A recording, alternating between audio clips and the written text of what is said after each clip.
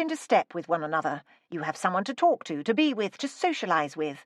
But neither of you gets crabby if one wants to do something else for a change.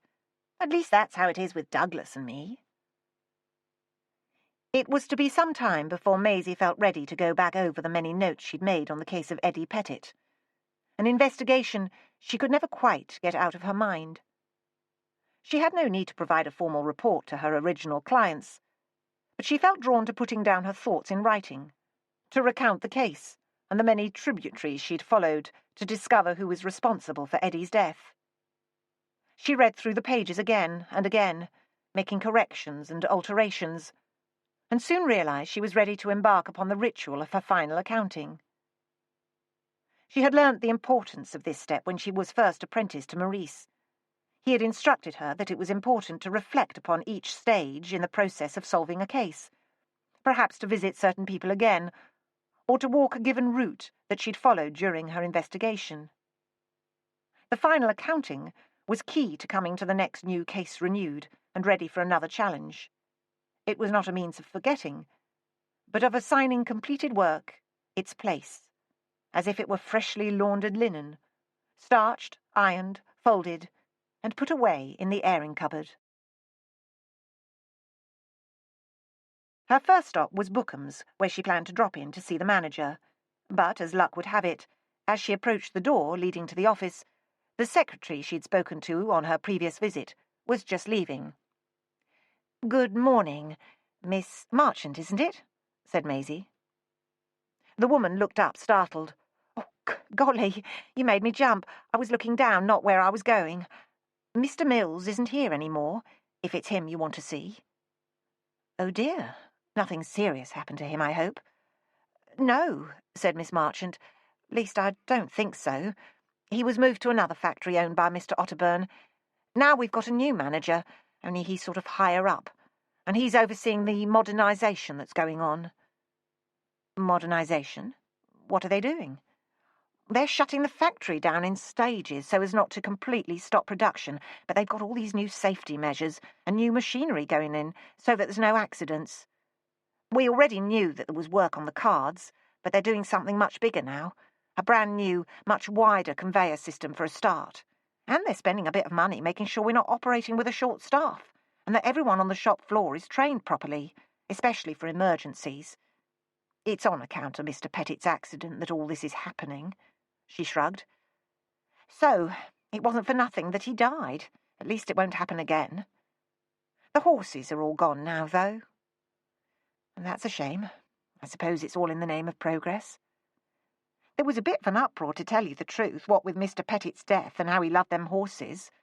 So the company had the horses taken away in a big lorry, and we was told they were going down to Surrey somewhere, to live in a big field that Mr. Otterburn owns. One of the blokes went with them, just to make sure there was no funny business, like taking them off to a man with a gun." "I'm glad to hear it. Well, thank you, Miss Marchant. I'd better be going." She turned to make her way onto the cobblestone street, when Miss Marchant called to her. "I'm not sorry about Jimmy Merton, you know. Never liked that man. I saw Mr. Pettit once, just after Merton came to work here. Mr. Pettit went up to him and held out his hand friendly, as if he knew him and wanted to be mates. But that gutter snipe just pushed him away. Makes you wonder what gets into some people."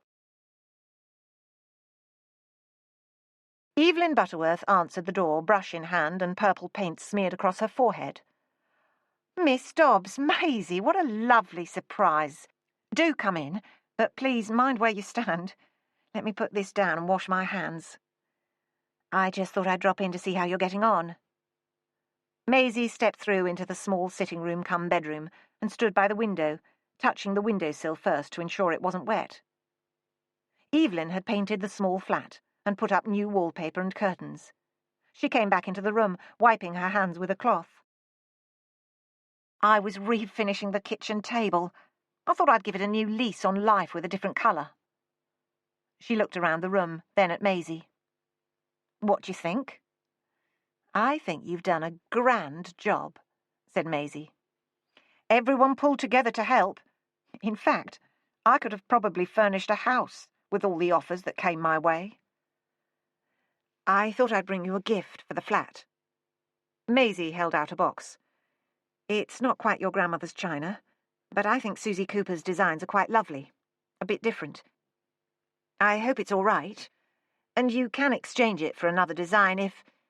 Evelyn pulled back the wrapping paper, the cardboard lid, and tissue.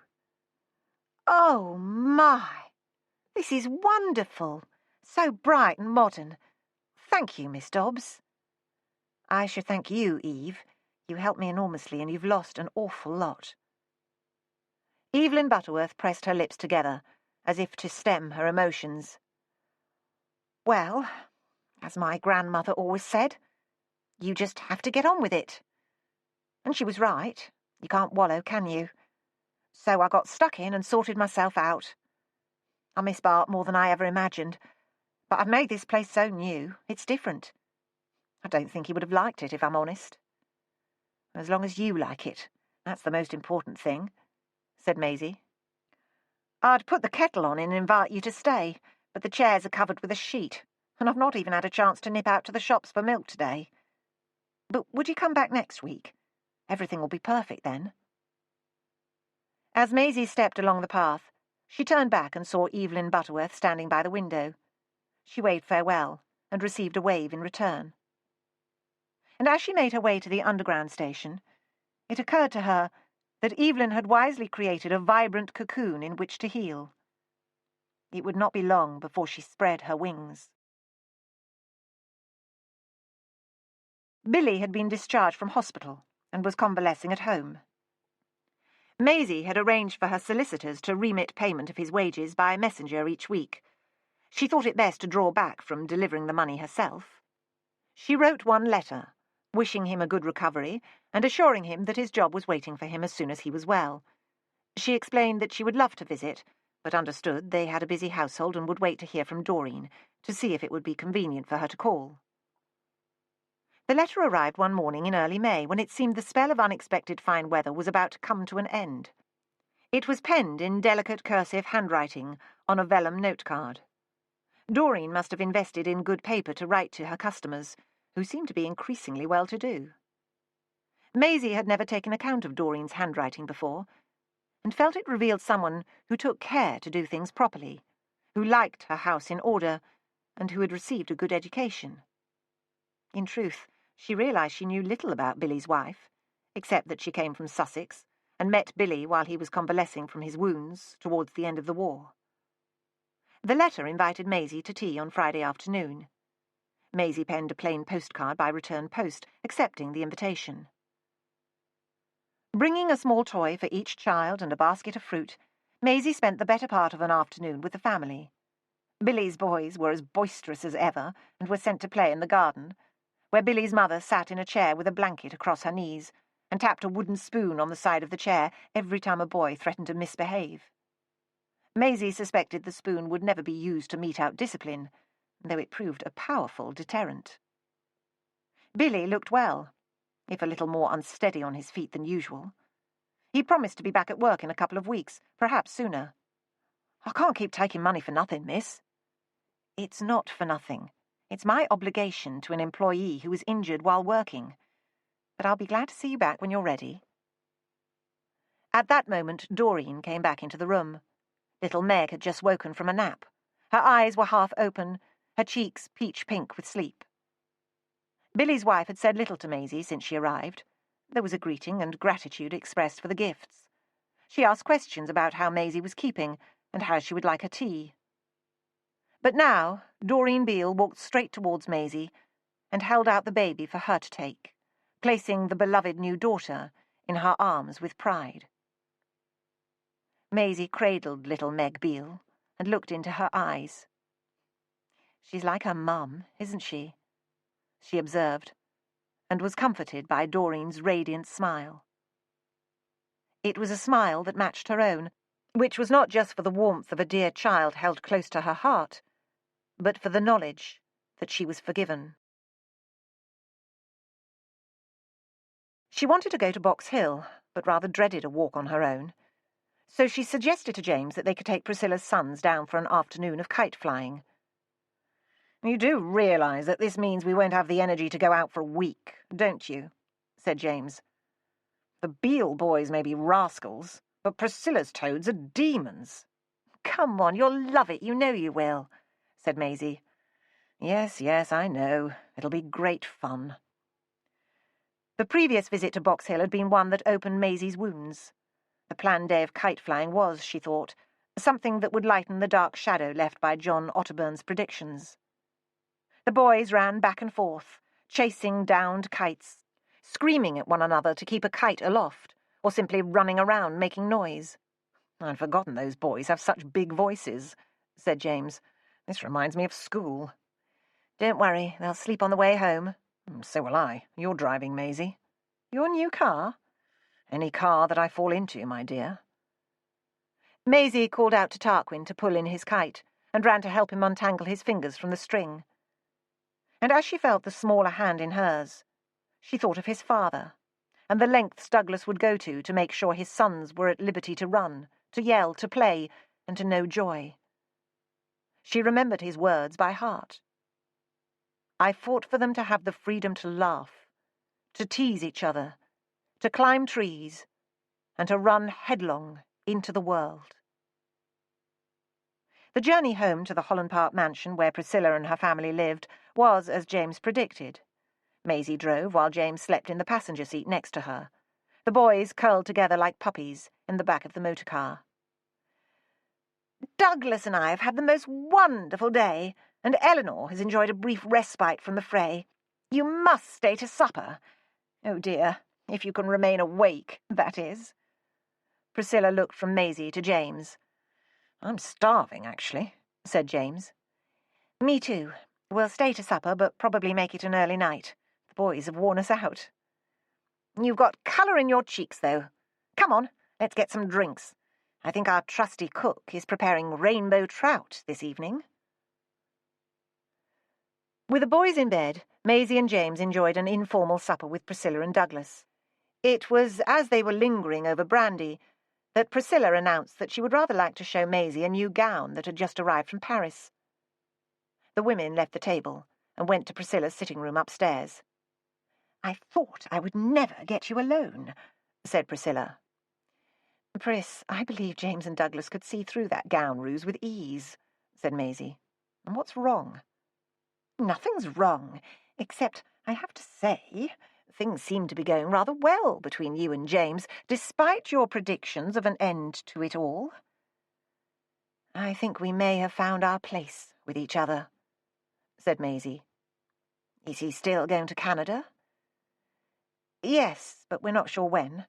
Perhaps before Toronto is engulfed in snow. And you're not going with him? Asked Priscilla. I'm not sure where I'm going yet, said Maisie. What do you mean? I'm not sure where I'm going yet. What are you up to? I feel like a criminal being asked all these questions. Maisie smiled at Priscilla and took her hand. I think I might go abroad on my own for a while. Who knows?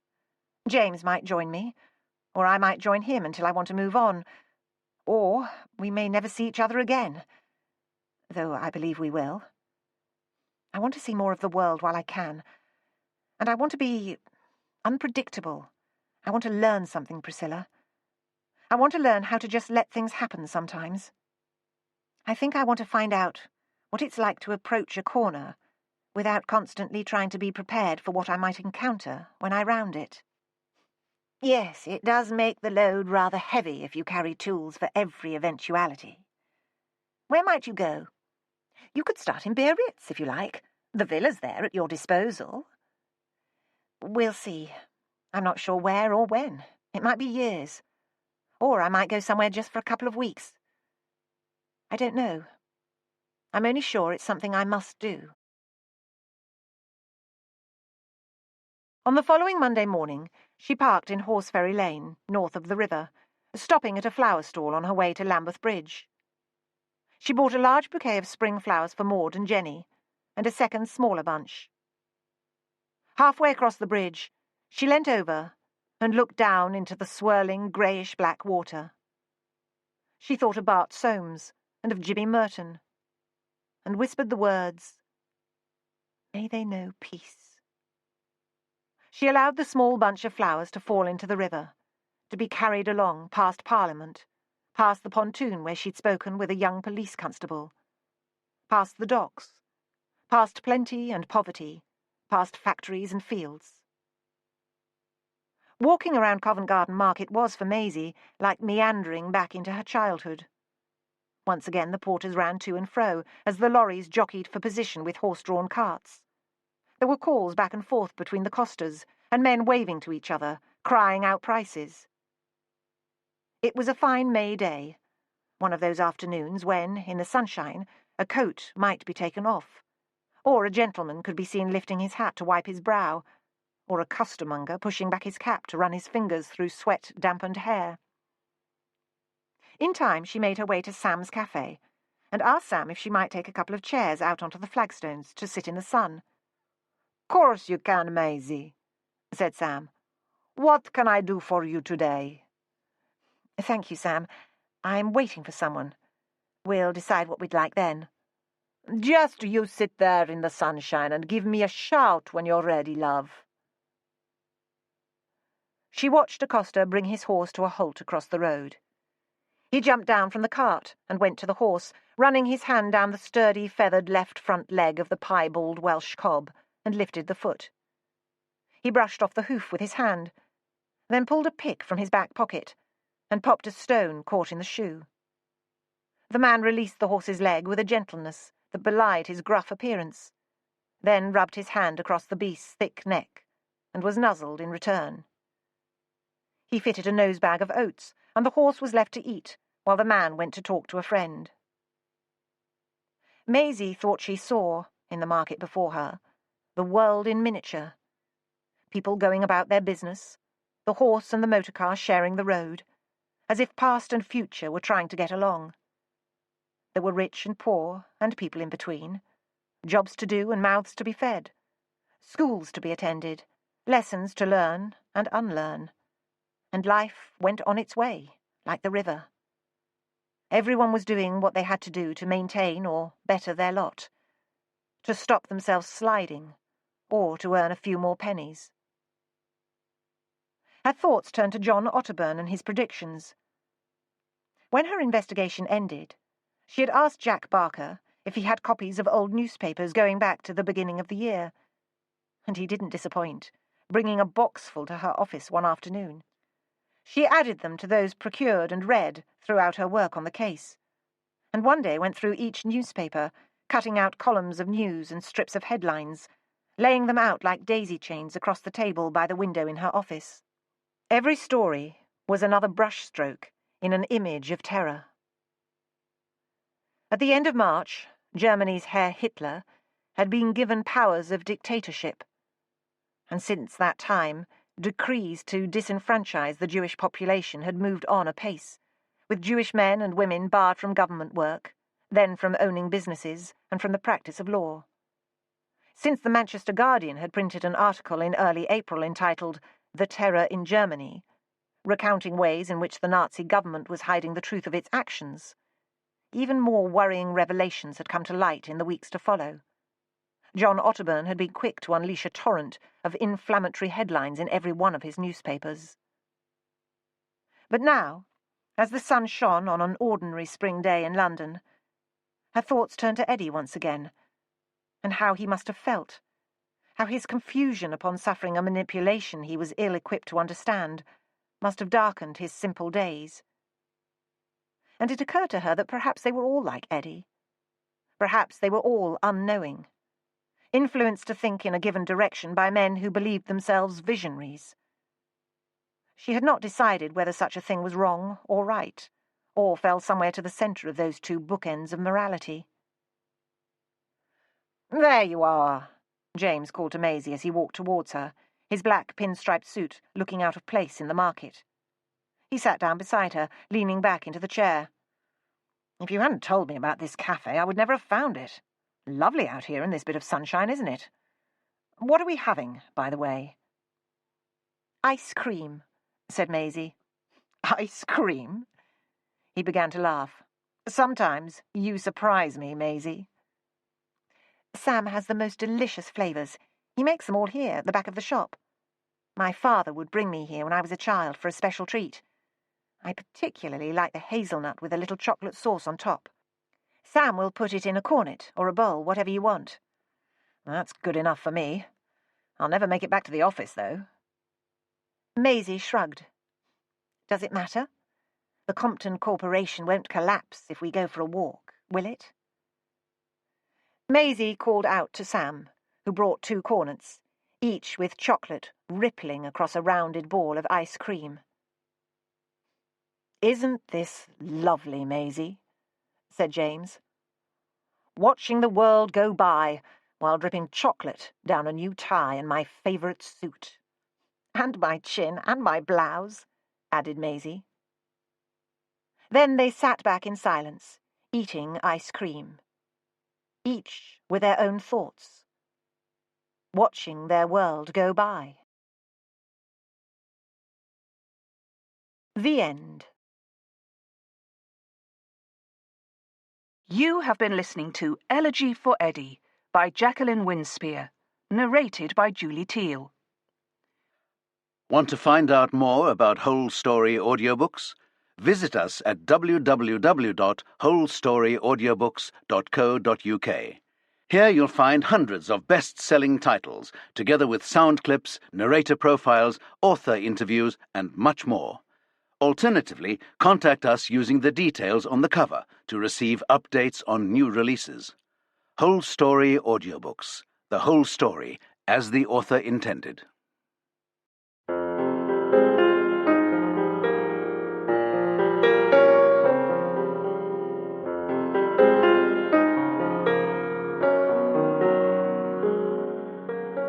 Harper Audio presents Elegy for Eddie, a Maisie Dobbs novel, by Jacqueline Winspear, performed by Orla Cassidy.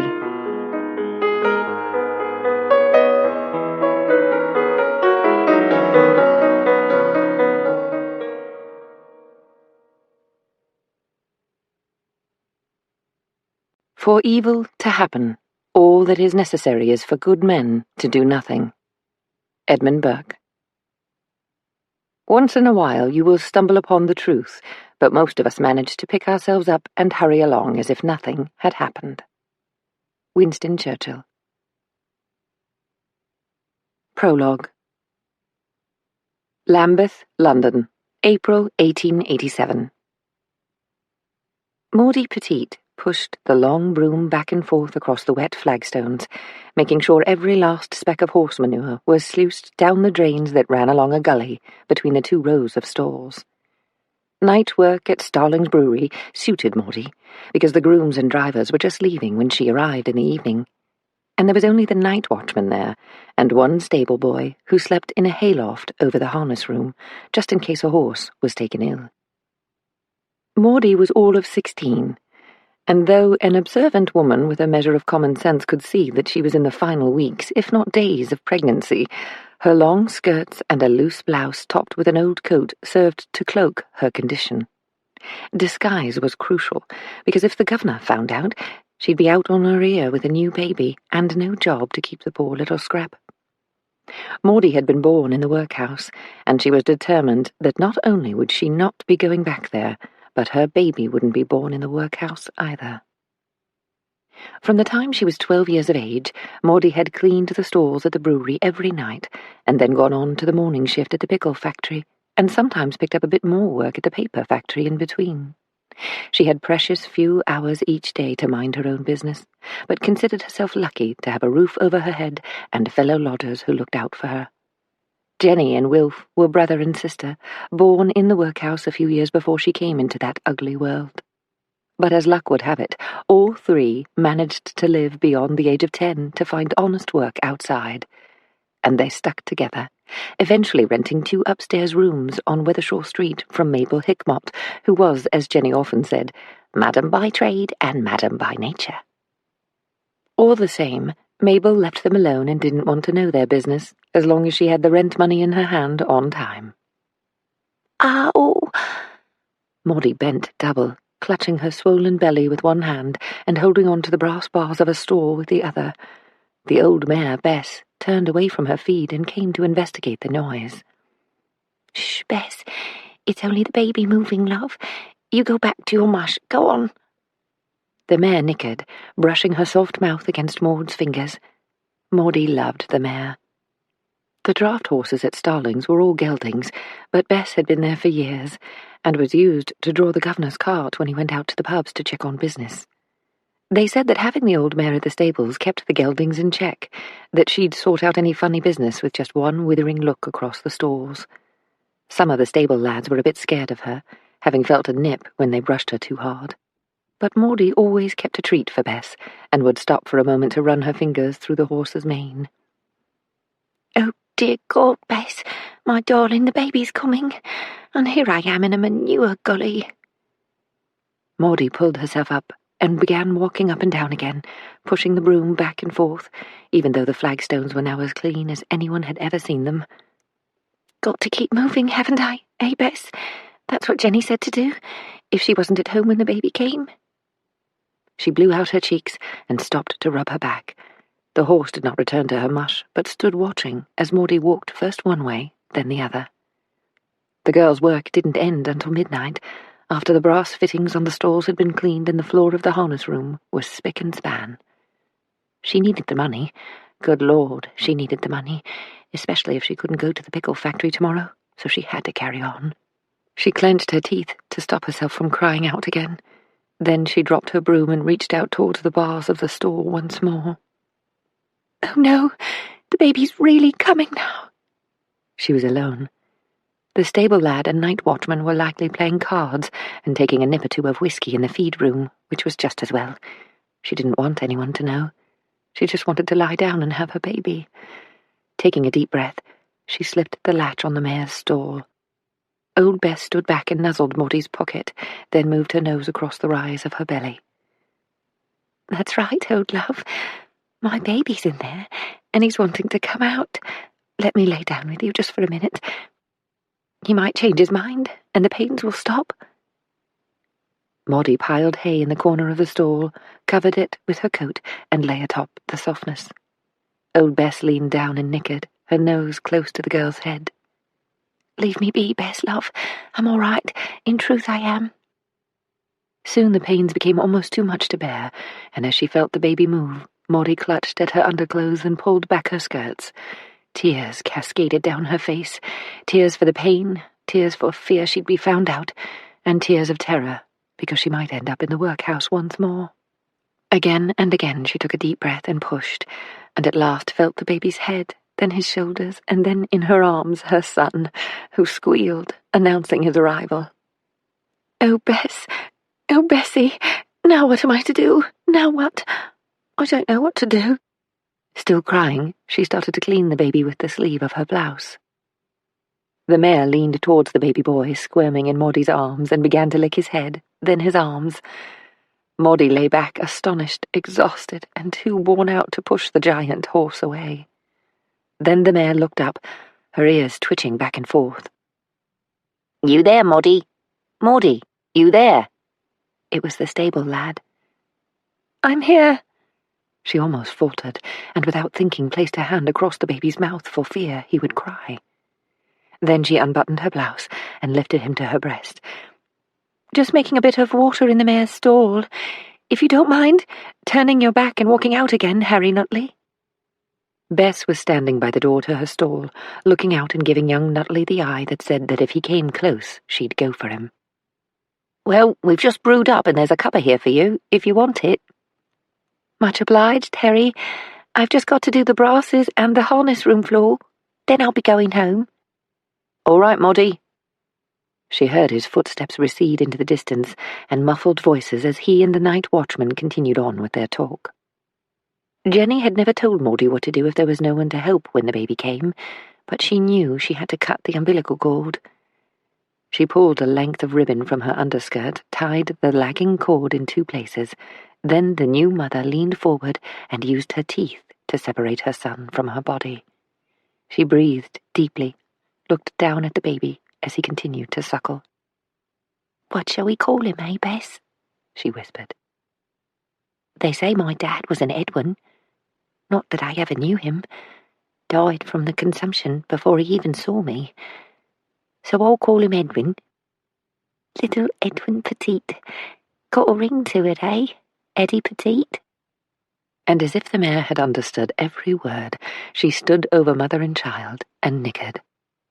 There are those who say Maudie Petite was seeing things that night. They said the terror of having her boy in the stables at Stallings Brewery had been too much for the girl, and she'd had the sort of vision you hear about. But Maudie stuck to her guns and always maintained that when old Bess leaned over them, Eddie raised his little fist and pressed it against her nose, and with that one touch from a newborn baby, the horse closed her eyes and sighed. Then she turned around, pawed her spot, and lay down alongside the hayrack. Maudie said it was the mare who woke her before dawn, while the stable boy was still in his loft and the grooms and drivers had yet to arrive. The girl washed her underskirts in cold water and threw the soiled hay on the pile of stable debris at the back of the brewery courtyard, covering it with more hay so no one might wonder what had taken place. And as Maudie Petite told it, when she walked away with her son in her arms, Bess called out to her, whinnying for her to come back. She said it was like having a guard of honour, with the horses all lined up to watch her leave, staring at the bundle in her arms as she walked past the stalls. Maudie always said that even then, with only a few hours of life to his name, her Eddie could calm a horse just by being close. Chapter 1. London, April 1933. Maisie Dobbs pushed her way through the turnstile at Warren Street Station, then stopped when she saw Jack Barker, the newspaper vendor, wave to her. "Morning, Miss Dobbs. Paper today?" "Mr. Barker, how are you this morning? It's very close, isn't it? Summer's here before spring." "At least it ain't as hot as it is over there in America. People dying from the heat, apparently. Mind you, at least they can have a drink now, can't they? Now that their prohibition's ended. Never could make that out." "You know, you're the only newspaper seller I know who reads every single one of his papers," said Maisie.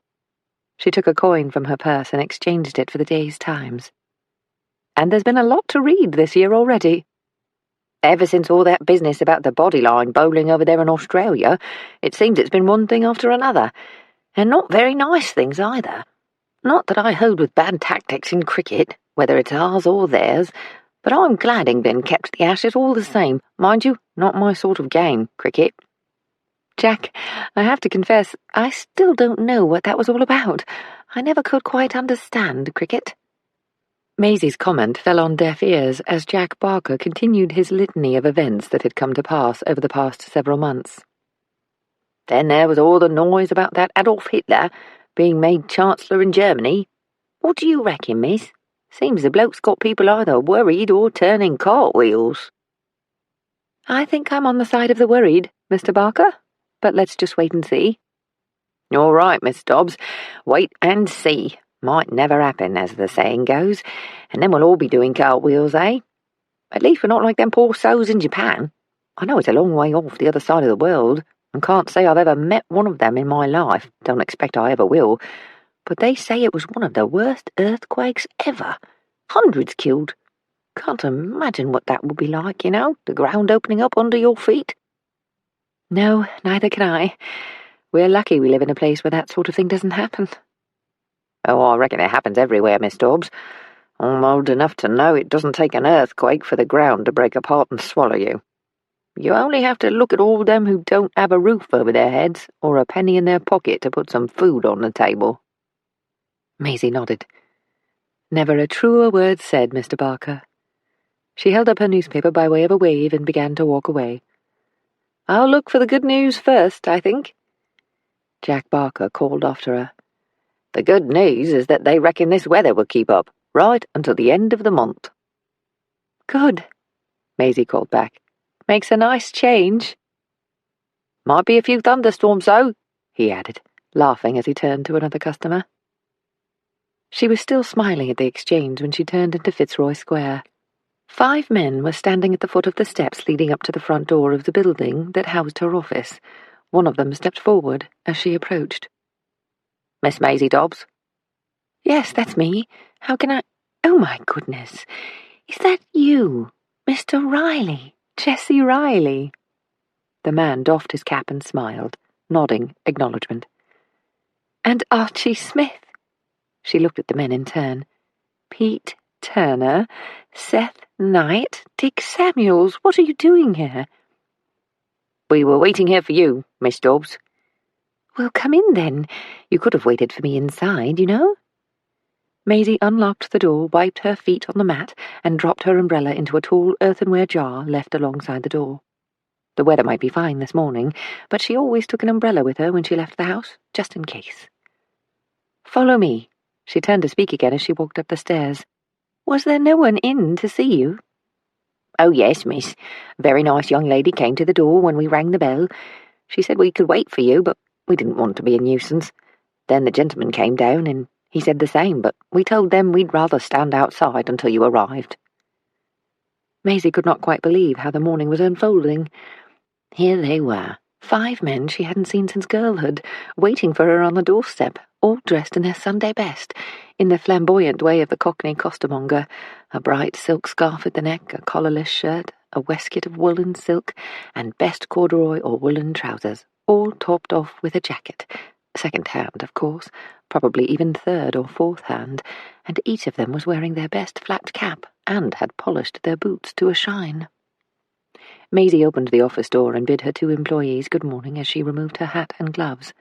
"Oh, and Billy, could you nip next door to the solicitors and ask if they can spare a chair or 2? She added. "We'll need them for an hour at least, I would imagine."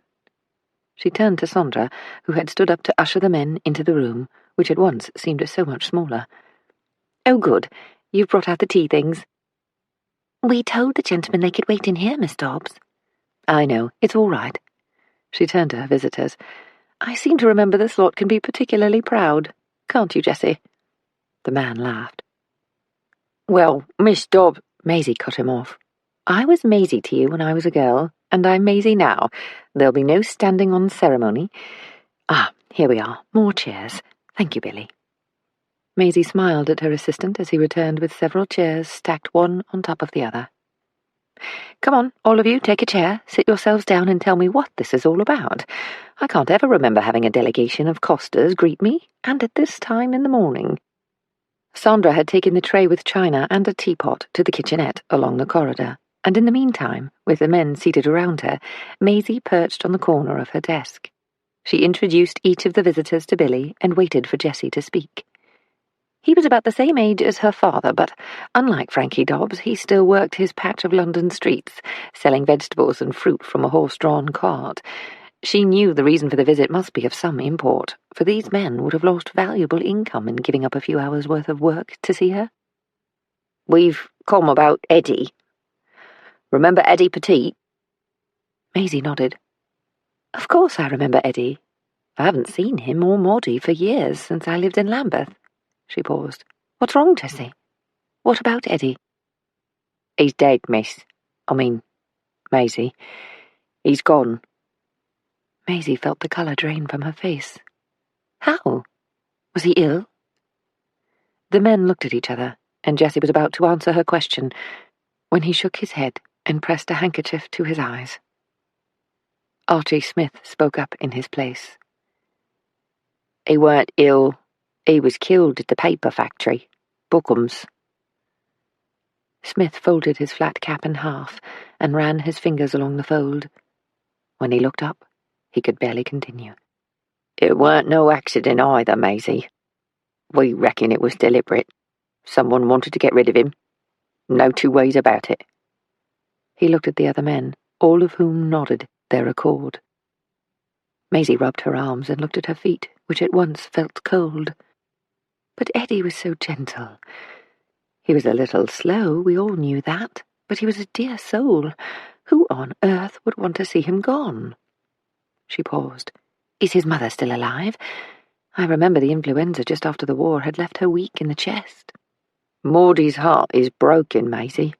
We've all been round to see her. Everyone has. Jenny's looking after her, but Wilf passed on a few years ago now.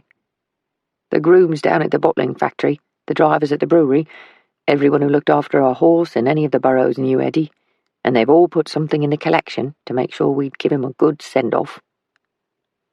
Has he been laid to rest yet? This Friday, St. Mark's. Maisie nodded. Tell me what happened. Seth, you start. Seth Knight and Dick Samuels were the younger men of the group.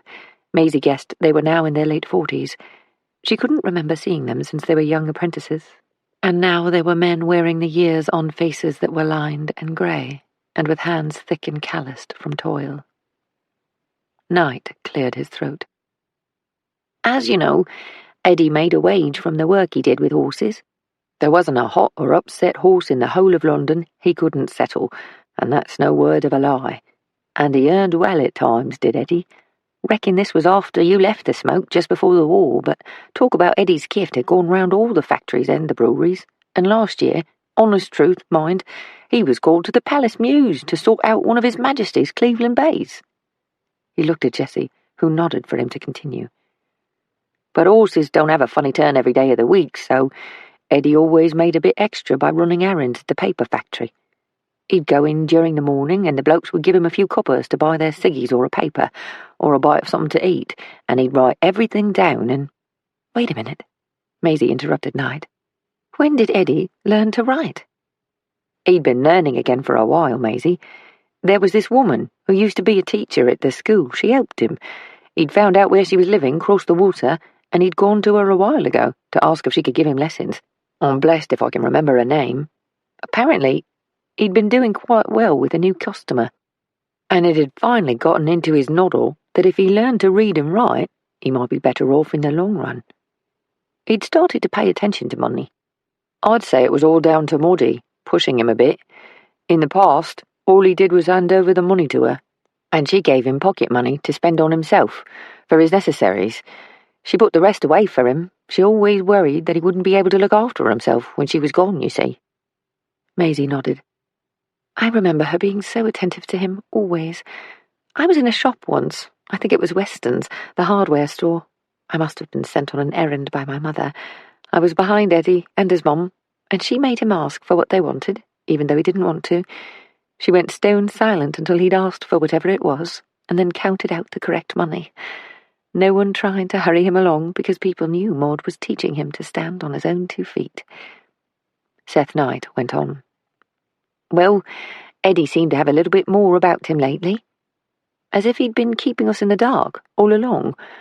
He started asking questions about how to save his money so it was safe. Of course, it was hard for him to understand, and he'd come and ask the same questions again. But all the same, he was trying. Anyway, it turns out this teacher, Miss Carpenter, that was her name, had always had a soft spot for him at school. When he turned up, that is.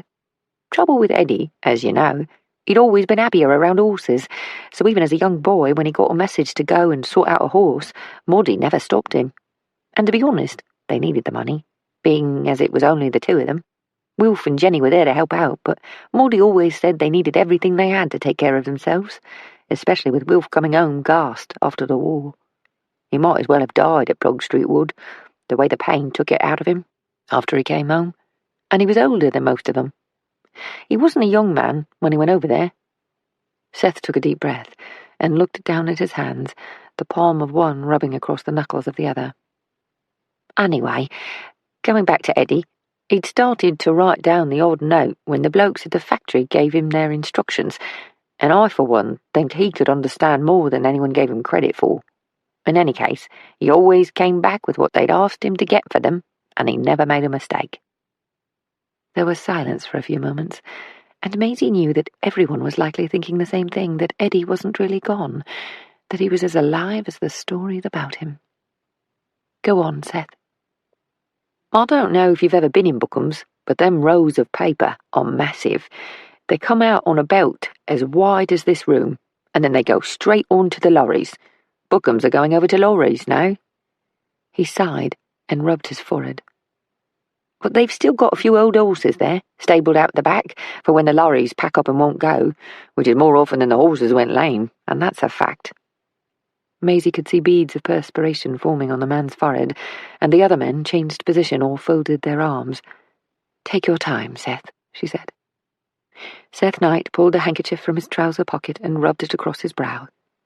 "No one can say what happened, and no one can say the how or why of it, but Eddie was walking out of the factory floor to take a few lumps of sugar to the horses, them as I left, and the next thing you know, one of them big rolls had slid sideways off the boat and come crashing down. It was all over. Like that." He snapped his fingers. Poor Eddie didn't stand a chance. Not a chance. He was crushed, Maisie. Crushed to death. Oh, dear Lord, what a terrible way to go. That's not all of it. Soon as it happened, the horses at the back, still in their stables, they all started going on. They knew, you see. They knew he'd gone. It was as if he was one of them. Always was like that with him in horses. A choked cry caused Maisie to look back towards the door. Sandra had entered the room while Seth was speaking of Eddie's death. She was standing by the door, holding the tray with shaking hands as tears ran down her face. Only months before, the young woman had lost her husband in equally tragic circumstances. Maisie nodded to Billy, who gently took the tray from Sandra and began handing out cups of tea to the men. Maisie stood up to comfort the young woman, whispering that if she wanted she could leave the office to sit in the square for a while. Jesse Riley drank back his tea as if it were cold water quenching his thirst. He replaced the cup on the saucer and reached down to set it on the hearth. "So, we came to see you about Eddie, thinking you'd know what to do, Maisie. Your dad comes up here from the country every now and again, and he tells us, he tells us how proud he is of you, and that you've brought murderers to justice." He leaned forward. "You see, Maisie, no one cares about Eddie except us, and his mum, and Jenny. The police didn't give a tinker's cuss about it. Said it was a regrettable accident. Accident, my eye. It was a deliberate act of murder. That's what it was." "But why? Who would want to see Eddie dead?" "That's just it," said Dick Samuels. "We don't know, but we thought you might be able to find out." He looked across to Pete Turner. "Pete's got our kitty. He can tell you about it." Turner leaned forward to speak to Maisie. "We've had another whip round, us and a few more costers at the market." He pulled out a drawstring bag. "We don't want you to work for nothing. You've come up the hard way and earned every penny, so we don't want favours, but we want you to find out about Eddie. We want you to find out who killed him." Maisie was aware that all eyes focused on her. Not only the men were waiting for her to answer, but Billy and Sandra. "Of course I will, but—" Maisie was interrupted by a collective sigh of relief. She regarded each and every person present, then came back to Pete Turner. "But I don't want your money. Eddie was dear to all of us, so it's up to us to do right by him and find out the truth of what happened to cause his death. If it was an accident, well, I'll discover why it happened and make sure it will never come to pass again. And if he was murdered, I'll find out who wanted him dead." At first the men smiled and nodded to one another. Then Jesse Riley spoke up. "Maisie, I'm an old coster, and it's not often I miss a trick. My mum, bless her, said that if you can't pay anything else in life, you can pay attention. And I just noticed that you said you'd find out who wanted him dead. Not that you'd find out whoever it was killed Eddie." Maisie stood up. "I just can't imagine someone who knew Eddie, someone who saw him every day, wanting to do anything that might hurt him, which means that if his death was the result of a deliberate act, the person who wanted him dead might not have known him as we do. He had no means to protect himself, even as a boy. He was trusting, gentle, and innocent. If he was killed intentionally, someone had a reason, and I can't imagine what that reason could be. But that's all speculation.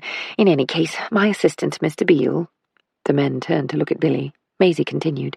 "Mr. Beale will begin by asking each of you a good many questions so we can get to the bottom of what you know and who you think we should be talking to. And in the meantime, here's what I want you to do. I want you to rack your brains, think of anything unusual about Eddie in the weeks and months leading up to his death. Did he have any new work anywhere? Who was he dealing with? Did he upset anyone? Was he acting, well, not like Eddie, at any time? I want you to think, and tell us if you remember anything you haven't already told us about. Even the smallest detail could be of use. Do you want us to stay here and talk to Mr. Beale today, Maisie, until it's done? Mr. Beale will want to speak to each of you for about an hour, so no, you'd all be wasting your time waiting here. Mrs. Tapley will draw up a list with a time for each of you. Come back here for your appointment with Mr. Beale. Oh, and I think it's best that you don't say too much to the others down at the market. If they ask, just let them know that we're looking into it. No more than that. Best to keep as much as we can between ourselves. Jessie Riley stood up. But we thought you'd be working on the case yourself, miss. Maisie nodded. I will be, Jessie, but Billy and Sandra know what they're doing. We've worked together on many cases, and I trust them implicitly. And while you're doing your part, and they're doing theirs, I'll be on my way to see Maud Petite about Eddie. I'm leaving now. I remember where she lives, and after that, I'll be visiting Bookham's. Maisie picked up her coat, hat, gloves, and shoulder bag. She decided to leave her briefcase, as it might seem intimidating. Official people carried briefcases, people who might want to take something from you, and she didn't want to frighten Eddie's mother. Now then, I suggest we all meet here again, perhaps tomorrow. Sandra, how about late afternoon, when the gentlemen have finished their rounds? Would you put it in the diary? Bidding the men goodbye, she motioned to Billy to come to the front door with her. You know what questions to ask them, don't you, Billy? Yes, miss, and thank you, miss, for putting this in my hands. You've been with me for enough interviews to open an inquiry. You know what to do, of that I am sure. In any case, we'll go through the notes together before they come back tomorrow. We've got the rest of today to get started on this. What do you think, miss? Do you reckon they're on to something? I mean, that Jessie Riley's getting on a bit, and he looks like the one who got everyone else started. The important thing is that they believe Eddie died in suspicious circumstances. They believed enough to cut into their day to see me, to turn up here in their best clothes, and to risk my telling them the case wasn't solid.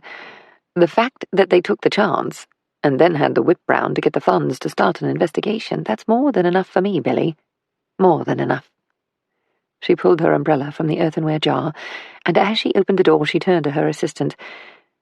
I knew Eddie. I remember him well. He was a lovely man, always more of a boy because he never quite grew up. Which is why everyone looked out for him, especially those who'd known him from the time he was a small lad. And he'd a gift, Billy, a real gift. If I hadn't seen it with my own eyes, I might not have believed it. She sighed. If those men have doubt, then I believe it's well-founded. One way or another, we'll get some answers for them. Now then, I'd better be off. And you turned down their money, miss. I'll bet you anything they won't take your charity. They're not that sort. Oh, no two ways about it. They're proud. They'll try to make me take the money, and perhaps eventually I'll have to come to some sort of compromise. As far as I'm concerned, they've entrusted us to find out the truth about Eddie. I'll worry about the money later. You see, when my mother was ill, it was my father's mates down the market and their families who tried to help us, so I'm determined not to let them down. Now, you'd better get back up there before those boys get rowdy. Maisie set off towards Oxford Street. From there she could use the Underground Railway to go across to Lambeth, but not before she'd stopped at the cafe for a cup of tea. She had left the office because she wanted the men to know she had taken up the case with no delay, but in truth, she wanted time to think. She wanted to remember Eddie, and to cradle his memory in her heart. Her first recollection of Eddie was when she was just a small girl about 6 years old. She was standing with her father, watching Jessie try to calm his horse, a big grey gelding with an abscessed hoof. The animal was stabled under the dry arches of Waterloo Bridge, and it seemed the limited light and a few days standing idle had conspired to upset the horse, who had nipped and kicked out at anyone who dared to come close. I've got to doctor him. If that abscess gets any worse, he'll be no good to me, and it'll be the slaughterhouse next. Frankie nodded. I'd send for Eddie Petite if I were you, Jessie. He'll sort him out. I've already sent my boy round to Maudie. She'll bring him, you can depend on that. He rubbed his forefinger and thumb together. He's worth every penny, Jess, if you don't want to lose that horse. Maisie looked up from one man to the other and turned round when she heard footsteps clattering against the cobblestones. Here he is. Jessie touched his cap and walked forward to greet the woman and her son. The boy was 16 at the time, or thereabouts, and was tall for his age. It seemed his mother hadn't managed to find cast-offs big enough for him, clothed as he was in trousers that provided a goodly margin between hem and ankle, and a jacket that revealed his wide but bony wrists and long fingers.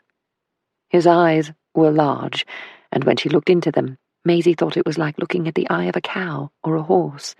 He had clear skin and red lips, as if he'd been feasting on berries. His hair was unruly, and he continually brushed it back with his fingers, holding his head to one side as he listened to the men. Maisie remembered his mother pressing a handkerchief into his hand and telling him to blow his nose. "Always got a runny nose, that one." Then she smiled up at her boy, and it was clear she loved her son as no other ever would.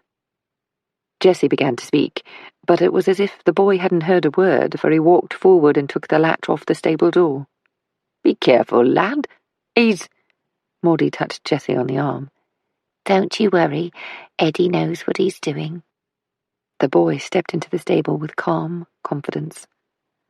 Sitting in the caff, staring out of the window, Maisie could see Eddie now in her mind's eye.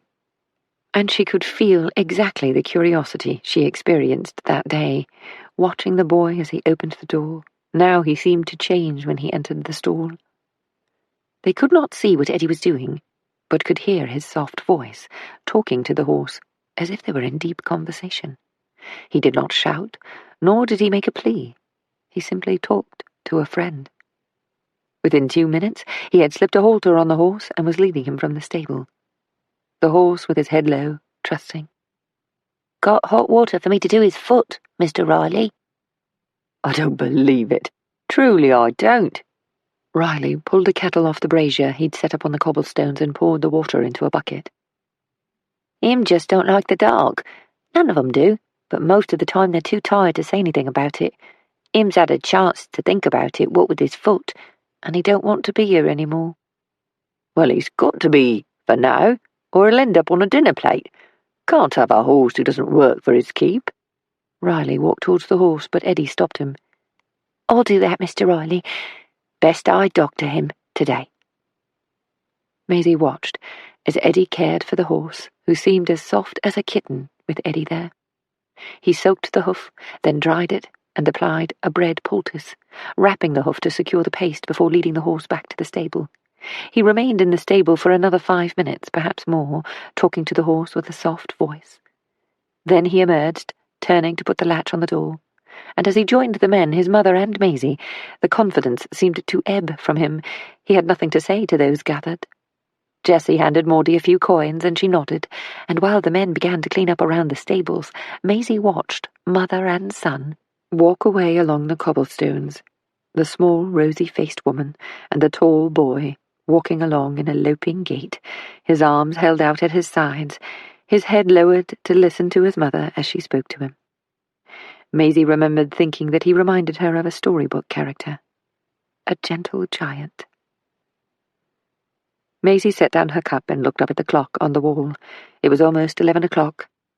She wouldn't be back at the office until mid-afternoon at the earliest, by which time Sondra would have left to go to her other job. She wanted to catch Sondra before she left the office, so she left the caff to walk down towards Soho Square, where there was a telephone kiosk. "Good morning. It's me, Sondra. Only don't say anything. Are the men still there?" "Just one, then another couple are coming back later." "Sondra, I'd like you to do something for me. When Billy's finished with the interview, tell him you have to leave on an errand. Here's what I want you to do. Go down to Fleet Street, to both the Express and the Times, and look up anything you can find on an accident at Bookham's printers. Billy will be able to give you the exact date. If you've got time, you can leave your notes at the office for me to read when I get back." "Right, you are." "Good girl. Do you have a lecture this evening?" Sandra was enrolled in classes at the Morley College for Working Men and Women. Yes, so I won't be home until about 10. And I won't be there this evening, Sandra. You'll have the flat to yourself. See you tomorrow. Standing in front of the small, soot-blackened terraced house on Weathershaw Street, where Maudie lived with her son and Jenny, brought back memories of Maisie's own childhood. She had lived in such a house in Lambeth. Her mother and father had started off with one room, then managed to rent another, and then the kitchen and downstairs parlour of the two-up, two-down house. The same had been true of Maudie and her lifelong friend Jenny. Time had moved on, and they now had the downstairs rooms as well as the bedrooms above. "Hello, Mrs. Petite."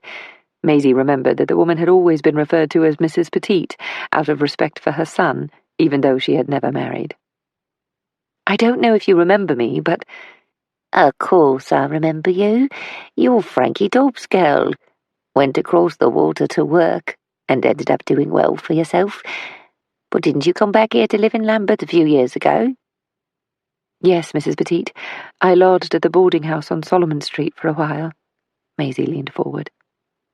"I've come about Eddie, Mrs. Petite. May I come in?" The small woman looked at her for a moment and pulled the shawl around her shoulders. "Well, what with this heat and that reek coming off the water, you'll catch something dreadful if you stand out here. Make no mistake. Come in, girl, and sit in the scullery. Jenny's made up the fire, and the kettle's on." Maisie followed the woman along a narrow passageway to the back of the house. Jenny Robinson was taller than Maud, and was strong about the shoulders, though lean, whereas the dead man's mother seemed not only small, but diminished. Now they were indoors. Maisie could see Maud had become frail, and it was hard to believe that she was 62. She appeared to be closer to 80. She took a seat alongside the black, cast-iron stove, as if she were cold into her bones and could not get enough warmth. "Jenny, remember Frankie Dobbs' girl? Went into service across the water after her mother died, God rest her soul." "Of course I remember," said Jenny. "They always said you'd do well, what with you having a bit more up there than most." She pointed to her head. "Any success I have is probably down to the fact that my mother and father taught me the value of a good day's work." Maisie paused, her heart breaking for the women before her, who seemed grey and dark with grief. But she had a job to do. "Mrs. Petite, I think I should come straight to the point." "Sit down first, love. It'll be easier on all of us, especially if it's about my Eddie." Maisie took a seat at the heavy kitchen table, bowed with age and pale with years of scrubbing. Jenny set a cup of tea in front of her. The women sipped from their own chipped cups, then looked up at her, waiting. "I'll not beat about the bush. You probably don't know this about me, but I am what they call an investigator, a private inquiry agent to some, and—" "Weren't you a nurse in the war?" "Yes, I was. And afterwards, then well, it's a long story, but I had this opportunity and—" "And someone, I bet it's that Jessie Riley, thought you'd be able to find out what happened to Eddie." Maisie sighed. "That's about the measure of it, Mrs. Petite." The woman took out her handkerchief, covered her eyes, and crumpled forward, resting her forehead against her hands. "Perhaps I'd better go. I can come back another time." "Sit there, Maisie. Just let me have my moment." The woman soon sat back, whereupon her friend placed an arm around her shoulder. "She's had it rough, Maisie," said Jenny. "Eddie was her life." "I know, truly I know. He was a lovely man, so gentle," said Maisie. "And he had a gift. I was blessed with that boy." Maud cleared her throat. "Now then, here's what I've got to say. There's talk that my Eddie was murdered. There's them what reckon someone had it in for him. And so the next thing you know, there's an accident. Only it's not really an accident. I don't know what to think, but here's what I do know. And I used to work down at Bookham's on the rag vats until not that long ago before the rheumatism got to me. I never heard of an accident caused by them big belts going or tipping. There was accidents, of course there was. There's always someone who don't pay attention. guessing their fingers in the way of the guillotine, that sort of thing. But no one was ever crushed under a roll of paper. She paused again, looking directly into Maisie's eyes. So if you want to look for the reason why it happened, more power to you. Every single day that's passed without Eddie, I've felt like topping myself so I could be with him up there in heaven, but I'd stay right here to see someone brought to justice. Maisie nodded. Then can you answer some questions for me, Mrs. Petite? Maudie, you're a grown woman now, Maisie Dobbs, so you can call me Maudie. Maisie took a clutch of index cards from her bag and a pencil. Right, let's start with Bookham's. Then you'll have to start with me, Maisie, because I worked there on the afternoon shift before I had Eddie. About 9 months before I had Eddie. 3 different jobs I had in those days. By the time she left Maud Petite's house in Lambeth, Maisie had learned several things she hadn't known before. She knew that Maudie had been assaulted while walking from the factory to the brewery. It was dark, so she had never known her attacker, the father of her child. She discovered that Eddie had only ever been bullied by one person, a boy who had made fun of him at school. In fact, Jimmy Merton had made Eddie's life a misery, mimicking his voice, his walk, his simple way of being. She had a recollection of Merton from childhood. Her mother had warned her to keep away from the Merton children because they were all trouble, every single one of them. Jimmy was older, Eddie's age, but she still passed to the other side of the street if she saw him in the distance. Apparently, Jimmy Merton had lately come to work at Bookham's. But of the notes she had penned while sitting with Maudie Petite, the one she would come back to would underline again and again, even after adding it to the case map that she knew Billy would start as soon as his interviews ended, was the note that repeated Maud's words. I can't put my finger on it, but my Eddie seemed to have changed lately. In the past month, perhaps more. Eddie's mother had gone on to speculate that Jimmy Merton might have started bullying him again, and she wondered if Eddie was hiding some physical ailment, perhaps a pain or discomfort he didn't want to talk about, or if he had lost a horse. Took it hard when a horse went, did my Eddie? Maud Petite had told Maisie, and Maisie had nodded. Yes, gentle Eddie would have taken it hard. Chapter 2. The afternoon sun was casting shafts of light through the trees on Fitzroy Square by the time Maisie and Billy took their seats at the big table alongside the window. Billy had already pinned out a length of plain white wallpaper upon which they would transcribe their notes, using pencils and thick wax crayons of different colours. Sandra came back from Fleet Street. She left this for you. Billy handed Maisie a sealed envelope. Oh, good. She seems to be getting on very well, don't you think? Maisie had been concerned that Billy might not take to having another employee at the office, but the two seemed to have settled into working together. I think so, miss. She's still looking grey around the edges, though. I reckon a young woman like her shouldn't be expected to wear a widow's weeds for a year. All that black can't be doing much to cheer her up. I think you're right, Billy. I'll see if I can talk to her about it. In fact, the best person to have a word with her would be Mrs. Partridge. She always speaks so highly of Sandra, and says that since she's been working part-time for her husband, she has really organised his papers beyond belief, said Maisie. I'm so glad I found out that Mr. Partridge was looking for clerical help, and was able to recommend Sandra for the position. We don't have enough work to keep her occupied full-time here, so it was a stroke of luck all around. Mrs. Partridge is so thrilled, because Douglas is extremely happy with Sandra's work, which gives him more time with the family, so it wouldn't be a surprise if she endowed Sandra her entire collection from last year. Bit of a woman for the latest fashions, isn't she? Oh, no doubt about it. Paris would go out of business without Priscilla. Maisie looked at the notes, each circled with a thick-coloured crayon of contrasting colour. Let's see what we've got in the way of rough edges to start nibbling at here. Thinking back to your interviews, did anything stand out? Was something said at any point that made you look up and want to dig deeper? Without glancing at his notepad, Billy nodded. I've still got a couple to do in the morning, and Mr. Riley said there were a few other blokes at the market who might have a word or two to add, so I'll go down there tomorrow before the gentleman come back here in the afternoon." He paused, tapping a crayon on the wallpaper, leaving a series of dots at the edge of the sheet. "These men didn't see Eddie regularly, not daily, as a rule, though they said they usually crossed paths with him a couple of times a week. What with all them horses down the market, it wasn't unusual for the word to go out to get Eddie over there. Mind you, this is what gave me a bit of a chill. Each and every one of them said that Eddie hadn't been himself for a while. Not all of the time. He wasn't going round with a face as long as a week every day, but they said that you'd watch him walk down the road, and it'd be as if he had something on his mind. And what Mr. Riley said made sense, though at first it don't sound very kind of him. But he said it was a bit queer seeing him looking like that, as if he had worries, because Eddie wasn't normally like that. He didn't have enough up there to hold thoughts for long enough." Oh dear, that does sound a bit harsh, but Jessie wouldn't have meant it badly. He thought the world of Eddie. "He said that, miss, and you can tell they all looked out for Eddie.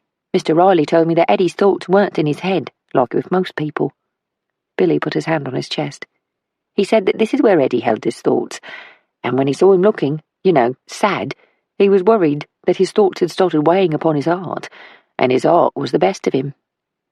Mrs. Petite said the same thing, that Eddie had not been himself. She wondered if he'd been feeling poorly and didn't want to tell her. He might have been worried about the money it would cost to see the doctor. He could have gone to Dr. Blanche's clinic. Of course he could, but even though there's a sign outside the clinic informing people that services are without charge, they're still often worried in case they'll be asked for money they don't have. Fear of illness putting them in the workhouse stops many a sick person from seeking help, especially someone like Eddie, who knew very well that his mother was born in the workhouse and was lucky to get out. "Billy, did anyone give any idea what might have been bothering Eddie?" "No. They knew he'd been doing a lot of work for some quite well-to-do people recently. That little stint at the Palace Mews helped word get round about him, and apparently he'd been travelling a bit farther afield to sort out difficult horses." Again, his mother indicated as much, and she said that at first she was worried about him travelling on the bus or the underground, but she said he'd memorised the stations across the whole railway and probably knew every single bus on the route, as well as the conductors. And of course, there's that new map of the Underground Railway. It's made it easier to know where you're going, even though the lines on the map look nothing like what's really down there.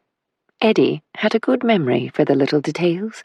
I remember that about him, despite what anyone said about there not being much in his head. He just had a different way of thinking and seeing the world, I think. She made a note on the case map. The interesting thing is that his mother doesn't know the names of some of these people he worked for. I suppose he wasn't the sort to keep a record of who he was seeing and when. That's something else. Apparently he had started a little book with his customers' names, but it wasn't there when they gave Mrs. Petite the sack of personal effects at the mortuary. Could it have dropped out? Or it might have been taken. Maisie looked at Billy. "Look, here are the notes I made after I visited Eddie's mother. I've circled the items that need to go on the map, so if you can do that, I just want a minute to look over what Sandra's left for me." Maisie sat at her own desk and began to read through observations written in Sandra's neat, precise handwriting. For speed, she had used pencil, but Maisie noticed that in her work at the office she generally used a marbled fountain pen, a gift from her late husband's parents when they learned she planned to attend night classes. Sandra had indented each new note with a tiny star, and she had underlined any point she believed to be of particular interest. One of those points in turn piqued Maisie's interest. No union membership had been allowed at Bookham's since the company was bought by John Otterburn.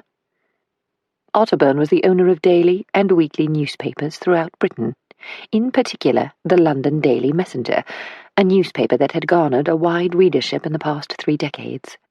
The newspaper owner's opposition to union membership was well known, along with his belief that Bolshevism would buckle commerce and lead to the downfall of the British Empire. Despite powerful unions in the print and allied trades, Otterburn had kept organisation of workers out of Bookham's, and men who needed work didn't argue.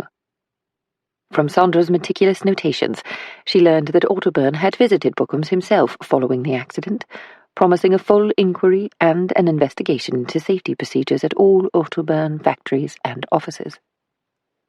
In one newspaper report, it was said that Eddie's presence was tolerated by staff, who felt sympathy for his condition.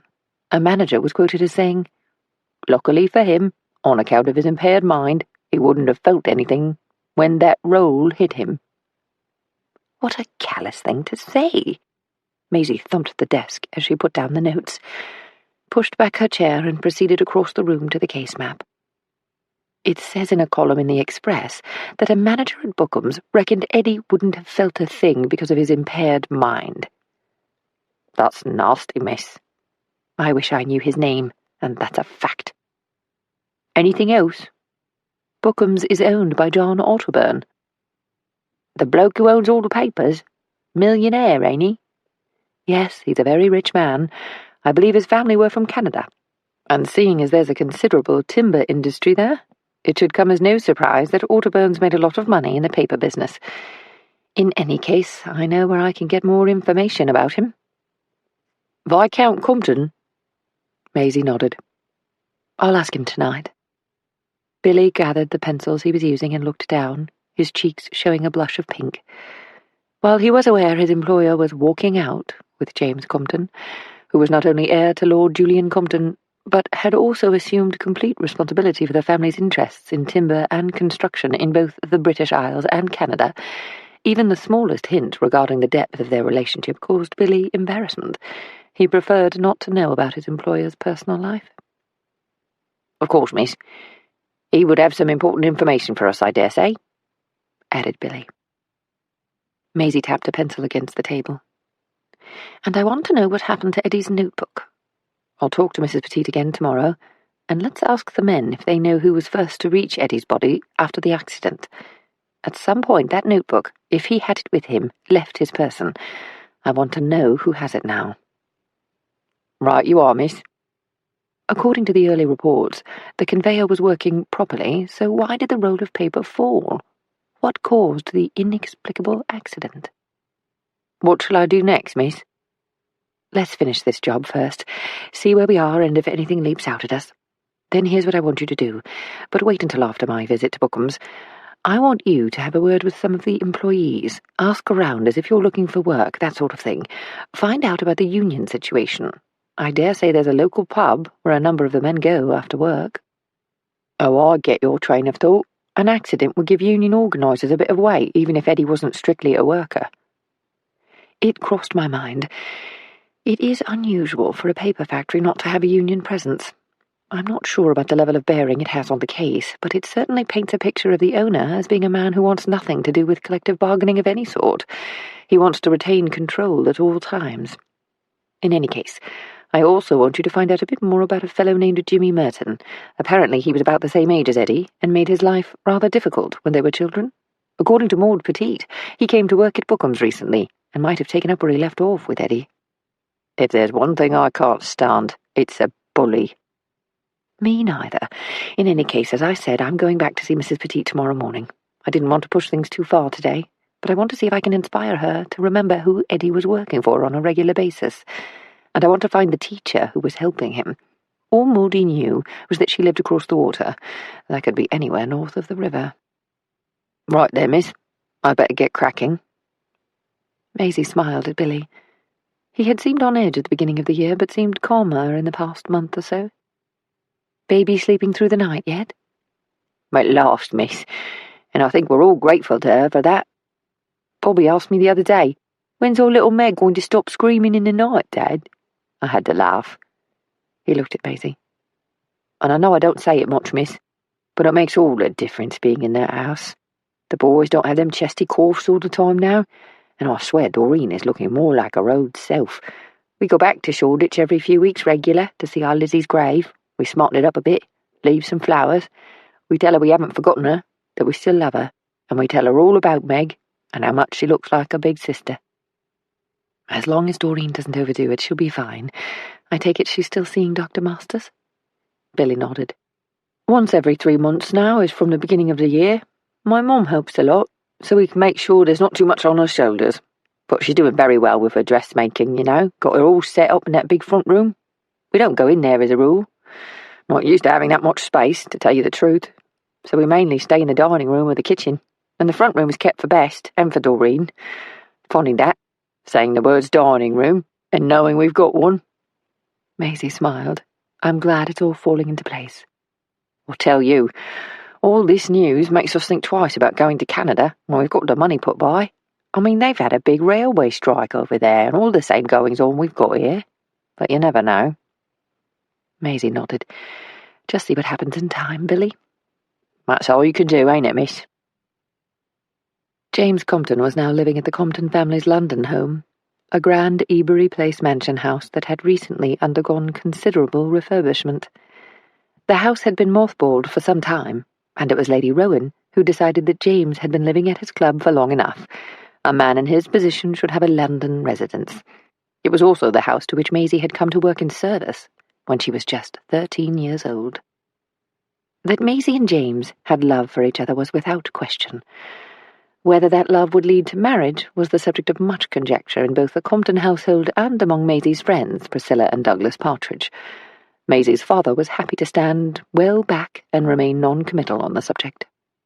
Frankie Dobbs had always wanted to see her settled, but kept his counsel. For the moment, Maisie was happy to continue with the relationship as it was, though it was becoming more apparent to those who knew the couple that James was less than content with the status quo. Now Maisie sat in her motor car, an MG two-seater Tourer, which she had parked in the mews behind the mansion. She did not get out of the vehicle because it still took every ounce of her courage to enter the house. In the months of their courtship leading up to completion of the mansion's refurbishment, James had been a frequent visitor to Maisie's flat in Pimlico. She had taken out a mortgage to purchase the property a couple of years earlier, but was able to settle the loan following the death of her long-time mentor, Dr. Maurice Blanche. Apart from a few smaller bequests, Maurice had left Maisie his entire estate, honouring his esteem and, indeed, his love for her. He had come to regard her as a daughter. Paying off the mortgage had been one of the very few expenditures she made on her own behalf. She liked the arrangement as it stood with James.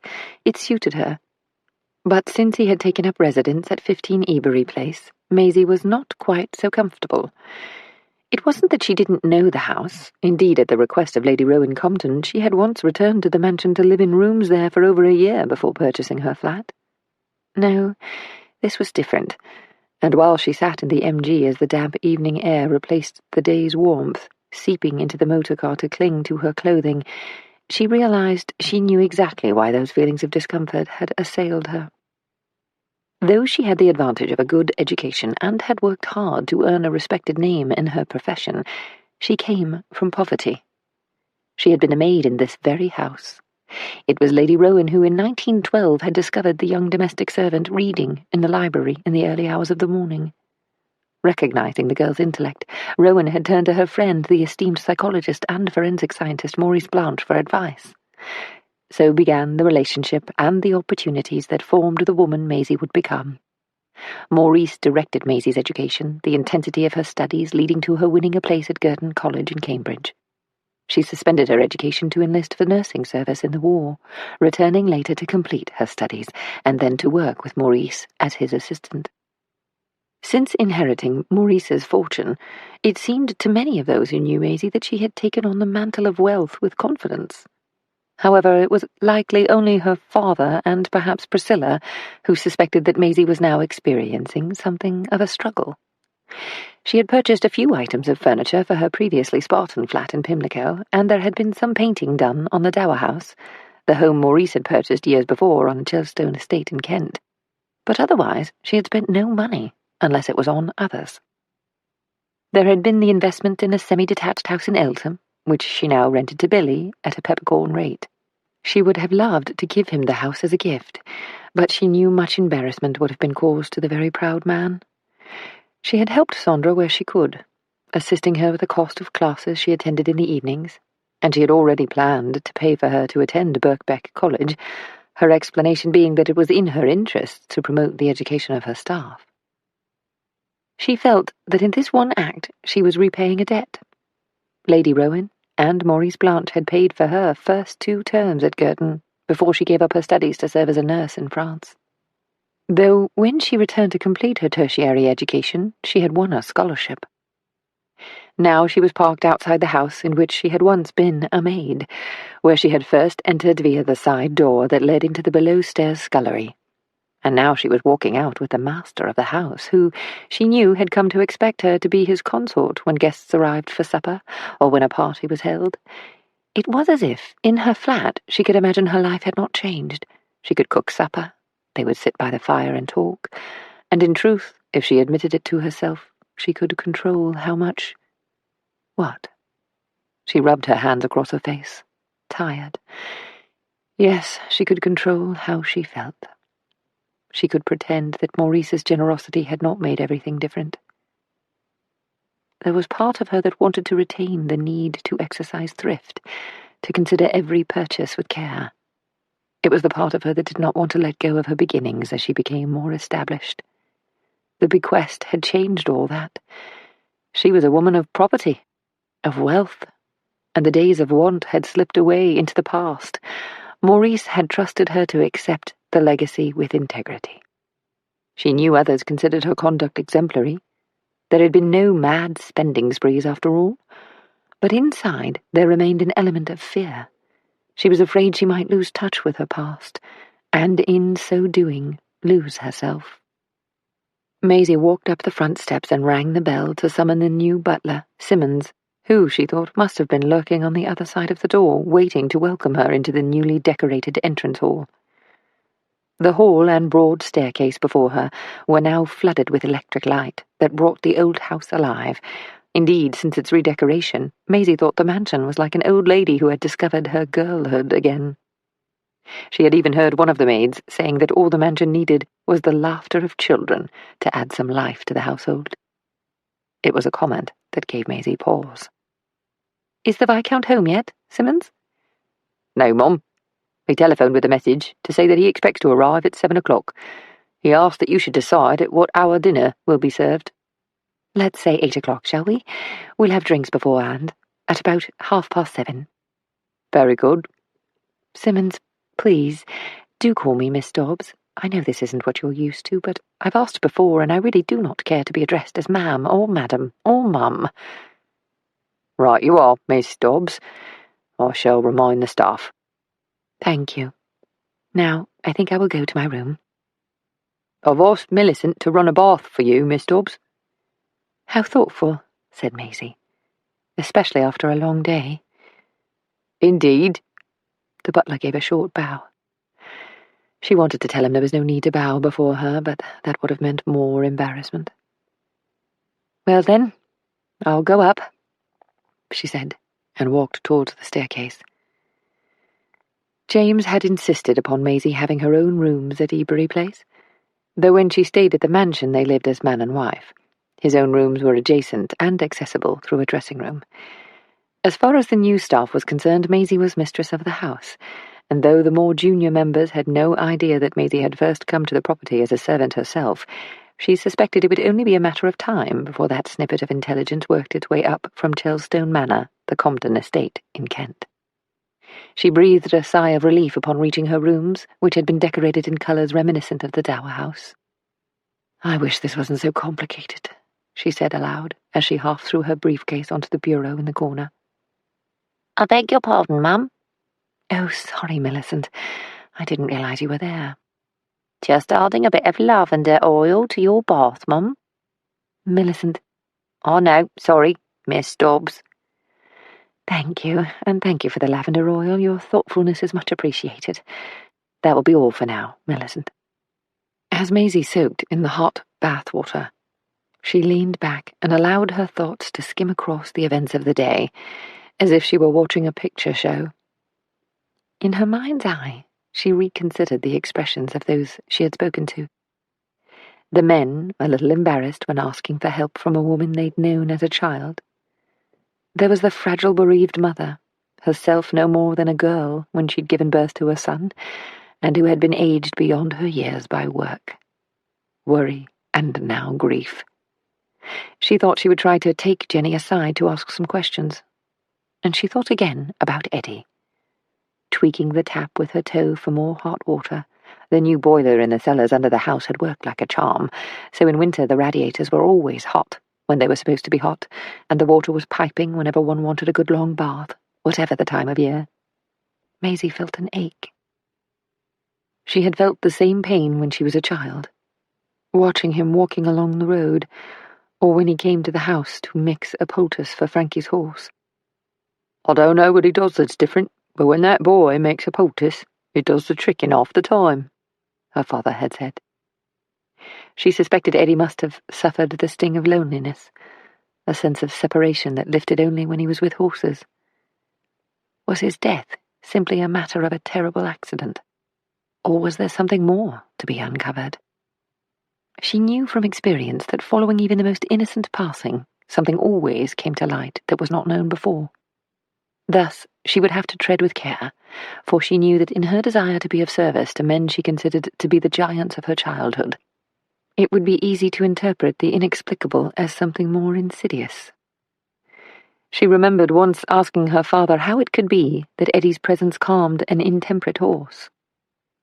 "Well, Maisie, there's them who reckon it's on account of him being born in the stables, and his mother having to take him to work with her when he was just a baby. It was as if he knew he'd have to be quiet around them right from the beginning, or she would have lost her job. But later on, I thought about it, and I reckoned it was to do with the horses themselves. You see, they don't think about yesterday, or what's happening tomorrow. They just want to know what happens right now, and if they'll be safe, looked after. And Eddie was like that too. He'd forgotten a lot of yesterday by the time today rolled around, and he didn't take on tomorrow before it got here. So they were the same. They took it all as it came, and when he was with them, they knew his mind wasn't anywhere else. I've always thought that calms a horse, if they know you're right there with them." Despite Eddie's shyness, he'd always had a hail fellow well met attitude about him. He trusted people.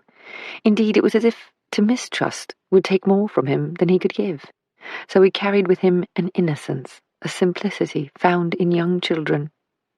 If he had changed in the past month, then something had happened to damage that innocence, and along with it the gift of being able to meet the next moment as if the last had not happened.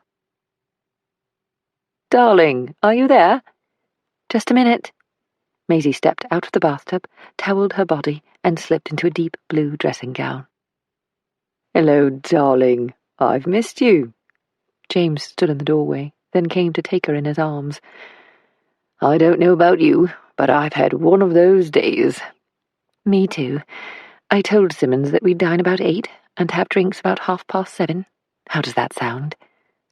"Nothing too formal, I hope?" "If you didn't want formal, James, you shouldn't have taken on staff and a butler." "I know. I didn't realize how much I was getting used to quiet suppers at your flat or a visit to Bertarelli's." It was over a supper of roast lamb with mint sauce, Jersey Royal potatoes and green beans that Maisie asked James about John Otterburn. "Otterburn? Of course I know him. I don't see him regularly, but we keep in touch. In fact, funny you should mention him. Look here. An invitation arrived today. The Otterburns are having a supper do at their London house.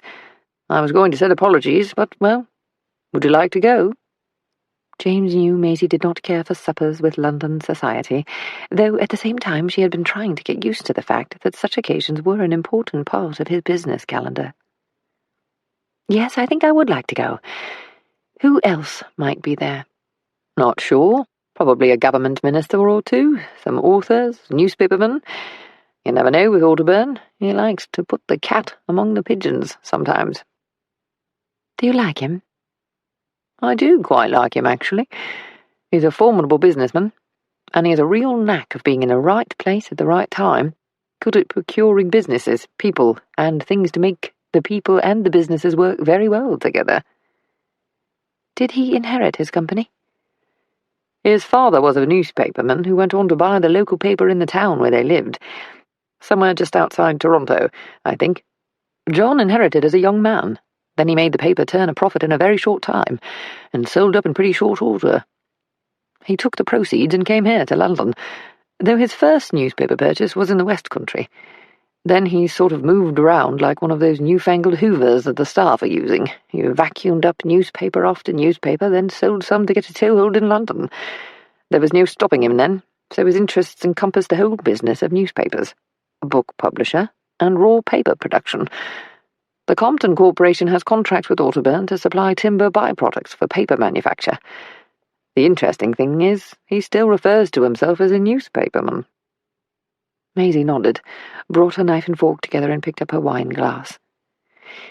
"So, taking into account the many pies in which he has a finger, would it follow that he has some strong associations with politicians and the like? You said there might be a few government types at the party?" James nodded and reached to pour more wine for Maisie, but she shook her head. He topped up his own glass. The staff had been dismissed so that the couple could eat supper in peace. "He generally rides every morning in Hyde Park, and I would say that twice each week there's some important city man or politician riding out with him. Some men talk on the golf course. Autoburn's a horseman." "Is he really?" Maisie leaned forward. "Yes. In fact, I heard Winston Churchill was seen out with him early one morning last week, cantering across the park as the fog was beginning to lift, like a couple of cavalrymen." "Churchill?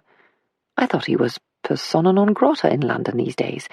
Didn't your friend Nancy Astor say Churchill is finished?" "She's never been my friend, though I still get invitations to those dreadful soirees of hers. You almost have to sneak in your own wine under your jacket, and heaven knows why she invites me. My mother knew her at one point, but frankly she couldn't stand the woman. Never mind Churchill being finished. There are many saying that. Nancy has well and truly had her day." James paused. "Why the interest in Autoburn?" Maisie shrugged. "Not sure yet, although someone I knew when I was a child was recently killed in one of his factories, Bookham's, the paper factory in Lambeth." "And don't tell me you're looking into it, just in case the circumstances are suspicious." "And are they?" Maisie took a last sip of her wine. "Perhaps," she smiled. "I don't know whether you've room after the lamb, but I've heard your new cook has prepared a sort of meringue pudding with raspberry sauce, very popular in Paris these days, so I've been told." "Deft change of subject, Maisie, but seeing as you've asked, let's try that pudding." Maisie looked around to see if Simmons might be waiting outside the door. "You can use the bell behind you to summon Simmons. That new electric system cost a fortune to put in," said James. Maisie avoided his eyes. "Oh, I'm sure he'll be back in a minute." James sighed and half threw his napkin on the table as he pushed back his chair. He stepped past Maisie and pressed a button on the wall which was situated within easy reach of her place. "There. That wasn't too hard, was it, Maisie?" The door opened, and Maisie smiled at Simmons as he entered. A footman cleared the plates and cutlery from the table. "We'd love some of the pudding, please, Simmons." She was still flushed from James' rebuke. "Of course, Mum. Pavlova, cook calls it, and it looks very good indeed." "Lovely. Thank you." As Simmons turned and left the room, James placed his hand on Maisie's. She smiled in return, but felt a pressure upon her chest, almost as if she could not breathe. And she knew that if she were sitting with dear Maurice, he might have asked her, "What happens when a person cannot breathe?"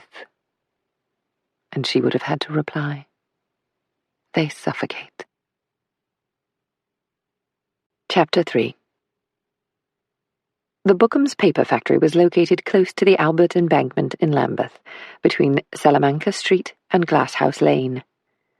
Not for the first time in recent weeks, the MG had failed to start, which meant that Maisie risked being late. In the past, Sandra's husband had been her mechanic. However, since his death, after which his employer had eventually closed up shop, she had not taken the car for regular servicing and repair. And there always seemed to be something under the bonnet to attend to. Now the MG remained in the mews behind Ebury Place while she used the Underground Railway. As she made her way past the warehouses on Salamanca Street, Maisie was annoyed at the motor car and annoyed with herself. She wanted to go back to her own flat this evening, and now it seemed she would be spending another night at Ebury Place. And she realized her annoyance came not as a result of any serious discord in her relationship with James, but from a thwarted desire to be back under her own roof, where she did not have to endure would be a good word, she thought, the rituals of life in the mansion as its de facto mistress. The MG's refusal to start, she suspected it might have a corroded plug, demanded she face up to the fact that if the courtship continued as those in their circle thought it would, her life would be dominated by the household rituals from dawn until dusk. And in truth, she wasn't sure she could warm to it, though she enjoyed being with James most of the time. "Watch out, love. You want to be careful creeping round here," a husky voice called out to her, and at once she saw a bale of old rags being winched up from the back of a lorry towards a door high above the ground. "If that thing goes, you'd be squashed like a fly. Make no mistake. Look where you're going." Maisie stepped back and walked to the other side of the road. "Sorry." She could hardly make herself heard over the screech of the winch. "I was—" "Daydreaming," the man interrupted her. "You was daydreaming. Can't do that near the factory, or you'll be in trouble." "Can you tell me where the entrance to the office is?" The man waved towards an alley some yards along the street. "Go down there. Door on the right says office. Ask for Mr. Mills." Maisie nodded her thanks and went on down the street, turned into the cobblestone alley, and found the entrance to the offices of Bookham's Paper. She rang the bell to the right of the door and waited, looking through a window of frosted glass threaded with wire to see if anyone was there. Soon a young woman came down the stairs and opened the door. "Can I help you?" She was about 30 years of age, dressed in a pleated navy blue woolen skirt that skimmed the top of her calves, a white blouse with a loose bow at the point of a V-neck, and a long woolen cardigan. Her hair was pulled back in a low bun, and she wore round spectacles. "Thank you, Miss Marchant. I'm the secretary here. Are you here to see Mr. Mills?" "Yes, I am." "Your name, please?" "Maisie Dobbs. Here's my card," said Maisie, taking a card from her pocket and handing it to the woman. Marchant glanced at the card, then looked Maisie up and down, from her plain navy blue court shoes to the robin's egg blue hat with a navy band and bow at the side, and the matching blue gloves with dark pearled buttons at the wrist. He never said he was expecting anyone. Anyway, come with me, and be careful to shut that door behind you. It sometimes comes open again, and there's a nasty smell wafting in from the river. What with this warm weather taking us all by surprise this year." Maisie closed the door and rattled the handle to make sure it was closed, then followed the woman up stone steps impregnated with the smell of disinfectant. The walls were painted in a cream gloss, and at the landing a large sign informed visitors that they had entered Bookham's Paper, serving the printing, publishing, and sanitary industries.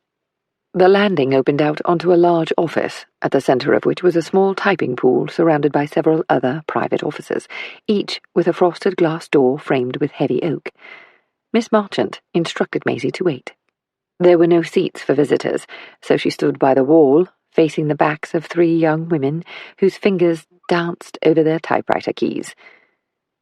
The secretary knocked on a door with a sign in gold lettering, "Mr. Bernard Mills, General Manager, Bookham's Paper," and underneath, again the legend, "Serving the printing, publishing, and sanitary industries." With the secretary now standing in the open doorway, Maisie saw Bernard Mills look up from his desk in her direction. He shrugged his shoulders, then nodded. Maisie feigned interest in the notice board behind her, which bore a sheet of paper entitled Milk Roster, followed by a list of employee names. According to the schedule, today it was the turn of Miss Cheryl Beacon to fetch milk for tea. "Mr. Mills will see you," said Miss Marchant as she approached Maisie. "He's only got about a quarter of an hour to spare. We've important visitors coming to the factory later on this morning, so we're busy." "That's perfectly all right. 15 minutes is all I'll need today." The secretary looked at Maisie as she said "today," but said nothing as she led her to the manager's office. After introducing the visitor, Miss Marchant left the room, quietly closing the door behind her. Mills was a man of average height, possibly only 2 inches taller than Maisie, who was considered tall for a woman. The top of his head was bald in a perfect circle, surrounded by thick black hair threaded with grey, which led Maisie to think he would need only dark brown robes to take on the persona of a monk. The sleeves of his white shirt were held up with gaiters above the elbow, and he wore pin-striped trousers and waistcoat. He seemed surprised when Maisie extended her hand in greeting. "Good morning. It's very good of you to see me, Mr. Mills." He cleared his throat. as he took her hand to shake while holding her card with his other hand. "Not at all. Not at all, Miss Dobbs. Sit yourself down." The office was on the small side, only about 12 feet square, but against each wall there were filing cabinets and bookcases with letters and catalogues of paper samples. A pile of paper samples teetered on the desk, surrounded by open files and an array of pens and pencils. Once seated, Mills checked the time on his pocket watch and looked up at Maisie. With his left hand, he rolled the end of his waxed moustache as he spoke. "Now, what can I do for you?" "Mr. Mills, I am a friend of Mrs. Maud Petite, who, as you probably know, is the mother of Mr. Edwin Petite, who lost his life in a recent accident here." Mills sucked in his breath, looked down and shook his head as he put both hands on the desk and pushed back his chair. "Oh, no, I can't talk about that. Orders from above, lawyers and all that. Can't discuss it at all, and certainly not with a—" He looked at her card again. "Investigator." Maisie remained seated. "I'm not here to question you in a way that would compromise your position, Mr. Mills. Rather, I want to bring some degree of peace to a grieving mother. I'm sure you understand." "Well, of course. We all feel very sorry for her, and, as you know—" He looked up at Maisie, as if to ensure she did know. "We had a collection for her here at the factory to help cover her costs at the co-op with the funeral and what have you." "And very much appreciated it was, too. But I wonder if you can help me, Mr. Mills, to get a picture in my mind of what took place on the day Mr. Petite died. I'll obviously be careful in terms of how I recount the story to Mrs. Petite, but how did the accident happen?" Mills shook his head. "I don't know, truly. I don't know. If the governor finds out I've talked to you, I'll lose my job." "Then we'll pretend I'm a prospective customer. Could you show me where it happened? It would really help Mrs. Petite very much to learn more. She worked here herself as a girl, you know, before it was taken over by Mr. Otterburn." "All right, then. Look, come with me, and I'll take you along the corridor. There's a window overlooking part of the shop floor where the accident happened." Maisie followed Mills along a corridor which she could see ended at a staircase leading down to the main factory floor. "The pulping is done next door. We've got about 50 women in there shredding rags for boiling in the vats, and we also take paper that's already been used. It pulps down again. The quality of the paper needed dictates the rag and timber content of the materials used. For example, the newsprint has a lot of wood in it, but we also produce high-quality papers for stationers and what have you, as well as the rolls for the print industry." "And they come off the conveyor over there?" Maisie pointed to the rear of the factory. "They're checked on the belt, then straight out onto the loading ramp for delivery, either to Fleet Street or the stations for newspapers up north and down in the West Country." "Where did Eddie come into the factory? From that door over there?" Mills nodded. "He usually stopped to see the ladies first, to see if there was anything they wanted him to go out for. He would come in with a tray he'd made up, like one of them usherettes at the picture house. There'd be smokes, sweets, that sort of thing, and he would make a bit of money on them, and then he'd run the errands. He never had to write anything down, you know. I could never get over it, how a dim soul like him could remember all that, but he did." "Really?" said Maisie. "Then when he was done, would he leave the same way?" Mills shook his head. "No, as a rule, he'd leave through those doors to the loading ramp. You see, once you're through here, you only have to walk across the courtyard and you're in the stables. It's not full these days on account of the lorry deliveries, but we still keep a few just in case. You never know when one of them engines will go. Mind you, I reckon they'll get rid of the horses any day now. Have 'em put down." "Put them down? Why?"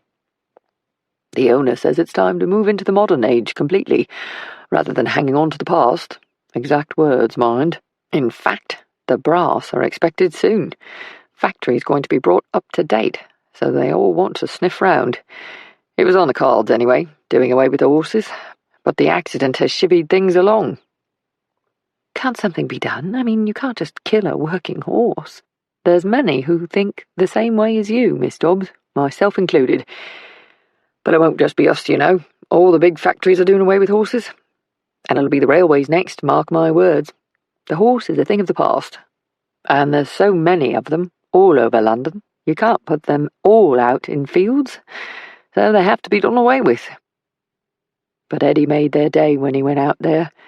He always had a treat for them, you know." Maisie was thoughtful as she looked at the workers scurrying back and forth, at the magnitude of machinery before her. Iron girders and scaffolding supporting pulleys and wheels with ladders going up and down and a gantry above for the men to check load and balance. At once, a siren was sounded, reminding Maisie of the fog horns that called one after the other up and down the river in the dead of a pea-souper night. Workers stood back, and soon a conveyor belt at one end of the factory began moving, clunking and screeching, as if there weren't enough oil in the world to silence each turn of the cogs underneath.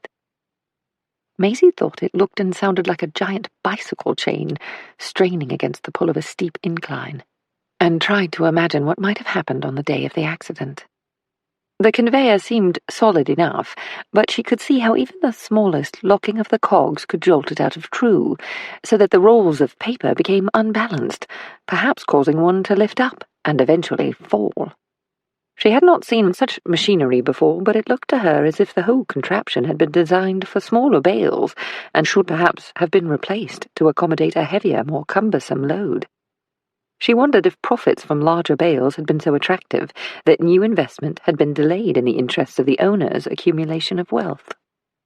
She covered her ears, and in time, rolls of paper with a diameter the height of a man began to shunt along toward the loading ramp, where they seemed to lumber onto the waiting lorries like animals to slaughter. She looked at her watch. Was this about the same time that the accident happened? Eddie would come in about now, wouldn't he? The man nodded. "Yes, it was about this time." He did not look at Maisie, keeping his eyes on the moving rolls of paper. Two men stood on the gantry looking down upon the paper rolls as they moved along the conveyor belt. More were watching from below. In an instant, one of the men above waved to a man by the wall who pulled a lever. The belt shuddered to a halt. The men clambered from the gantry down onto the belt, and using long iron poles, together levered one of the rolls, then climbed back to their places. What happened? Why did they stop the rolls of paper? "One of them was slightly off, so they manipulate the belt to get it on track again. It's an easy job, and it's the rules that no one goes down onto the belt while it's moving." I see. She paused as the machine lurched into life again, and the rolls of paper continued on their way. I've been trying to imagine how one of those rolls came down. "Freak accident, Miss Dobbs." Mills turned away from the window and held out his hand for her to return along the corridor towards his office. "The belt buckled, reared up off the cogs, is what we believe. Then it snapped back into place again, so we couldn't find anything wrong with it when it was checked. And it was looked at thoroughly, mind you." But with those men down below, I'm surprised no one could have pushed Eddie out of danger or alerted him in some way. "That's a new procedure on account of the accident. Everyone not directly involved in making sure the paper is on the belt has to keep away now, as soon as that horn goes off." And what about the men in the gantry? Is that a new procedure? Mills shook his head. "No, they've always been there." Who was there on the day Eddie died? "Oh, I can't give you that information, Miss Dobbs. They've both been thoroughly questioned regarding their observations, and no fault has been attributed to their actions." Couldn't they have stopped the belt if it was going out of control? Couldn't the man who sounded the horn have been alerted? "All new procedures, miss. We can't bring back Mr. Petite, but we can make sure no one suffers in the same way again. Perhaps that will comfort his mother a little." He looked at his watch. "Now, if you don't mind, Miss Dobbs, I really must be getting on. This is a place of work, after all." Mills paused again. "May I suggest you contact the firm's solicitors for further information? And please let Mrs. Petite know that we think of her here at Bookham's. Eddie might not have been an employee, but he was well liked around the factory, and we're very sorry that he was caught up in the accident. Terrible thing it was. Terrible." Maisie thanked the man, and had turned to leave when she stopped and faced him again. "Oh, Mr. Mills, just one more thing, if you don't mind. In one of the newspapers, a manager was quoted as saying that Eddie wouldn't have felt a thing when the roll of paper fell onto him, given that he was backward. Do you know who might have made that statement?" Well, first off, that wasn't reported in an Autoburn paper. Not that you asked, but I wanted to make that clear. Secondly, I know the report you're talking about because I read it myself, and we looked into it. I can tell you it wasn't the manager here at Bookham's. We reckoned the newspaperman went down to the pub, on the corner, at the end of the road, and talked to the blokes who work on the floor. One of them must have made the remark, or whatever was said was twisted. You know what these reporters are like. Anything to add a bit of excitement. But why would anyone say such a thing? Even a reporter embellishing a story. I thought Eddie was well liked here. And so he was, but well liked doesn't mean liked by all, does it? Did Eddie have enemies? Oh, I wouldn't say he had enemies. But you always get people who take advantage of someone like Eddie's being around, and they push a joke a bit too far. They make themselves seem bigger by showing up the weaker ones. And who would you say is like that at Bookham's? Mills shook his head. I couldn't say, Miss Dobbs. I'm management. The men keep themselves to themselves. They don't include me in anything not directly connected to their work. Does that have anything to do with the fact that there's no union activity here? I can't talk about company policy regarding organised labour, as I am sure you know. Like I said, when you first arrived, I think you should be talking to Bookham's legal counsel. And if I wanted to do just that, to whom should I speak? Sanders and Herald, at Lincoln's Inn. Mr. York Herald. York Herald? That sounds like a newspaper, not a man, said Maisie. No wonder he's the company's legal counsel. Mills smiled. I'm told he was named after where he was born, York. In any case, he's very sharp but approachable, not like some of them. He can answer all the questions that I can't, or shouldn't have. A horn sounded on the factory floor again. Now, if that's all, Miss Dobbs. Yes, thank you for your time. I am sure the fact that I have been here to see you will give Mrs. Petite a little peace of mind. Indeed. Please give her our kindest regards. Maisie had just reached the door at the bottom of the stairs when footsteps behind her on the concrete caused her to look back. Miss Marchant, don't worry, I'll close the door behind me. No, that's all right, said the secretary. I mean, well, I'll see to it, but that's not why I ran after you. Did I leave something? Asked Maisie. The young woman shook her head. No, I overheard part of your conversation with Mr. Mills, and I wanted to talk to you. She paused, looking back up the staircase before bringing her attention back to Maisie. I liked Eddie, Miss Dobbs. He was a good man. More like a boy, really. He reminded me of my brother. He was like that too, you know, a bit slow. He was older than me and died a few years ago when he was 36. Very gentle person he was, and I have to tell you, I do miss him. Always cheerful and a sweet man, just like Eddie Petite. Maisie smiled and put her hand on Miss Marchant's arm, for she could see a welter of emotion rising in the woman's eyes. I'm so sorry you've lost your brother, Miss Marchant. I knew Eddie when I was a child. Everybody I know held him dear. And he tried so hard to be useful, to be part of society. It's fortunate that both men had families who cared for them. Otherwise they might have been sent away from an early age. That's what my mum always said. No one's taking my boy away to sit and rot in an asylum. Our Brian could read and write, you know, and it was all down to my mum. She wouldn't give up on him. She cleared her throat and pulled at the hem of her cardigan. Anyway, what I wanted to tell you is that Eddie had been pushed around a bit by some of the men. A new bloke started a few months ago, name of Jimmy Merton, and he's what you might call a hard nut. I don't know why people listen to him, but they do. He started nipping at Eddie. At first he acted like it was a game, you know, and that it was just a bit of harmless joshing. Then he seemed to get a little crew around him. It was surprising, really, because some of the other men, not those in Jimmy's crowd, would talk about organising at Bookham's, and they asked people from the union to come down. But Jimmy would say his piece against it, and get stroppy with anyone who had a different opinion. He would go on about how the unions were only out for themselves, and that he was against it. He could get nasty with it, too. I was in the pub after work with some of the women here, sitting in the corner for a quick drink before we went home on a Saturday, and I heard them talking. The woman sighed and shook her head, pressing her lips together for a moment as if to quell her emotions. and I saw him having goes at Eddie. Ed sometimes dropped in to see the landlord, who'd have a bit of work for him. That Jimmy always got up to his mischief when the men who would stand by Eddie weren't there to see it happening. And you said his name was Jimmy Merton? Asked Maisie. Yes, bit of a boxer on the side, he is. Every night he's in a boxing gymnasium upstairs at one of the pubs over on the Old Kent Road. That's where they all go to throw a few punches. I can't remember what it's called, though. The sound of a door slamming came from the direction of the officers above, and Marchant looked up the stairs. I'd better get back to work. I just wanted to let you know that Eddie had trouble with that Merton and some of his mates, and I reckon it made him miserable. He wasn't looking himself lately. Maisie reached out and touched the woman's arm again. Miss Marchant, do you think Eddie's death was an accident? She sighed. I really don't know.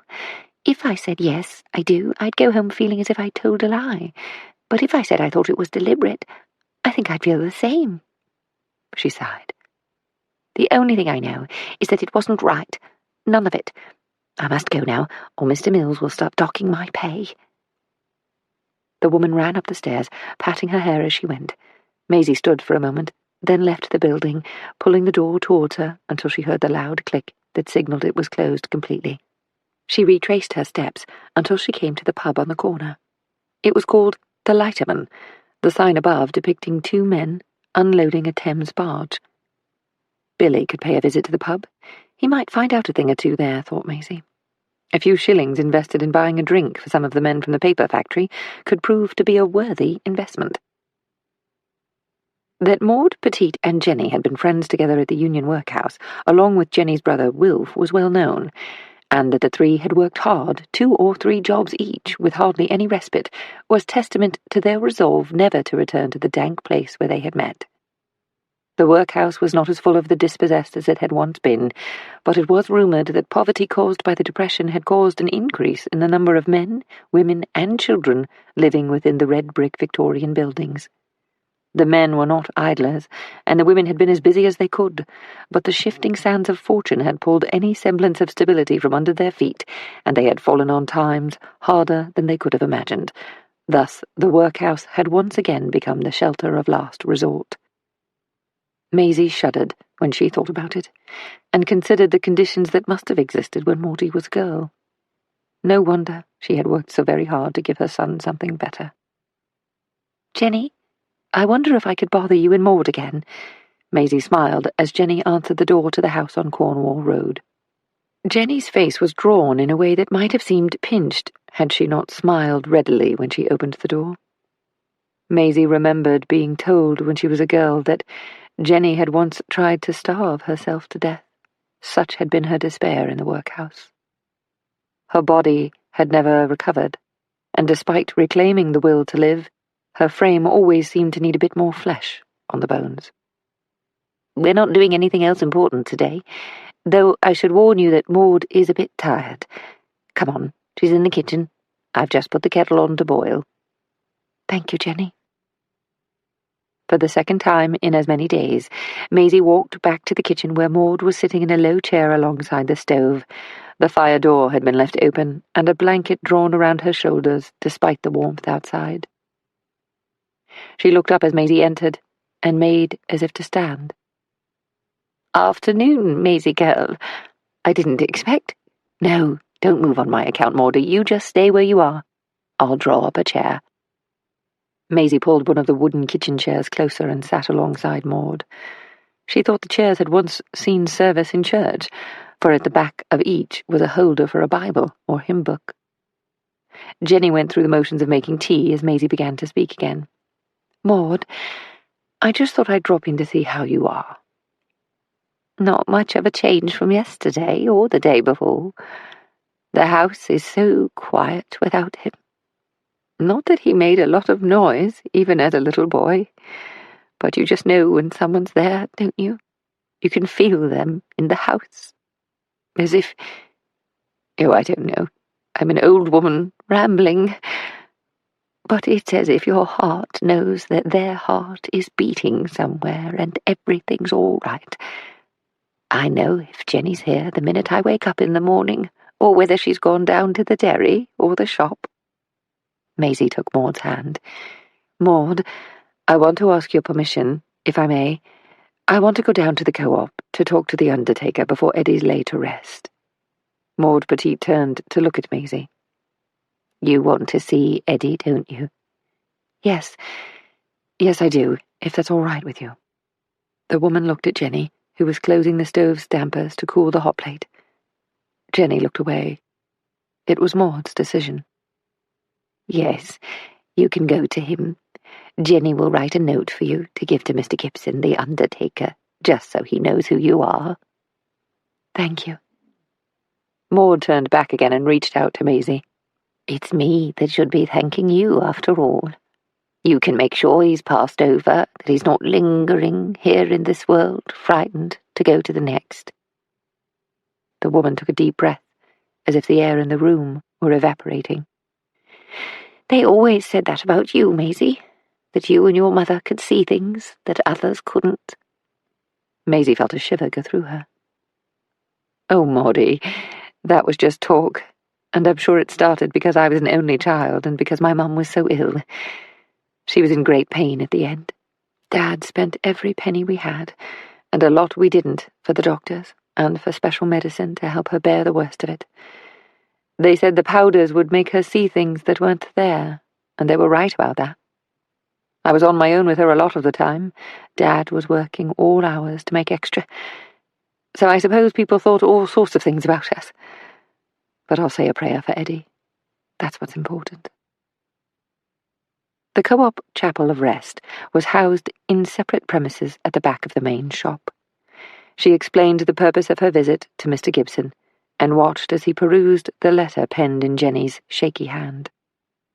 Gibson, far from looking like an undertaker, had the build of a well-fed docker. His jacket and trousers, both made of black cloth, but not matching to an extent that the word suit could be used to describe the ensemble, appeared to strain at the seams. He was rosy-cheeked and seemed a merry soul, which Maisie thought commendable. She had met many men in his position, and had always thought they resembled Dickens' Uriah Heep. Come this way. We haven't put the lid on yet. There's always the chance that the next of kin might want a last-minute look. Gibson sighed. And I should tell you, Miss Dobbs, that the body is covered in a sheet from the neck down. His mother gave us a nice pair of trousers and a clean shirt for him, but with his injuries, it wasn't as if we could dress him. Funny, though. His head looks as if nothing happened to him. It was his body that took the brunt. He cleared his throat. Not that I would imagine a nice woman like yourself taking liberties, but I would ask you that you don't pull down the sheets covering his remains. Maisie nodded, and was led into a room with several empty and 2 sealed coffins with flower wreaths on top. There was one open coffin containing a body. He was in a cold locker until this morning, so there's more of a blueness around his face than you might usually see, though they're never exactly floshed, the dead. Would you like me to stay here, Miss Dobbs? No, that's all right. Right you are. Some of the ladies don't like to be alone with them, you know. Maisie smiled. My father always said that it's not the dead who can hurt you, it's the living you've got to watch. Gibson laughed. Never a truer word said in my book. I talk to them, you know, and I've never been followed home. That's a fact. Now then, I'll be in the office when you're finished. He turned, and the door clicked shut as he left the mortuary. Maisie stood alongside Eddie Petite's open coffin and looked down at his face. As described by Gibson, several layers of thick white sheeting covered his broken body, and she too thought it miraculous that there was barely any damage to his face, which seemed strangely childlike. Only a bruise just above the left eye and some grazing to the cheek suggested an accident. She was glad that Maud had been able to visit her son in death soon after the tragedy, when his face still bore a hint of life's bloom. His heart, that part of Eddie that Maisie thought to be the very best of him, had been crushed. During her apprenticeship, Maurice Blanche had mentored her to spend time with the dead, if at all possible. She had learned that in quiet contemplation there is respect for the one who has passed. Given their task, that of discovering the truth behind an untimely death, such an interlude served as a reminder that a human life had been lost, and with that there was much grief.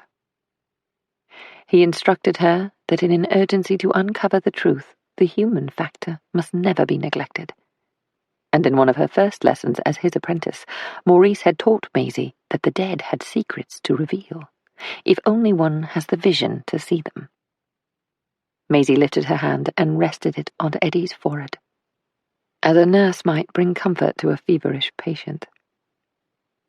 His rich brown hair no longer shone, and she noticed grey at the temples, which seemed incongruous juxtaposed with his barely lined face. The eyes had been closed, but the lips were slightly parted, as if it would only take a slight nudge for him to breathe again. She sighed and spoke in a whisper. "What have you held from us all, Eddie? What was going on? I know you were keeping something to yourself." She stood still for a moment, then with her hand brushed back his fringe. She wished she could lift the cover to take his hand in hers, but was respectful of his broken body. "You were afraid, weren't you? Was it Jimmy Merton? Had he been after you?" She closed her eyes, rested her hands on her knees, and quieted her breathing as she began to still her mind. She remained sitting in this position for several minutes, finally taking a sharp breath, as if she had been woken from a deep sleep. Opening her eyes, she looked around the room, almost as if she were familiarizing herself with her surroundings. Once more she stood next to the coffin, and once more she rested her hand on Eddie's forehead. "I'll make sure we get to the bottom of why this happened to you, and I'll look out for your mum. She won't know want, so don't you worry. Godspeed, Eddie, love. You're in safe hands now, dear man." At once it seemed as if the air in the room changed, and Maisie turned towards the office. "All done, Miss Dobbs?" "Yes, thank you, Mr. Gibson. I appreciate your time." "Well, none of them are going anywhere today, are they?" She smiled as she turned to leave. "No, you never know. Some wait a while before moving on." Gibson stood by the window and watched Maisie walk along the street and turn the corner. He met all sorts in his line of work, and on this occasion it didn't surprise him at all to walk into the mortuary and find that it felt a little warmer than it had an hour or so ago. Chapter 4. Maisie returned to the office to find the Costers already seated and sharing reminiscences with Billy. "I can go for hours on the streets south of the river, and I won't see a motor car anywhere, only the horses. All the breweries still swear by them, and the bottling factories. Got right of way they have, so other traffic has to let them pass." Jesse Riley held his audience, pouring tea from his cup into the saucer to cool it down before lifting his saucer to his lips. He took a sip, then saw Maisie. "Oh, sorry, Maisie. I'm forgetting my manners." "Miss, let me get you a cuppa." Billy stood up and brought Maisie's chair into the circle. "Thank you, Billy. And don't you worry about me, Jessie. If that tea's hot, then you drink it from the saucer. As I've said before, you don't need to stand on ceremony here. This is where I do business. It's not a palace." Maisie knew that if the men were at ease and relaxed, their recollections and comments would come with greater fluency. The habits of the market might not suit some of the company she kept when she was on the arm of James Compton, but this was her domain, and within reason she liked her clients to be comfortable enough to be themselves. "Let me tell you what I've been doing since we spoke yesterday." Maisie recounted her visits to Maud Petite and to Bookham's, though she did not give complete details. She knew these men, and understood it wouldn't be beyond the realm of possibility for them to jump to conclusions, and take the law into their own hands. "And I went along to Haddon Road School, and spoke to the headmaster. As you said, Eddie's teacher was Miss Carpenter, but she left when she married, and that was a long time ago. She's now Mrs. Pauline Soames, though no one could tell me where she might be living now." Seth Knight cleared his throat. "We reckoned she might live on this side of the water, towards Camden Lock. Pete here remembered Eddie saying something about going to the library there. Seeing as he could have gone to a closer library, it stands to reason that she might live in that neck of the woods and gone with him, or something like that." At that moment, Billy returned to the room with a fresh pot of tea. Sorry about the wait, gents. Mrs. Tapley is a bit better at the tea than me. He handed a cup to Maisie. She's a bit easier on the eyes too, mate, added Dick Samuels. The men laughed. Good, thought Maisie. They were at ease. She thanked Billy, then turned back to the men. But Billy here is the man to track down Mrs. Soames, said Maisie. Did you hear what Seth had to say about Camden Lock, Billy? Clear as a bell. He pulled up his chair again. I'll get on to it as soon as the gentlemen leave. Maisie smiled. Now then, have any of you recalled anything new since yesterday? Any memories been jogged? Well, I didn't set much stock about it at the time, Archie Smith began. But last night, as I was running Gussie, my old horse, through the passage out to the back, I remembered seeing Eddie at the market. Must have been about 6 weeks ago, and he had this notebook he was writing things down in. We told you about that, eh? Maisie nodded. Go on, Archie. Well, it was a right nice little book. None of your cheap stuff. Had a spine and notes written on the front in gold letters. I mean, it wasn't top of the line, but like I said, it wasn't bottom of the heap. Anyway, I mentioned it to Ed. I said, nice little book you've got yourself there, eh? And he says, Bart gave that to me. I was just about to ask who's Bart when old Bill Flackley came over for a jaw about the mouldy old oranges coming in from the docks, and that was that.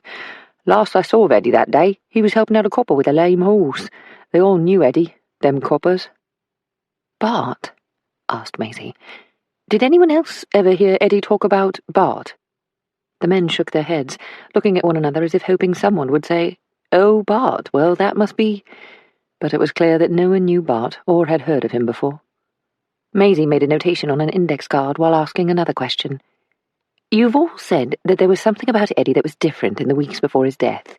A secretary at Bookham's mentioned the same thing, so I can't help but come back to it. Can any of you put your finger on exactly what you could see that was different? Was he sad? Happy? Did he seem unwell? What do you think? Jessie Riley rubbed his chin. It was as if he had something on his mind, and Eddie was never like that. Your dad always said Eddie's gift was right here and now, and that was the beauty of the man. It was as if... I'll tell you what it was like, Seth interrupted. It was like one of them fairy tales they tell you when you're a nipper. You know, where a witch comes along and casts a spell, making everyone afraid of their own shadows. Well, that was Eddie, going about as if someone had waved a wand and changed him all of a sudden. And no one knows what happened. Might have been that bleeding magic notebook, if you ask me, offered Dick Samuels. Reckon it all came at the same time. He never lost his way with the horses, though, even with whatever was going on through his mind that was bothering him. Never more content than when he was with the horses, Eddie. Maisie and Billy talked with the men for another 10 minutes or so, though no more specific information was imparted. Have you spoken to your dad, Maisie? Asked Archie Smith. Not yet, Archie, though I'm planning to see him soon. You probably don't remember this, girl, but your dad knew Eddie better than anyone outside of Maud and Jenny. In fact, when Eddie wanted a haircut, that's where he went. Around to where Frankie kept Persephone, underneath the railway arches. Dad cut Eddie's hair? I don't understand. Maisie leaned forward. Well, you weren't to know, were you? I doubt if Frankie talked about it, on account of Eddie being afraid of the scissors. What do you mean? I'm sure I saw Eddie using scissors or a knife to cut a bandage, that sort of thing. Jessie shook his head. No, what it was, I reckon, was that Eddie didn't like the flashing in front of his eyes, so close to his head. It was that sharp metal, that clicking. Hated it, he did. When he was a little one, it was all Maud could do to get the boy's hair cut. Eddie could have a temper on him at times. No two ways about it. It was your dad who sorted him out. He told Maudie to bring the boy round to the stable and he'd cut his hair. Frankie knew, you see. It was as if he understood straight away. He knew two things, that Eddie wouldn't play up with a horse there to watch him, and that the boy didn't like that sharp metal close to him. So your dad put a blindfold on Eddie and cotton wool in the boy's ears, and then he'd sing all the while he was cutting, so the sound of the snipping and the metal on metal wasn't so bad. And it went on like that until your dad left. But that's why he came up on the train every couple of months, to cut Eddie's hair. Seth laughed. Bet you thought it was to see us lot. Maisie smiled and shook her head. The things you don't know about your own family. You can always trust Frankie Dobbs, said Jessie. Yes, that's something I know. Maisie stood up and shook hands with each man in turn. Billy will come down to the market and leave a message with one of you when we've got something to report. I think it's best we just get on with it now. Don't worry if you don't hear anything for a few days. It sometimes takes a while to get to the heart of an investigation, but send a message immediately if you remember anything. As I said before, even the smallest detail can help us. The men filed out, with Billy escorting them to the front door and out into the square. He came back into the room as Maisie was collecting the teacups. What do you think, Mace? Maisie set the cups and saucers on the tray with the teapot and looked up at Billy. I think we have to find Pauline Soames, and we also have to find out who this Bart is. And I have to talk to my father. It seems he knew Eddie better than most. Funny that, about the hair, said Billy, taking the tray from Maisie. Not really. When you think about it, Eddie was scared by things that were too much for his senses to absorb. The scissors close to his head was probably more than he could cope with, and scary for a person who felt emotions so keenly. And there was something about this notebook that I believe had the same effect on him. It was too much for him. Far too much. Billy nodded. And that bloke Archie Smith, what did he mean about running the horse along the passageway? Maisie laughed. Unless you'd seen a coster when he's finished for the day, Billy, you wouldn't know this, but a lot of them can't afford stables, so they keep the horse at home if they've got a bit of a yard at the back. They take off the harness, lead the horse to the front door, then slap him on the rump, so he trots along the passageway, past the kitchen and right out the back door to the yard. By that time, the horse is good and tired anyway, so all it wants to do is eat a bag of oats, a flake of hay, and have a good night's rest. Well, I never. Me an East End boy, born and bred, and I never knew that. And if you had Eddie Petite around, you never needed to pay for doctoring, either, said Maisie. So, you want me to look for this Mrs. Soames? Yes. Find out where she lives. I reckon she must be about 65 or thereabouts by now. You might start at a library within walking distance of Camden Lock. Don't go to visit if you find her, just bring me the details. And the other task is to nip along to a pub called the Lighterman. It's just past Bookham's, at the end of the street. The workers get in there after the day's shift is finished. It's probably best if you give the impression that you're looking for work, so you're asking around to see if anyone knows of vacancies at the factory. Money is passing hands all the time these days. Men who can barely feed their families are parting with cash they've borrowed just to get a word in the right ear for a job, so you might need a few pounds. Maisie opened her bag and pulled 5 crisp notes from her purse. Here, I know it seems like a lot, but I've heard the foremen down the docks are rubbing their fingers together for no less than £5 to pick someone out of the line for work, and I'd rough those notes up a bit if I were you. You don't want to look as if you just came from the bank. Billy took the money. Makes you sick, don't it, miss? And there are men out there, working men, union men, taking advantage of the poor blokes who are down on their luck. It does. But I don't mind parting with money to find out why Eddie had changed in recent weeks, and why he was scared. Maisie walked to the window and looked out across the dusky square. The day's warmth was diminished now, as a chill, damp air seeped up from the river and along the streets. She thought about her flat, knowing that if she were alone, she would doubtless set off for Chelstone that very evening, but not if she couldn't get the MG to start. James had suggested she buy herself a new motor car, but she'd replied that all the time the MG was running without too much maintenance, it was good enough for her. She looked at the clock on the mantelpiece. If she went back to the flat and packed an overnight bag, she could be at Victoria by 7, and with a bit of luck, she would arrive at Tonbridge Station in time to catch the last branch line train to Chelstone. She could walk from there to her father's house. She wondered about James, knowing he would be disappointed not to find her at his home. But at once she knew that not only did she need to see her father, but she had a great desire to be on her own for a while. As she considered her thoughts, she placed her hand on her chest. Yes, she needed to get away from London, from Ebury Place, if only for a day or so. She craved the fresh country air. She wanted to feel her lungs filled with one deep breath after another. She picked up the telephone and dialed the Ebury Place number. Simmons, good evening. It's Miss Dobbs here. Would you take a message for Viscount Compton for me? Lovely. Thank you. Please inform him that I've had to leave town for Chilstone and... No, Mr. Dobbs is in good health, thank you, Simmons, but I have to see him on a matter of some urgency.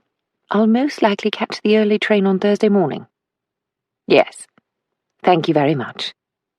Later, seated in a warm first-class carriage, lulled by the side-to-side motion of the train as it made its way through London down to Kent, Maisie knew that she might fool Simmons and even James, but there was never a chance of fooling Frankie Dobbs.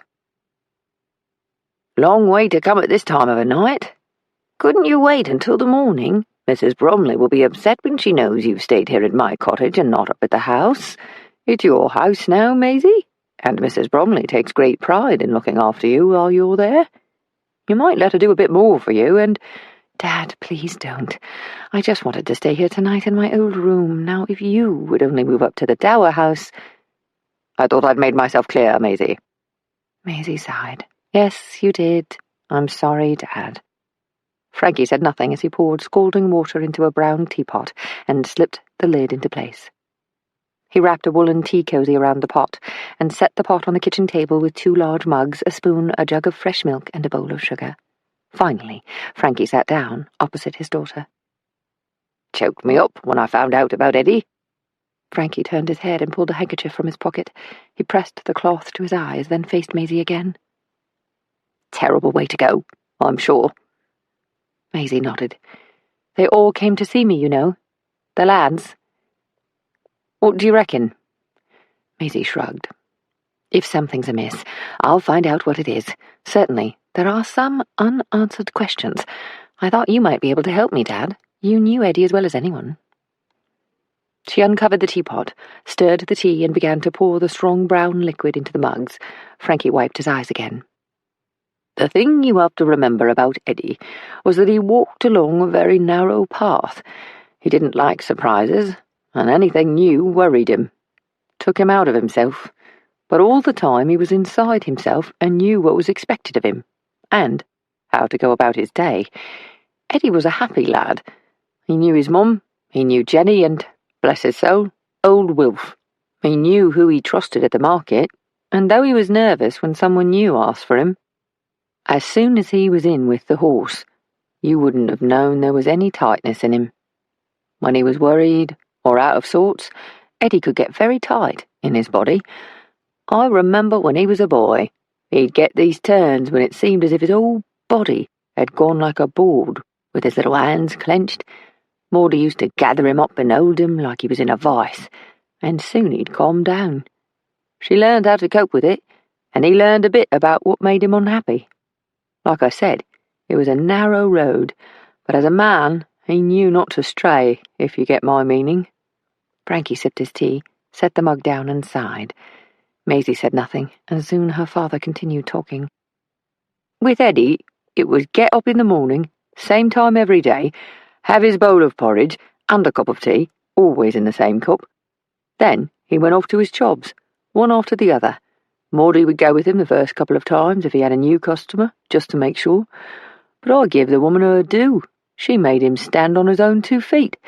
I remember her saying to me, Frank, when I'm gone, that boy's got to look after himself, so I can't mollycoddle him. I know it sets him off, and as long as I don't push him too far, I reckon he'll learn enough to do without me when my time comes. Poor Maud don't have to worry about that now. I suppose there's a blessing there, because in truth, I could never see Eddie getting on without Maud, and that's a fact, and I feel terrible for saying it. Maisie reached out to hold her father's hand. I'm sure there are those who've thought the same, which is probably one of the reasons Eddie's death wasn't investigated properly, as far as I can see. She paused. Look, Dad, I hate to have to ask you all these questions about him, but I didn't know you'd been cutting his hair for most of his life until the men told me about it, which means you must have seen him in the past couple of months. Frankie nodded. Even during the war, when you were over there, I went up every now and again to see him and Maud, and to cut his hair. It was easier when he was younger, and I had the old horse, but by the time I'd come down here to live, well, he'd got used to me and trusted me. What happened to Eddie in the war? I always thought he was called up, but they took one look at him and let him go. That's more or less what happened, though he did his bit. He went to work over on Hampstead Heath, just for a while, looking after the horses. The army'd requisitioned thousands of horses, as you know, and the Heath was one of the places where they'd gathered a lot of them. So Eddie ended up as a groom. He never went to France, of course.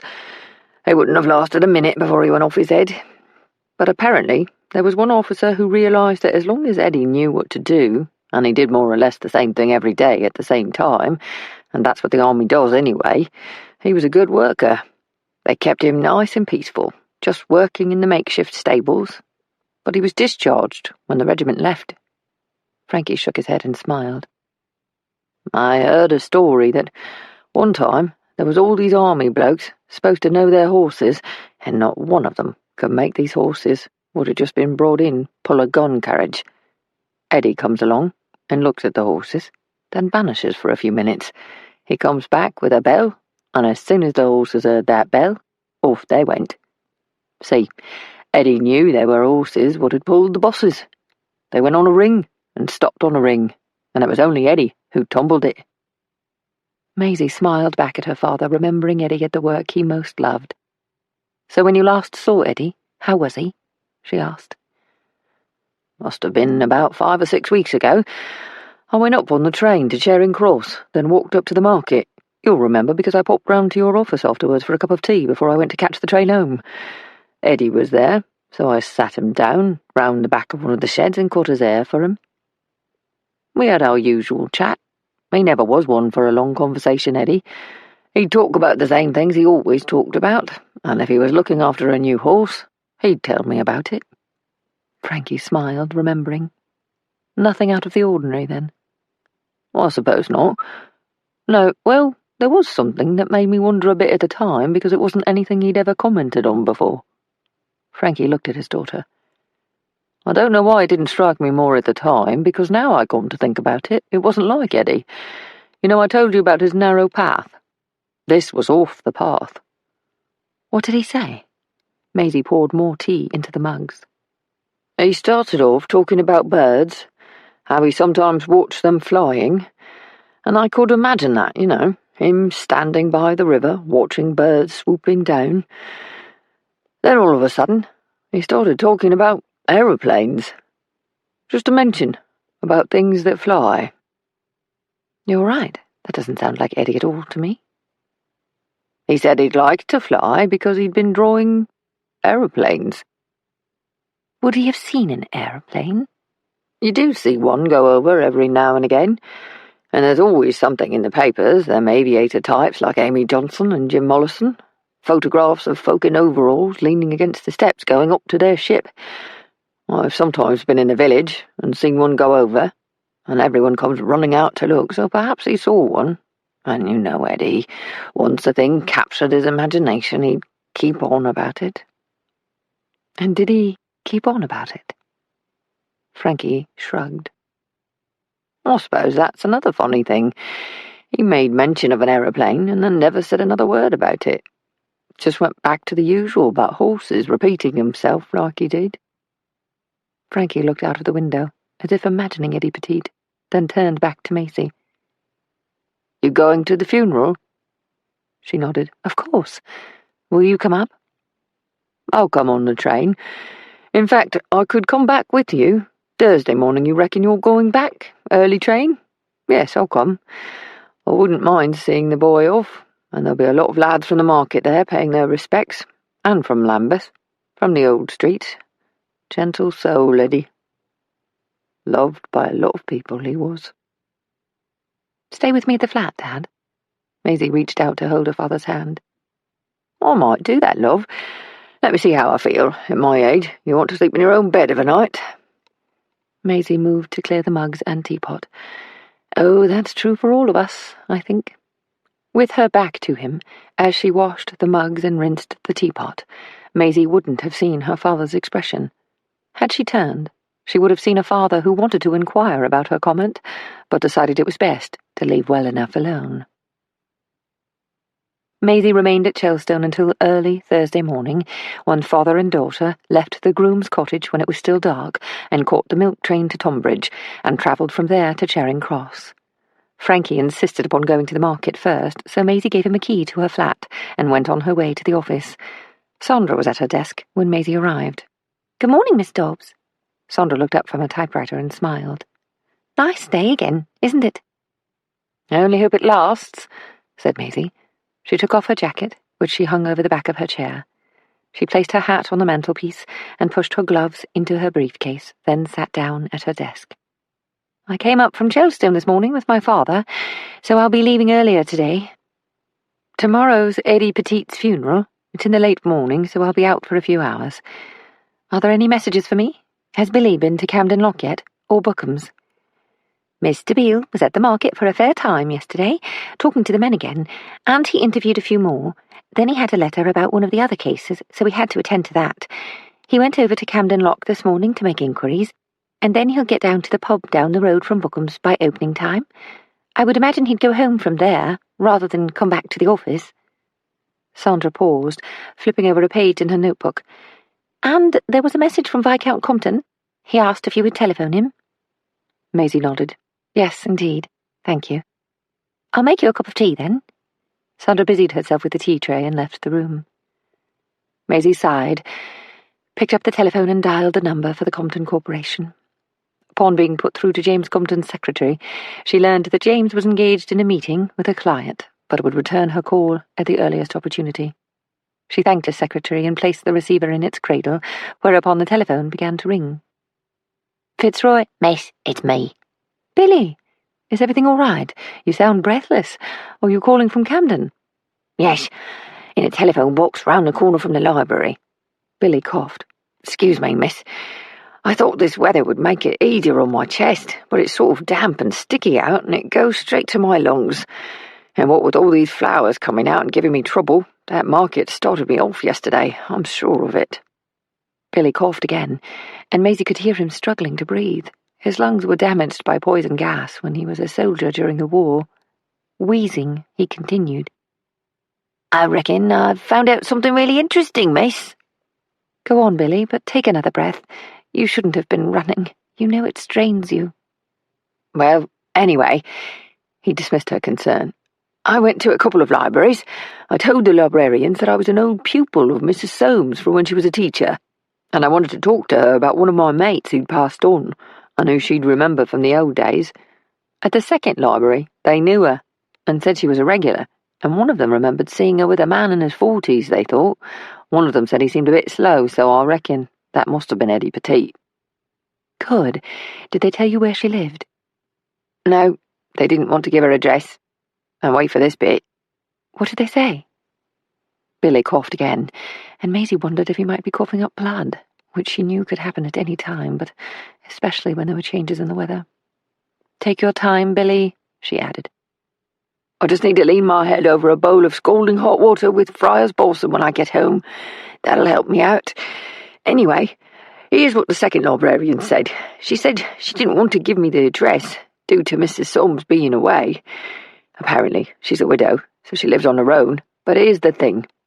Eddie's old teacher left London about a couple of weeks ago to stay with his sister, who lives in Sussex, on account of the fact that she needed to get away from London because she's grieving, having lost her son."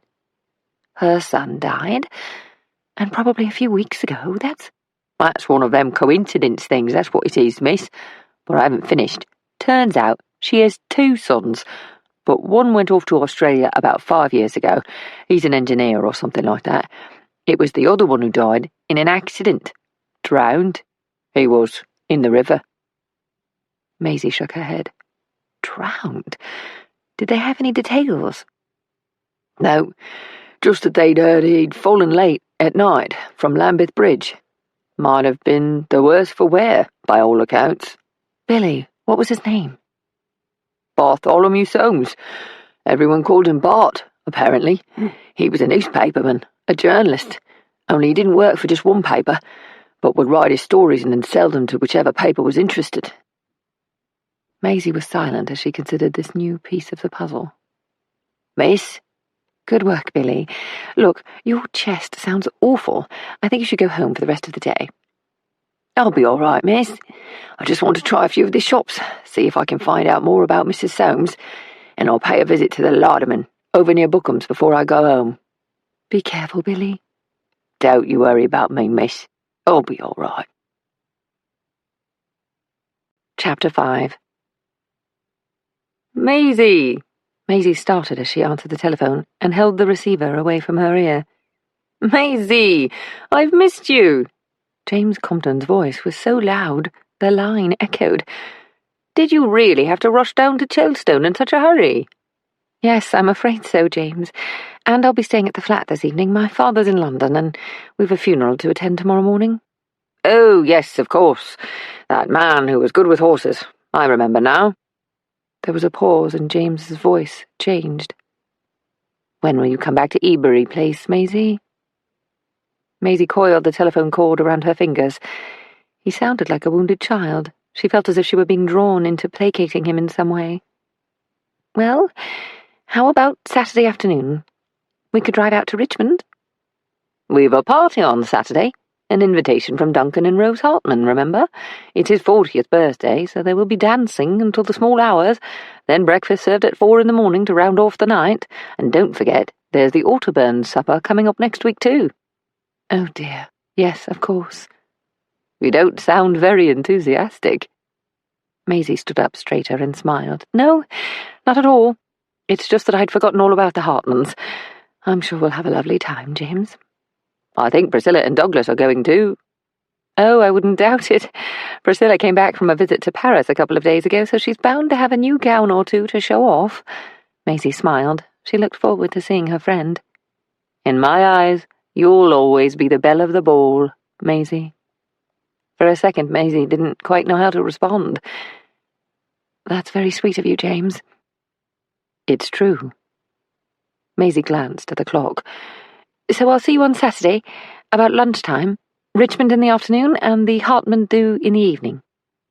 I'll see you then, my love. Yes, see you, James. Maisie sighed as she replaced the telephone receiver, feeling the call's tension ease.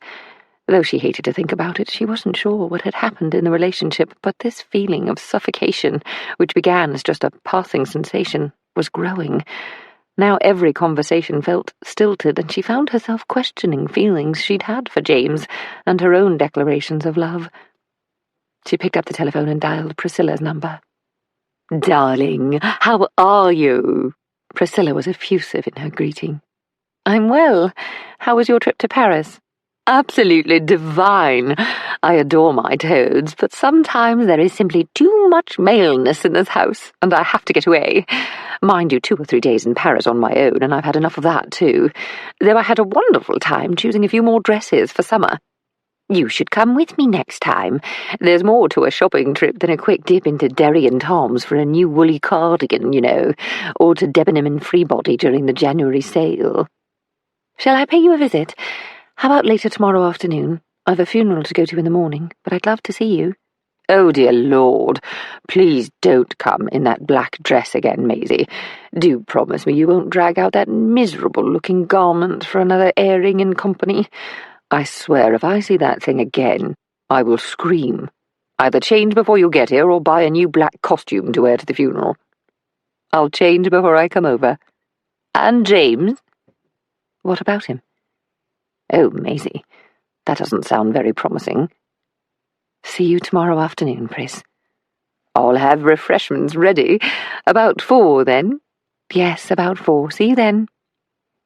Maisie set down the receiver and sighed, then looked up to see Sandra staring at her. Sandra? I just wondered if everything's all right, Miss Dobbs. Yes, of course it is. Now then, I expect you'll have to be leaving soon to go to your job with Mr. Partridge. The young woman shook her head. No, Mr. Partridge has given me time off while he works on something else, and he's paying me.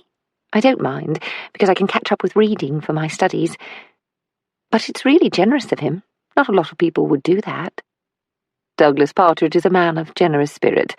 I am sure it's the quality that attracted Mrs. Partridge. They married after the war, didn't they? He does well for a man with only one arm. and who can't walk without a stick. They met in southwest France, actually, both trying to get away from their memories, if truth be told. They were married some 13 years ago. Yes, it was, because their eldest is now 12, and he and his 2 brothers are growing like weeds. Anyway, I'm sure Mrs. Partridge will tell me more about her husband's exciting new job. Sandra slipped a sheet of paper into the typewriter and smoothed it against the platen. Oh, I doubt that, Miss Dobbs. I think it's something he's doing on the QT. Maisie was about to ask what Sandra meant, but could see she had spoken without thinking, and was oblivious to the curiosity such a comment might inspire. Maisie stood at the side of the road with her father to watch the hearse carrying Eddie Petite pass the long streets he'd walked as a child. Drawn by 2 gleaming jet-black Frisian horses, their manes braided and with black plumes attached to their brow bands, the hearse was followed by costermongers driving carts and pushing flour-filled barrows, by a few mounted policemen, and by horse-drawn drays from Starling's brewery, the leatherwork and brassware of their harnesses polished to a shine. When the cortege passed, Maisie held on to Frankie's arm and they stepped out to join the procession to St. Mark's Church, where Eddie would be laid to rest. As they stood in the church, Maisie looked at Maud Petite during the reading of the lesson and could see grief enveloping her small, vulnerable frame. She leaned on Jenny, who looked tired but stood tall, and while watching, Maisie wondered what those early years of motherhood had been like for a young girl with not 2 halfpennies to rub together. How she had worked, and what a struggle it must have been. And how comforting to have her old friends Jenny and Wilf to help support the young boy in his early years. "Best be going now, love." Frankie waved to another man he'd known in his days at the market, and began to walk away from the churchyard. Once again Maisie slipped her arm through his. "Will you stay at the flat again this evening?" "No, love. I shall be getting back." "All right, but look, I'll come to the station with you." "You've no need to." Frankie looked up as Jenny walked across the churchyard towards them. She was holding something in her hand, waving it as she called out, "Maisie! Maisie! Wait a minute!" Jenny pressed her free hand to her chest as she approached, dressed in an old but well-ironed black skirt and jacket with a brooch pinned to her lapel. A black cloche was pulled down on her head, with a small patch of black decorative net covering her face. She pushed back the net. "Nice send-off you gave him, Jenny." Frankie removed his cap as he spoke. "No more than he deserved. God love him." She turned to Maisie. "I found this yesterday. We'd already done a bit of clearing in Eddie's room, but to tell you the truth, it was too much for both of us, so we sort of left it. I was turning the mattress yesterday and found this underneath. It's his pay book. Maud always told him he had to try to write down what he'd earned so he could keep an eye on his money. He wasn't very good at writing his numbers, but Maudie nagged to get him to keep it all in his little ledger. Anyway, this one has the details for this year so far, and it's got the money he earned in his last few months. I might be able to find more of these, but as you can see, when he came to the end of a book, he added it all up, then rubbed out everything he'd written and started all over again, with the amounts earned that year listed before the new earnings." She opened the book. "Look at this first page.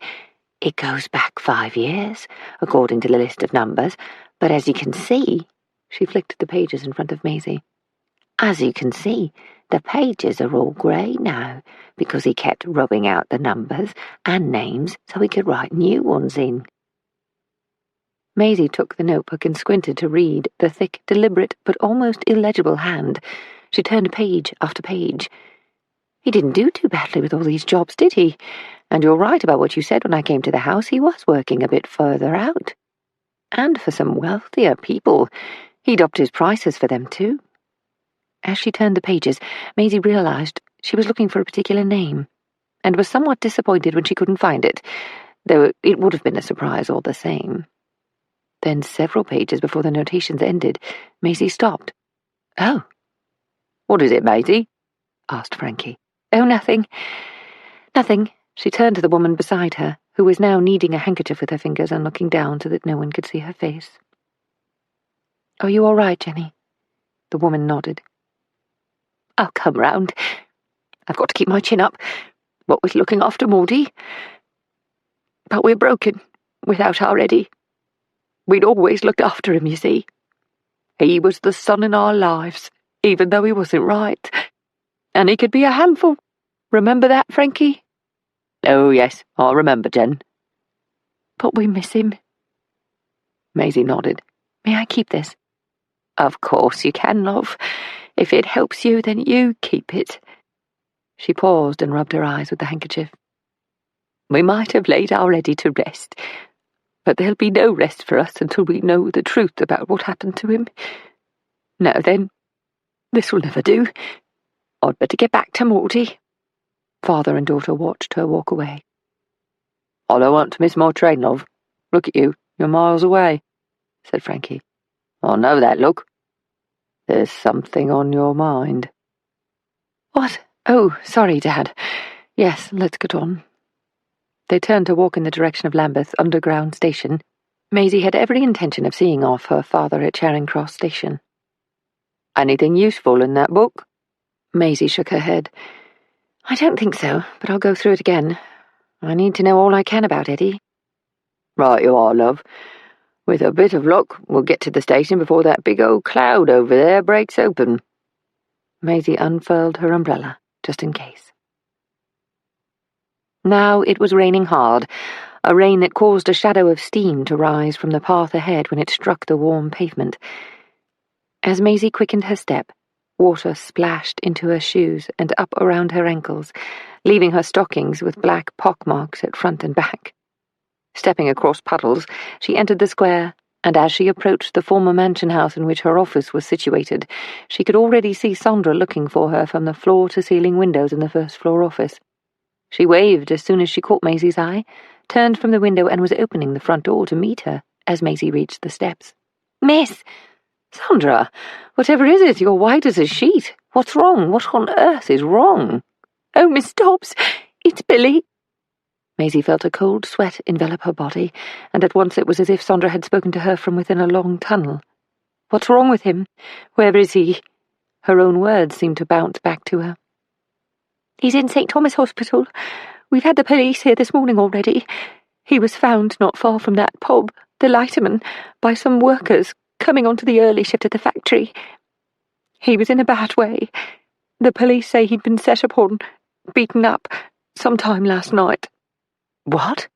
Maisie slipped past Sandra and ran up the stairs. How is he? What about Doreen? Why didn't she telephone me when he didn't come home? What? Sandra followed Maisie into the office. Miss Dobbs, if you'll pardon me for interrupting, but I've got answers to almost everything. The Detective Inspector Caldwell was here, and told me to tell you this, and... Caldwell? He's with the murder squad. Maisie picked up the telephone receiver, but realizing she didn't quite know who to call, she returned it to its cradle. That's what he said. I'm with the murder squad, not the not quite dead but might be soon squad. He can be a sarcastic piece of work, Caldwell. I think he was shocked, to tell you the truth, said Sandra. He told me he'd always liked Billy, so when the call came in, and he got word of it, he went straight over to St. Thomas's and sent a driver and a woman police constable to Eltham to collect Mrs. Beale. Then he came here to see you. Everything's under control, Miss Dobbs. But what about Billy? What happened to him? He's still unconscious, but the police are waiting to interview him when he comes round. They had to operate on him as soon as they got him to the hospital. He's got a nasty concussion. A thick black eye, several broken ribs, and they kicked him in the legs. His poor wounded legs. Sandra put her hand to her mouth. Maisie gathered up her bag and moved away from the desk. Right. I'm going to the hospital, and then I'm going to find out who did this to Billy. In the meantime, Sandra, I'd like you to find out everything you can about a man called Jimmy Merton. Miss, I wouldn't go down to the hospital if I were you. Why ever not? I must go to him. I have to make sure he receives the very best medical care. Maisie put her hand to her forehead. And could you telephone Mr. Andrew Dean?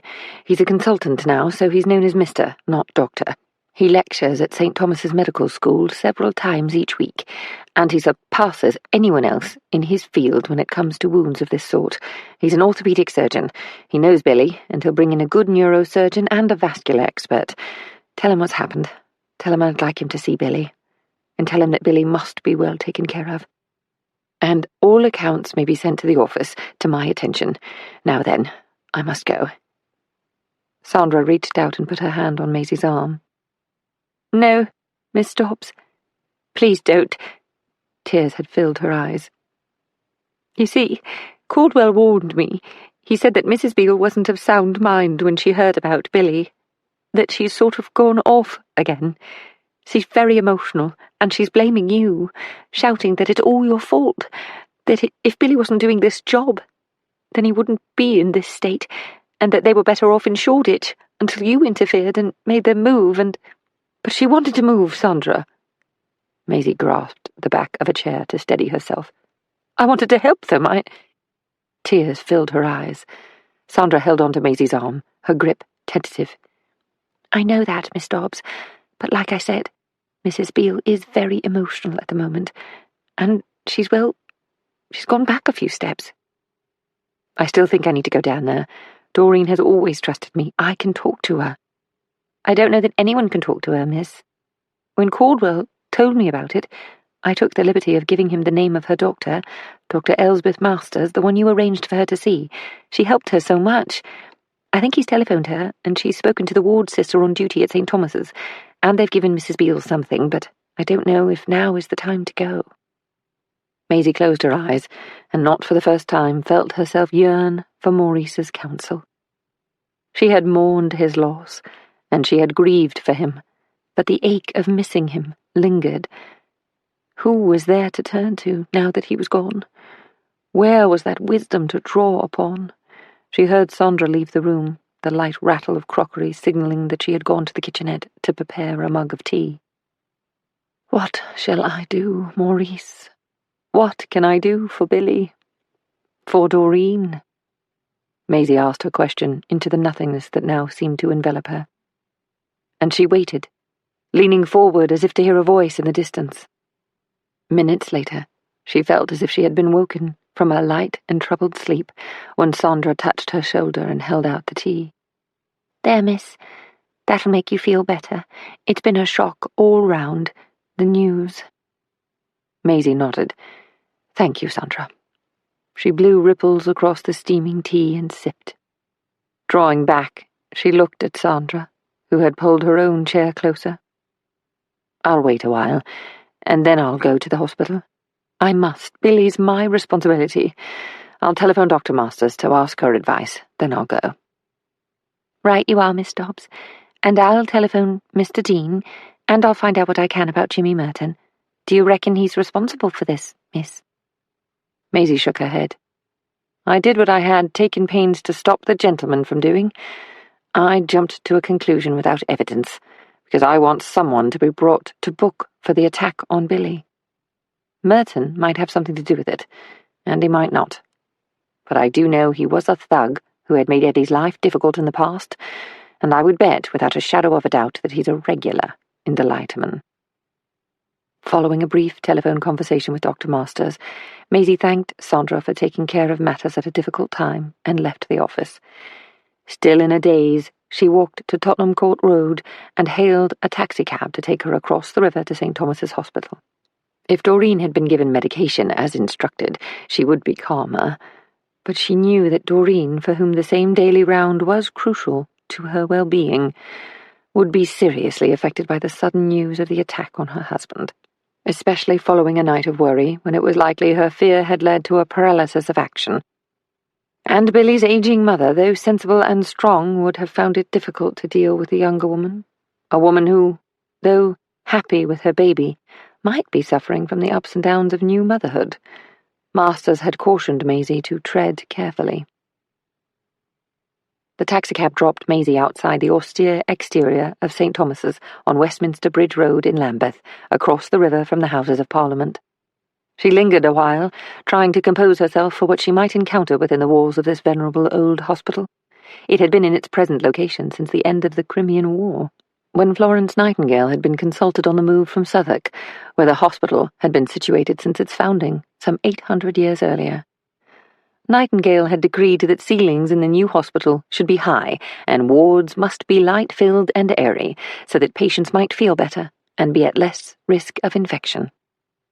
Maisie felt small as she walked those long, high-ceilinged corridors towards the men's surgical ward. She had been informed that Billy was now in a side ward on his own, and that a policeman was currently with him, as was his wife, for whom a small camp bed had been rolled into the room. Apparently Elspeth Masters had warned the ward sister that they might have a significant problem to deal with if Mrs. Beale could not remain with her husband. Maisie acknowledged her fears as she continued walking, hoping that Billy might be awake, hoping that his injuries might be overcome in time, perhaps soon. She felt she might have made a terrible error in her belief that in helping Billy and Doreen to move into a new house in Eltham, far from the slums of Shoreditch, she was doing the right thing. If what Sandra recounted was true, perhaps she had overstepped the mark. Yet Doreen had been so very pleased with her new home, hadn't she? Maisie sighed, straightened her shoulders, and went up a staircase to her right, then along another corridor. She reminded herself that Doreen was deeply emotional, and that such fluctuations had a poor effect on her well-being, on her ability to cope with even the smallest task. Billy's condition would have brought back memories of losing their beloved daughter, so she would be deeply troubled, and Maisie knew this, barely responsible for her words or actions. But despite her own medical training and her understanding of the wounded mind, Maisie felt the mantle of guilt heavy upon her shoulders. A policeman was outside the door when Maisie arrived. Caldwell, who was sitting next to Billy's bed, looked up and waved her into the room. "Miss Dobbs, he's just come round. There he goes in and out, but he's been telling me a bit about what happened." Maisie rushed to Billy's side and took his hand. His head was swaddled in white bandages, and his face swollen with deep purple eyelids he seemed unable to open. "It's all right, miss. I can't see you, but I know you're there." Billy croaked the words and began to cough. Maisie looked around for a water jug and glass. "Where's the—" Caldwell caught her eye and shook his head, pointing to a sign above the bed. "Nil by mouth." Maisie sat down on the opposite side of the bed and looked at Caldwell, with Billy between them. Caldwell shook his head again and pointed to his stomach. He didn't need to say anything.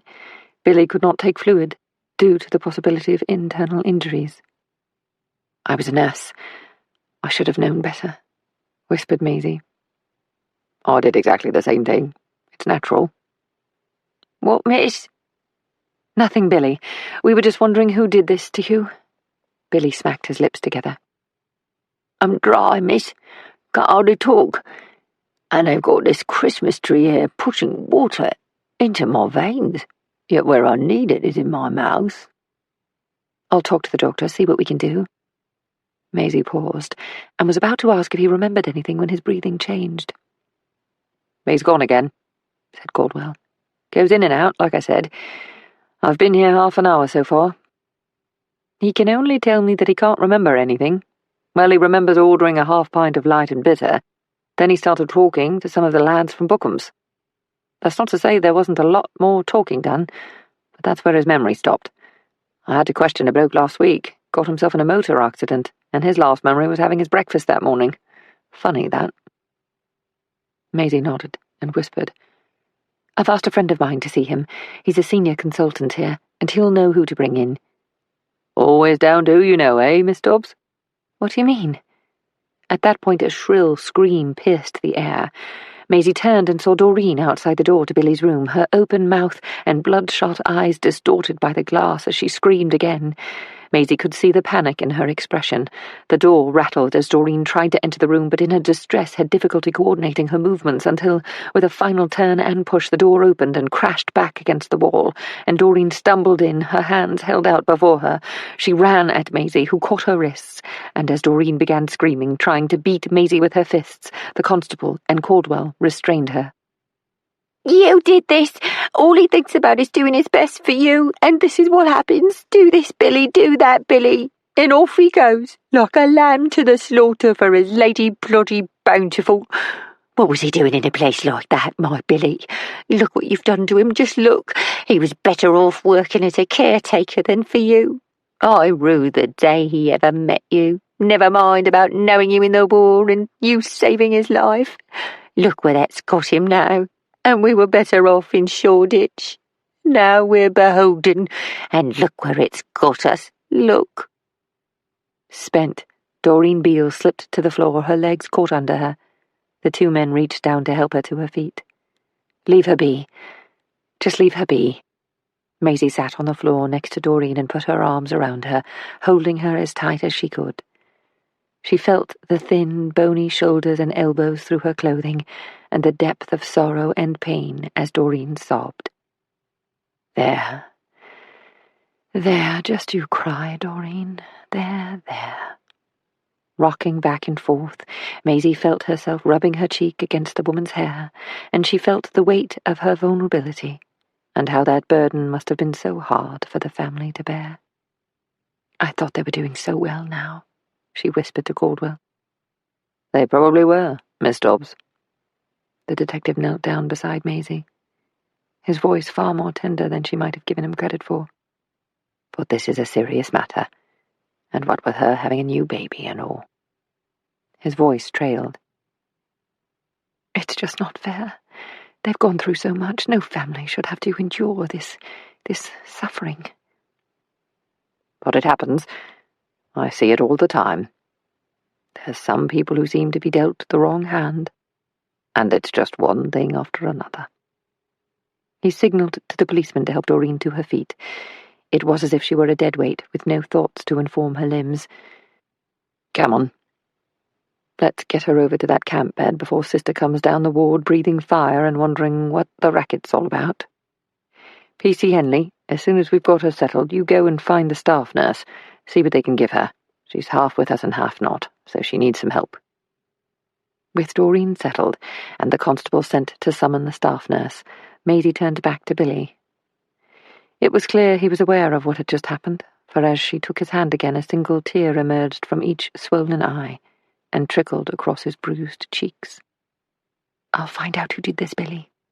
I'll find out, whispered Maisie. She felt the pressure of acknowledgement in Billy's fingers.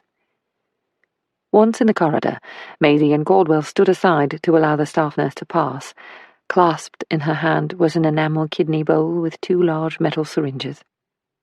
Miss Dobbs, I heard what you had to say to Mr. Beale about finding out who did this, and I must caution you. You are not to try to find out anything. This is a job for the police, and quite frankly, I don't want to come visiting you in this hospital, or any other hospital for that matter, and I don't want to be seeing more people looking like that. He nodded towards Billy. But, Detective Inspector, now then, we're on the same side here. He gave a half smile. I've told you before, I don't mind them dead, but I can't stand to see all that wounding on a person still drawing breath, so I don't intend to make a habit of it. As far as I'm concerned, Mr. Beale is the victim of an attempted murder, and I will be looking into it. I think it's to do with Eddie Petit's death, do you see? It might not have been an accident at Bookham's. Caldwell said nothing, the only sounds a soft moaning from the room where drugs were being administered to Doreen, and the tapping of his foot on the tiled floor.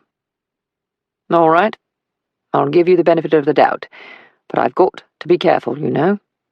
Why don't you and I have a cuppa together on Monday morning and compare notes? Will that suffice for now? Yes, it will. Thank you. Maisie shook hands with Caldwell and turned to go back into Billy's room to have a few words with the staff nurse. Oh, Miss Dobbs, said Caldwell. Remember, Mrs. Beale's a sick woman. Don't set too much stock by what she said in there. Thank you, Detective Inspector. The thing is, I think she might be right. Perhaps I have taken advantage of Billy. I've made errors of judgment, and the fact that a good, kind man is lying in there so badly injured is down to me. Now I have to sort it all out. Just be careful you don't make it worse, that's all I can say. See you Monday. Caldwell turned and walked away. Maisie was about to step into the room when the staff nurse came out. No more visitors, madam. I think there's been enough excitement around here for one day. I don't know what matron will have to say about it. What will happen to Mrs. Beale? Seeing the nurse's hesitance to speak, Maisie added, I was a nurse in the war, and just afterwards at a psychiatric hospital, so I have some understanding of the situation. I arranged for Mrs. Beale to see Dr. Masters, who has been advising on her state of mind."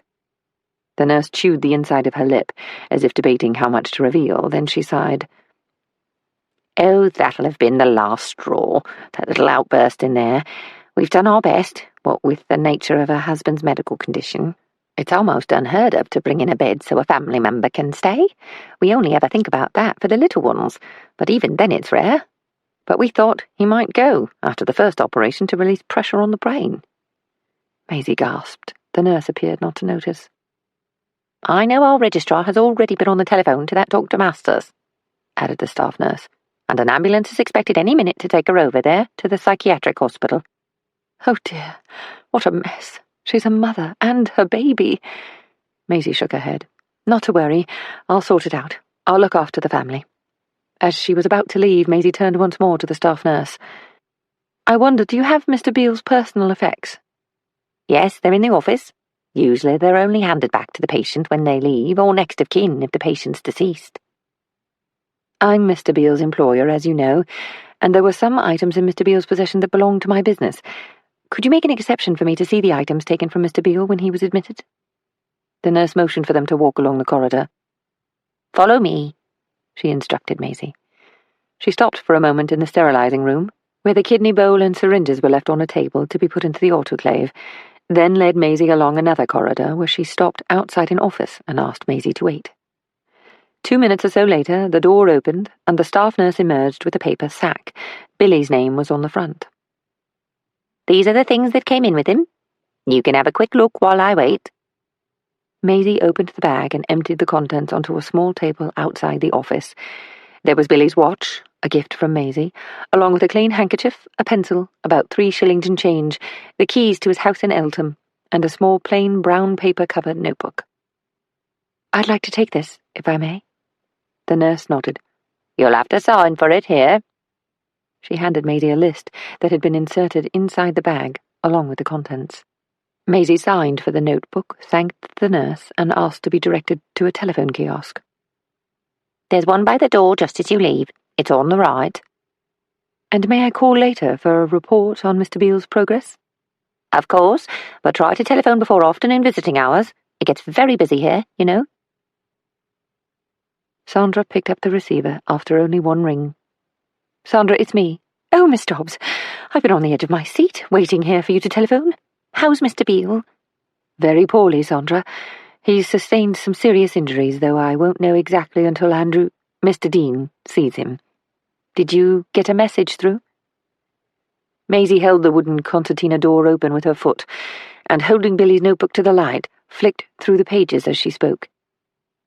"Yes, and he called back and said to tell you that he expected to examine Mr. Beale later today, and he'll be in touch with you as soon as he's spoken to the doctor who's been treating him so far." "Good. Now, Sandra, I'd like you to do something for me." "Anything you ask, Miss Dobbs. I want to help." "Billy's mom has been left with the boys and the new baby. Can you go over there and give her a hand? She's very independent, but she's also a realist, and she'll know she needs help. She's getting on in years, and those boys are good boys, but they might be getting upset without their parents, and I am sure they can be a handful if they start playing up. They've been through a lot, so if you wouldn't mind." "I'll leave straight away, miss. I can nip home to pack an overnight bag and be on my way. I know where Billy lives, so rest assured. You don't need to worry. I'll see what I can do about baby milk on the way. The chemist at Boots will be able to help me." "Thank you, Sandra. Oh, and take whatever you require from petty cash. You might need to go out for extra groceries. In fact, telephone the local shop and have them delivered. It'll make things a bit easier. There's a telephone installed at the house, though I think they only use it when I call and Billy answers. I am still wondering why Doreen didn't telephone me when Billy failed to come home." "She probably forgot, miss. People do that when they're not used to having something. I know of a woman who had a telephone put in, and when she spotted a fire in an empty house across the street, in the middle of the night, she ran up the road to the telephone box, forgetting she had one at home." "I can believe it, especially if Mrs. Beale was getting more and more emotional as the night went on. Or perhaps she took something to make herself sleep and didn't panic again until the morning, when she realized he wasn't home. Anyway, Sandra, will you call me later? You'll probably get me at the flat. Let me know how you're getting on." Like I said, miss, don't worry. I'm the eldest in my family. I know how to look after them. Maisie held back tears that welled up again. Bless you, Sandra. I'll talk to you soon. Outside the telephone kiosk, Maisie looked down at a page in the notebook she had dog-eared during her conversation with Sandra. While still in Camden, and before he'd made a fateful visit to the lighterman, Billy had discovered not only an address for Eddie Petit's former teacher, but the name of her sister, Mildred Taylor, who apparently lived in Brighton. Though there was no full address, Billy had noted Shell Close, with a question mark alongside, and had taken the trouble to add that his information came from a Mr. Cook, the shopkeeper in Camden who knew Mrs. Soames, and who had been tasked with receiving her mail from the postman, and keeping it until her return. He had also noted a woman's name, Eve, with an arrow pointing to the name Bart. Chapter 6. Maisie considered the time.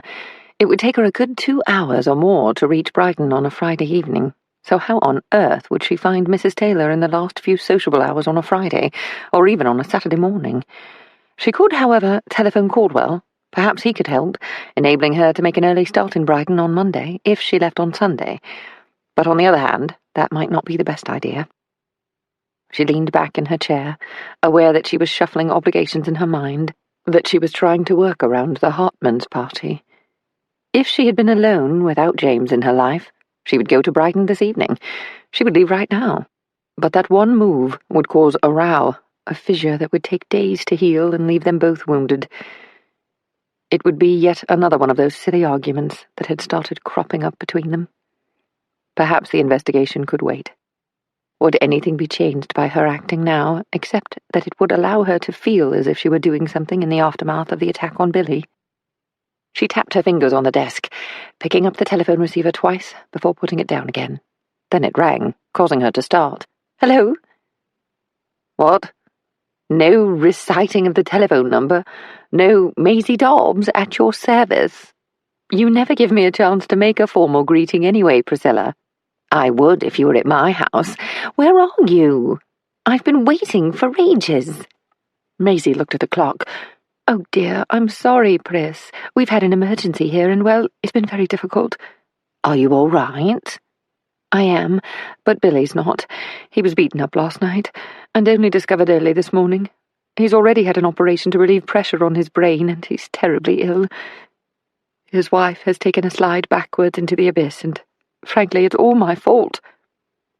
"You're not being a martyr, are you? Is it really your fault?" "Yes, it is, and I have to do everything I can to help. Come over, Maisie. We'll have a cup of tea and talk about it." "Tea? I'm trying harder to change my ways.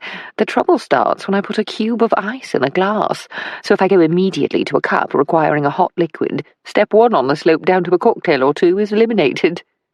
Maisie looked at the clock again. "Priscilla, look, I'll have to put off our get-together. There's so much to do. I'll telephone early next week." "You're about to rush off somewhere, aren't you?" "Yes, I've just decided to go down to Brighton. I'll be back tomorrow, lunchtime anyway, to see James." "And how—" "I have to hurry now. I can't use my motor car, it won't start, so I'll have to get the train from Victoria. It'll probably be quicker anyway. I'll be in touch, Priscilla." "Maisie, is there anything I can do, if not for you, then for Billy's family?" Maisie was about to decline the offer when a thought occurred to her. "Could you spare Eleanor? Perhaps for a few days. She's a trained nanny, and with both Billy and Doreen in different hospitals, Billy's mother is alone with the children, including a young baby. I've sent Sandra to help over the next couple of days, but—" "Consider it done. Do you have a number for the house? I will telephone, speak to Sandra, and sort it all out for you. This is something I can take charge of without too much ado. Marshalling children and nannies is something at which I excel. Have no fear." Maisie read out the number. "And thank you, Pris. I really—" "Now don't start to grovel. Let me just get on with it and rise to the occasion. By the way, I was about to ask, but you cut me off. How's James?" "Another time, Pris. I have to go." As she ended the call, Maisie wondered if this organisation of the Beale family's children and Billy's mother might be just the sort of thing to set Doreen off if she knew about it. But what else could be done?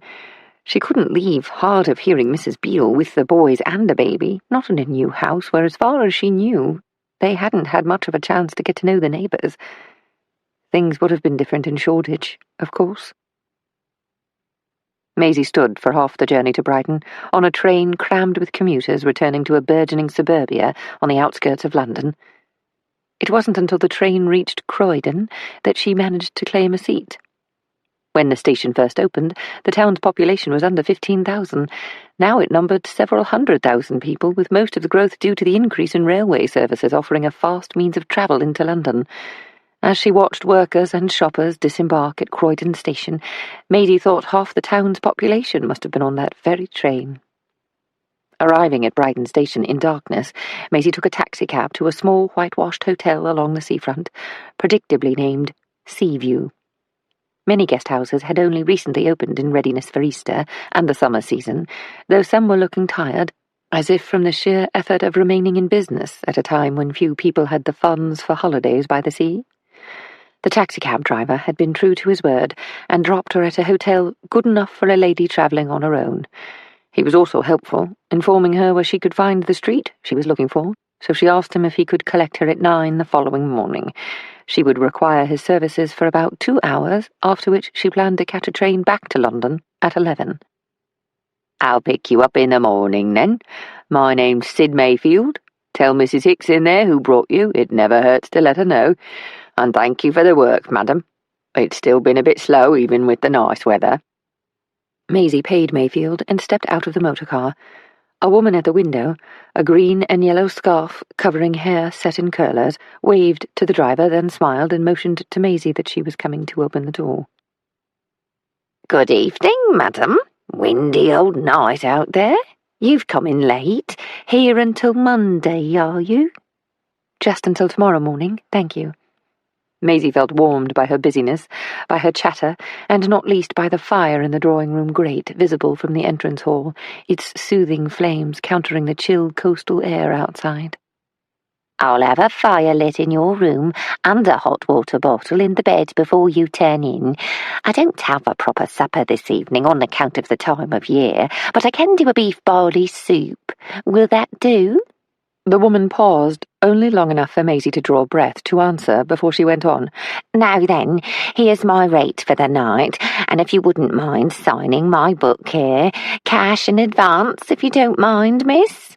She seemed to press her chin down into her neck when she asked for payment, and Maisie thought the expression could become confrontational with ease if a customer tried to negotiate payment terms. Dobbs, Miss Maisie Dobbs, soup would be lovely, and if you've enough hot water for a bath, I would be grateful. In any case, let me pay you now. Maisie reached into a shoulder bag and took out her purse. Mrs. Hicks seemed relieved as she pocketed the coins. A hot bath, of course. I pride myself on my establishment. Let me show you up. Mrs. Hicks led the way upstairs, the seams on her stockings clearly visible, zigzagging along each lower calf, as if she had dressed in a hurry. She escorted Maisie to a room decorated in unmatching chintz fabrics. The overall impression was of a garden of roses left to grow wild. Wind rattled against French windows, beyond which a small filigree balcony allowed guests to enjoy a channel view in summer. Mrs. Hicks drew the rose-bedecked curtains and turned to Maisie. There, we don't want any draughts, do we? Let me take you along to the facilities. The bathroom was spacious, heated by bulbous brown radiators that were warm, not hot to the touch, and with a towel rail in front. I'll leave you to yourself then. Supper in half an hour. Will that do? Lovely. Thank you, Mrs. Hicks. In her room once more, Maisie unpacked her overnight bag, took off her coat and hat, gathered her towel and made her way along to the bathroom, where a girl was kneeling next to the clawfoot bathtub with her hand under the tap. Mrs. Hicks said to run the bath for you, madam. That's all right. I can do it myself now. Thank you. As soon as the girl left, Maisie turned the key in the lock, tested the heat of the water with her hand, and allowed the tap to run a little longer before stepping into the hot bath. She lowered herself into the water, hoping its heat might soften the ache left by the day's events. Cupping water in both hands, she rinsed her face and leaned back against the enamel tub. Maurice had spoken to her more than once about the importance of seeking distinctions when asking others to describe their feelings, or when trying to identify emotions in the self. At first she had not understood, and now her eyes closed. She recalled the moment, the conversation when he said to her, "To just say I'm sad isn't enough. To gain greater understanding of the situation, of yourself, of another, you must search for a word that better describes the moment.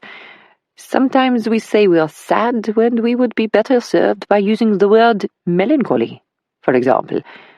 Sometimes anger can be more accurately described as frustration.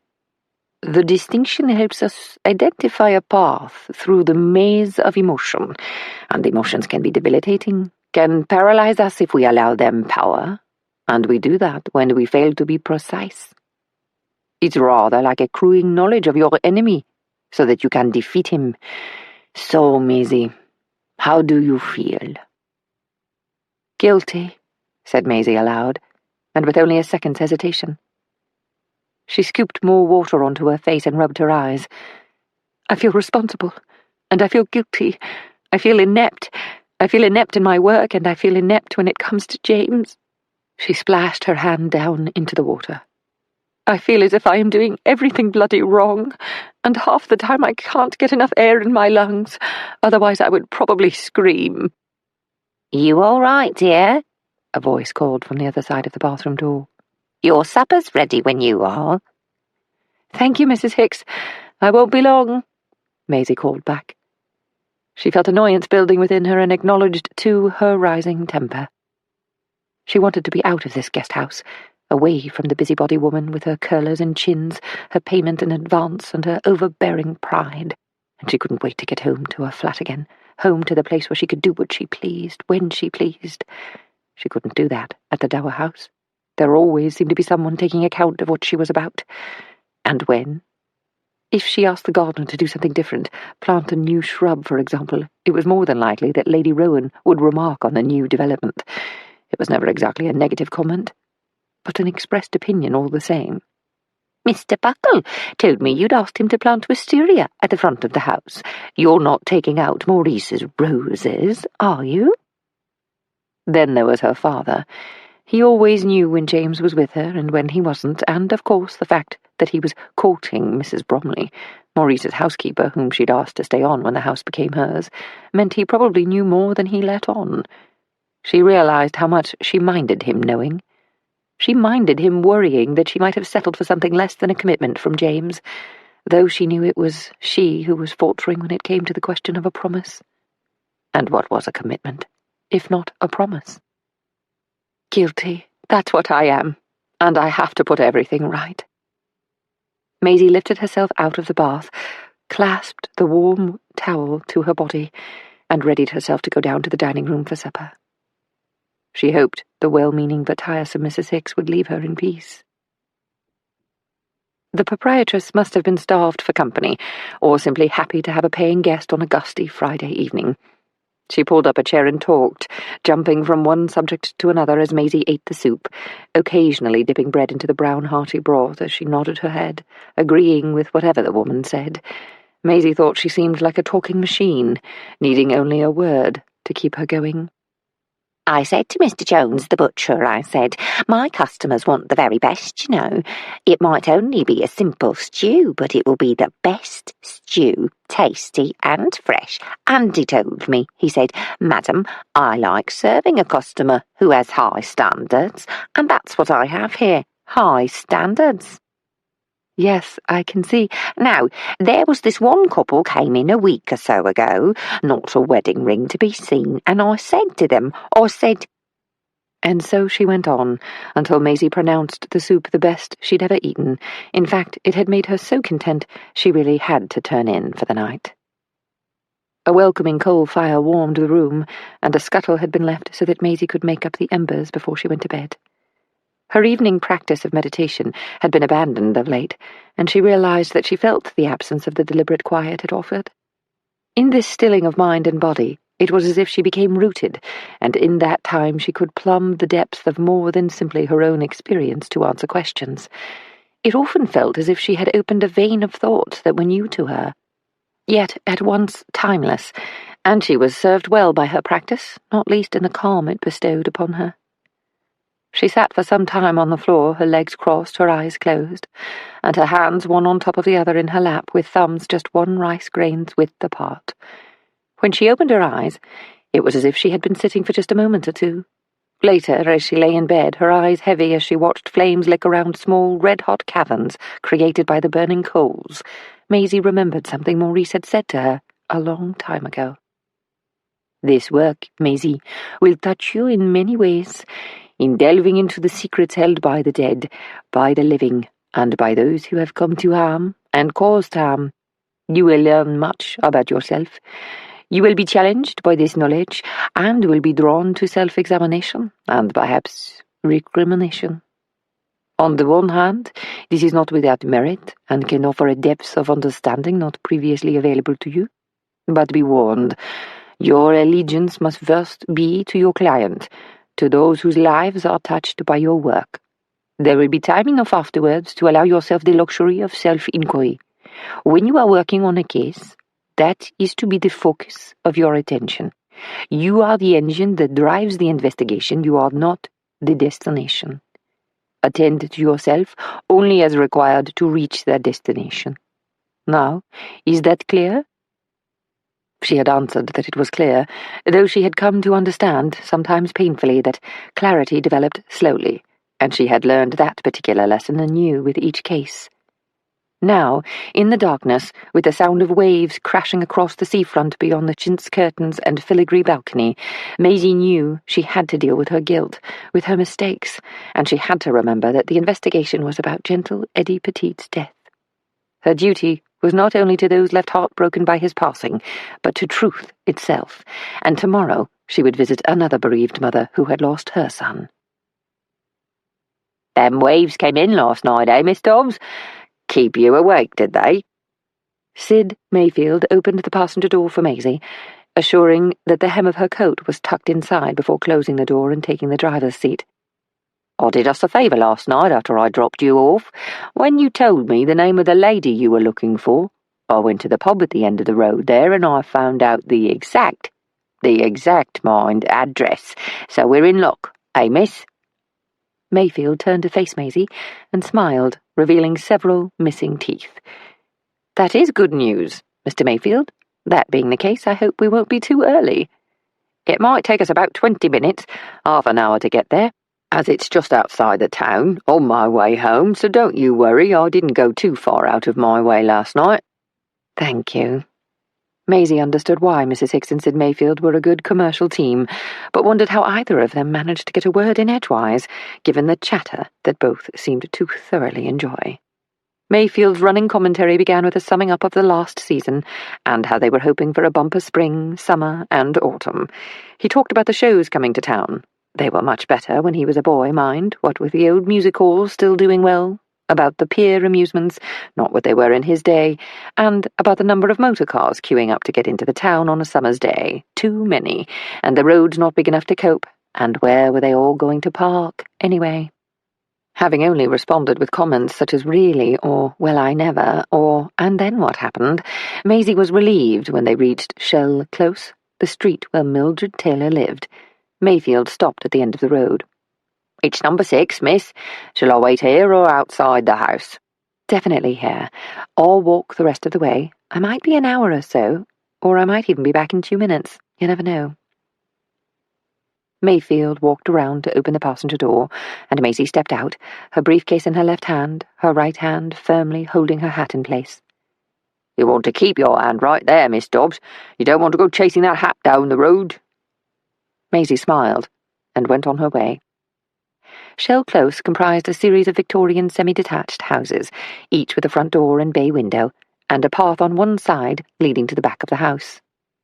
The path to the front door of number 6 was flanked by splashes of colour from spring flowers, and of buds promising an even more colourful garden in summer. The door, painted in a matte maroon colour, was half-paned with stained glass formed in the shape of a bouquet of lilies. In recognition of this embellishment, a sign attached to the brickwork bore the name, "The Lilies." She lifted the brass door knocker and made 3 sharp raps. From the depths of the house she could hear voices. Then a woman walked towards the door. Maisie could see her shadowy outline approaching through the glass. The door opened. "Mrs. Taylor?" "Yes." The woman smiled, her eyes revealing relief that it was a woman who had come to call, though she seemed somewhat wary nevertheless. "My name is Maisie Dobbs. I wonder if I might see your sister, Mrs. Soames?" She reached into a document case. "Here's my card. I'd be grateful if you could tell her that it's about Mr. Edwin Petite. My family were his neighbours in London when I was a child." The woman took the card, half-closed the door and went back towards the kitchen. Maisie could hear the murmur of a conversation kept deliberately low. Then Mrs. Taylor came to the door again. "Come in, Miss Dobbs. We're in the kitchen, if you don't mind." She stepped around Maisie and led the way past a front parlour and a dining room to the spacious kitchen with an open range and a steaming kettle above the hot plate. Not a plate, cup, saucer, dish, or item of cutlery was out of place. Pauline Soames rose from the table to greet Maisie, the calling card still in her left hand.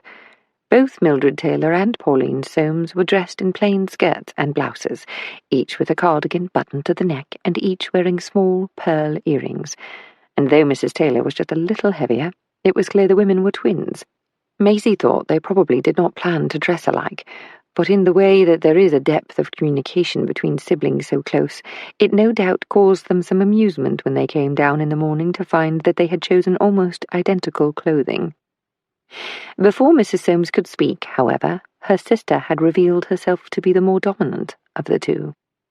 "I suspect you know that my sister here has suffered a most difficult bereavement, losing her son only a year after her husband died.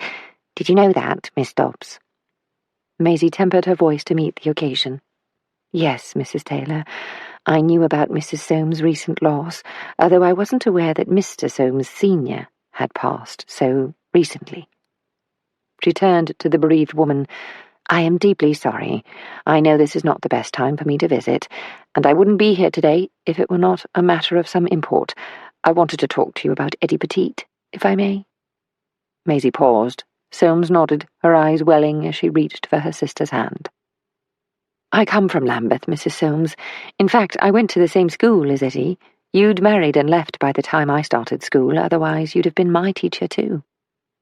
"I loved teaching at that school, Miss Dobbs. I was always being asked why I went there to teach. People made it seem as if little urchins from Lambeth with not a pair of shoes between them weren't deserving of an education." She continued, speaking in a way that suggested she was putting off whatever question might come next. "Not that it was easy, no, not in a million years. But you know, in every child there's a spark, and you just have to find that spark, and you can light the fire. I loved it when I found that spark, made it all worthwhile. But of course I had to leave when I married. It was the rule." "You found the spark in Eddie, didn't you?" "Oh, yes. There was a lovely light about Eddie Petite, an unworldliness you didn't see much in those parts. The other teachers said it was because he was nothing more than a local idiot, that he didn't have it in him to know anything. But to me, the guilelessness of the boy, his innocence, was the very thing that held promise. A lot of the knowledge the other children had was not the sort you like to see in a child. Poverty, a good whipping every night at home, going out to work before they came to school or after school. No wonder so many got into trouble. Not all parents were like that, of course. There were some strong families on the streets of Lambeth, poor but responsible with it." Maisie allowed the woman to speak freely without interrupting. There was time enough to pepper questions into the conversation. For now, she wanted only to gain her trust. "You're spoken of highly to this day, Mrs. Soames. I know Mrs. Petite thought the world of you for what you did for Eddie." "Oh, a remarkable girl, Maud Petite. Exceptional, when you consider what she came out of. She was very anxious for Eddie to learn to read and write, probably the only parent ever to come up to the school to see me. An old head on young shoulders. As far as many of them were concerned, the school was just a way station for the children until they went out to work. 12 years old, and one day you're in school, the next you're working at Bookham's or Starling's or the pickle factory or on the river, or you're not working at all. Mildred Taylor cleared her throat to speak. My sister is very involved in trying to change the school, leaving age, you know, and in bringing more opportunity to the run-down areas. Very political, aren't you, my dear? Pauline Soames nodded and smiled at her sister, then turned to Maisie. What can I tell you about Eddie? I understand you'd been giving him lessons in the past few months. When did he come to you? Soames sighed. It must have been last summer. Perhaps the end of the summer, I can't quite remember. She leaned forward towards Maisie, placing her elbows on the table and setting Maisie's card in front of her. What you should know is that Eddie was both simple and a bit more complicated, all at the same time. You knew him, so I believe you might understand exactly what I mean, though you're a good bit younger than Eddie. She paused again. His mother had always pushed him to do more, and though that wasn't exactly bad, I sometimes thought she didn't need to press him. You see, for example, she wanted him to note things down, his hours, his earnings, his customers. Yet she, of all people, knew that Eddie just remembered these things. He could tell you to the farthing how much money had passed his hands between this day and that day. He knew the names of his customers and their addresses, once he'd got over the initial problem of going to wherever they were, of finding his way there and back. But I suppose someone had suggested to her that there might be those who would take advantage of Eddie, so she started to nag him to write it all down. And I think that in her concern about what might happen to him when she went, she began to pass on that worry to him. Eddie told me she'd told him he needed to learn his letters properly, because he had to look after himself when she was dead and gone. Now, that's all very well. She wouldn't be the first anxious mother to chase after a child, but it just added a thread of concern, a weight Eddie found hard to bear. She shook her head. You see, Eddie was a boy and man who had to travel light, if you know what I mean. Everything had to be simple, or the spark would just go out. Maisie nodded. I've heard you were a wonderful teacher, Miss Soames. I missed it very much when I married, but then later I had my children and found joy in teaching them too. May I ask, what did you think when you first discovered that Eddie was dead? Maisie noticed Mildred Taylor squeeze her sister's hand, giving a slight shake of her head. The former teacher nodded. She would answer. I was shocked beyond belief. It was as if something very dear had been taken from this world. You see, and I know how this might sound, but I will say it anyway. There was that innocence about Eddie, and I know I'm repeating myself, and I would imagine many have said the same thing, but when I think of Eddie, I think of him as if he were a flower blooming amid the rocks and stones. Lambeth can be a dark place, and indeed, unless you've got a bit of money put by, there seems to be such a darkness going on in the world these days. But Eddie, in his simple-mindedness, had a light about him. He didn't grasp good and evil. He only knew his world, what was expected of him, and the love of his mother, of her friend Jenny, and let's not forget, every single horse he ever laid a hand upon. She rubbed her throat and in silence rose and stepped over to the tap. As she ran water into a glass, her hands were shaking. When she turned back to Maisie, she leaned against the sink for support. This may sound strange, and perhaps not easy to grasp, but it's as if we who knew Eddie have lost something precious. We've lost that lovely simplicity that he brought with him wherever he went. And I suppose it's fortunate that there are people who had that instinct about him, though they might never have put words to the sense of it. She sipped her water. Maisie nodded. You're right, Mrs. Soames. I've been talking to the men at the market who knew Eddie, and they've said the same thing, though without your eloquence. She paused for a moment. They came to me because they believe that Eddie's death was no accident. She paused again, picking over her words as if making her way across a rushing stream on stepping stones. You have my card, Mrs. Soames. You know I am an investigator, and because of where I come from, And because I knew Eddie, the men have asked me to look into the circumstances surrounding his death. I have made a promise that whatever the cause, whether it was an accident or a deliberate act that led to his death, I will find out what happened to him. That's why I want to ask you about Bartholomew. Polly, you don't have to answer, Miss Dobbs, you know. Mildred Taylor folded her arms. She's not the police, and she's very nice, but I don't want you pulled this way and that by an inquiry agent. You've been through quite enough already. Pauline Soames refilled her water glass and took her seat once more. That's all right, Millie. It'll probably do me good. She turned to Maisie. Please go on, Miss Dobbs. Tell me about Eddie and Bart. They knew each other, didn't they? Soames nodded. Yes. Eddie had set his mind to finding out where I lived because he wanted to learn to read properly. He knew some words, and he could express himself to a point, but he wanted to show his mother that he could accomplish the task of reading and writing. I'd always had a soft spot for him, you can probably tell, so I said I would, and that he should come to my house once a week, and I'd also give him some homework, just a bit. Bart came to visit one day when Eddie was there. In fact, I told him about Eddie, so he must have known he would be there. Bart was very gentle with him, yet didn't talk down to him.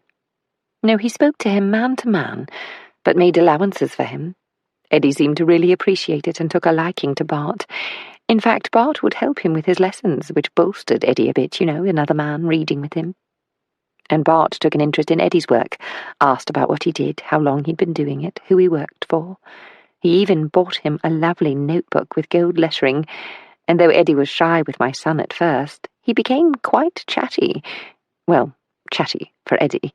I think it gave him a boost in confidence, to tell you the truth. Maisie traced a pattern on the tablecloth with her finger. Did Bart see Eddie at other times, do you know, or did they meet only at your house? Oh, I can't say. I would imagine not. But there again, they might have, though Bart never mentioned it. As I said, Bart treated Eddie like an equal, so he might have seen him again, and never thought to tell me. Maisie drew breath, knowing she must navigate troubled waters. Your son died in a tragic accident, I understand. Do you know what happened? Pop, I'm all right, Millie. I told you. Soames turned again to Maisie. My son fell from Lambeth Bridge in the dark of night. I was told he'd been seen drinking in the Prince's Tavern on the other side of the water, and that he was the worse for wear when he set off to go home. There was a thick smog that night, and they believe he lost his footing and managed to pitch himself over the side. And what do you think? Maisie did not look away as she asked the question. Pauline Soames returned Maisie's gaze, though her thoughts seemed distant. I have my doubts, Miss Dobbs. I have my doubts. My son had stepped on a few toes in his time. He was a thorough and inquisitive journalist, and he had a way of sniffing around in places where people were up to no good. He didn't like working for the newspapers, because he said they were always kowtowing to someone somewhere, and that the big knobs were in the pockets of even bigger knobs. So I have tormented myself with imaginings, I must confess.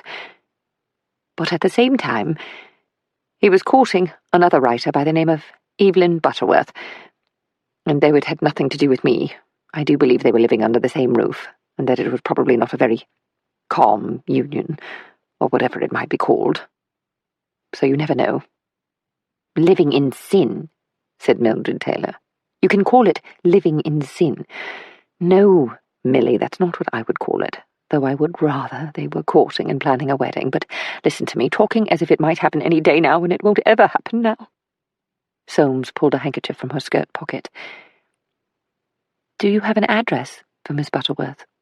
I would like to speak to her. Pauline Soames wiped her eyes before answering. I'll jot it down for you when you leave. Indeed. Maisie noticed that both sisters had looked at the kitchen clock, and she imagined them as children, Polly and Millie, identical twins in identical clothing. But perhaps a couple more questions, if that's all right. My sister's getting a bit tired, you know. She's been under a lot of strain. I can see that. Mrs. Taylor, I'll be very quick. Maisie leaned towards Pauline Soames. What can you tell me about Jimmy Merton? The question was met with a heavy sigh. I always liked to think I could find something good to say about every child I taught, no matter what their upbringing. No matter how the cross they bore might have affected their character and made them less than likable. But I never, ever met a meaner person than Jimmy Merton. He was trouble from the time he came into the classroom, if he came into the classroom, until the time he left. I breathed a sigh of relief on those days when I took the register and he wasn't there to answer to his name. I should have reported him to the school board inspector more often than I did, but most of the time I simply kept quiet because I dreaded seeing him walk into my room. I understand he was cruel to Eddie. He was. But what always surprised me was the fact that many of the children stuck up for Eddie. They'd tell him to clear off if they saw Jimmy coming, and though it was more than they dared to do to square up to the bully, they helped Eddie when they could, as did the teachers. But you have to remember that with Jimmy, it was all he knew. He was beaten at home. All the Merton children were beaten by that father. So was his mother. The brute left her with a black eye when she was 8 months gone with the youngest. That's who Jimmy learned from. The streets could be a difficult place to grow up, but the likes of the Merton family made it all the more dark for everyone. The woman rubbed her hand across her forehead. I'm sorry, Miss Dobbs. What with not sleeping properly since my son died and the wind last night, I am very tired. And I shall leave you in peace. You've been most kind, Mrs. Soames. Maisie paused, leaning forward to take the woman's hand in her own. I thank you for your time, and for the way you helped Eddie. He was much loved, and you gave him respect, for which his friends are most grateful. They know how you took him under your wing. Mildred Taylor touched Maisie's shoulder. It was time for her to leave. Without saying another word, Pauline Soames scribbled an address for Evelyn Butterworth and pressed it into Maisie's hand. Maisie thanked her and allowed her twin to escort her to the door.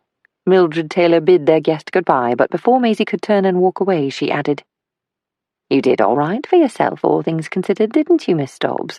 You look more like a gentlewoman than a girl from the streets. I thought it was only Charlie Chaplin who came out of Lambeth and did well for himself.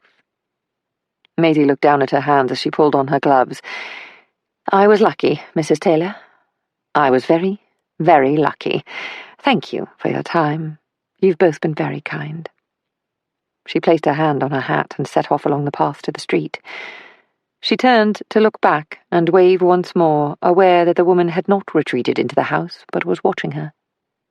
Mildred Taylor had been joined on the threshold by her sister, and Maisie had the impression that they were rather like characters from a storybook, or subtle caricatures on the back of a set of playing cards, indistinguishable sisters, one mirroring the other with her pleated skirt, her blouse and cardigan buttoned to the neck, the delicate pearl earrings, and both raising their hands at the same time. One a bereaved woman, the other her protector, the one who, without realizing it, in her manner, had told Maisie that there was more to learn, that Pauline Soames, doubtless the younger of the two, had more to tell. And she was afraid, though Maisie suspected the woman was not sure who it was she should fear. Off to the station now, are we, Miss Dobbs? Sid Mayfield held the door open for Maisie to board the motor car. Yes, please, Mr. Mayfield. I should be in good time for the next train up to Victoria. Plenty of time. You'll be up in London by noon at this rate. That's good. I'll be in trouble if I'm late. Uh-oh, that sounds dodgy to me. Maisie laughed, then settled back in her seat while Sid drove towards the station, tuning out the buzz of chatter as the taxicab driver went on about this and that, about the Saturday train service and whether there might be a delay, because you never knew with trains. Maisie considered the meeting with Mrs. Soames in her sister's kitchen.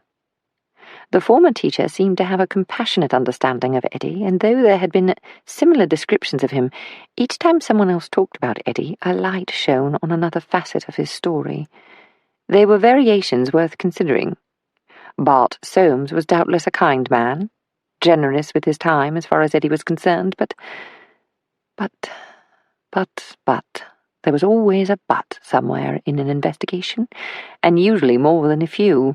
and though she hated to doubt his kindness, Maisie wondered if the teacher's son might have wanted more from Eddie than the simple man had been able to give. It was just a thought, a but in the conversation with herself. And it was enough to claim her attention for the entire journey up to London. Indeed, it was only as she stepped into another taxicab at Victoria that she remembered her destination was Ebury Place to meet James, and not her own home in Pimlico. Chapter 7. Darling, you must be exhausted. James pushed back his desk chair as Maisie entered the library. I hope you've saved some energy for our outing. Maisie gave in to his embrace and held him in return. She had expected him to be angry, put out that she had not been at Ebury Place the night before. She suspected he had buried his dismay with the intention of carrying on as if nothing were bothering him. Don't worry. I'll get my second wind. But I do have to place a couple of telephone calls before we leave for Richmond, and I must change my clothes. I'll leave you in peace, then. Would you like a bite to eat now, or shall we pull in at a pub on the way? Yes, let's stop somewhere. Maisie lifted the telephone receiver, then called to James before he left the room. Oh, James, what time shall we leave for the Hartmans this evening? About 7. 7. All right. Look, we don't have to go out this afternoon, not if you're tired. Of course we'll go. Let me make my telephone calls, then I'll take only a few minutes to change. Maisie placed her first call to Scotland Yard, where Caldwell informed her that Billy had shown signs of improvement, and that Dr. Dean had visited again and given fresh instructions for the injured man's care. He knows what he's doing, that Dean, said Caldwell. Yes, I know. Maisie tried not to sound impatient with her questioning. Do you have any more information on who the attackers might have been, and why they set upon Billy? We're working on it. Should have more on Monday. Right you are, Detective Inspector. She paused for a second before pressing another query. I wonder, do you have a good liaison set up with the river police? Certainly do, seeing as London's waterways are a convenient place to dispose of the recently bumped off. Maisie cringed. Recently bumped off. Caldwell certainly knew how to construct a phrase when he liked. I just wondered... Yes, you sounded like you were wondering. I just wondered if you might have heard about a recent drowning, a man named Bartholomew Soames. Soames. I'll see what I can find out. To do with the death of Eddie Petit. The son of his former teacher. He died recently, suspected suicide, and he'd been quite friendly with Eddie, apparently. Let's not read too much into it, said Caldwell. These things can send us off along the wrong path. Yes, I know. That's only too true, said Maisie. But I appreciate your time all the same, Inspector. I expect I'll be in touch again on Monday. Maisie ended the call, waited for the signal to dial, and placed a call to Billy's house in Eltham. After 8 rings, a breathless Sandra answered. Hello? Sandra, you sound overwhelmed. Not overwhelmed, miss, but busy. I've got the boys sorted out, and I'm just about to feed the baby. Mrs. Partridge is sending Eleanor over this evening, and I'm sure she'll be better with little Meg here. What are the boys doing at the moment? Making mud pies in the garden. Enough said. I'll be there in about 3/4 of an hour. We'll take them for a ride in the motor and wear them out. Only if you have time, miss. I'm sure it would take their mind off things. They miss their mum and dad, and they're not the sort of children to sit quietly with a book. I see. They've been playing up a bit. I'll see you soon, and thank you, Sandra. Maisie replaced the receiver as James came back into the library.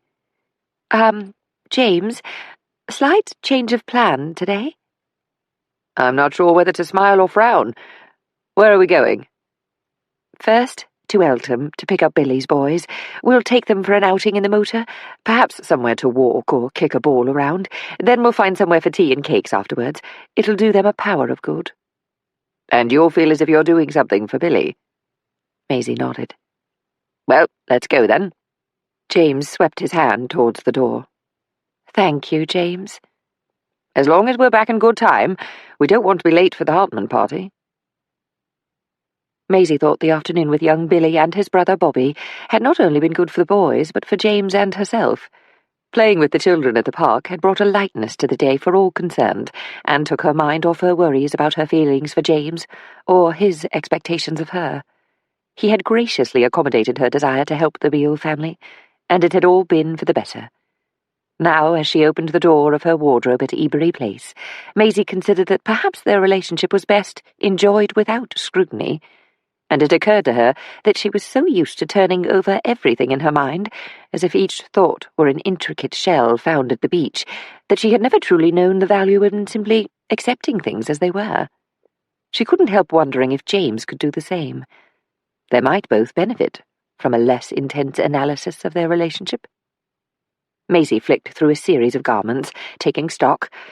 She was not one who would automatically consider several new evening gowns a necessary purchase for the season's social engagements, which meant she was usually pleased to receive any crumbs of unwanted couture falling from Priscilla's table. Priscilla was more than generous with clothes she had tired of, and Maisie never too proud to turn them down. Priscilla was an inch or two taller than Maisie, and a little broader across the shoulders. Indeed, she had heard a woman at a supper in December referring to Priscilla as that rather outspoken Amazon. Maisie usually took the clothing to Doreen Beale for alteration, glad that she could send some work in her direction. A pale grey silk dress seemed perfect for the evening party. It was not quite ankle-length, with three-quarter-length sleeves, loose-fitting and embellished with an embroidered band just above the hip in a lighter shade of grey. The layers of silk skimmed across her skin, clinging in places that rendered the dress both modest and sensuous at the same time. Yet as she was dressing, Maisie could already feel the dread rising within her. She was now equal to most of the guests in wealth, and had no cause to feel inferior to any of them. Feelings of inadequacy from earlier years had been replaced with something else. A sense that a sumptuous party, during a time of great want, was not quite the right thing to do. In truth, though, a social occasion such as the one she and James would attend this evening might be seen as frugal when compared to the parties of just 8 or 9 years earlier, parties to which she would neither have been invited nor wanted to attend. "Ready, then?" James stepped from his dressing room, handsome, in a black dinner jacket, starched white shirt and bow tie. He was fiddling with the cufflinks, bearing the Compton family crest, when he looked up, saw Maisie, and stopped. "You look quite stunning," he said. "Here, let me help you, James." Maisie smiled. "You're all fingers and thumbs." "It's playing with those boys. My heart's still racing from the exertion." "Perhaps we can leave the party early," suggested Maisie. "Surely there will be so many guests. No one will notice if we sneak out before the small hours roll around." "The Hartmans usually put on a good spread, but let's see how it goes. You're the one who's used to stealing away in the dead of night." They smiled at each other, and James took Maisie in his arms. "Everything will be all right, Maisie." She nodded, knowing he was not referring to the party, but to the often sharp words that had crept into their exchanges of late. The tall red-brick Knightsbridge home of Duncan and Rose Hartman was bubbling with guests by the time they arrived. An expansive foyer led to a drawing room, with tall ceilings and large bay windows looking out to the street on 2 sides, and it seemed the men in their evening attire and women in many shades and hues of silk and satin moved in whirlpools, circling into conversations here before moving on to another group over there. A band played on a dais in the entrance hall, serenading partygoers with the latest jazz numbers, while those who were a bit peckish could choose from a bounty of food laid on in the dining room. Though the event was formal, there was to be no sit-down meal. Clearly the hosts wanted their guests to mingle, chatter, laugh, and dance the night away, rather than find themselves locked in conversation with the person on either side of them. As Maisie and James squeezed and wove their way through the foyer, a voice could be heard above the music, calling Maisie's name. "Maisie! Maisie, over here!" "Priscilla!" Maisie excused her way through the guests, feeling James in her wake, his hand at the small of her back as she reached Priscilla and her husband, Douglas. "Would you believe it? I would say the whole of London has turned out for this party. I cannot imagine what might have overcome Rose to take on such a thing. I would be exhausted just thinking about it." "Remember our New Year party at the end of 31, my dear? You didn't do so badly then, did you?" Douglas reached out to a passing waiter who was struggling not to lose his tray, and took 2 glasses of champagne with his one hand. "Not so fast, Sonny," he called to the waiter, who was about to walk away. James took another 2 glasses. "Thank you, but do pass this way in about 15 minutes, won't you?" he said to the waiter. 10 will do nicely," added Priscilla. The group laughed, toasted one another, then seemed to need a breath before conversation continued. "Thank you, Priscilla, for sending Eleanor to take care of Billy's children," said Maisie. "Believe me, she will get them sorted out. I call her the Welsh Terror. She and Sondra have worked it out between them. Sondra will stay until Monday morning to give Eleanor a hand, then Eleanor will be there until Billy's wife returns to the house." Priscilla looked at Maisie and took another sip of her champagne. "Just tell me how you'd like to play your hand. I can have Eleanor leave just before Doreen arrives home, or be there to help her out for as long as she's needed." "I'll let you know, but I think having her leave before Doreen arrives home is best." James and Douglas were deep in conversation, leaning towards each other to better hear themselves. "Perhaps if we went into the dining room it would be a bit easier to talk for a while, before the dancing really begins," said Priscilla. "Good idea," said Maisie. Priscilla tapped her husband on the shoulder and pointed towards the dining room. He nodded, and the 4 nudged and shimmied their way through the throng. Maisie felt herself begin to relax when they reached the relative quiet of the room, with its high ceilings, panelled walls, and expanse of thick green carpet. At the far end, lush olive-green velvet curtains had been drawn to provide a backdrop to the broad table bearing the evening's feast. At one end, a footman carved steaming slices of roast beef, while another served a selection of vegetables, and yet another poured gravy. As soon as a couple or a group of guests reached a table, a footman was waiting with wine. There were salads and breads, condiments, salvers of shellfish kept cool on mountains of shaved ice, and cold cuts fanned out on platters. Some guests preferred to stand, clustered against the wall while balancing a plate heaped with delicacies, a glass of wine, and conversation. "Let's sit over there," said James, nodding toward a table set for 4. "My feet are rather killing me already," said Priscilla. "In the choice between comfort and style, my wife will choose style every time," said Douglas. "I never thought I would hear myself say this, but I think I might like to leave this party earlier than usual, my love. I cannot hear myself think out there," said Priscilla. "Maisie probably feels the same, don't you, darling?" James rested his arm along the back of Maisie's chair. "I've had a busy week, and of course we went over to see the Beale boys today, so we're both quite worn out," said Maisie. "Now you know what it's like. When the toads are asleep and quiet, I breathe a sigh of relief and slump into the chair, even with the amazing Eleanor," said Priscilla. "So make the most of the peace and quiet now, you two." Douglas raised his glass to James and Maisie and leaned to kiss his wife on the cheek. Maisie was quick to change the subject. "How's work, Douglas? Priscilla tells me you're contributing regularly to the New Statesman now." Douglas nodded. "Thank goodness. And my latest book has done well, though I think rather eclipsed by Winston Churchill's, which seems to be in all the bookshops." "Oh dear, I feel rather a Philistine," said James. "I think I've missed that one." "Came out not that long ago," said Douglas. "Even I've dipped into it," said Priscilla. "It's a collection of essays, some of them written in years past. Oh dear, what's it called? Now my memory's going." She frowned as she looked at her husband. "Thoughts and Adventures," said Douglas. "It's well worth reading. I'll send a copy to you, James. I bought the book and then received another as a gift." "Thank you. Look forward to reading it," said James. "Is there another book on the horizon, Douglas?" Maisie took a sip of champagne. Her interest in Douglas's work was genuine. "Oh, I've been taking a little time to myself, and with Priscilla and the boys, so I've given Sondra a bit of time off. It's been all work and no play for a while. Not what I planned at all." The group laughed, and it seemed that all too soon they were discovered by their hostess, who herded them out of the dining room to enjoy the dancing.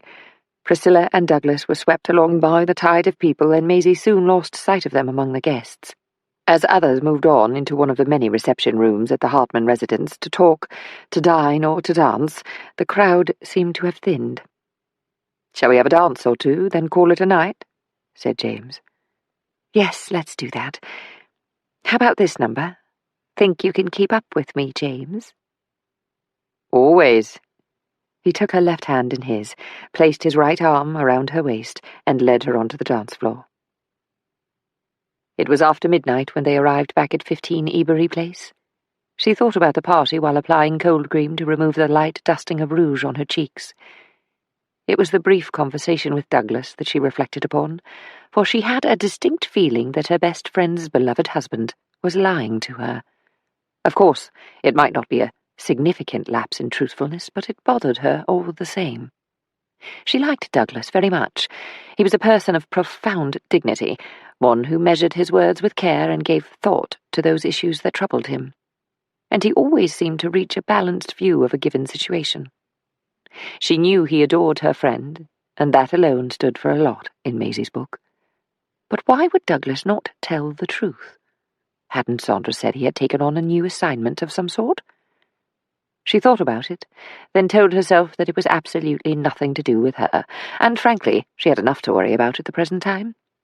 But the sense of a lie niggled her all the same. I was so glad when Eleanor arrived on Saturday night. You wouldn't believe it. She sorted those boys out in next to no time, and had the baby fed and asleep just like that. Sandra snapped her fingers. And she charmed the old lady who, would you know it, had a Welsh granny, and knew a few words of Welsh, so that endeared them to each other, Billy's mum and Eleanor. Did Billy ever tell you that about his mum? That she had a bit of Welsh in her? Mind you, it wouldn't surprise me if he didn't know. Anyway, Mrs. Partridge is a gem to have sent Eleanor round.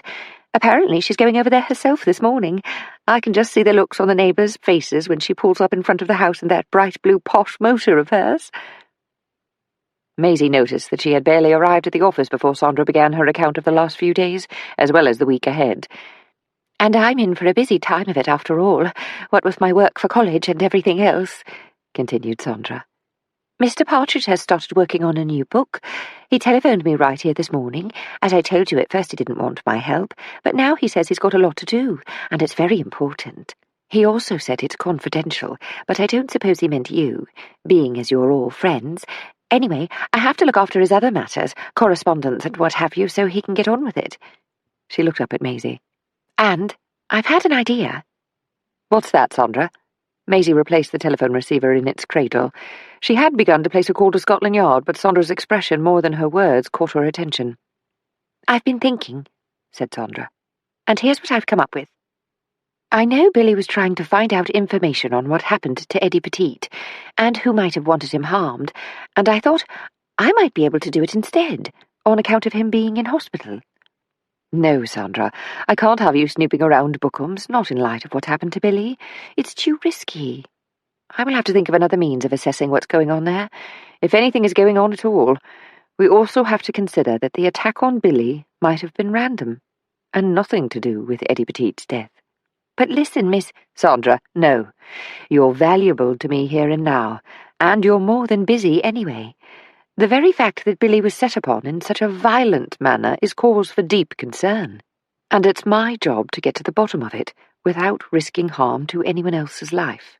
Now then, let that be the end of it. Maisie paused and rubbed her neck. Oh dear, I am sorry.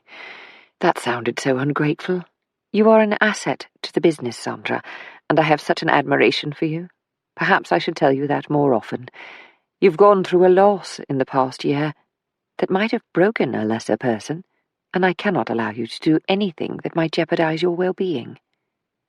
Sandra was silent for a few seconds, drawing breath as if to counter Maisie's instruction, and then seemed to think better of it. All right, miss, she said. I'll just get on and type these reports. And what do you want me to do about these 3 smaller cases that Billy was working on? Let's talk about those when I've had a chance to look through his notes. Maisie looked at Sandra and saw how keen she was to be of service. Perhaps there's something you can take over for him. She remembered an old saying that if you gave a job to your busiest employee, you could expect it to be done properly. Right you are. I'll do a good job, I promise. Maisie nodded. Yes, I know you will. Now, let me just make this call to our friend at Scotland Yard. She picked up the telephone receiver and dialed. Detective Inspector Caldwell? Could have set my watch by you, Miss Dobbs. First thing in the morning, and there you are, like clockwork. Happy to be of service, Inspector. Maisie smiled. After a very shaky start when Caldwell was promoted to take the place of Detective Chief Inspector Richard Stratton, they now enjoyed something of a rapport, if one marked by the odd, sarcastic comment or two. However, she had learned to counter like with like, and had discovered that he was actually warmer when a little friction entered the dialogue. It was as if it were a game to be played, and he rather enjoyed the challenge. Right then. The River Police. He paused. Did you know, by the way, and here's a bit of history for you, Miss Dobbs, that our esteemed brethren, the River Police, otherwise known as the Thames Division, were the first police in London? Interesting, that, don't you think? Maisie sighed. Caldwell was unusually loquacious this morning. Actually, that's something I know. My grandfather was a lighterman, so he was on first-name terms with a few of them. Caldwell went on without acknowledging Maisie's comment. Funny blokes, though.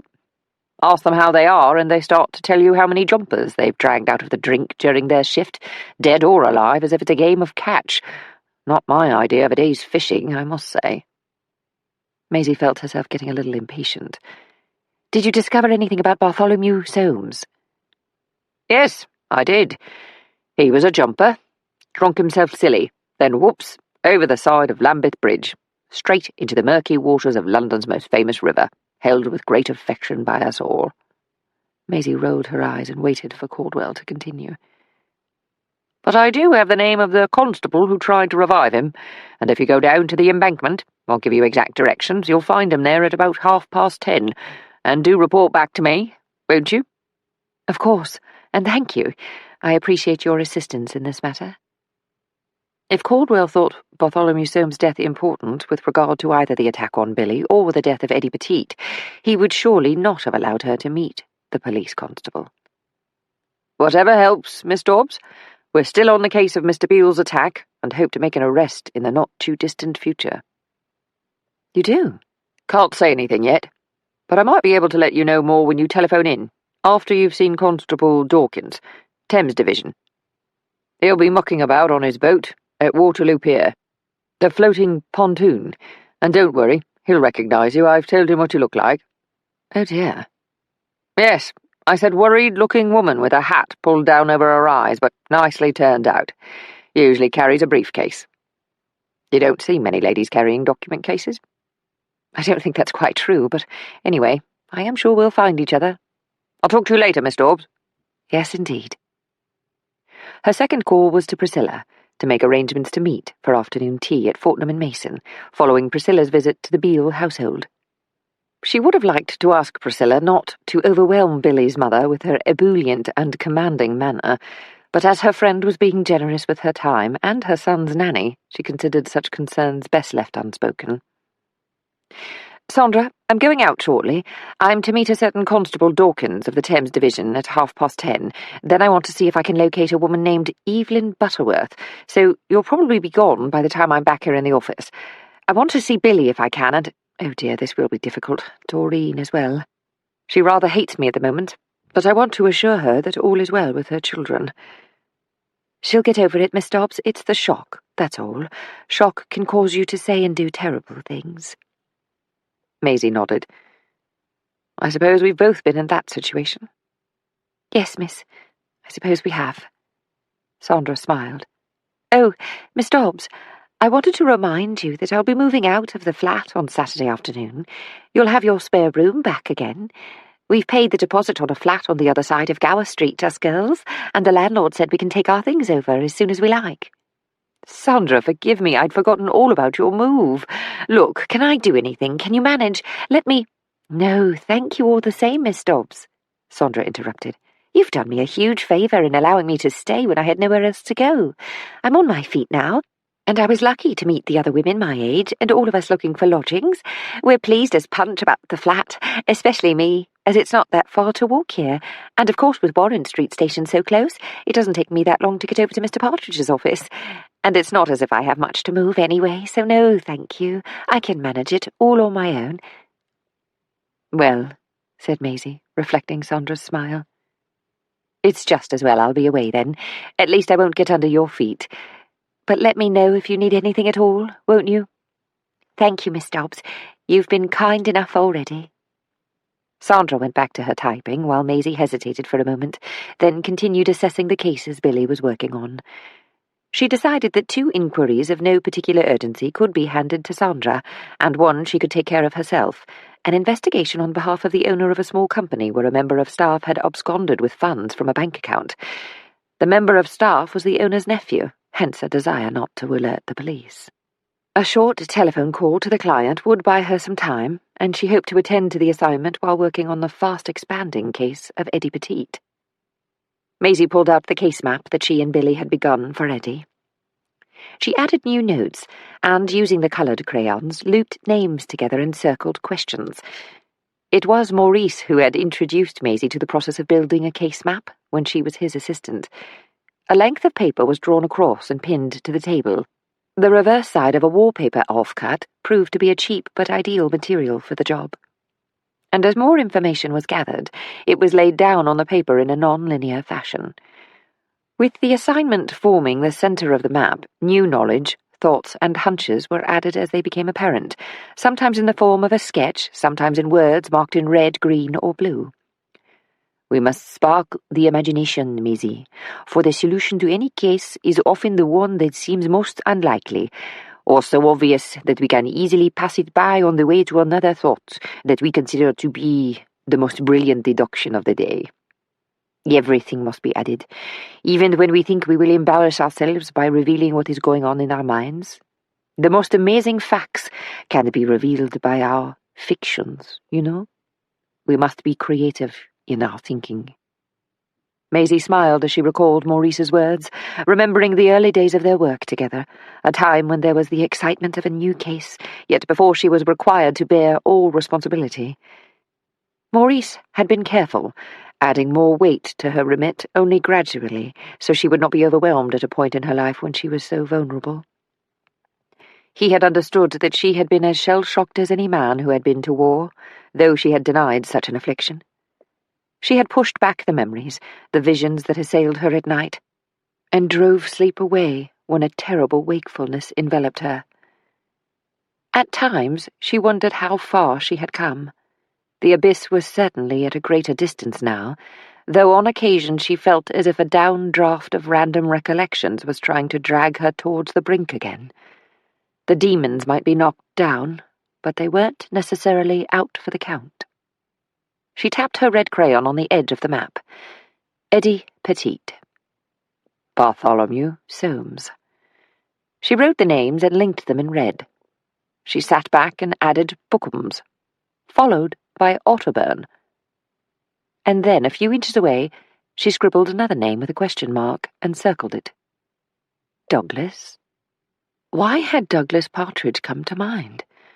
She had been trained to look for anomalies, her senses alert to contradictions and coincidences, but didn't people often make comments that were out of alignment with something they'd mentioned before? She thought back over the past days. What was it Sandra had said? He's working on something important and new. And then at the party, Douglas more or less told her that he wasn't working on anything of note. Perhaps she was making too much of it. Was her anxiety to get to the bottom of Eddie's death taking her down misleading paths? She drew a series of question marks. In time, everything written on this map would be funneled into a solution. There was always a moment when order came to the case, when everything seemed to fall into place, and an explanation for all that had come to pass rose up and unfurled like a bud coming into blossom. But she was nowhere near that moment. There was still much to be done, much to discover, and to understand. Maisie buttoned her lightweight navy blue jacket and pulled her cloche down further against cooler air coming off the water. Remembering what Caldwell had said about her hat, she pushed it up a little and paced back and forth close to Waterloo Pier. She held down her skirt to counter a gusty breeze that had blown along the embankment, and had to pull down her hat again in case it was carried off. She was glad she wasn't the only woman striking various poses in her attempt to retain both hat and modesty. "Miss Dobbs!" Maisie turned to see a young man in police uniform. Yes, you must be P.C. Dawkins. She smiled and decided to remove her hat. Another sharp breeze caught her hair, which she struggled to keep out of her eyes. Come with me, said Dawkins. There's a bloke with a van serving tea along here. We can talk out of this here wind. Not that it's cold, but it gets on your nerves. I know, I'm in it all day. Maisie nodded and followed the constable, stopping alongside the van from which a gruff and grey man served tea across a counter lowered from the side of the vehicle. An iron brazier filled with hot coals had been set up on the pavement. Dawkins was right. It was not a cold day, but there was comfort in the fire's warmth. There you go. You stand there. Tea? Asked Dawkins. This is on me. I'm grateful to you for seeing me. Would you like tea and a bun? Very nice, Miss Dobbs. I'm a bit hungry on account of being on duty since early morning. And we've had a few jumpers, too. One of them... Maisie held up her hand, smiling as she remembered what Caldwell had said about the river police. They start to tell you how many jumpers they've dragged out of the drink, dead or alive. I'll just get the tea, constable, before we're blown along the street. Returning to their spot close to the brazier, Maisie handed a cup of tea to the policeman, on top of which she had balanced a plate with a buttered currant bun. There you are, a little sustenance to keep you going. Thank you, Miss Dobbs, said Dawkins. Maisie gripped another cup of tea in her other hand and took a sip as she stood shielded by the van. That's better. She looked up at the tall, gangly young constable and judged him to be in his mid-20s. You must be perished when you're on the night shift, out there on the river for hours at night in the cold. Oh, it's not too bad. We've got warm clothes for the really bitter nights in winter, and that's when I take a flask of something hot out with me. I tell you, I sleep well when I get home, since I've been doing this job. Even having seen a few jumpers in the course of a shift? Asked Maisie. The constable nodded. You get used to it. In a way. Some are accidents, there's the odd murder, but most of them jump. And you get all sorts. The man who lost everything in the stock market, the woman who's lonely because her husband died in the war, or, this happened a few weeks ago, a woman who'd lost all her sons in the war, all of them. And then when her husband passed on, she just didn't want to live anymore. Sad, that one. Made me think of my mum, because my father died at Gallipoli. I'll make sure she's never lonely, that there's always one of us going round, taking her out. You're a good son, P.C. Dawkins. Maisie took another sip of her tea. What can you tell me about Bartholomew Soames? I understand you were the one who pulled him out. There's generally a couple of us on the boat, but I saw him, and I got my mate to keep the boat steady while I pulled him in. We've got this hook we use. It was a really cold night, and, funnily enough, we'd got to him not long after he jumped. He bit off a chunk of his currant bun, chewed and swallowed. I needed that, Miss Dobbs, said Dawkins before continuing. We got him out quickly and wrapped him up in a blanket. We have a special drill so we can get them out sharpish. Most of them are dead, and he was not too far off. I tried to save him, but it was clear he was a goner. Talk about blue. And I could hear he was trying to talk to me, so I leaned down to listen and told him I was there, and could hear him. But his breath, that man must have downed a bottle of whiskey before he went over, probably trying to pluck up the courage to do it. Some of them are like that. They either drink too much at the pub and fall in on the way home, or they drink to get drunk quickly and hope it takes them into the water in a way, if you catch my drift. The PC clutched his white mug and looked towards the brazier's glowing coals. What did he say? Anything you could distinguish? He said, tell Eve, and then he coughed, caught his breath, one of his last. Then he said something I couldn't make out. His voice was very quiet, what with all the water. Maisie nodded. So Mr. Soames didn't say anything else that you could hear? The police constable looked down at his feet and shook his head. No, nothing else. He just drifted off. People don't realise how cold that river can be, even in hot weather. It can kill you in seconds, at night especially. That's if you're not hit by a barge. I should have asked Detective Inspector Caldwell about this, but do you know who conducted the post-mortem? No, none of my business, that. Maisie drank the remains of her tea and looked over towards the constable's mug. Finished? He nodded. Would you like some more, or another bun to take back to the pier with you? Dawkins shook his head. No, thank you, Miss Dobbs. I'd better be getting back in any case, though I'm officially off duty now.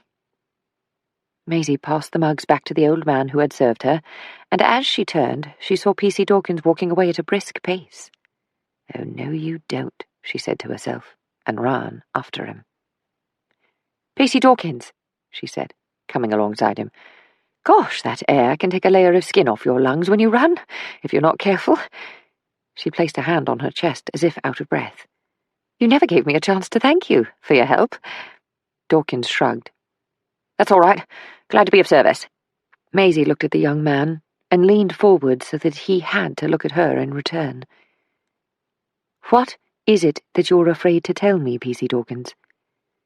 The policeman sighed and looked around him, then back at Maisie. "That man, in the water, he said something else. But I was told. Word came down very quickly through my sergeant to keep quiet about it, and not say anything to anyone. No one threatened me as much, but I reckon I could lose my job. If they sack you, I'll take you on. Don't worry about your job, P.C. Dawkins. It's the truth that counts." "That's what my mom says. Tell the truth, son. We might not have much, but we've got our pride, and we can't go far wrong in telling the truth. Mind you, she doesn't do my job." "What did Bartholomew Soames say to you?" "He said those other things, but the first thing he said when I pulled him into the boat and turned him over was, 'Pushed. Pushed me.'" "And what were you told?" "I was told by my sergeant to just get on with it. That there are always jumpers who say that sort of thing because they don't want the relatives to know they committed suicide." He paused and scratched his cheek. "And the other thing, I know this sounds strange, but he didn't sound drunk, this Bartholomew Soames. I mean, I'd pushed on his chest, and there was whiskey coming up along with that rotten water, but it was as if it hadn't gone down very far down here, inside." The constable pressed his hand against his chest, then tapped his head. "It wasn't up here. It was like the drink hadn't had time to get to his head. And that's funny to me, because the ones who fall or jump are usually well gone.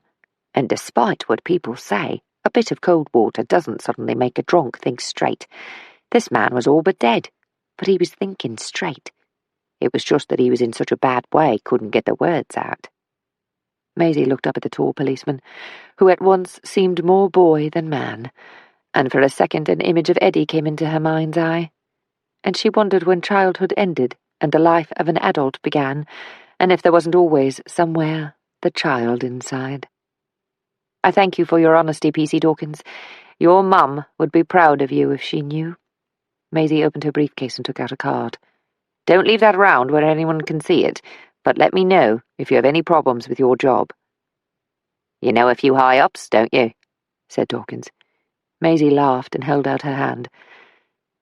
"If you can call Detective Inspector Caldwell a high-up, then I suppose I do." "He is to me." "Then that's good enough. Thank you again, Constable Dawkins. You've been most helpful." Maisie turned and walked away, stopping once to look back. Dawkins was still standing there looking at the card. Then he folded it with care and placed it in his pocket before pulling up his collar and stepping forward into the wind. Chapter 8. Billy was asleep when Maisie arrived at St. Thomas's Hospital, though she was able to speak to a police constable outside the private ward where he had been placed at police request. The policeman informed her that this would be his last day, and that Mr. Beale would be moved to the public ward tomorrow, as there was no need to keep him sequestered. Danger to him had been assessed, and it was believed there was no further risk, that the attack was random and unlikely to be repeated. Maisie could see the sense in this decision and agreed. Being situated in one of the main wards, where there would be nurses moving to and fro, the sound of hospital business and men talking to each other might be good for Billy, stimulating his mind. He liked to show off his sense of humour, and he liked to be, among others, so the move might well accelerate his recovery. From St. Thomas's she travelled to another hospital, the psychiatric institution where Doreen had been taken, while her mind was still so unsettled due to the attack on Billy. With more than a little trepidation, Maisie made her way to the office of Dr. Elsbeth Masters, with whom she had not only worked many years before, but whom she had consulted on Doreen's condition during her last and most serious breakdown. Elsbeth Masters was known not only for the excellence of her work with acute psychiatric cases, but for her personal eccentricity. Born and raised in British East Africa, she was known to describe her childhood as being a time when she was at one with the wild. She preferred to forego footwear whenever possible, and was often to be seen kicking off her shoes, sometimes even in the midst of her rounds. A nurse would pick up the discarded shoes and follow Dr. Masters, ready to pass them to her when she realized she was in her stockinged feet and was wondering where she had left the heavy brogues she favored. Now, in her later years, she was peppered with the freckles of age and intense exposure to the sun in her youth. Maisie had known the doctor since she returned to nursing and the care of shell-shocked men following her own wounding in the war. Masters was now in charge of Doreen's case. "The trouble is, Maisie," said Masters, "this all happened, the attack on her husband, during a very vulnerable time for Mrs. Beale. Granted, she was well on her way to recovery, but I had been most concerned about the pregnancy in the first place. It's too simplistic to assume that she was trying to recreate the child she'd lost, but on the other hand, her state of mind and the distress accompanying loss rendered her worthy of continued observation. And she was doing quite well. But as I am sure you understand, that doesn't mean the mind can take on the huge responsibility that comes with caring for an infant. By the way, do you know what's happening with the children?" "My friend Priscilla Partridge has sent her nanny to look after the boys and the young baby. She's an efficient young woman, well able to bear the weight of responsibility in this case. And of course Mrs. Beale Sr. is there and can help, though she couldn't have taken on all 3 children alone." Masters nodded and looked at Maisie directly. She was known for her compassionate, yet often brutal honesty. "She won't see you, Maisie.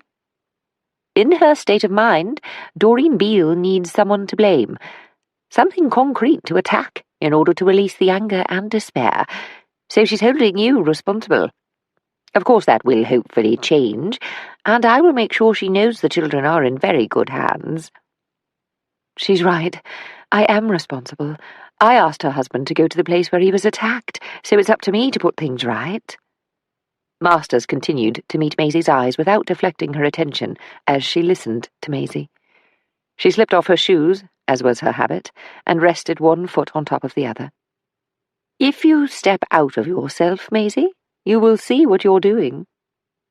Maisie frowned and shifted in her chair. "Dr. Masters, I really don't know what you mean." "I'm not your doctor, Maisie, but I knew you years ago, when you returned from convalescence, following your wounding in the war, and since we rekindled our professional dealings with each other, it has not gone beyond my notice that you have struggled." Masters picked up a pen and tapped it on the desk. "There's nothing wrong in wanting our lives to be ordered. It makes things a bit easier if we can do it. However, I sometimes sense that you walk a very narrow path." Maisie felt as if her voice might not work if she opened her mouth to speak. She had a sudden awareness of repetition. Hadn't someone, was it her father, perhaps Jessie or Seth, hadn't someone spoken of Eddie walking a narrow path? Masters continued. "The man who has been mentally affected by war can be a controlling person, setting boundaries so that, for example, every event in the daily round happens at a certain time. Even the smallest thing outside the accepted rhythm of the day can cause a complete upset in personality. A late delivery by the postman, perhaps, of something not working. Let's say the plumbing springs a leak, that sort of thing. But I'm not like that. I have lots of things go awry in the course of a day. Yes, I'm sure you do. Yet I would wager that you keep a very tight rein on what happens in your personal solar system, even though you are a woman of some means and can thus let others do things for you, and you are successful in your profession. Let us look at the way in which you assist your employees. In helping them, you're affecting their lives, making decisions on their behalf that they might not have made for themselves, or might come to at a different time. I was only trying to make life easier for them, Dr. Masters. I have the ability to assist, and I wanted to see Billy and his family settled and to—" Maisie faltered. "And what else? Who else have you been trying to help? How might you have been trying to make the lives of others conform to your view of the world? I think that's rather strong. I have the resources to help my employees and friends, so... Step back, Maisie. I am sure you think you are well on your way to putting the past to rest, and certainly you give that impression. However, I sense, and I know that's not a medical term, but I am a different kind of doctor, as I am sure you know, but I sense that you are overly protective of yourself, that you have perhaps too strict an idea of what you should and should not be doing. I consider it. That's all I ask. Elsbeth Masters held up her hand. I'll say no more, as I may be on the wrong track, but there could be something there for you. Maisie nodded. She did not want to upset her professional relationship with Masters, but at once felt as if she wanted to run from the place. Instead, she spoke as if the dialogue concerning her state of mind had not taken place. Might it be possible to let me know when Mrs. Beale is to be discharged? I would like to have Eleanor, the nanny, leave the house before she arrives home, to avoid additional distress. Of course. Masters slipped her shoes back on and stood up to say goodbye. And do drop in to see me again, Maisie. We women in the professions must stick together, eh? Maisie smiled, said she would keep in touch and turned to leave. Though she could still feel a tremor in her limbs as she walked from the hospital, it was a physical sensation that began the moment Elsbeth Masters had challenged her. As she left the hospital, she stopped to lean against the wall and rubbed her forehead, for she thought a headache might be coming on. A man approached to ask if she was all right, and she assured him that all was well. She was just a little warm. She was reflecting upon her own actions, weighing them up as one by one they seemed to line up in her mind, waiting to be considered in light of the unexpected judgment against her. She had tried hard not to push Billy and Doreen into the house, waiting for them to take her up on the offer of a cheaper rent in a much better area. And it was a much better area. Look how the boys were so much healthier, and how the family had more room. She had encouraged Sandra to continue her education, and had brought home details on Birkbeck College and other places the young woman might aspire to attend. Was that controlling, especially as Sandra was doing so well now? Offering her lodging at the flat until she was on an even keel in the wake of her sudden widowhood was a natural extension of a desire to help. After all, the girl had stayed there before. That was all caring, surely, not control. Maisie began walking again, and as she straightened her back and stepped out with purpose, she decided that Masters had taken the wrong tack, that in caring for her patient she had focused on Maisie, without due cause. It occurred to her briefly, however, that her father might agree with the doctor. But hadn't she drawn back from trying to get him to move to the Dower House, when it was clear he really didn't want to? Of course, it would be better for him if he moved. Any daughter in her position would have done the same thing. As she made her way to the bus stop, Maisie tried to distinguish the feeling she had when Masters had said that there might be something there for you. It was a phrase used by Maurice, when he had observed a trait in her that she hadn't seen herself. Invariably, at some point, she caught up with him, and was able to view her actions through a stronger lens, and as a result felt as if life had expanded around her in some way. She wondered what had inspired Masters to confront her. Why she had spoken her mind in so candid a fashion. Maisie had felt discomfort, yes, but something else had happened. For the first time since Maurice's death, she felt tightly held, as if Elsbeth Masters' honesty were enveloping her with caring, even as she challenged her actions. Number 1 Shelley Street, the address given for Evelyn Butterworth, proved to be a narrow, modest end-of-terrace house divided into flats not far from King's Cross Station. Though it was not in a particularly good area, someone had tried to make a garden, but soot from the trains rendered the district grey and tired, and even the sunshine failed to cheer the street. Looking up at the house, Maisie noticed that the curtains on the 3rd floor were quite bright. She had never seen fabric in such a myriad of colours, and wondered if it had been hand-dyed to achieve the vibrant effect. She thought this might be the flat rented by Bart Soames and his lover. A series of names had been written on paper and slipped into brass holders at the side of the door. To the right of each name a bell pull was provided, though with rust and dents the system bore signs of age and mishandling. Maisie pulled the 2-fingers-width handle next to Evelyn Butterworth's name. She was indeed on the top floor, and a bell sounded faintly within the house. As she waited, Maisie noticed that Bartholomew Soames was not listed at the address, and wondered if his name had been removed already, or if their status as an unmarried couple had something to do with it. No one came to the door. Maisie pulled again, then after a moment or two gave the door a light push. It opened onto a small square entrance hall, in front of which a staircase led to the upper flats, with the door to the ground floor flat just visible beyond the staircase. A bicycle was resting against the wall, which she assumed belonged to the ground floor resident. Taking care not to make any noise, Maisie made her way up several flights of stairs, and was soon standing in front of the door to Evelyn Butterworth's flat. She knocked, and was surprised when the door creaked open. It had not been locked, and had given to her touch with ease. Looking about her, Maisie stepped into the flat. A small kitchenette was situated to the right, with a dresser painted in red and cream. At one point the dresser had apparently displayed a collection of china, but now shards of crockery were strewn across the linoleum, and the dresser was pulled back from the wall. Maisie stood still for a moment, listening for noise to suggest she was not alone, but could hear nothing to indicate there was company waiting for her. A water closet with wash basin was to the left. The mirror above the sink was broken, and when she entered the main room she could see that it had been left in some disarray.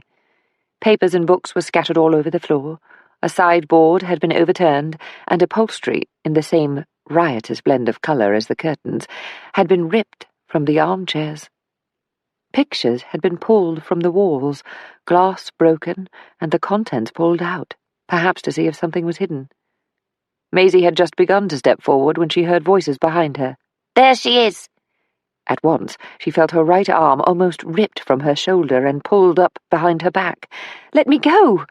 Using her left elbow, she jabbed back to make contact with her attacker's torso and heard a woman scream behind her. That hurt, said the woman, wrenching Maisie's arm higher. Someone pulled off her hat, grabbing her hair. Let's get a look at her. With her head wrenched to meet her arm, Maisie was in great pain, but not so incapacitated that she could not see that she was now surrounded by 4 women, as well as the woman holding fast to her arm and hair. She was strong, of that there was no doubt. "Would you please let me go?" said Maisie. "Not so fast. Who are you? Why are you here?" A woman who appeared to be in her early 30s with jet-black hair and red lips glared at her, hands on hips. "My name is Maisie Dobbs. I am here to see Miss Evelyn Butterworth. There was no answer to the bell, but the door was unlocked." Maisie coughed, her neck extended, making speech difficult. I came up here, and the door was open. I had just walked in." She began to choke, but the woman behind her did not release her hold. "I was looking to see if Miss Butterworth was here, and perhaps hurt, and then you grabbed me." Maisie began to choke again, but this time she kicked back her right leg, hooked it around her assailant's ankle, and set her off balance. As the woman released her hold, Maisie turned, using her right elbow to bring home another jab. Soon the woman holding her was on the ground. Another woman stepped towards Maisie, but she held up her hand. "Just stop. All of you. Come to your senses and stop this nonsense." She rubbed her arm. "And you can get up. I didn't hurt you half as much as you hurt me, so don't pretend it doesn't become you." The women seemed stunned, as if, having come into the flat with all guns blazing, they were now not sure what they should do. "Which one of you is Evelyn?" Maisie wiped her forehead and pushed back her hair. The woman with the black hair and red lipstick spoke up, and as Maisie's attention was drawn to her, she realized her clothes had been chosen to match her hair and makeup. She was wearing a scarlet jacket and black skirt. "I am," said the woman. "Look, what do you want here? Can't you see someone has turned over my flat?" "Of course I can see what happened. Do you think anyone doing this would be so stupid as to return, when they've made a pretty good job of looking for whatever it is they're after? They may have made a mess of your home, but this is a professional job. They've gone through everything thoroughly. I'm surprised the carpets aren't pulled back and the floorboards torn up. In fact, I would bet that they were fairly systematic in their search. Maisie cast an eye around the 5 women, who were now all standing in front of her, staring. She thought they were likely all in their 30s and suspected that, with the exception of Evelyn, they were probably all spinsters, living in a women's boarding house, eking out a living working in offices or as teachers. Perhaps there was a librarian among them, a waitress or shop assistant. Though ostensibly alone without a spouse, they had each other for company, for entertainment, and to turn to when troubled. Evelyn Butterworth sighed. I came home from the college where I work. I teach English, but not full-time, and found my flat like this. She held out her hand. I was so shocked, scared. I ran out. I went to the tea shop and found my friends. We were supposed to be meeting anyway, about the Women's Pensions March. She turned to her friends. Alice, Marjorie, Penny, and Kate. I brought them back here, safety in numbers, and then we saw you. And did you see anyone walking away as you approached the house? Anyone in the area lately who you haven't seen before? Who are you? Asked Alice. Maisie Dobbs. She reached into her briefcase and took out 5 calling cards, giving 1 to each of the women. Investigator and psychologist. What do you do? The woman introduced as Penny looked up, frowning. She's looking into the death of a man named Eddie Petite, aren't you? Said Butterworth. Ah, you've had a chance to speak to Mrs. Soames, said Maisie. Butterworth nodded. Yes, she said you'd visited, that she gave you my address. Maisie looked around the flat, then at the women. Look, I'd like to speak to Miss Butterworth in private, if you don't mind. The women looked at Butterworth. She nodded her assent. That's all right, girls. I'm pretty sure I'm safe here now. There were kisses among the women, a squeeze on the arm, and offers of a sofa to sleep on for as long as she needed. Maisie felt at once alone in the room. Beyond Priscilla, there was no one she could call upon to talk about, well, anything really. There were no long-standing friendships, and no new ones either. She had enjoyed evenings at the flat when Sandra was with her, a bit of laughter as they listened to the wireless, or a deeper conversation if Sandra wanted to discuss an aspect of her academic work. At once, Maisie felt bereft of the sort of sisterly confidence so freely enjoyed by Evelyn Butterworth's friends. See you later, Evie, Alice called out as she pulled the door closed behind the group. See you, Al, and thanks again. Oh, just a minute, Alice. Maisie opened the door. Alice waited at the top of the landing. There's a locksmith just up the street. I passed the shop on the way here. It's on Euston Road. I wonder, would you drop in on your way and ask if someone could come round to fit a new lock here? Alice smiled, clearly confident now that she was leaving her friend in good hands. Yes, of course. I'll tell them it's urgent. Good. Thank you. Maisie closed the door behind her. Evelyn. May I call you Evelyn? Just call me Eve. That's what most people call me. Maisie smiled. Right then, Eve.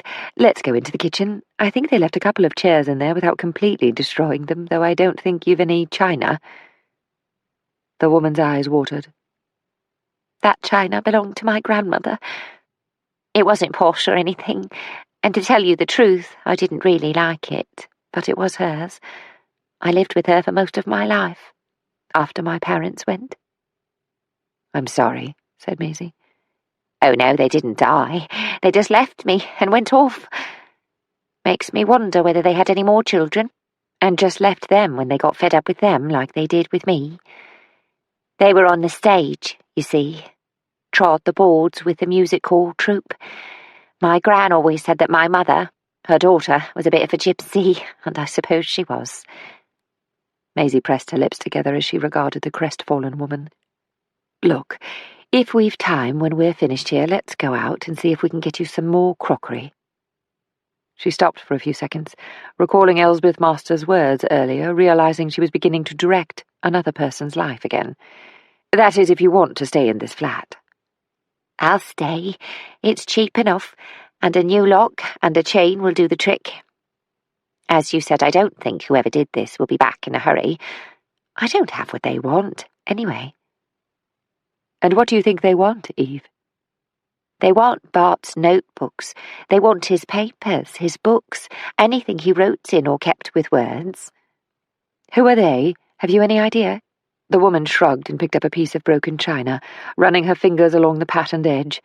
It had once been a cup, and Maisie could see a brown stain on the inside, where much tea had been poured over the years. I don't know.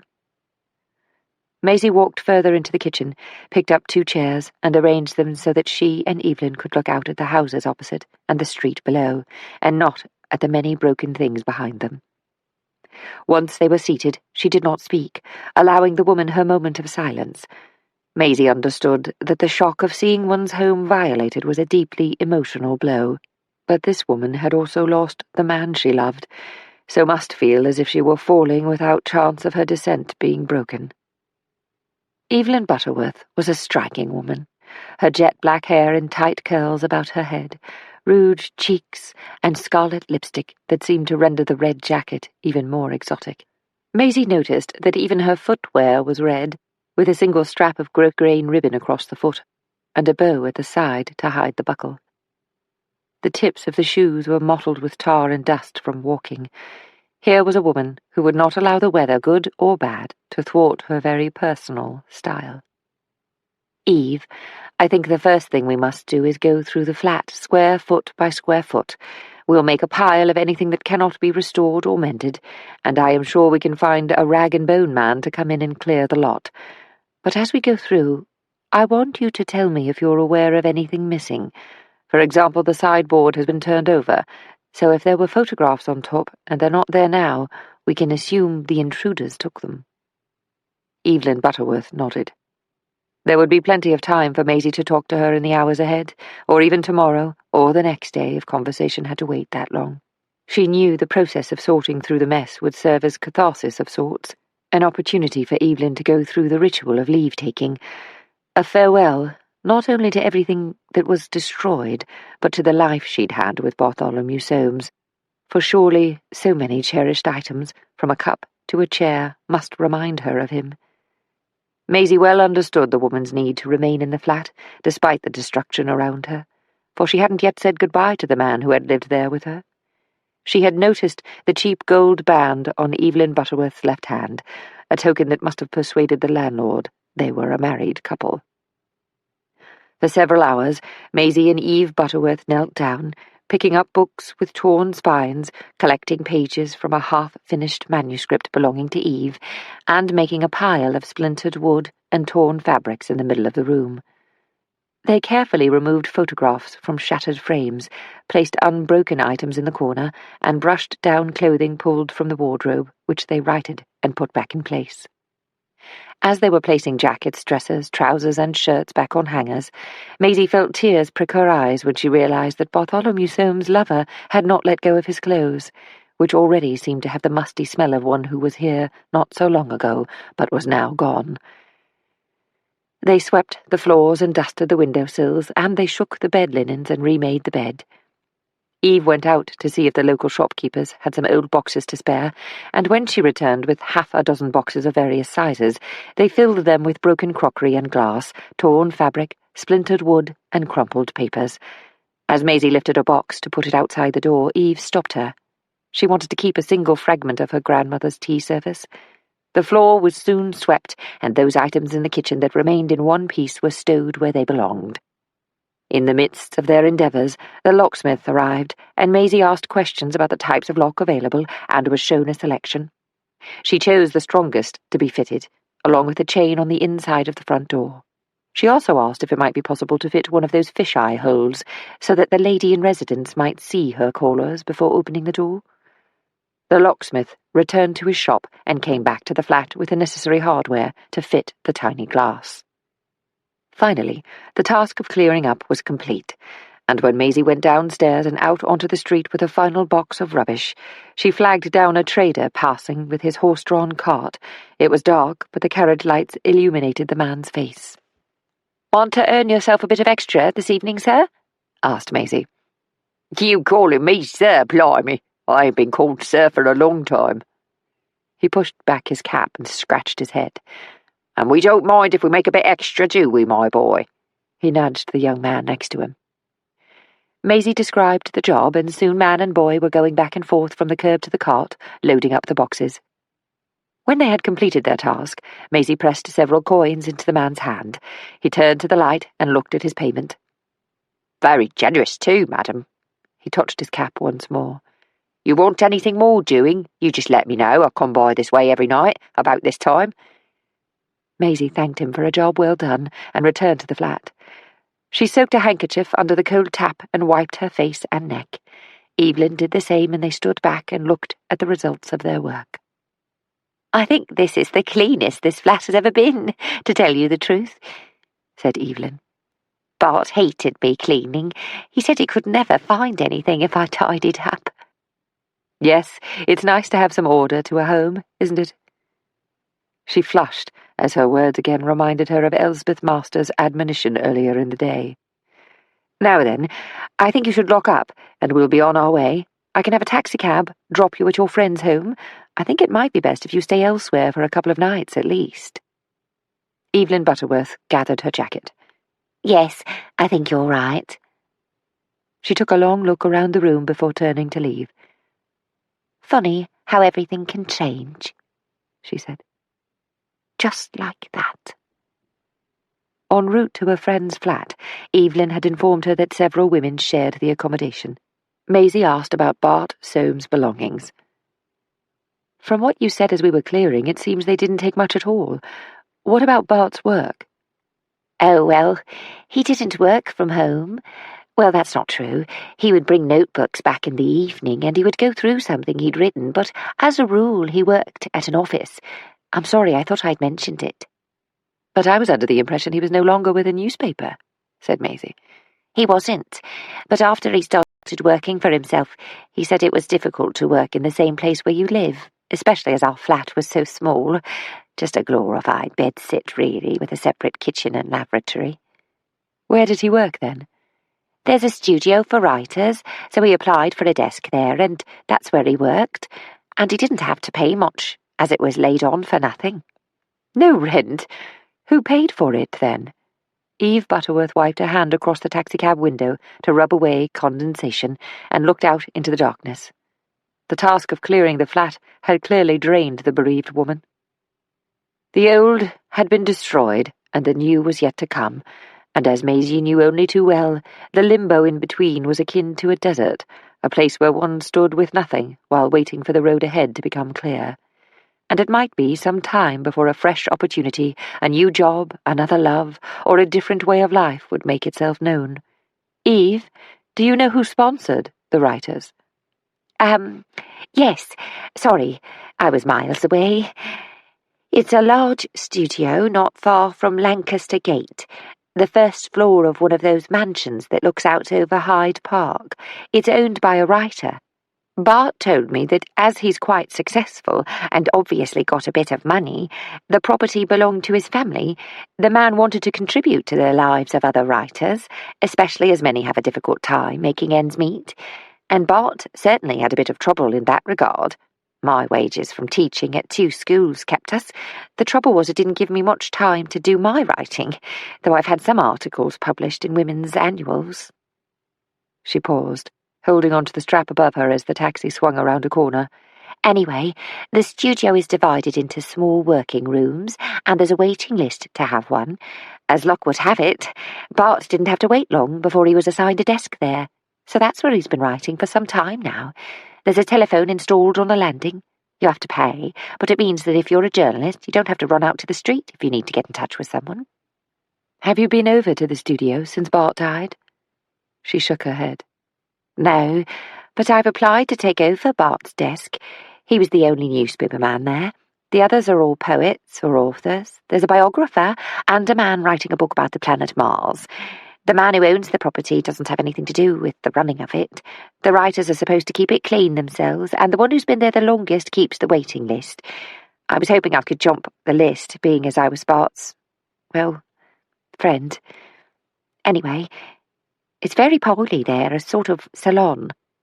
There's a general seating area with armchairs and a fireplace, and the writers take it in turns to buy coal in the winter, so you can read of an evening in comfort. In fact, you can do everything but sleep there." "That sounds just the ticket for you, Eve." Maisie paused. "Look, if you don't mind, I'd like to go with you to visit Bart's room and to check his desk. I didn't have time to explain in any detail earlier, but as Mrs. Soames told you, I'm investigating the death of a man who was known to Bart. In fact, Bart became his friend and was trusted by him. There's a chance that something about Eddie Petit will be among Bart's papers. Eve looked at Maisie. I never thought of that. I met Eddie once. He was a very sweet man, wasn't he? Bart's mother was helping him with reading, and I was over at her house with Bart. That's how Bart met him, when she was giving Eddie a lesson. She smiled. I don't know if anything came of it, but Bart told me that Eddie Petit had given him a real gift. What sort of gift? She shrugged. I don't know, but Bart was a reporter, and there's only one true gift you can give to a reporter, and that's a really big scoop. She leaned forward and rapped on the glass between the driver and his passengers. Just at this corner, please. As Eve Butterworth stepped out onto the curb, she opened her purse. Maisie shook her head. I can pay when I get home, not to worry. Thank you, Maisie, and thank you for all your help. I just wish we could have found something that might have helped you in the flat. Oh, I think you've helped enormously.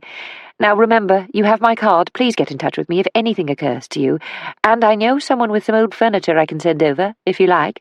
If you can spare anything, I would be grateful. But I'll see what I can find second-hand. There's a lot more people trying to sell their belongings off cheap these days. Maisie smiled. Eve, I almost forgot. The studio where Bart went to ride, do you know who the absent owner is? Yes, his name is Douglas Partridge. You might have heard of him. Bart never met him, but apparently his wife is considered one of the best-dressed women in London. So they must have money. Maisie took a deep breath. Yes, I do believe I've heard of him. Thank you, Eve. Now then, you need to go inside and put your feet up. And I have to get home. I'll sit here in the taxi until you're inside the front door. Evelyn Butterworth thanked Maisie again as she stepped onto the curb. Maisie watched her walk to the door of the building and ring the bell. As she pulled her red jacket around her, she could feel the woman's aloneness, an all-too-familiar demeanour she had witnessed in so many women when she was a nurse. The wives and sweethearts of wounded men would come to the hospital, and when the extent of their lovers' injuries were realised, it was as if they could see the rest of their lives before them. They would either be caring for a man almost destroyed by war, or they would be widows. And sometimes, when the loved one died of those wounds, Maisie would see that moment of relief in the young wife's eyes, when she understood that her beloved husband's passing had released her. But she also saw the veil of loneliness as it came down around the woman whose hand clutched the still warm hand of a love gone forever. Evelyn Butterworth wore that grey veil, despite her colourful garb, despite the bright red lipstick and rouge, and her intention to stay in the flat she had shared with her lover, Bartholomew Soames. As the door opened, Evelyn turned to wave one more time, and once she was inside, Maisie leaned forward. 15 Ebury Place, please. Right you are, madam. Maisie sat back in the taxicab and thought about Bart Soames and Eddie Petit. A cold shiver went through her as she saw the case map in her mind's eye, the threads of colour linking the names and events, an inquiry that had already taken her from the dark streets of Lambeth and a man who could barely read to the studio of those who wove words together and created poetry. And in her heart of hearts she faced up to something she had not wanted to believe, that Eddie had been a pawn in a bigger game, a game he was not equipped to comprehend, a game in which it seemed her best friend's husband might have played a part he hoped to conceal from her. Or did he? Chapter 9. Maisie had only just stepped into the entrance hall at 15 Ebury Place when James came downstairs calling to her. Maisie, I thought something dreadful had happened to you. I telephoned the flat in case you were there, and when you didn't come home at your usual hour, though heaven knows what that is anymore, I wondered if I should get in touch with the police. James was dressed in trousers the colour of charcoal, with a soft white Vaiella shirt and a navy blue silk cravat at his neck. His blonde hair with threads of grey at the sides was combed back with a side parting, and at once it struck Maisie that he seemed older than his years, closer to his father, Lord Julian. I was helping a young woman who'd had her flat broken into. Her Maisie hesitated. Her husband died a few weeks ago, and I had to see her about something, and when I arrived, she was in rather a state. There was no telephone on the premises or nearby, and it was clear she needed help. Had her flat broken into? And how did her husband die, may I ask? Maisie handed her coat to the butler, her cheeks blazing. James had confronted her as if the servant were not there, listening. This, thought Maisie, was a perfect example of the chasm opening up between them. She was humiliated at being spoken to in front of someone she had never considered to be anything less than equal, despite his position in the household, whereas James did not even appear to think it necessary to temper his comments in front of the man. She smiled and thanked Simmons, who caught her eye for just a second. Maisie thought she saw the faint cast of a smile in return. "I think we'll go straight through for drinks, if that's all right," said Maisie. The butler inclined his head. "Right you are, Miss Dobbs. At once." He left with her coat, and Maisie looked back at James. "Let's have a drink before supper, and I'll tell you all about it, if you like." James seemed mollified, and, as if he had caught himself acting poorly, he came to her, took her in his arms, and kissed her on the cheek. "I'm sorry. I was just worried." Maisie nodded. Really, there was nothing to worry about. Once settled in the drawing-room, James with a whisky and soda and Maisie with a small cream sherry, she gave him an abbreviated version of the story, to the effect that she had called at the address not far from King's Cross Station just moments after the woman had discovered her flat in a state of disarray. Given the young widow's emotional response to the violation, Maisie had remained with her to help clean the flat and to accompany her to a home shared by some women friends. "Did she call the police?" asked James. "No. And frankly, there was precious little to be garnered from a search of the flat. It would have been listed as just one of so many burglaries in London today." Maisie paused. "Did you have a good day, James?" He shrugged. "The usual sort of things. All a bit boring, to tell you the truth." Maisie nodded, twisted the stem of her glass in her hand, and looked up at the man who was her lover, the man whom she knew wanted to marry her, but who would not ask, because she had not given him reason to think he might be accepted.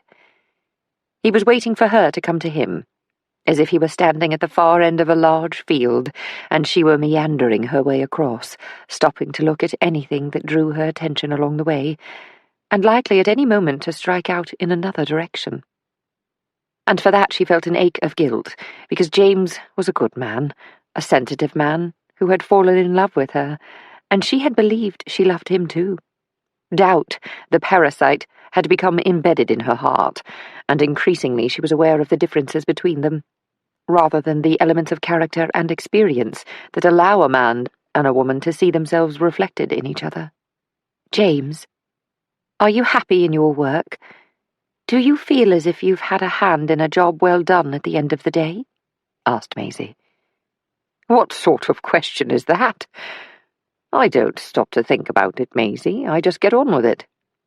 James stood up, walked to the drinks tray set out earlier by the butler, and poured himself another whisky.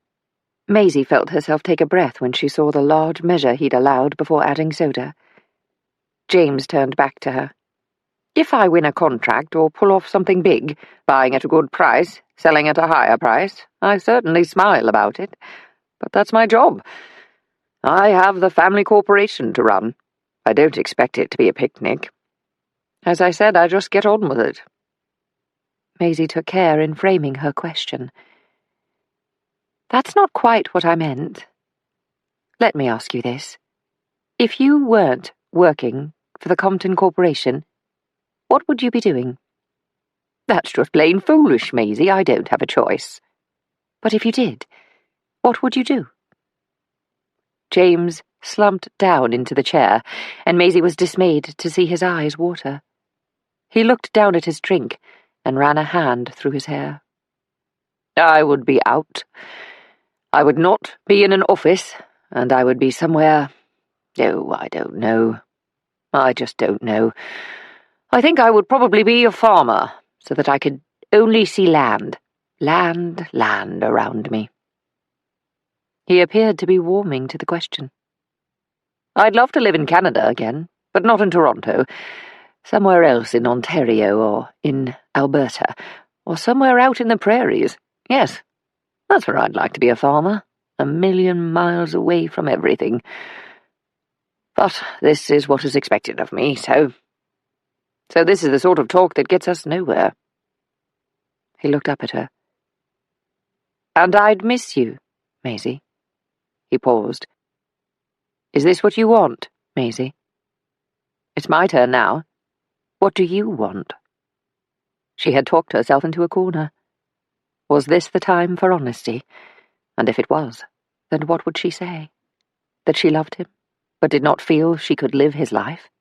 But at the same time, was she ready to let him go? Was she with James because she feared being alone? Had it come to that?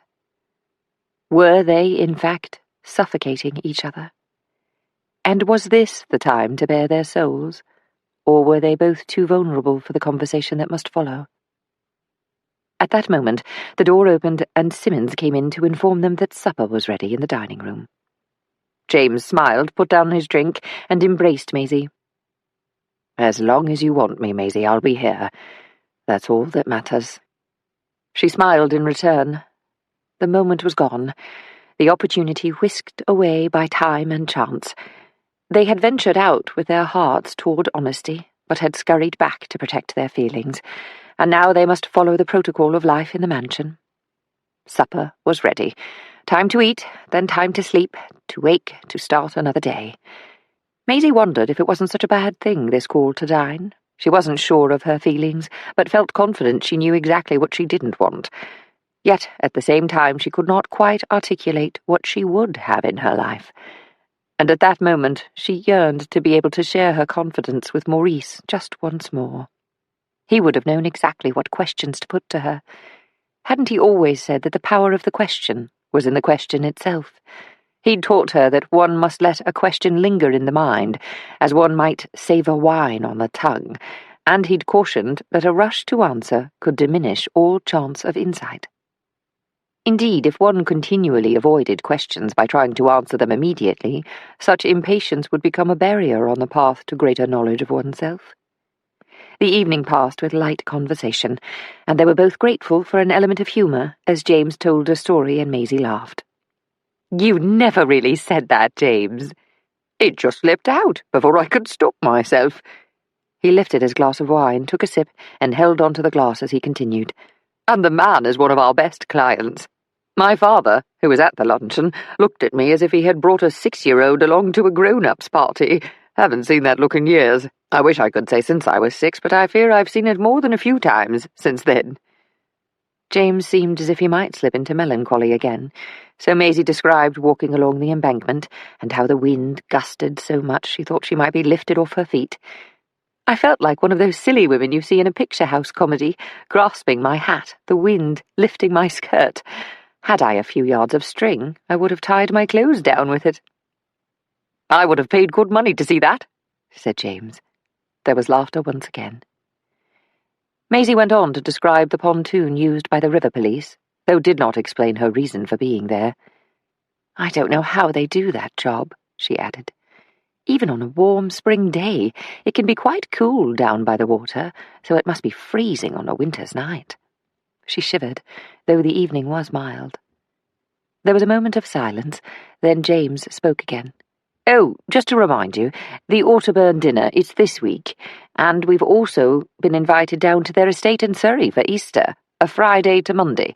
They live more or less on Box Hill, actually. Beautiful for a hack across the downs. Would you like to come? There's also the hunt, probably one of the last of the season. I'd love to go if there's the opportunity. I know I couldn't persuade you to follow on a mount, but you could spend a few hours in their library. I understand they have a smashing collection, some very old books there." "Let's see. It really depends upon how the next couple of days go, and how Billy progresses. I know it's a bit informal, but would it be all right to let Mrs. Otterburn know on Wednesday?" "I'm sure it would. Can't imagine why not." James drained his glass and poured himself more wine. Maisie shook her head when he reached to refill her glass, and at once she saw a picture in her mind's eye of James on horseback in a field of wheat, the golden crop reflected in his wind-swept hair and smiling eyes. It was an image as clear as day, and she felt as if he had left her. The vision, daydream, whatever it was, seemed to be a portent of possibility, and Maisie thought that perhaps she should encourage James to step out towards the life he yearned for. Surely the Compton Corporation had groomed someone to assume responsibility if it had come to pass that James had died in the war. Wasn't there a great-nephew or second cousin of Lord Julian Compton's who worked for the company? Supper was soon over. Coffee was served in the drawing-room, after which James took Maisie's hand and led her upstairs. She leaned on his shoulder, feeling competing emotions, a warmth of affection and a level of confusion. She would miss him. That much she knew. But she also knew she must encourage him to follow a path he could see, but was afraid to step towards. As she turned over the possibility in her mind, she felt a weight leave her chest, felt her breathing come with more ease than it had in weeks. Maisie hoped that one day, when the time was right, she could do what she must without arguments, raised voices, or too much heartache. Hadn't she forged a friendship with Andrew Dean, a past love, who had also wanted to marry her? And she had been the first to congratulate him on his marriage and subsequent fatherhood. Perhaps it could be like that with James. James had arranged for a mechanic to come to the mews behind 15 Ebury Place, where the mansion's motor cars were kept. A diagnosis of the MG's engine ailments was made, and repairs duly completed. The motor car apparently would not let her down now, no matter how damp or harsh the weather, or how high the temperature might rise. So far so good, thought Maisie, as she made her way to the office. An earlier light rain shower had given way to bright sunshine, which seemed to bring the fresh green leaves on the square's trees into sharp relief. Steam was rising up from small pools of water on the road, and it promised to be another fine day. Evelyn Butterworth was due to telephone around 9ish, and Maisie hoped she could arrange to collect her and then go together to the writer's studio, where Bart Soames had a desk. Having parked the MG on Fitzroy Street, she walked in the direction of the office. A police vehicle parked close to the front door caused Maisie to start. "Now what?" she said, under her breath, stepping with care across the slippery flagstones. Only the driver was in the black vehicle, so she assumed Caldwell and his assistant had gone up to the office. She was a little late. She hoped Sandra had arrived. As she opened the front door, it occurred to her that the visit might be in connection with Billy. She ran up the stairs and into the office. Detective Inspector Caldwell was sitting at Billy's desk, drinking tea, his assistant in a seat opposite him. They were discussing whether a British woman who had married a foreigner should register as an alien, an item of news in the papers that morning. Maisie caught the tail of the conversation. "Well, what I think is, why marry outside of your race anyway? Aren't there enough British men for you girls?" Sandra's back was ramrod straight. "Well, actually, Detective Inspector, if you took notice of the population numbers, you would see that there aren't enough men. There is currently a surplus of women, which means an unmarried woman of, say, my age stands only a 1 in 10 chance of finding a husband. That's 9 women alone. And I don't see why you should lose your nationality just because your husband is Russian or Dutch." "What if he's German?" "What if? We're not at war anymore." "Not yet, young lady." "Looks like I arrived just in time to stop another war," said Maisie. "Good morning, Sandra. Is the revered inspector here causing trouble?" Sandra blushed. "No, just a bit of conversation about the news today." "At least we were spared football, cricket, or more on the bowling controversy." Maisie spoke while taking off her coat. "To what do we owe the pleasure of your company, Inspector? When I first saw your motor, I thought you might have unwelcome news of Mr. Beale, but as I ran up the stairs and heard your voice, I realized you wouldn't be quite so cheerful, had it been so." She took a chair from behind her desk and sat closer to the policeman. "How is he? I visited again yesterday, but couldn't see him." "Your Mr. Beale is making good progress. In normal circumstances, you would be able to see him later, but his wife has lodged a complaint with the police. She may be in hospital herself, but she can still do this. And you are to keep a good distance from the Beale family." He looked down at his hat as he ran the brim through his fingers. Maisie felt her hands begin to shake. She tried to remain composed. "I understand. Yes, I understand. I am held responsible, and that is only fair. Billy is my employee, and he was working for me when this happened." I'm sorry, Miss Dobbs. That's all right, Inspector. I would ask one thing, though. Would you keep us apprised of Mr. Beale's progress? And when he's well enough, please tell him I am anxious to have word of his recovery. Please also tell him that he is not to worry about his children, that they are safe and well, especially the baby. I am sure this will all be resolved soon and the family will be reunited. There is some good news, but I thought if I gave it to you second, after the bad news, you'd feel better. Good news? I hope so. I could do with some already, and it's only Tuesday morning. The man we believe to have been Mr. Beale's attacker has taken his own life. The guilt probably got to him. Not only that, we believe he was responsible for the accident which killed Edwin Petit. Jimmy Merton? That's him. You came across his name while you were doing your homework, didn't you? Frankly, he had the lot. The motive, the opportunity, and in the case of Mr. Petit, he had a grudge. Yes, he'd always been one to bully, Eddie. Maisie was thoughtful, her mind not completely on the conversation. Bit of a hard nut, and with previous. The reason he'd been off the streets for a while was because he'd been spending time lolling around at His Majesty's pleasure in the highly palatial Maidstone prison, but as soon as he was back in Lambeth, he found Eddie again. And though we're not sure how he did it, we think he must have had a hand in Eddie's death. At the very least, he didn't save him when he had the chance. He just watched it happen. According to a witness who's come forward, the conveyor belt, the one that carries the bales of paper, buckled up when a bale began to wobble. The witness said that as far as he could make out, Merton, who was up in the gantry, didn't do a thing to stop it, didn't even try to prevent the accident.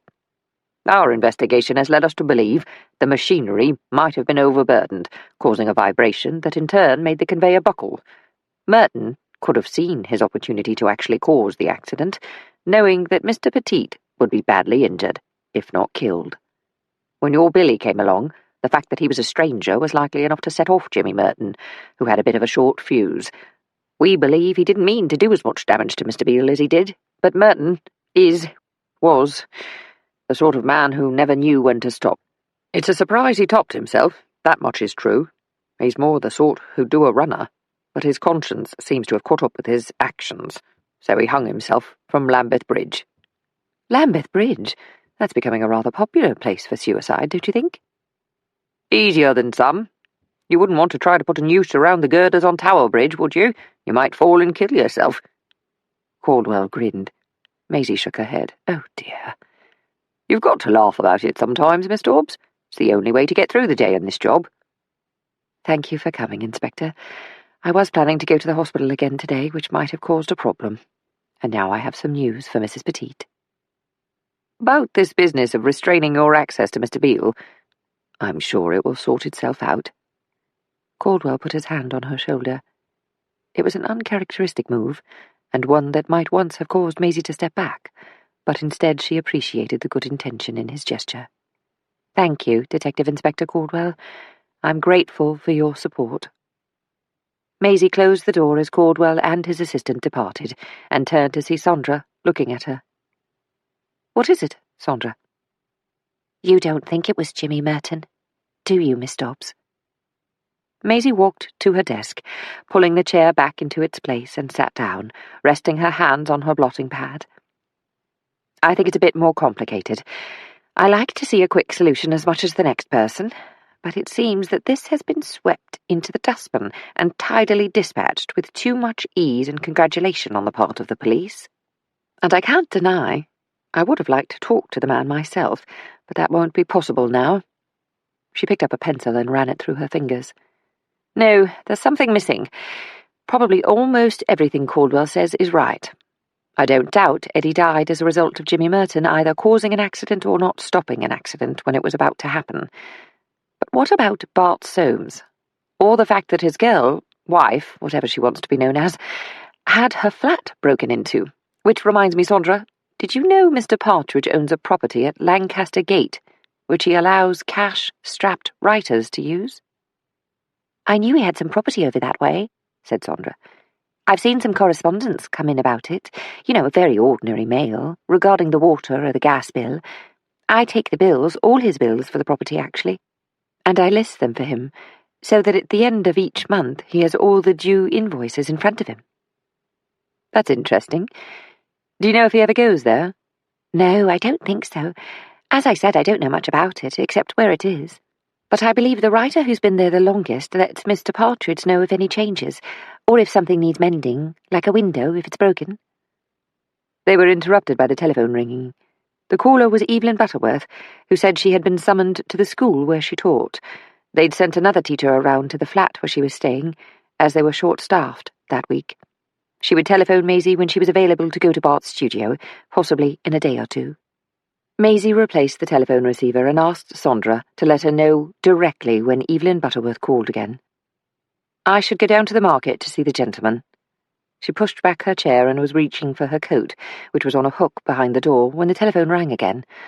Sandra answered, jotting down a name before asking the caller to hold the line just one moment. It's a Mr. Dawkins for you. Said you'll remember him from Waterloo Pier. Maisie reached for the receiver just as the caller pressed more coins into the slot to extend the call. Are you still there, Mr. Dawkins? Yes, thank you. Is that you, Miss Dobbs? Yes, it's me. This is P.C. Dawkins, Thames Division. I gathered it was you. What can I do for you, P.C. Dawkins? At least it sounds as if you're still in employment. When my secretary said Mr. Dawkins, I thought something untoward had happened. I'm still in a job, but something untoward has happened. Well, I think it has. Can you speak now, or would you like to meet? Better get it over with now. I don't want anyone to see me talking to you, just in case they know who you are. You're taking a risk, so be careful. I know, but I just don't like what's going on. What is it, P.C. Dawkins? A man took his own life along the water. I reckon you might have heard about it. His name is Jimmy Merton. Maisie caught the telephone cord and began twisting it through her fingers. Why do you think I might be interested in him? Just occurred to me. After all, he was found hanging from Lambeth Bridge, where that other man went in.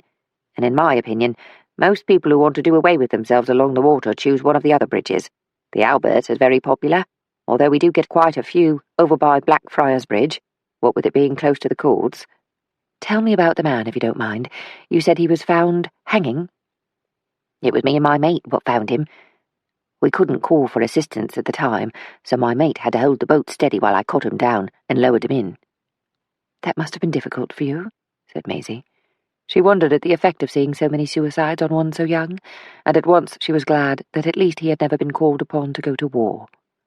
The thing is, Miss Dobbs, I've been thinking about it, and I don't reckon he took his own life.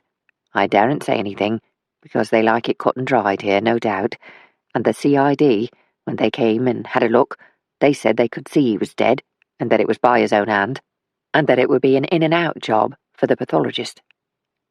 What evidence do you have that it wasn't by his own hand? There was marks on his face. Mind you, granted, it could have been where the body was hanging and got bashed about a bit. But the other thing is, I really don't know how he would have got down there to rig up the noose.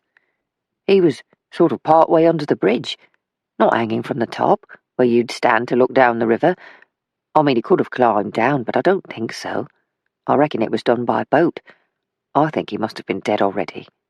Then someone came along, put up a rope, and then hung him there, so it looked for all the world like he did it himself. And of course the marks on his neck, on account of him swinging back and forth, couldn't be told apart from any other marks. So are you saying he had wounds consistent with someone who had hung himself, but he would have had difficulty in setting up the suicide in the first place? From your description, it sounds as if he's more likely to have fallen and drowned in the attempt. Is that the measure of it? That's it, Miss Dobbs. Maisie was about to pose another question when the constable spoke again. And if you wondered, I don't want any money, and I'm not working for anyone. I just don't feel right about it, that's all. There's some things being ignored, and I didn't join the police force to ignore a criminal act. Good for you, young man. What will you do now? I'm leaving this lark. I know there's no jobs about, but I'll do anything anywhere. And don't worry, I won't be coming to you for work. No, I've had enough of this crime business, even if I am on the right side. And this river is bleeding cold of a winter's night, and it stinks to high heaven in summer. The corpses smell a lot worse as well. I think I might like to get out of London altogether, get down to the country. Do you know anything about gardening, P.C. Dawkins? Funny you should ask that. My mom has a little patch. I go out there to work every day, keep it neat and see what I can grow. I should have been a country boy. Look, let me give you this address in Kent. It's a place called Chilstone Manor, and the head gardener is Mr. Avery Buckle. Tell him I recommended you. It doesn't guarantee anything, but he might be able to give you an apprenticeship at some point. You catch the train to Tonbridge, then a bus or the branch line to Chilstone. The station master will direct you to the manor from there. Thank you, Miss Dobbs. And thank you, P.C. Dawkins. I'll be off then. Oh, and young man, watch your back. Until you leave the force, just watch your back. And take care. Maisie leaned over Sandra's correspondence tray to replace the telephone receiver. That sounds dodgy, Miss Dobbs. It does a bit. But the man gave me some interesting information, without doubt. And he's an honest policeman, so I trust him. She put on her coat, hat, and gloves. Slight change of plan. I'm going down to Lambeth Bridge, then on to see Mrs. Maud Petite. I don't think it'll do me any good to go back to Bookham's at this stage, but I intend to drop in at the market to see if Seth and the men are there. They should be back from their rounds by then. How about you? Is everything clear on Billy's cases? Yes, I should have a final report on one of them tomorrow morning. Tomorrow morning? Well done. Remember to put in a chit for your overtime, and I'm sure you're working overtime, Sandra. Maisie paused as she reached for the door handle. Oh, and tomorrow I'd like you to help me with the case map. Perhaps you can spot some connections where I can't. It's always better with two pairs of eyes on the task. A dirty, wet mist hung over the water, and though the sun might have broken through clouds outside London, there was nothing but a slight round paleness in the sky where the sun's glow should have been. She pulled her coat around her as she walked to the centre of Lambeth Bridge and rested against the wall to look down the river towards the Houses of Parliament. The new Lambeth Bridge had been opened only the previous summer by the King, and though already tarnished in places by the elements, it was still resplendent in red paint, chosen to match the colour of the leather benches in the House of Lords. In one direction she could walk to Lambeth Palace, the London home of the Archbishop of Canterbury since the 13th century, and in the other she could cross to Millbank, then along towards Westminster Bridge, painted green in honour of the House of Commons. She smiled. Maisie loved this London, as much as it grieved her to see the poverty, the desperate need of people in Lambeth. At the same time, there was a fierce grandeur about the factories, about chimney stacks fired by the hard work of an ordinary working-class population. She loathed the inequity of it all. That the final profit went to those who hardly gave a thought to the workers who toiled, their skin thick with dust, oil, and sweat. Yet she also knew that without those who had never known want, there would be no work at all. Perhaps her own prejudices were part of the reason she and James were floundering in a relationship that seemed to start well, so easily had they moved from being friends to lovers. If they were to part now, surely the ripples of broken expectation would affect much in her life, from her father's position as Chilstone Manor's head groom, to her closeness with Lady Rowan Compton, James's mother, who had taken to treating her as if she were the daughter she had lost. How might they all react to such news? Maisie looked down into the river at the dense mass of water working its way towards the Pool of London, and from there out to the marshes and then on to the North Sea. A dredger slipped under the bridge, then a barge and a tug in succession. This was the Thames as a working waterway. This same river would entertain pleasure-seekers at Henley or Marlow, and supply fishermen close to its source. But here it was an ugly mistress. A thick grey killer if you slipped into her clutches. Maisie leaned over the side of the bridge to look down, and wondered how desperate one might have to be to climb down towards the water, and at night. There were certainly places where a man could find a place to put one foot after another, but already the new bridge was slippery, coated with lichen and scum. Yes, it seemed Dawkins might be right. Jimmy Merton could well have come to the bridge via boat, given that it would take two people to put up a noose, together with the fact that any sane man would not help his friend take his own life. It seemed reasonable to assume that Merton was compromised, unconscious, if not already dead, when a rope was placed around his neck and he was left to hang. The question was, of those who wanted him dead, who might have taken the life of Jimmy Merton? Chapter 10. Jenny's face lit up when she opened the door to see Maisie standing on the step. "Come in, Maisie, come in. We were just talking about you, weren't we, Maud?" Maisie stepped into the passageway. "Oh, so that's why my ears were burning?" She smiled at Jenny. "Shall I go through to the kitchen?" "Off you go, love. She's in her chair by the fire. She does feel the cold, you know, even has a hot water bottle on a summer's night. I just walked in the door a little while ago from my cleaning job down at the pickle factory." "You're still working there, Jenny?" "Until I drop, probably. Mind you, Maudie and me, we've been careful with our money, and Wilf left us a little, and now Maud has earnings that Eddie saved up. We should be all right when it comes to the time I can't work any more, though I hope to keep at it for a few more years yet. The rent on this place hasn't gone up in a long chalk, and we've been lucky, because when we first came here, the three of us, we could only afford rooms upstairs, but now we've got the downstairs as well. Nice enough for a couple of old girls, eh?" Jenny chivied Maisie into the kitchen, and as she entered, Maud held out her hands. "It's nice to see you, my love. Fancy you coming back here on account of our Eddie." Maisie took the woman's hands and was surprised at the strength that seemed to be returning to Maud Petite. "You sit down next to me, Maisie. Tell me what you've been doing for my Eddie." Maisie rubbed Maud's hands as she began to speak, looking back and forth between the two women as she explained that Jimmy Merton had been found dead, an apparent suicide. The police believe that, one way or another, Jimmy was responsible for Eddie's death, that even if he didn't create the circumstances for the paper bail to fall, he never made an attempt to help Eddie. They think he might have just wanted to scare Eddie, or intimidate him in some way, but it went too far. They had questioned him a couple of times, but couldn't really pin anything on him. Though they were working with possible witnesses, the fact that he killed himself has convinced the police that Jimmy was their man. Maud Petite nodded, slowly, her gaze on the window panes where dust had collected against the glass outside. "Kettle's boiling. I'll brew us some tea," said Jenny. Maisie thanked Jenny, her voice barely more than a whisper. These were people for whom a cup of tea was balm for the shock of bad news, perhaps a death, an accident, the loss of a job, or a roof over one's head. The more desperate the word that came, from a neighbour, in a letter, from the bailiff or the police, the stronger the brew, and the sweeter it was to the taste. "What do you think, Maisie?" asked Maud. "What do you think of these policemen and what they've said about Jimmy Merton?" Maisie looked down at her hands, then back at Maud to answer her question. "I don't know. To tell you the truth, but here's what I do think. That they're probably right that Jimmy Merton had a hand in Eddie's death. And for that, he's paid a price. And I think we must be thankful because now we know." "An eye for an eye and a tooth for a tooth. Ain't that right, Maudie?" Jenny began pouring the tea, her hand shaking. "It's a terrible thing all the same," said Maud. "Two boys growing up here on the streets.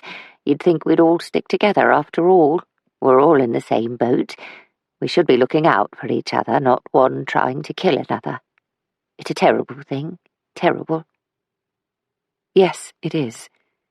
Maisie began to choose her words with care. "But now you can rest, can't you? You know how Eddie died, and you know that, however wrong it all was, the piper's been paid his due.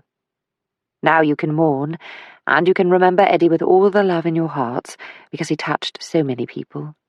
He brought comfort to the horses. He loved his horses, didn't he?" "Yes, he did. He loved them, and they loved him back." Jenny brought a cup to Maud, holding on to the saucer until the woman had it in a secure grip. "I won't stay, Jenny," said Maisie. "I must be getting along. I'm going up to see Jessie, Seth, and the men up at the market. I want to catch them before they go home. They'll want to know the news too, and I dare say you'll be seeing Jessie soon, Maud." "Oh, he'll come round to see us. You'd better keep that kettle on the boil, Jen." Maisie said goodbye to Maud, who made her promise not to be a stranger. "It does us good to see a young face about. Two old women like us. We could do with a bit of life around here, especially now Eddie's gone." She saw grief in the woman's features, and gave her word that she would keep in touch. At the door, Jenny squeezed Maisie's shoulder. "I know you're busy, Maisie, so don't feel you have to visit. Maud's just feeling a bit lonely. She's afraid, you see, of being on her own. Not that I'm planning to go anywhere." She put her hand on her forehead. "I keep meaning to ask you, was that notebook of Eddie's any help?" "It's a help, Jenny, but I'd still like to find the one with all Eddie's customers and their addresses listed. It hasn't turned up." "I've racked my brains and nothing fell out," said Jenny. "But I'll keep looking. Take care, young Maisie, and thank you. Thank you for coming over with the news." Maisie said goodbye and walked along the road to where she'd parked the MG. She started the engine and for a while sat in the idling motor car looking about her. She was one of the lucky ones, and there were few. The outcome could have been so different. She felt as if she were in debt, that there was something to be repaid, and she thought she could start with Maud and Jenny. Perhaps she could ensure their security in the house, or have some alterations done to make it more comfortable for the two women as they aged. Despite what Elsbeth Masters had said, she thought it was the right thing to do. Having set the motor car in motion, she made her way on towards the West End, but a wave of fatigue seemed to envelop her as she negotiated the lorries, horse-drawn carts, motor cars, and weather, and at the same time she felt a pang of guilt. She had told the truth, that Jimmy Merton was dead, and that the police believed him to be responsible for Eddie's death. The weight she carried within her came from a growing sense that Eddie's death was just the tip of a very different iceberg. Maisie stood on the edge of the market, watching porters running to and fro and costers clearing up after a busy day. The ground was spattered with dropped fruit and vegetables, and street urchins waited to be thrown a few specks, damaged fruit unsuitable for sale, or to be given a coin or two for running an errand. Maisie was pained to see so many of the children running in bare feet and threadbare clothing. She thought she would talk to Andrew Dean.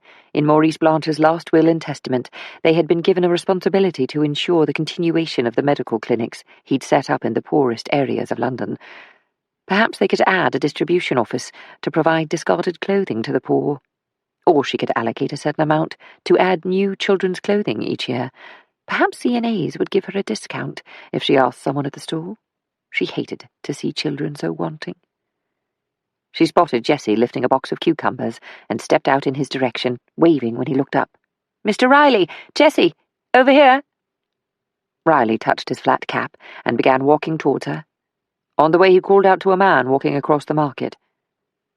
"Fred, could you have a scout round for Seth, Archie, Pete and Dick? Tell 'em we've got a visitor, and they're wanted over here." He smiled as he approached Maisie. "I didn't think we'd see you here today, Maisie." "I've got some news for you, Jessie." "Better wait for the lads. Here, come over this way. They've more chance of seeing us if we wait on the corner." Soon the other men joined them, making their way past barrow boys and porters, everyone pushing, shoving and running to bring more produce to the stores or to load up for deliveries. "Why don't we go over to Sammy's, eh? He won't mind us taking up a table while we talk."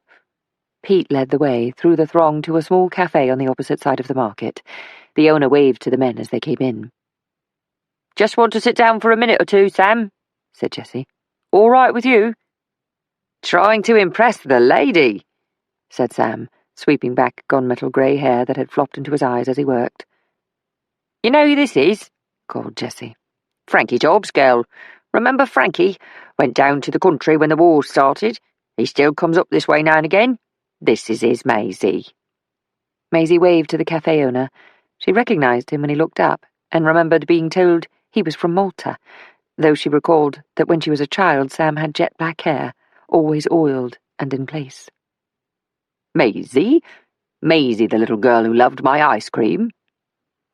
At once she could almost taste Sam's special hazelnut ice cream, a crunchy confection that slid across the tongue so rich it made her eyes water with each spoonful. "Oh, now I remember you, Sam. You made the best ice cream in London." "You want some, Miss Maisie? Still make it, especially for you." "No, thank you," she shook her head. "I'm here to talk to the gentleman, but I'll come back for a cornet when I have time to sit and savour the taste. So remember me, won't you?" The man laughed. waved and continued to clean his small cafe. "Got some news for us, Maisie?" asked Pete. "I have, yes." She stopped speaking for a moment, watching the men. Pete leaned forward, but Seth and Jessie sat back, their arms folded. Archie and Dick both folded their arms as well. She went on. "I heard from the police that Jimmy Merton was found dead, apparently by his own hand. He'd hung himself from Lambeth Bridge." "Bloody hell," said Pete, looking back at the others. Seth shook his head while Jessie looked out of the window, then back at Maisie.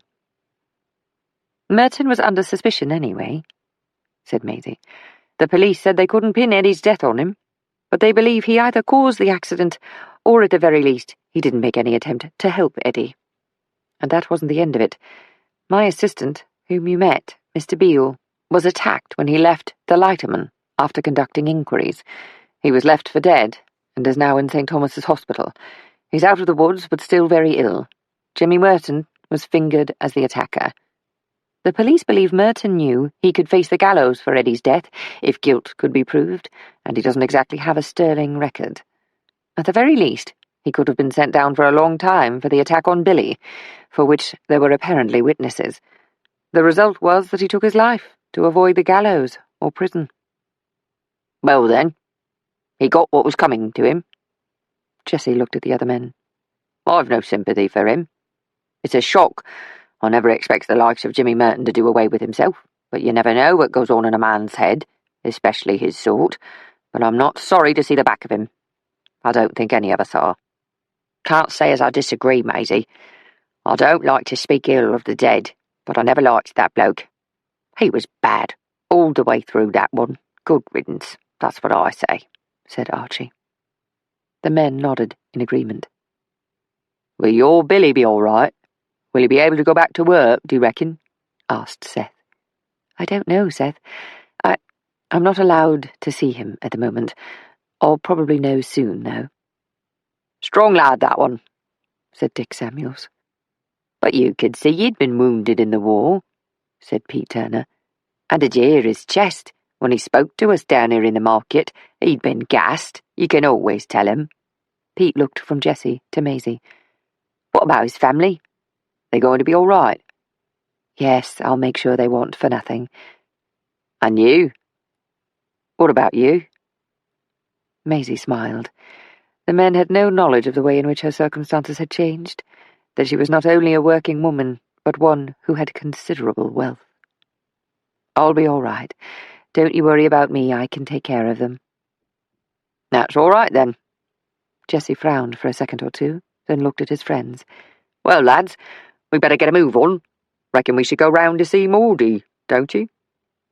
There was agreement all round, and Maisie made her farewells, called out goodbye to Sam, and went on her way. She would have liked to feel as if her investigation was coming to a close, that she had given her clients exactly what they wanted, but there were too many loose ends. The police may have filed the case away, but for Maisie there were still pages flapping in the wind. The office was silent at the end of the day.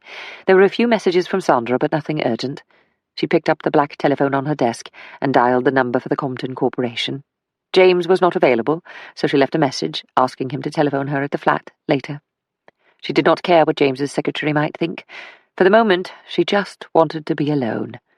She was gathering her belongings when the telephone started ringing. "Fitzroy 5600?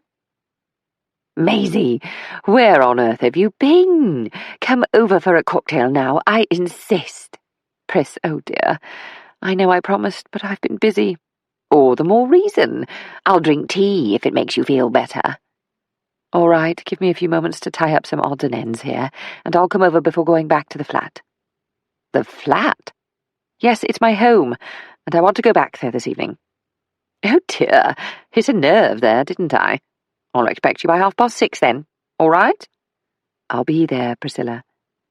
"I don't even like the way you said Priscilla. Something must be terribly wrong. 6:30, not a moment later, and never mind the tea. I prescribed gin and tonic. Bye." Maisie rubbed her forehead. At least she had done 2 good deeds for the day. She'd given a young man the possibility of work, to which he might be suited, and she'd taken news to Maud Petite that her son's murderer had paid a price for his actions. Billy's family were taken care of, and if all went well, she knew Billy would contact her as soon as he was in better health. In the meantime, she would keep her distance from the Beales, though she thought she might ask Sandra to visit Billy on her behalf. The door of the mansion in Holland Park was flung open by Priscilla's eldest son almost as soon as she pulled the bell. "Good heavens, how you've grown! You'll soon tower over your mother," exclaimed Maisie. Thomas Partridge, who had recently celebrated his 12th birthday, blushed. "About an inch or so to go." He leaned forward and kissed her on both cheeks. "Hello, Auntie Maisie. We've missed you." Soon they were joined by Timothy and Tarkin, who Maisie thought were also shooting up like vines. "Is Uncle James coming?" asked Tarkin. All the boys were mad about flight and aeroplanes, and the fact that James had been an aviator in the war had given him extra points as far as the boys were concerned. "Sorry, just me this evening."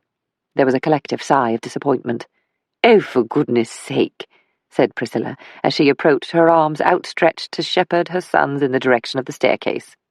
"You three toads can just go into the playroom and do whatever you boys do in there, but if I hear one scream, one, I'll kill you, or the sound of a ball being whacked against the wall, you can rest assured there will be another sort of whacking in the works." The boys ran off, and Maisie rolled her eyes. "Just as well I know that you wouldn't lay a finger on them, isn't it?" "I do a very good line in threats, though. Come on, to the dining room.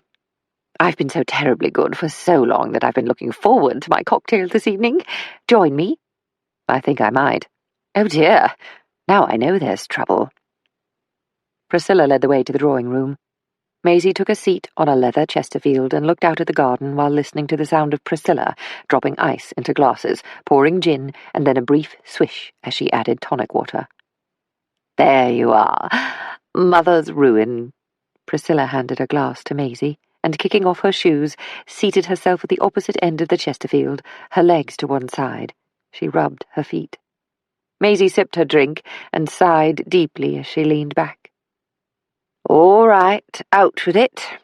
I have the distinct feeling that all is not well with your love life." "Not exactly," said Maisie. "But if you don't mind, I wanted to ask you something. About Douglas." "There's one way of getting out of telling me what's going on. Mention my husband, so I just have to know immediately what on earth you might want to know." Maisie rubbed her forehead, her fingers still cold from holding the chilled glass. "I'm curious about how well Douglas knows John Otterburn.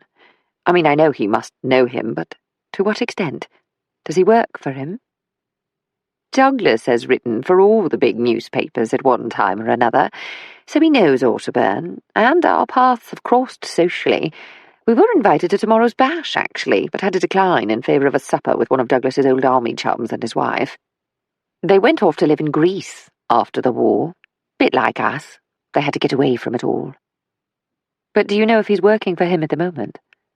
"I couldn't say, though I think he might be beavering away on more than an article. To tell you the truth, I don't ask questions about his work. If he chooses to show me something, or ask me for an opinion, or just moan that he can't quite get something right, I do what I can. Read, say what I think, or listen. I couldn't write my way out of a paper bag, so I fear I can't really be very constructive in my assistance." "Why do you think he might be working on more than an article?" asked Maisie. Ice rattled in the glass as Priscilla stirred her drink. "Years of practice in the art of being married to a writer. I know it's something important, and that he's not saying much. The last time he started a book, he did the same thing. It's as if he was going into a cave to thrash things out with someone, fighting with the words, I called it once. He sometimes works at home, his lair at the top of the house, but as you probably know, he also keeps a small office not far from here." "Does he ever use the studio at Lancaster Gate?" "So you know about that?" Priscilla picked up her drink. "Not that it's a secret, but Douglas doesn't have much to do with it on a day-to-day basis. It's part of an estate left to him by an uncle, very handy too, if you're a writer. He wanted to help other writers who aren't quite so fortunate as to have the space to work in peace. Perhaps they live in a flat and have children at home, something of that order. But go there himself, never. He said he wants to help support those writers, not do their work for them, or be there in an advisory capacity. I don't think he ever sets foot in the place. There's an overseer for the building, as well as the studios. There are residential apartments on the upper floors, and one of the writers takes care of administration, of places and the waiting lists. I see. So you think he's writing a book? He'll tell me soon, when he's wrestled the first chapter or two. And he'll also be working on his articles and essays. He likes to write different sorts of things, and sometimes at the same time. He says it keeps him on his toes. Maisie nodded. And has he ever mentioned a man called Bartholomew Soames? Priscilla stirred her drink again and took a sip before setting the glass on a side table. Doesn't ring a bell. Do you want me to ask him? No, please don't. It's best left alone. And I'll ask him, if need be. What's going on, Maisie? Maisie shook her head. I don't know. Not yet. Knowing your work, I do hope there's nothing frightening going on to do with Douglas. No, not in the way you think. I just happen to be working on a case that involves a writer, Soames, so I thought I'd ask. And as for what Douglas is working on, well, Sandra just happened to mention that she was busy with some important work for him at the moment. Your questions are very specific, though, Maisie. I think you're fobbing me off. I just wondered how well he knows John Otterburn. That's at the heart of it. And the young man in question had a desk at the studio, so the two names came up a few times, that's all. Maisie felt she had asked too much and hoped Priscilla would accept her explanation. And I'd be awfully grateful if we could keep this conversation between us. I know that's a lot to ask. After all, he is your husband, but I wouldn't want my questions to be of a concern to him when he's so busy. I see. Well, as long as you don't think he murdered anyone. Priscilla stood up, holding up her glass. Another one? I'm only a few sips into this one. I'll just have another half glass, and lots of ice. Priscilla stood up and went to mix another drink. Maisie watched as Priscilla stood beside a sideboard of dark wood and mirrored glass, the top reflecting bottles and an ice bucket, as if the designer had intended the effect to resemble a kaleidoscope. So, tell me, said Priscilla, pouring gin into a glass and holding it up to check the measure before adding another splash. What's going on with you and James? To tell you the truth, I've been expecting a joyous announcement of forthcoming nuptials. That's far from on the cards. Priscilla took her seat once again. But everything started so well, and he's a very nice chap. The boys adore him. Yes, he's lovely, kind and solicitous, but we seem to be arguing over all sorts of silly things, and some not so silly things. Maisie sighed, set her drink on the side table and ran her fingers through her hair. And we're just different. I thought it might not matter so much that our roots are poles apart, but it does matter, and it seems to be becoming quite significant. I've been suffocating at Ebury Place, and I've come to see my flat as a retreat. Do you spend much time at your house? My house? Oh, for goodness sake, the house that Maurice left you. The Dower House. At first I did, because there was a lot to go through, but now, no, not really. I see. What do you see, Pris? Asked Maisie. What do you see that I can't see? I'm going to have to be blunt with you. When haven't you been blunt, Priscilla? Not as often as I would like. I've been watching you since Maurice died, and I believe you've found it harder than you think, having the responsibility of wealth and property. I have Maurice's lawyer to advise me, said Maisie. Priscilla shook her head. That's not what I mean. What do you mean, then? Look, this is just what I've seen, what I've noticed during the past month since your inheritance. You seem to be spending an awful lot of money on trying to make other people happy. You've essentially bought a house for the Beales, in all but name, and admittedly, you've trod very carefully so as not to offend, but you've set them up, and have barely asked for rent since they've moved in. And then Sandra, bless her, she's a lovely, intelligent girl, and she's been through a lot, but I know you're paying for her education and her books and everything that goes with it. That's without your contribution to Maurice's clinics, over and above the trust he'd set up so that the work may continue. And there's been other things. I won't go so far as to say you've been spending money like a drunken sailor, because you don't direct it at yourself. But it's as if you feel you're having to apologize for having the money in the first place, and you're trying to get rid of it so that you can be comfortably strapped for cash again. Priscilla, that's unfair. Maisie stood up and began to pace. I mean, well, if you're thinking like that, look who acted as a guarantor for me to obtain a loan for the flat, eh? You thought I wouldn't find out? How on earth? I discovered that you'd had a hand in it when I went to pay off the mortgage, which is something I was able to do with the money left to me, and I'm only doing what you did for me. Oh no, Maisie, it's not the same, and for goodness sake, sit down, will you? Priscilla raised her voice. You're making my head spin. Maisie sat down. Priscilla continued. Look, you are my most precious friend. You're like a sister to me. You are dear to my heart, and I knew that even if you found out, you wouldn't hold it against me. But what do you mean it's not the same? I mean that this controlling of other people's futures won't get you any thanks, you know? In fact, if you go on like it, coming to the rescue all the time, you could make more enemies than friends. Priscilla paused, then stood up. Oh, bloody hell, I'm going to have the other half of that G&T, and I might just make it a very large one. She continued talking while pouring another drink, throwing ice cubes into the glass in a manner that almost caused them to bounce out again. The fact is, people like a little help when they need it, usually because there's a means to pay it back. Perhaps not in the same way, with money, but with a task completed, something like that. If you give people more than they can ever repay, you run the risk of resentment, because then they feel beholden. She sat down again, but closer to Maisie. I know this is hard, and it's only my opinion, but I've seen it happen. I would bet anything that in time there will be repercussions from the recipients of your largesse. Those people you've helped might distance themselves, or they might decide it's easier to stop seeing you at some point. You leave them with such a debt, and no one likes to feel in debt. There are ways of helping without doing everything. Otherwise you take away the opportunity for them to be proud of something they've achieved. But I couldn't leave Billy and his family where they were, not with the boys always ill, and them cramped with Billy's mother in that small house. Small by whose standards? They were so happy to be moving. Of course they were, countered Priscilla. But give people time to settle, and the obligation begins to weigh on them. Maisie bent forward and pressed her hands to her eyes. I just keep doing everything wrong. I feel as if everything I touch is falling apart in my hands. Priscilla placed her drink back on the side table and put her arm around her friend. It's all to be understood, Maisie.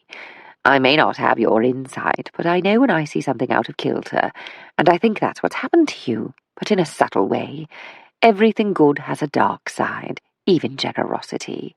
It can become overbearing, intimidating, even humiliating, and no one likes to think someone else is pulling the strings, do they? Oh, I've made such an idiot of myself.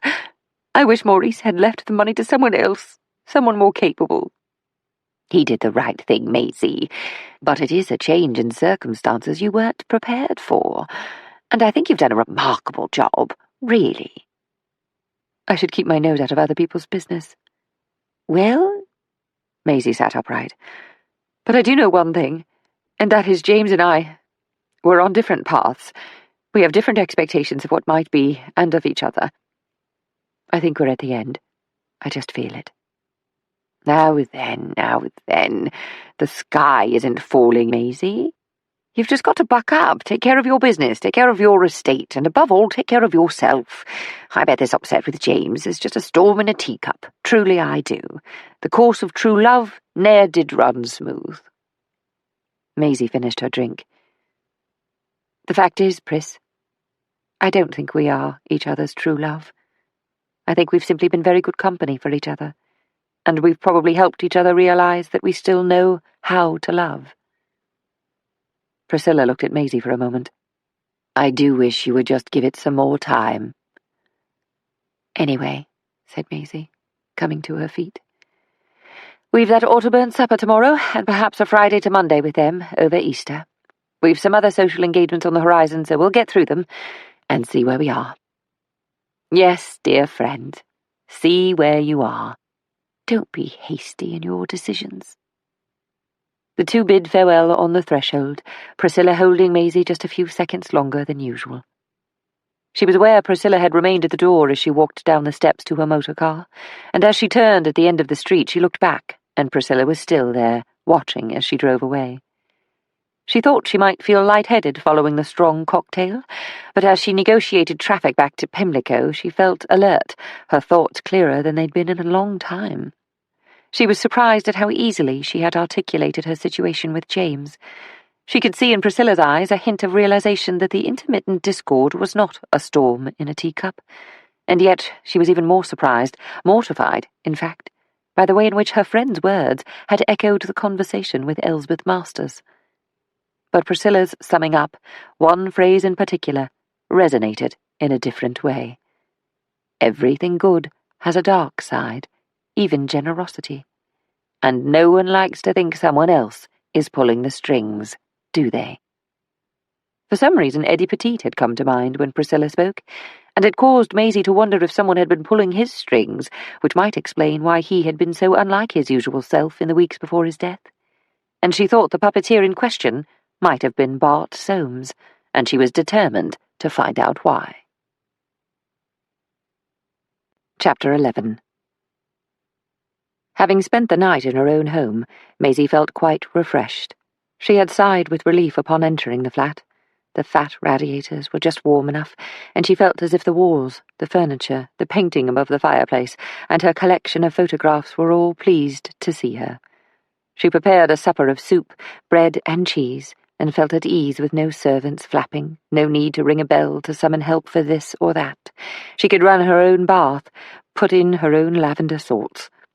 But later, as she slipped down further into the bathtub filled with hot water, soaping her body and feeling the pressure of the day wash from her bones, she wondered, not for the first time in her adult life, who am I? She thought she had come to some agreement with herself, that she had come to know the essence of her character and how she might go forward in life, acknowledging her memories, her grief and disappointments, along with the achievements, the times of joy, of love.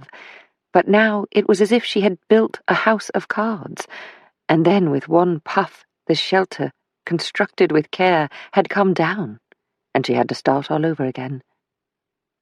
The bequest from Maurice was the gust that had swept through her card house, and though it was a most beneficial inheritance, and she at least had a solid foundation upon which to construct her place of belonging once again, at the same time she was left wondering who she might be now, and in the future.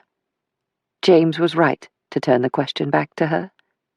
What do you want, Maisie? Once upon a time that might have been an easier question, but now, what did she want for her life to be considered well-lived? How could she honour both her past and at the same time take on a future that offered so many more opportunities than she might ever have imagined? She thought of Maurice. What had contributed to his wisdom? How had he gained the knowledge he'd brought to every case, every conversation, every challenge? The water was growing cold, but Maisie wanted to follow this train of thought to its destination. Who did she want to be in this new life? She had resources now, such as she had never dreamt of having, and she knew, more than most, that with money came freedom and restriction, both. To those whom much is given, much shall be expected. She understood this, that she wanted to be worthy of Maurice's legacy. She wanted to serve, and it seemed she was adept in only one endeavour at the moment, and that was as an investigator. She had, she admitted, made quite a mess of trying to sort out the lives of those closest to her. The words of both Elsbeth Masters and Priscilla had cut her to the core. But she had to admit to herself that they were right. She'd made some dreadful mistakes, and it was true. She had put a lot of effort into her world being just so, into controlling and organising, mending this, making up for that, and she'd done more of it since being given the keys to Maurice's money. It had bolstered her. It had made her feel safe, in a way, when she was able to change the circumstances of those around her who seemed to be careening towards disaster. At times it was as if the gods of perfection were holding her to account. Perhaps that was due to the war, or to the battle inside her. The water was too cool now to bear, so she stepped out of the bath, towelled dry, and pulled on her dressing gown. Sitting in front of the gas fire, she rested her elbows on her knees and held out her hands to the heat. Though she had calmed her thoughts, those recollections that would so easily skirmish within her, she couldn't deny that part of her was still at war with her past. Again she asked herself what Maurice had been exposed to throughout his life that might have contributed to his strength of character and to the deep well of knowledge he seemed to have at his disposal. She smiled as an image of her mentor came to mind, sitting in the chair alongside the fire at Chelstone, pipe in hand, his eyes upon her as he asked her a question, then counselled her to take her time, to chew it over while he poured another malt whisky and savoured the warmth. Could his knowledge have come from all the questions he'd put to himself? As she lay in her bed, before her eyes became heavy with sleep, Maisie made a list in her mind of the elements she believed had contributed to the qualities she most admired in Maurice. That he was well educated was without doubt, and he had done much to ensure that her own education was as deep as it was broad. He was well read, and his library was at her disposal. That he had loved was understood. He had never given her details, but she knew he'd had the love of women, and had loved in return. He had gained professional acclaim.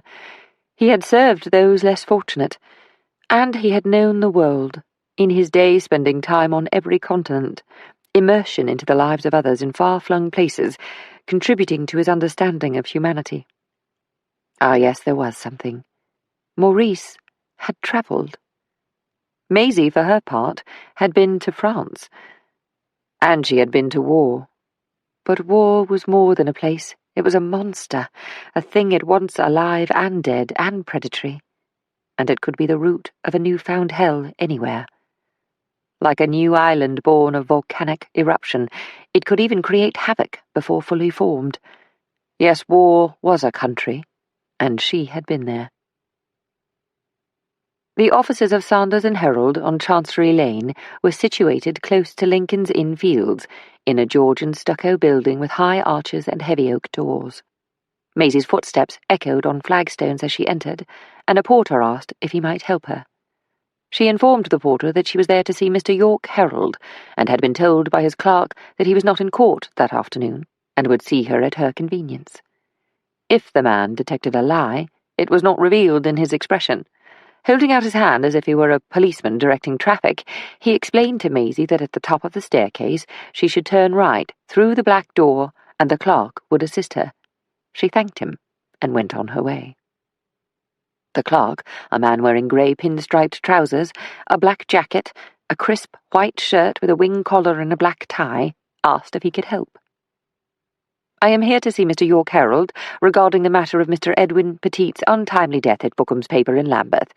I am a representative of the deceased's mother, and I have been referred to Mr. Herald by the general manager at Bookham's." The clerk, who had not given his name, cleared his throat.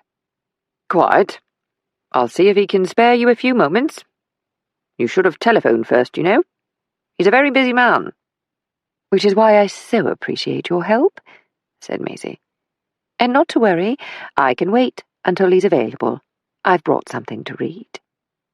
Without being invited to do so, she seated herself on a bench and looked at the clerk. "I'll just sit here while you talk to him, then." The man cleared his throat again, opened another door leading to a buttermilk-painted corridor with a burgundy-coloured floor runner, and left Maisie for some moments before returning. The door opened once more, and the clerk held it back for her to proceed. "He'll see you now, Miss Dobbs. First door on the left, but let me show you in." This time the man whispered, as if he were in church.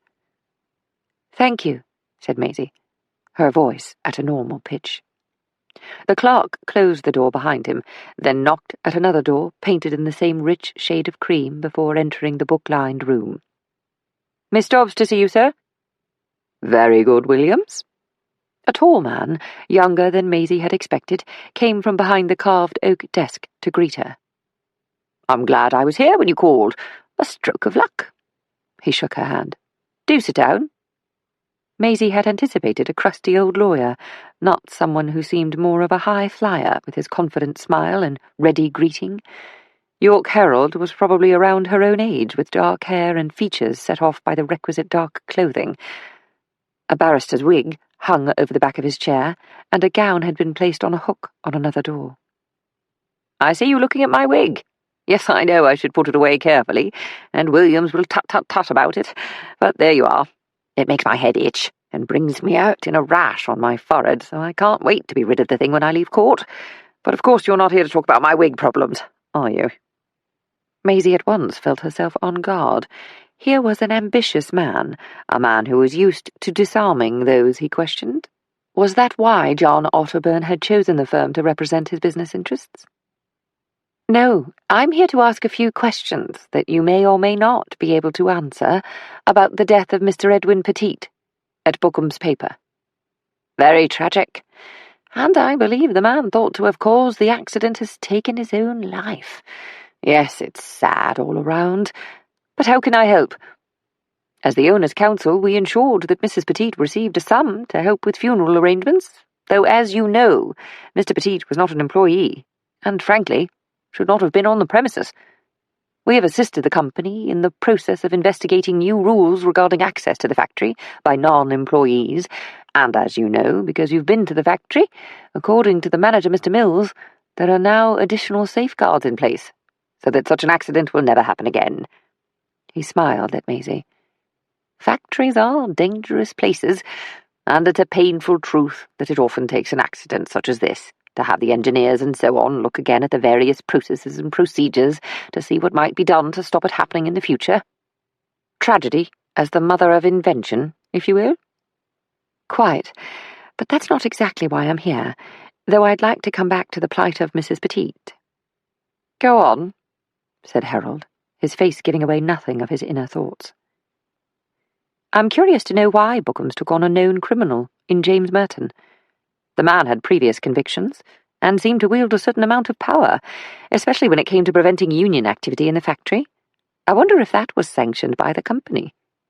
I'm here because, as the company's legal representatives, you would have had a hand in development of policy regarding organised labour, I would have thought."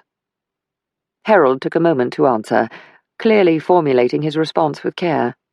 Then he smiled again. It was a sudden smile put on as if it were a mask. "Miss Dobbs, I fail to see what any of this has to do with you, or with the death of Mr. Petite, or indeed his mother's needs at the present time." This time it was Maisie's turn to smile. "Fair enough. But speaking of his mother's needs, with the discovery of Mr. Merton's guilt, a guilt that led to his death, one can conclude that a flawed yet obviously trusted employee, especially if he was tasked with the obstruction of union activity, not only may have had a hand in the death of Mr. Petite, but at the very least might have prevented his death, or could have offered assistance when he was dying, which he didn't. Now, Mrs. Petite has been left in a precarious financial position, given that her son was the breadwinner in the family. Indeed, he had worked for Mr. Otterburn in another capacity, I believe, assisting with his horses. So my visit here is to negotiate a settlement, I think is the word. Yes, a financial settlement, to ensure she is not compromised by want." "Well, frankly, Miss Dobbs, Harold stuttered. "Yes, you do know what I'm talking about, Mr. Harold, and I suggest you discuss the matter with your client. I am sure he will be more than willing to accommodate Mrs. Petite, given the fact that her son died a terrible death at one of his most important factories." Maisie stood up. "I'll give my name and telephone number to Mr. Williams, so you can contact me when you have a figure in mind. We'll haggle then, shall we?" She held out her hand and saw that Harold was beaming his confident smile once more. "I will be in touch, Miss Dobbs," He rang a bell, and the door opened almost at once, giving the impression that Williams had been on the other side, like a faithful dog waiting for his master's summons. As Maisie reached the door, Harold spoke again. "Well done, Miss Dobbs. I have to admit, very well done." Maisie smiled in return, nodding to Williams as she passed him in the corridor. She remained long enough to give the clerk her address and telephone number, and departed the offices of Saunders and Harold, ensuring she thanked the porter as she left the building. John Otterburn would no doubt hear about her visit within a few moments, and she wondered if he would comment upon it when they met at dinner. It did not matter. Maisie had decided that instead of simply writing a cheque herself, she should try to squeeze some money out of Otterburn via his lawyers. It would mean a great deal to Maudie, and at the same time, Maisie might discover something of use. The fact that the ploy had worked so easily, that Otterburn's representative was so quick to consider her request at just the mention of possible criminal activity, gave her pause. A plain correspondence postcard from Eve Butterworth was waiting at the office. The message informed Maisie that she was available to visit the Lancaster Gate Writers' Studio on Thursday morning. Using a similar postcard to reply, Maisie said she would pick her up outside her friend's flat the following morning at 10 o'clock. 2 new customer inquiries and a sit-down with Sondra to compare notes on work in hand saw another couple of hours go by. Caldwell telephoned at noon. "Afternoon, Miss Dobbs. Got some news for you." "Is Billy all right?" "Doing much better, sitting up and talking. In fact, as far as I can tell, he's talking rather a lot." "That is good news."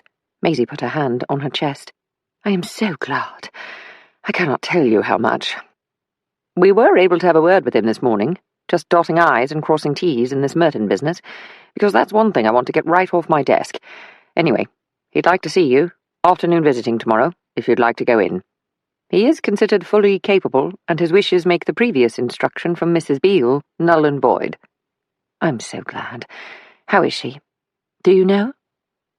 "Being discharged tomorrow, late morning, so I would suggest your little helper over there at the house should leave first thing." "I'll make sure it's done. Thank you, Inspector." "By the way, here's a bit of police gossip. You know that lad I put you in touch with? P.C. Dawkins? Well, he's vanished off the face of the earth." "What? What do you mean?" "Left a message that he was sick of the smell of the river and being on the water, so he just upped and left. A couple of the lads went round to his house, and his mom said he'd got out as usual that morning. She was dead surprised." "Aren't you worried? Is there any inquiry in progress?" "He'd been talking about going off, apparently. Told a couple of the other lads that he was always aching in his bones, what with the damp and all, and he said he didn't really like the work, and off he went." "His mother must be sick with worry." "She is, but we reckon he'll get in touch soon. Or he'll be back when he realises that there's hardly any work to be had, wherever he goes." He paused. "I just wondered, seeing as you spoke to him recently, any idea where he might have gone?" "Inspector Caldwell, I'm concerned for his safety. Of course I don't know where he's gone. And are you sure he's just left to go off to find work elsewhere?" "The note says as much, and he hasn't been missing 24 hours yet. Mark my words, he'll be back soon enough, though the police won't take him on again. No, we need men with a bit more about them, not shirkers afraid of a bit of wet." "So you wouldn't mind a shift or 2 on a cold night, out on the water?" "Not blimmin' likely." Maisie left the office earlier than usual, arriving at Ebury Place to prepare for the evening's outing to the dinner party hosted by John Otterburn and his wife. James arrived home within an hour of Maisie and swept her into his arms when he came into her room. "I almost came over to the flat last night. I missed you so very much, Maisie."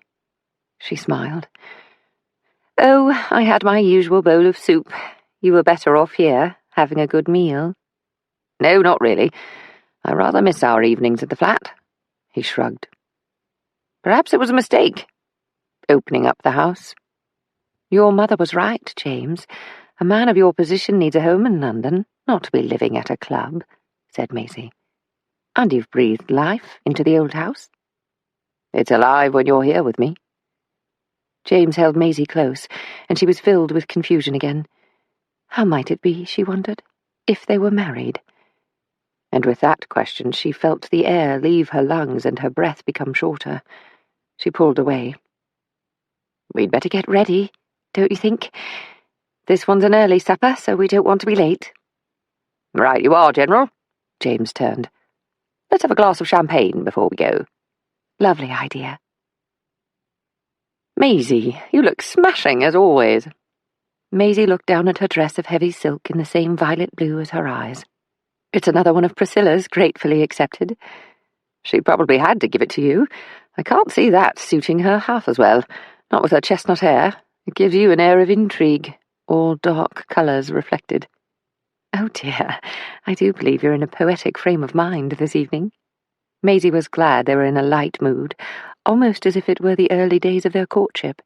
She hoped there would be no discord this evening. Following a quick glass of champagne, they were soon on their way to the Otterburns Park Lane mansion. As they reached Hyde Park, James reached across and took Maisie's hand. Be careful, James. You're supposed to be watching the road. She had noticed that James often waited for a nighttime journey to broach a troublesome subject, when the rhythm of the motor car conspired with a shadowy darkness to ease what he anticipated might be a difficult conversation. I want to ask you something, Maisie. Maisie felt herself tense. Yes, James? What is it? Look, I've been thinking a lot about your work lately, and I have to admit, I've been getting more and more worried. This business with Billy rather floored me, and I think, if you don't mind me saying, I think it's the thick end of the wedge.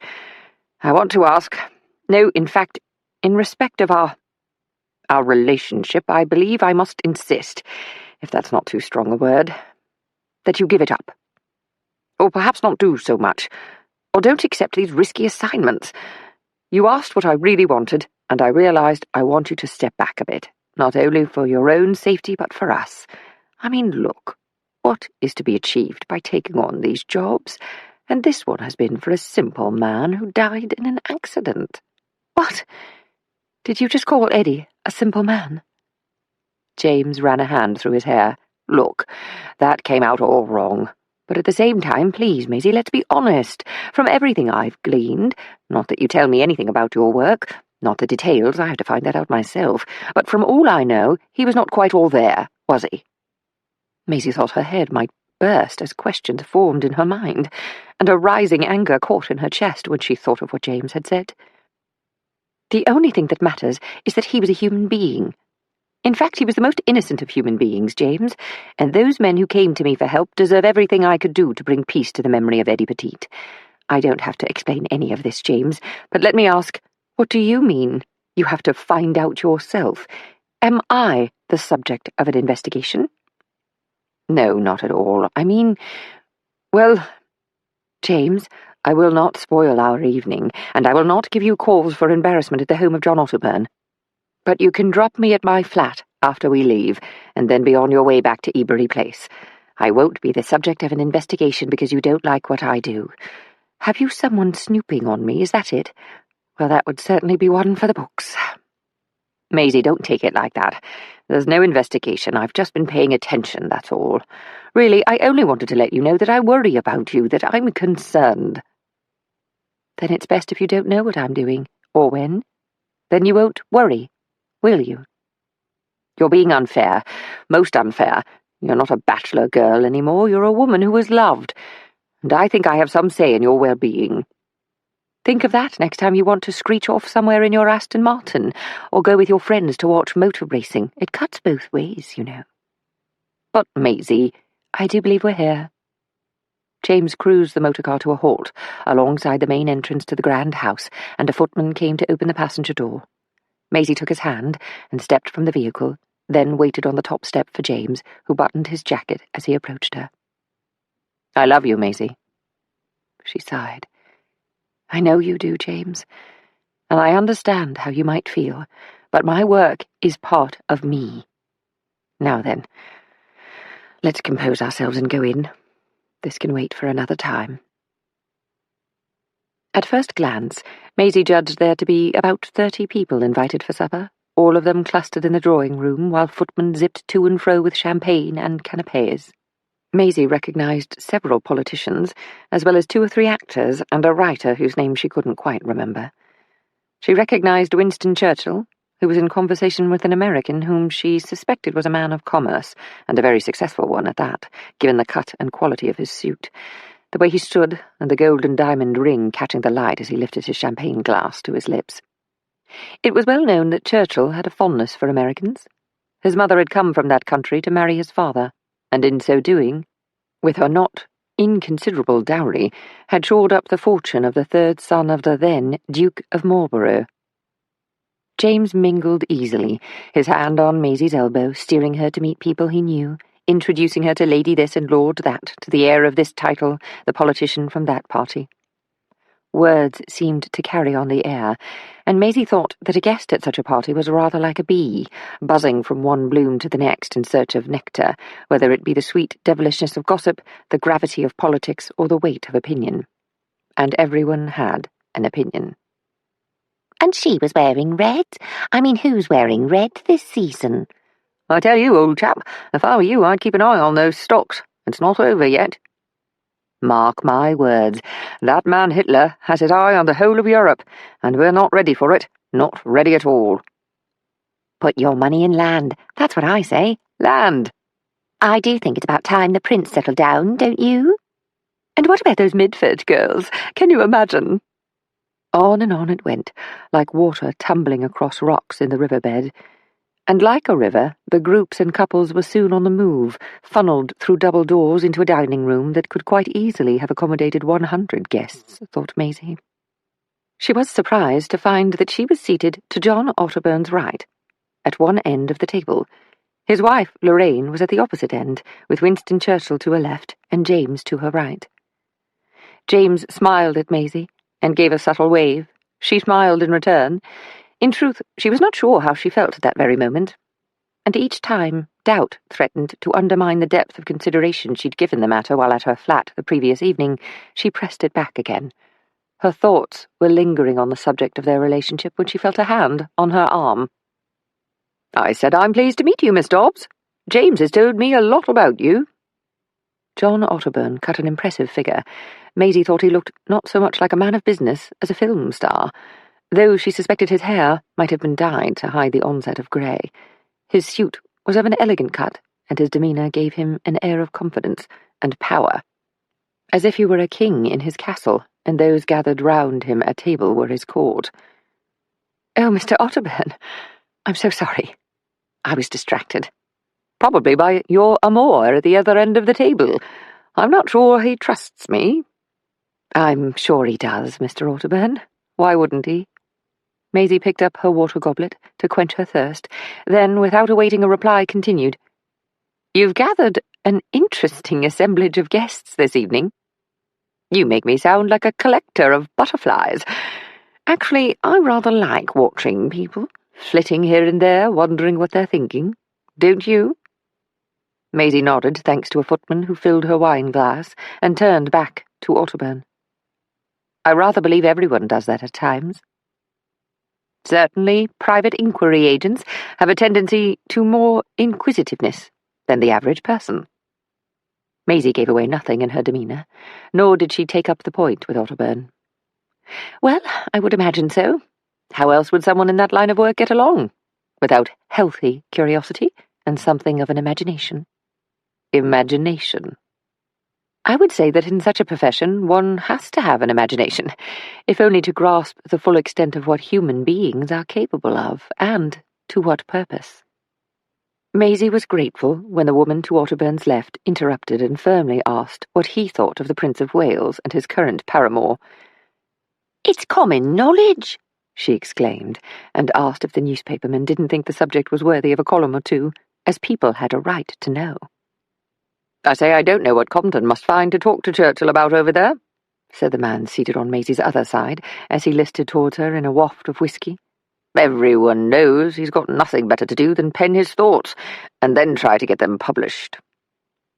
"I've heard he's a very good writer," said Maisie, leaning back a little to avoid the downdraft of alcohol fumes. "Oh, I suppose he is, but there are others, and much better too.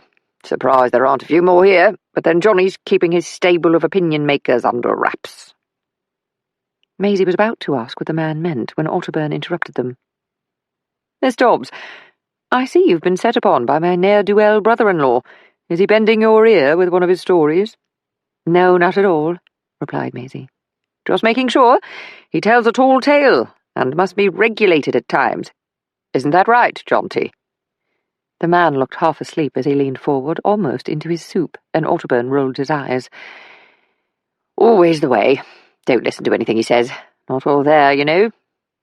Maisie nodded and picked up her spoon. Conversation continued with Otterburn and the woman who had been so taken with the activities of the Prince of Wales, touching mainly upon the news of the day and the social calendar. Maisie looked down the table at James, who remained in deep conversation with Churchill, leaning behind Lorraine Otterburn, who was, in turn, cupping her ear to listen to the woman on the other side of Churchill. Her thoughts were interrupted when the port was brought in, and their hostess stood up and indicated that it was time for the ladies to adjourn and leave the men to their cigars and politics. Maisie sighed, allowed Otterburn to pull out her chair so that she could exit the room with the other women, and felt a dread in her stomach at the next half-hour or so in the company of women whom she did not know, and who likely had little more to discuss than a new hat purchased at Derry and Tom's or a gown from Paris. Her fears came to fruition as the women were led to the drawing-room, where Lorraine Otterburn directed the positioning of her female guests without appearing to tell anyone where to sit. She was as striking as her husband, with fair hair tied back in a chignon so tight it appeared to pull the skin across her high cheekbones.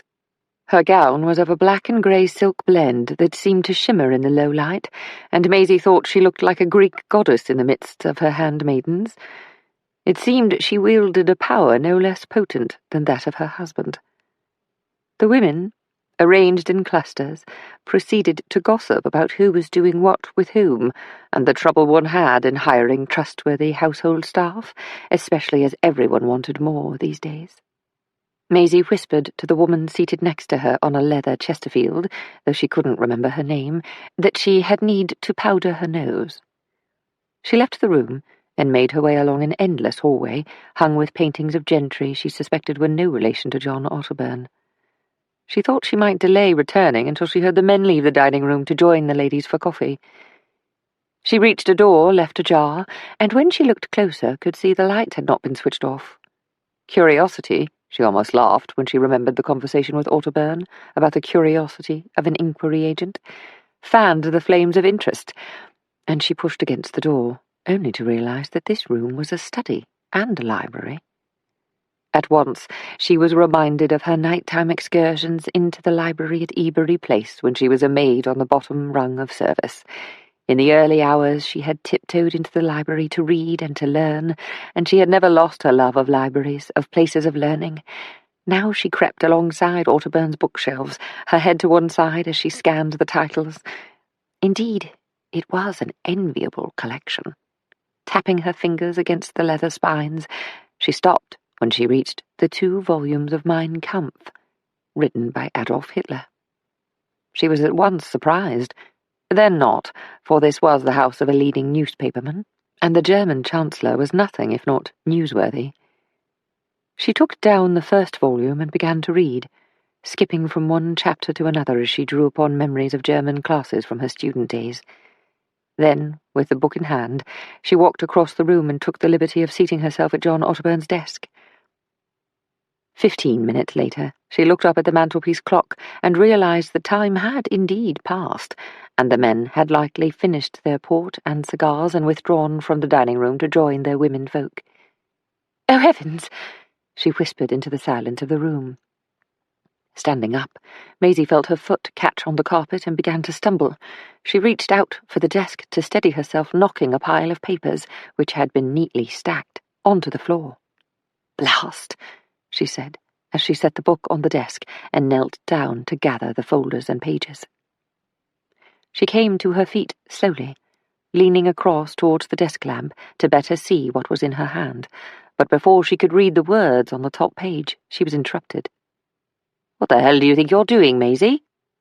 James stood before her, his expression open, questioning. "I was reading this book. Oh, you know what I'm like with a library, James, and when I saw the light on, I couldn't resist. Mr. Otterburn has a copy of Mein Kampf. So I began reading a few pages, and when I realized how much time had gone by, I started to hurry, and knocked all these papers across the floor. I am so terribly sorry. I must have embarrassed you by not being in the drawing room with the other women." James looked at the floor and at the papers in Maisie's hand. "If I had no knowledge of your profession, I might be more inclined to believe you without question, but...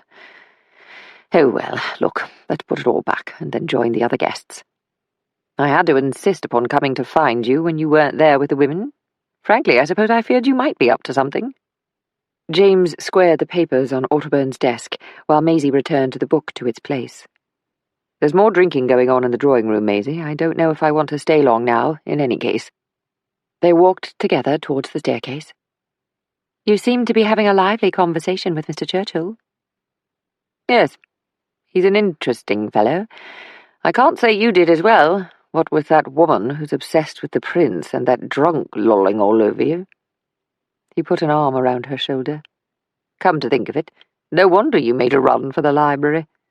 Maisie laughed, relieved that another row had been averted. "Perhaps we should go home now, James." "Mine or yours?" "Either will do."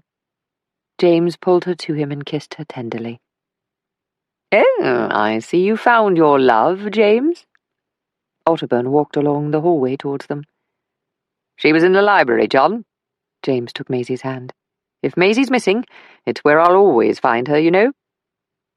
"Anything to interest you on my shelves, Miss Dobbs?" "You have an impressive collection, Mr. Otterburn.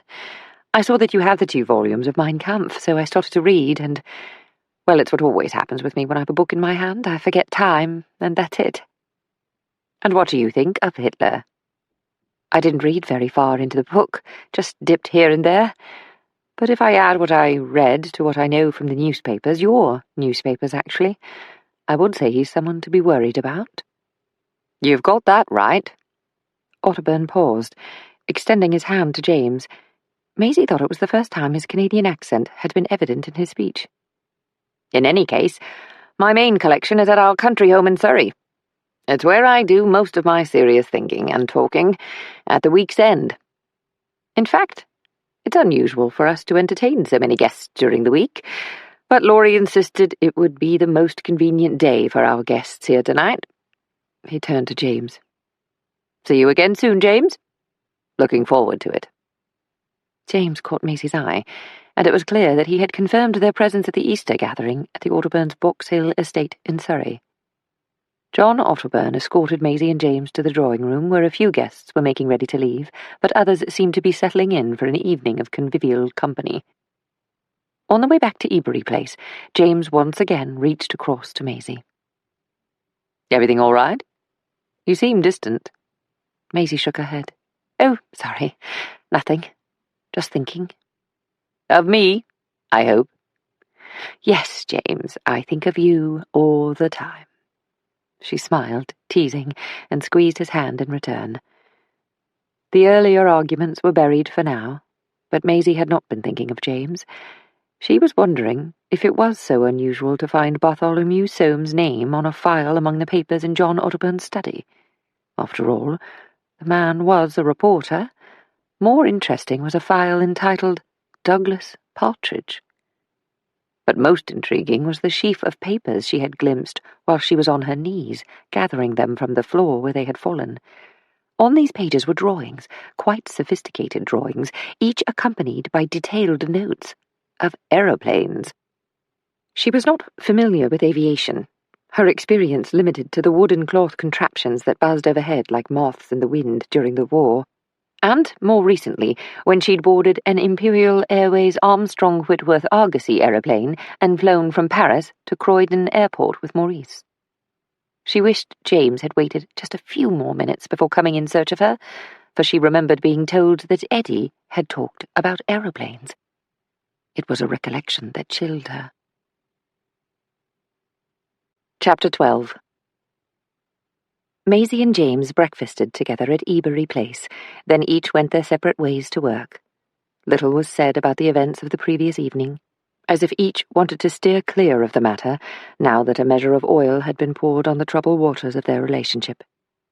For her part, Maisie was anxious about the day ahead, knowing that she would be seeing Billy and also accompanying Evelyn Butterworth to the writer's studios at Lancaster Gate. She anticipated Evelyn's nervousness at seeing the place where Bart Soames had worked. Leaving at the same time, the lovers turned to each other and kissed.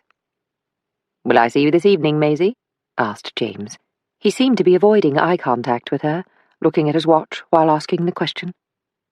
"I think we should talk, James. Don't you?" Maisie sensed a resignation in his manner. She went on. "I think we must be honest with each other, and look at how we can best be a light for each other. I've been giving it all some thought, and—" "Me too. Yes, you're right. How about a quiet supper at your flat?" Maisie smiled. "Oh, yes, James. Yes, that would be lovely." She rested her hand against the side of his face. "You're a good man, James." He covered her hand with his, then pulled her to him and kissed her forehead. "See you later, then."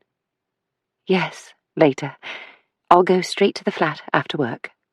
"See you then, my love." Maisie slipped from James's grasp. "Well, we'd better be off, hadn't we?" "Wouldn't do to be late at the office, eh?" They parted, each walking to their separate motor cars, waving to each other as they drove away. Pushing all thoughts of James to the back of her mind, Maisie recollected in her mind's eye the moment she began to pick up the papers that had fallen from John Otterburn's desk.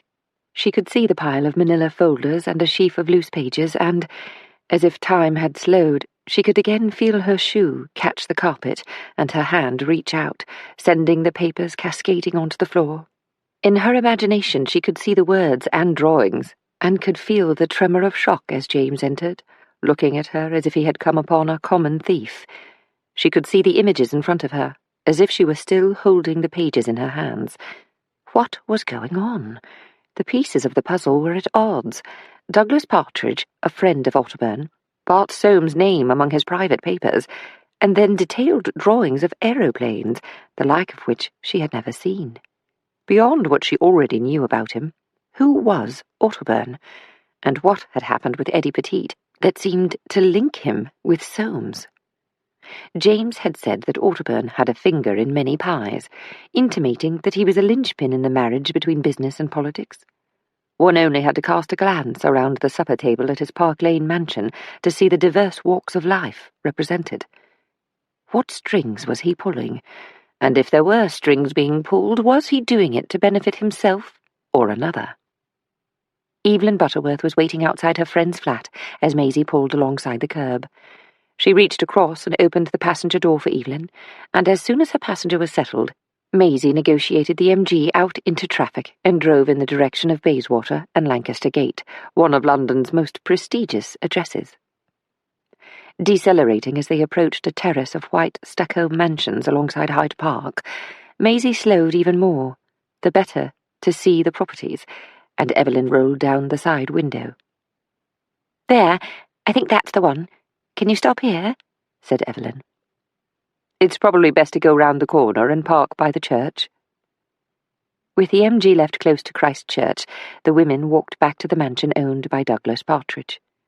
As they walked, Evelyn told Maisie that, according to Bart, 2 floors had been designated as a place of retreat for writers who needed peace and quiet to accommodate the needs of their craft. Evelyn pushed against the main door, which was unlocked. "That's a stroke of luck," she said, turning to Maisie. "I wouldn't know where to find the key." A sweeping staircase led from the ground floor to the first floor, then narrowed as it snaked to the upper floors, where a series of private residences were rented out to gentlemen and women of means. A door at the first landing opened out into an expansive sitting room with a series of less ornate doors around it, each offering entrance to a small office for a working writer. A man sat in front of the fire, reading and smoking his pipe. He was dressed in corduroy trousers and a tweed jacket with leather elbow patches. Though his clothing seemed well cared for, it also showed age, with a shine to the trouser fabric and a line of darning at one edge of the jacket. "May I help you, ladies?" inquired the man. "Yes," replied Maisie. "Would you direct us to Bartholomew Soames' studio?" Holding the bowl of his pipe in his right hand, he waved the stem in the direction of the last office on the right. "Over there. Haven't seen him in a while, though. Mind you, I've been away. India, you know." A lot going on there. Has anyone else been to visit his office? Asked Maisie. The man put on a show of thinking, closing his eyes and tapping the lip of his pipe against his temple.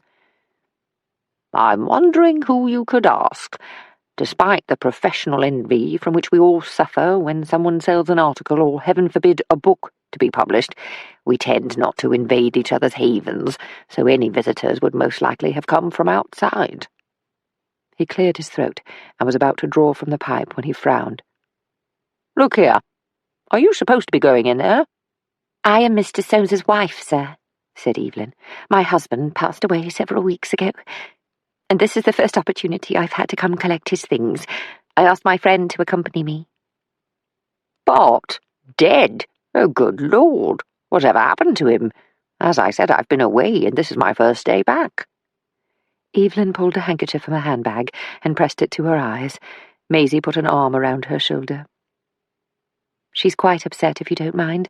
We'll go in now, said Maisie, leading Evelyn in the direction of Solmes's office. As they entered and closed the door behind them, Evelyn straightened her spine and looked around the room. Right then, let's get on with it. You're very good, you know, said Maisie. My heart's been broken. I've wept 1,000 tears, and I've cursed every deity you can think of, and now I have to galvanise. Someone broke into our flat, into my home, my castle, small though it might be, and I am absolutely livid about it. So let's get on with what has to be done. I'll do whatever I can to help you in your quest to get to the bottom of all this. Maisie suggested to Evelyn that she go through the bookcase, take out each book, shake the pages, and check to see if anything had been written inside, other than marginal notes on the text itself. In the meantime, Maisie would search the desk, which was very much like that of a bank clerk, with a series of drawers on each side and a single wide drawer in the middle. Papers were stacked neatly on top, along with a pile of 6 or so books, leather markers lolling out from between the pages, like the tongues of dogs on a hot day. Remember to go slowly, Eve. Don't rush, just in case you miss something. She looked around the room. Then we'll look at the piles of papers and books on the floor. Bart always was one for keeping things in piles on the floor. When he ran out of space on his desk, which, by the way, is worryingly tidy, instead of making more room, he would just start to pile things on the floor. I'll bear that in mind about the tidy desk. But people are sometimes like that, untidy at home, yet neat at their place of work, or vice versa. Evelyn began taking down the books as instructed by Maisie, who opened the top drawer of the desk. Pencils, a blade for sharpening, an eraser and a ruler. Drawing pins, several unused notebooks, a hole punch, a small box of paper clips. Instead of closing the drawer, she eased it out and laid it on the floor. One by one, she checked each of the other drawers, reading through correspondence, files of clippings of articles and essays written by Solmes, and going through his notes. And as she finished with each drawer, she removed it, until finally all the drawers had been taken from the desk. She peered inside the wooden shell. Nothing. On her hands and knees, she stretched one arm in as far as she could, and felt around the inside of the desk. Nothing. She even pulled the Anglepoise lamp from the top of the desk, and directed the beam onto the dark interior wood, checking top, sides, and corners. Nothing. And as she replaced each drawer, she lifted it up to check the underside, to no avail. Anything yet, Eve? No, I'm not feeling terribly confident either. Still too tidy? Yes. Evelyn Butterworth turned around. Those books on the table each have a proper marker. Now, I've seen Bart when he's working, and let me tell you, he rips off bits of paper all the time. From newspapers, usually, to place between pages he wanted to come back to, and he scribbles in books too. Here, look at this one. Here's where he's made notes in the margin about something he's questioned. That's Bart. His mind was too active, and he learned that if he didn't put in a makeshift marker while he thought about it, he would be on to something else, and forget there was a question unanswered. And it's not as if he didn't have proper bookmarks on his desk, but his mind was often working too fast to do things properly. She sighed and looked around the room while pushing back her hair with her fingers dusty from handling books. A big unanswered question. Bit like this. Maisie followed her gaze. At the moment, yes it is, but the answers will be found, you can mark my words. Evelyn went back to taking book after book from the shelves as Maisie leafed through pages of manuscript on the desk. After turning each page so that it was face down on the desk, she would square it with the others. One by one, she turned the pages, reading a paragraph here, a sentence there. Bart Soames had been writing a novel, yet instead of being set in the present, or even the past, it was a fantasy set in a mythical kingdom with an overpowering godlike monarch. It was a story which, had she time to linger, might have intrigued her. As she lifted a page close to the end, however, she discovered that the following page was not part of the novel at all, but a list of 15 names. Douglas Partridge was listed 2/3 of the way down the sheet of paper, and Maisie immediately recognized the others as being well-known novelists, for the most part, although she recognized the names of a playwright and a poet. "Eve, I've found a list of names here. Did Bart know these people?" She took out the page and passed it over to Evelyn.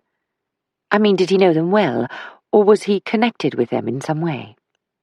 Evelyn looked down the list.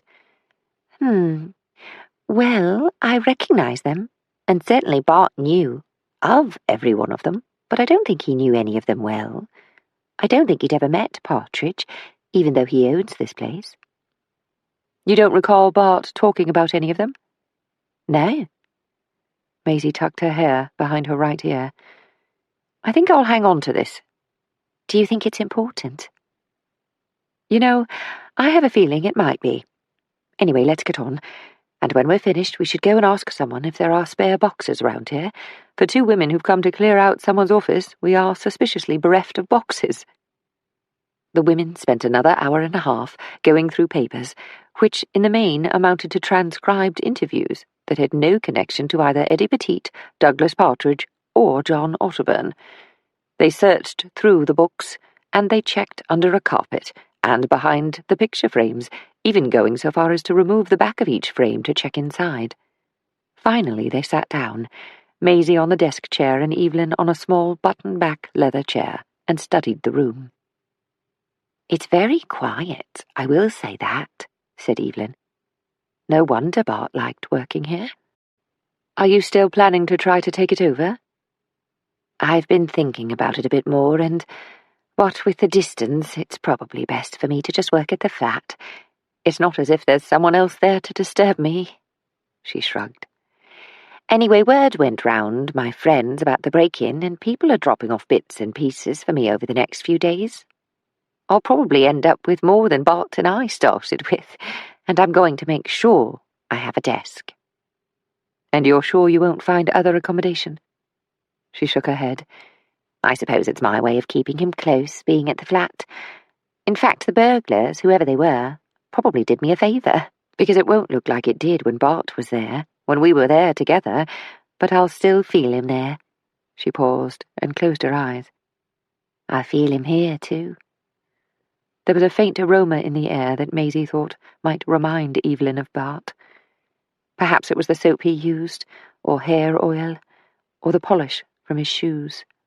Indeed, it was likely all 3 were blended to give an impression of Bart's unique presence. As if woken from a dream, Evelyn looked up. "It looks like we're finished here, doesn't it, Maisie?" "Yes, I think we've gone over everything." The 2 women stood up, and as they did so, Maisie brushed against a photograph on the desk, catching it as it was about to fall. "Oh dear, not again. That's the 2nd time I've knocked something off another person's desk in less than 24 hours. "Is that a photograph?" asked Evelyn. "Yes, I noticed it when I first looked at the desk. I think it's Bart's mother, though it must have been taken a while ago. I took the photograph out of the frame and had a look." "Let me see." Evelyn took the photograph. "Yes, it's Pauline. It was taken before she was married. That's the school behind her." She looked up at Maisie. "But Bart always kept this at home. He must have brought it here just before he died. I wonder why." "Perhaps he wanted to write something about his mother, and the photograph inspired him in some way," suggested Maisie. Yes, perhaps you're right." Evelyn placed the photograph on the desk. "Well, I don't want it. Anyway, I'll nip out to see if I can scrounge some boxes, or at least let someone know I'm coming back with them." As Evelyn left the room, Maisie was already removing the back from the photograph a second time. Again, nothing. She replaced the cardboard behind the photograph, and within another minute it was as if the photo had never been tampered with. There may have been nothing but an old photograph of the woman who had been Eddie Petite's teacher held within the simple frame on Bart Soames' desk, but both the image of the young schoolmistress of yesteryear and its recent presence in the room among benign piles of papers and rows of books told Maisie something she knew already, that she would have to make another visit to Brighton as a matter of some urgency. When she visited Pauline Soames the first time, she could not escape the thought that something was being kept back. Now she felt she wasn't wrong in the least. It was as if, in positioning that specific photograph on the desk when he did, Bart Soames had left a message of some sort, and she thought she knew what it might be. She also had to consider Douglas again, for she could not help but wonder if it was he who had come into Bart Soames' quiet retreat after his death, and if he knew what he was looking for as he left the desk tidier than it had ever been during the younger man's tenure. After dropping Evelyn at the flat, Maisie returned to the office. "Hello, Sandra. Off to work for Mr. Partridge?" "Yes, miss. I've 2 messages here for you, and the invoices typed up from yesterday, and the letters." Sandra handed Maisie a leather-bound ledger with blotting paper pages. A document awaiting signature had been placed between each page. "There was a telephone call from a Mr. Buckle, who said he was the head gardener at Shelstone. He told me he was using your father's telephone as he wanted to find out about a man called Mr. Dawkins, who had just been to see him about a job." "Oh, good. At least that's one question answered." Maisie removed her gloves and hat, placing them on the desk. She pulled up a chair and sat down opposite Sandra. "I wondered—" She shook her head. "No, not to worry. Thank you for the letters. I'll put them in the pillar box myself as soon as I've signed them. You should be on your way now. You've a busy week ahead, what with the move." "Is everything all right, miss?" "Yes. In fact, I'm just going to clear up a few matters here, and I'll be on my way to see Billy. He's fully conscious, and he wants to see me. I just hope Doreen takes it well when she learns I've visited." "I'm sure she will, miss." Sandra gathered her own coat and hat and picked up a cloth bag full of books. "Goodness me, Sandra, that looks fit to break." "Oh, it does the job, miss. It's good enough." Sandra smiled and waved. "See you tomorrow, then." "Bye, Sandra." Maisie listened to Sandra's footsteps as she made her way downstairs, then the door opening and closing as she left the building. Maisie leaned forward at her desk and rested her head in her hands. She had caught herself just in time, stopping herself from launching in and organizing Sandra's books. "You need a nice strong leather bag," she had almost said, already thinking of the lovely leather shop in Burlington Arcade, where she would order a briefcase for her secretary. Indeed, it was as if Sandra had known exactly what was coming, had intuited that Maisie was about to come to her aid, and in that moment had staked a claim for independence. It does the job. It's good enough. She drew the ledger towards her, uncapped her fountain pen, and began going through the letters and invoices, putting her signature to each document, often with a brief note thanking the client for their business. Having returned the ledger to Sandra's desk, she put on her hat and gloves again. She hadn't bothered to remove her jacket, gathered the letters to be posted, and left the office, taking care to lock the door. "Billy, you're looking well. There's a bit of colour in your cheeks." Maisie set a small bunch of daffodils on top of the locker at the side of Billy's bed, which was soon whisked away by a nurse. "There's a bit of colour all over my face, if you're telling the truth, miss. There's the blue and black around my eye, the purple going on yellow around my jaw, and as for this scar down here—" He used his bandaged hand to indicate a scar across his scalp above his right ear. "That's a very nice shade of raspberry and blue." "Oh, Billy, it's all my fault. I am so sorry. I am so very sorry." "Just joshing, miss. You weren't to know, were you?" I think the fact that Eddie Petite was dead should have told me a lot more than it did. How do you feel? Me head hurts at times, but I try not to take anything for it. I don't want trouble with that morphia again, not like I had before. But I've been worried about my nippers, though, and Doreen. She'll be at home by now, I should imagine. She was discharged today, so I dare say she wanted to see the children, and will be back here to see you in next to no time. I don't know how my mum coped. Maisie was quiet, looking down at her hands. Billy, I know it was probably not my place. I realise that now, but your mother had help. As luck would have it, Mrs. Partridge was able to send her boy's nanny Eleanor over to help. Sandra had been lending a hand for a day or two, but Eleanor knows more about caring for a baby. So everyone is well, and in good heart. I know that's what you wanted to hear, but I also understand that I probably overstepped the mark a bit too. I'm sorry. Billy nodded, his movements slow, his eyes showing pain. You always take care of things, miss. I don't know what we'd do without you.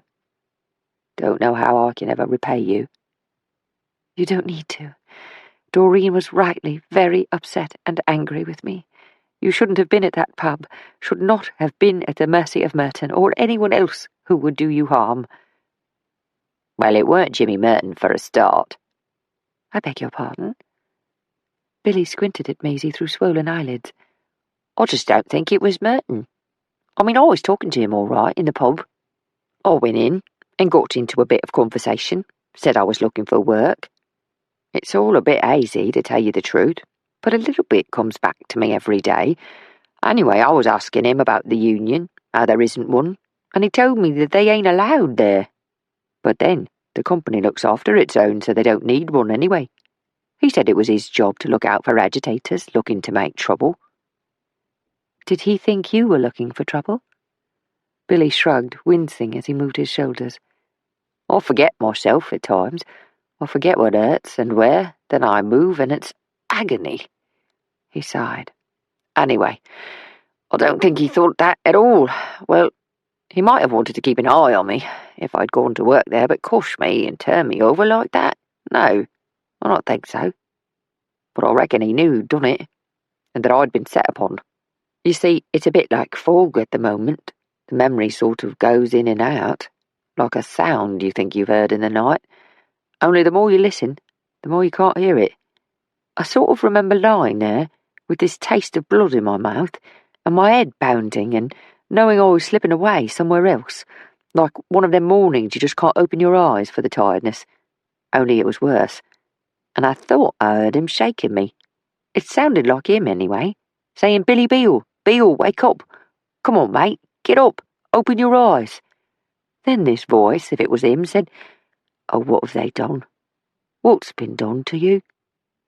Then he said, "I'm sorry for this, mate, but I've got to leave you. Got to get out before they find me." Billy's eyes filled with tears.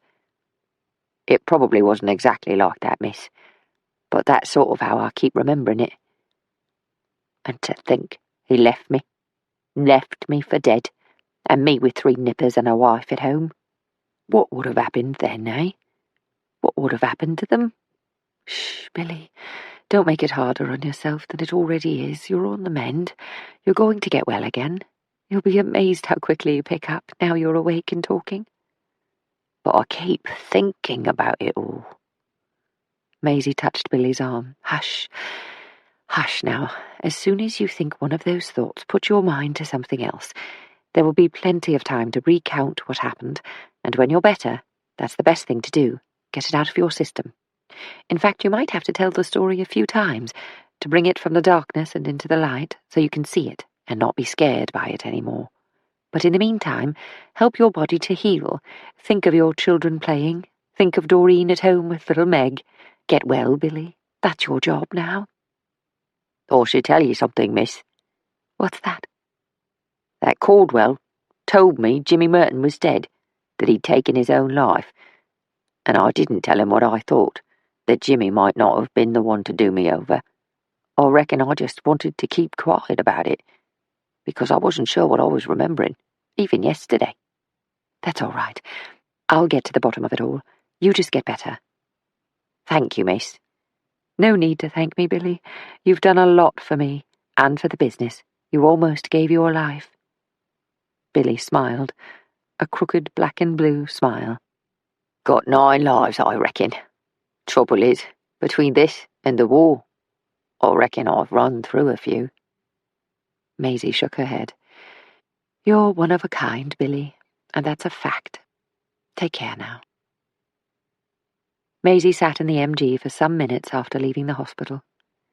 She was wondering if she had the courage to go to John Otterburn's Fleet Street offices, march in and demand to know exactly what was going on, and what Eddie Petite and Billy Beale had ever done to upset him.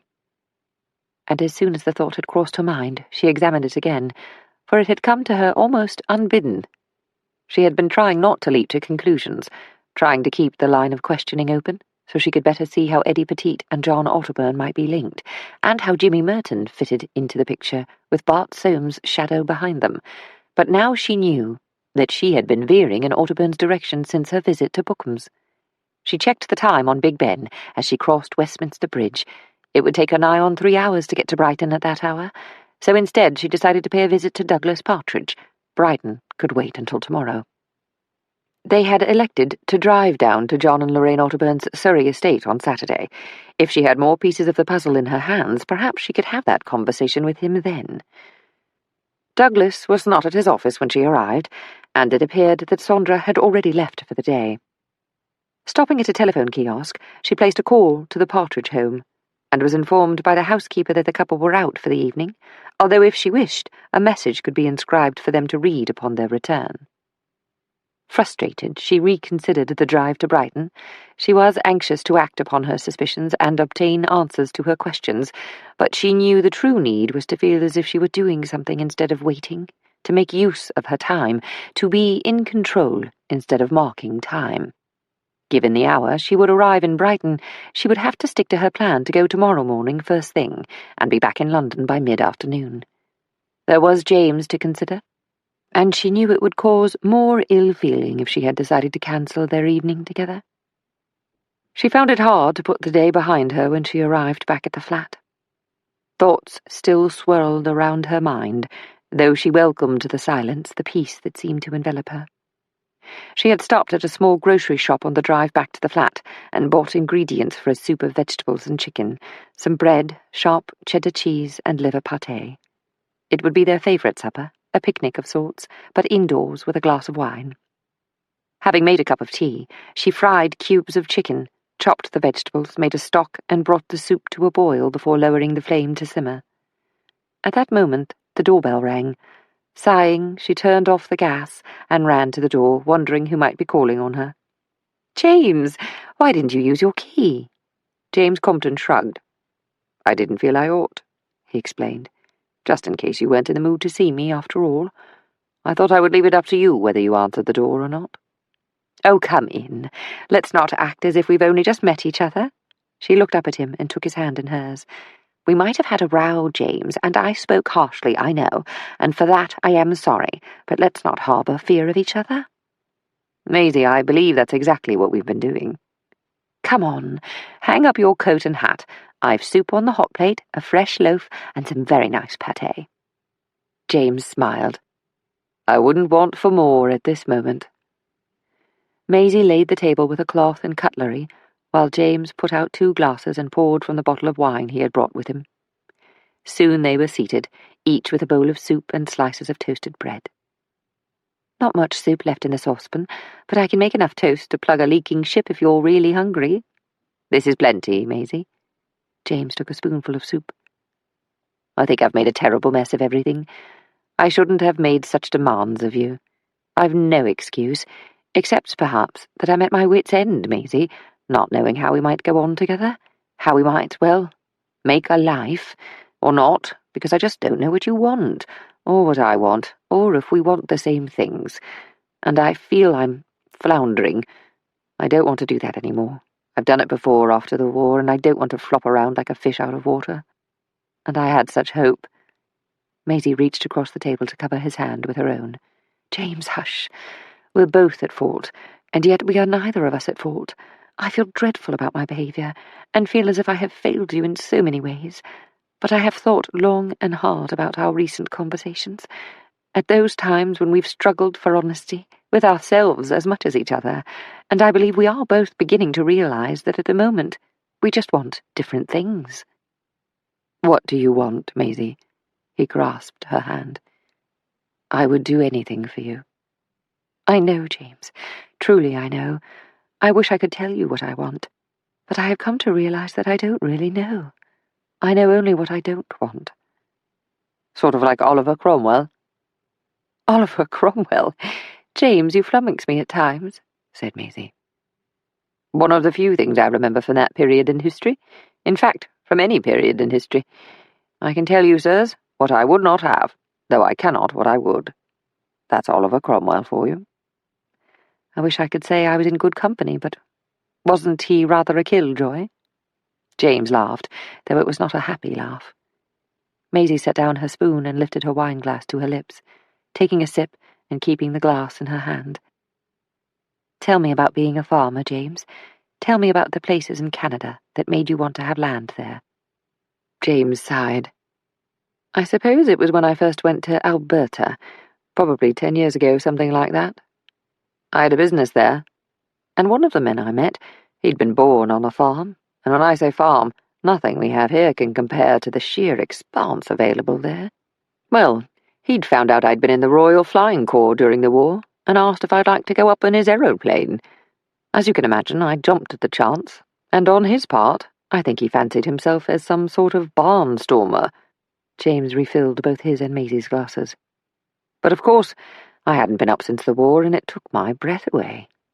There I was, on a day filled with sunshine, looking out at fields upon fields of wheat as far as the eye could see, and I could not help but imagine, right here in my mind, as if it were happening there and then, men fighting below me, the dreadful killing, as if they were thousands of ants warring with each other. Then it sort of faded, that memory, and I was left with the sun going down, splashed across the landscape like raw egg, and I felt calm again. Soothed, he sighed. Oh, what a lot of rot. Listen to me rambling on. James, you're not rambling. I could see everything you described. I know this might sound strange, but I think you've found a place where you belong, and it probably explains why you've gravitated back to Canada so many times. You could be right. Then why don't you do it, James? Go, buy your farm. I am sure you can do something for the company while you're there. Or perhaps not. Hand the running of the Compton Corporation over to that second cousin, or whatever he is. I can't just abdicate my responsibility, Maisie. What kind of man would do that? In any case, not only are those same prairies beset with problems at the moment, dust storms, locusts, an onslaught of biblical proportions, but I would want you at my side. They sat in silence for a few moments. Both sipped more wine, and then Maisie spoke again. James, I am sorry to tell you this, but I don't think I can see myself as a farmer's wife in Canada, or England, or France, or anywhere else. But I will do all I can to help you when you're certain of your path. I know. That's something I'm sure of, that you will help me if that's what I choose. He blew out his cheeks, a mannerism Maisie had come to regard with affection. But can we be together until we both know what we're doing? Yes, I think we can. But let's promise we'll agree to part, as friends, and with respect, if and when one of us knows definitely. James raised his glass. To us, then. To us, and to raw egg sunsets everywhere. They laughed as their glasses touched. Chapter 13. James was still sleeping when Maisie left the flat the following morning. They had talked long into the night, and as she reflected during her drive down to Brighton, a new intimacy had been forged between them, a pact that might not be understood by anyone else, but which brought with it a mutual empathy that had perhaps not existed before.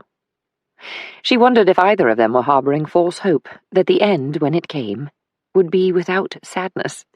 She suspected James might still be nurturing a faint glimmer of expectation that she might, after all, agree to become the wife of a man of commerce who would have preferred being a farmer. Oh, who knew what was going to happen in the world? She might change her mind next week and decide that fighting dust and locusts was all she'd ever wanted to do. She arrived at the home of Mildred Taylor at 10 o'clock. It was later than she had planned to arrive. She had been anxious to see Eddie Petit's former teacher again, but thinking twice about arriving too early, she had stopped to walk on the South Downs. Having parked the MG close to the downs above the village of Plumpton, Maisie changed from her town-dweller's footwear to her sturdy leather walking shoes and strode out along a path well-travelled by hikers. She remembered walking the downs years ago with Simon. It was during the war, at a time when they were both on leave from their service in France. Now she pulled her coat around her as if to protect herself from the memories, as much as from the strong breeze catching at her collar and her hat, which she took off, allowing her hair to be blown around her face. There was barely another soul to be seen when she set out on the path, which surprised her. After the war, however, in the early 1920s, the government had launched a series of advertisements aimed at getting the population out into the fresh air, encouraging people to go hill-walking, which some master of the slogan had abbreviated to hiking. Soon it seemed as if footpaths everywhere were filled from Friday to Sunday with men, women, and children walking as if their lives depended upon a thumping, good, heart-pumping pilgrimage towards better health.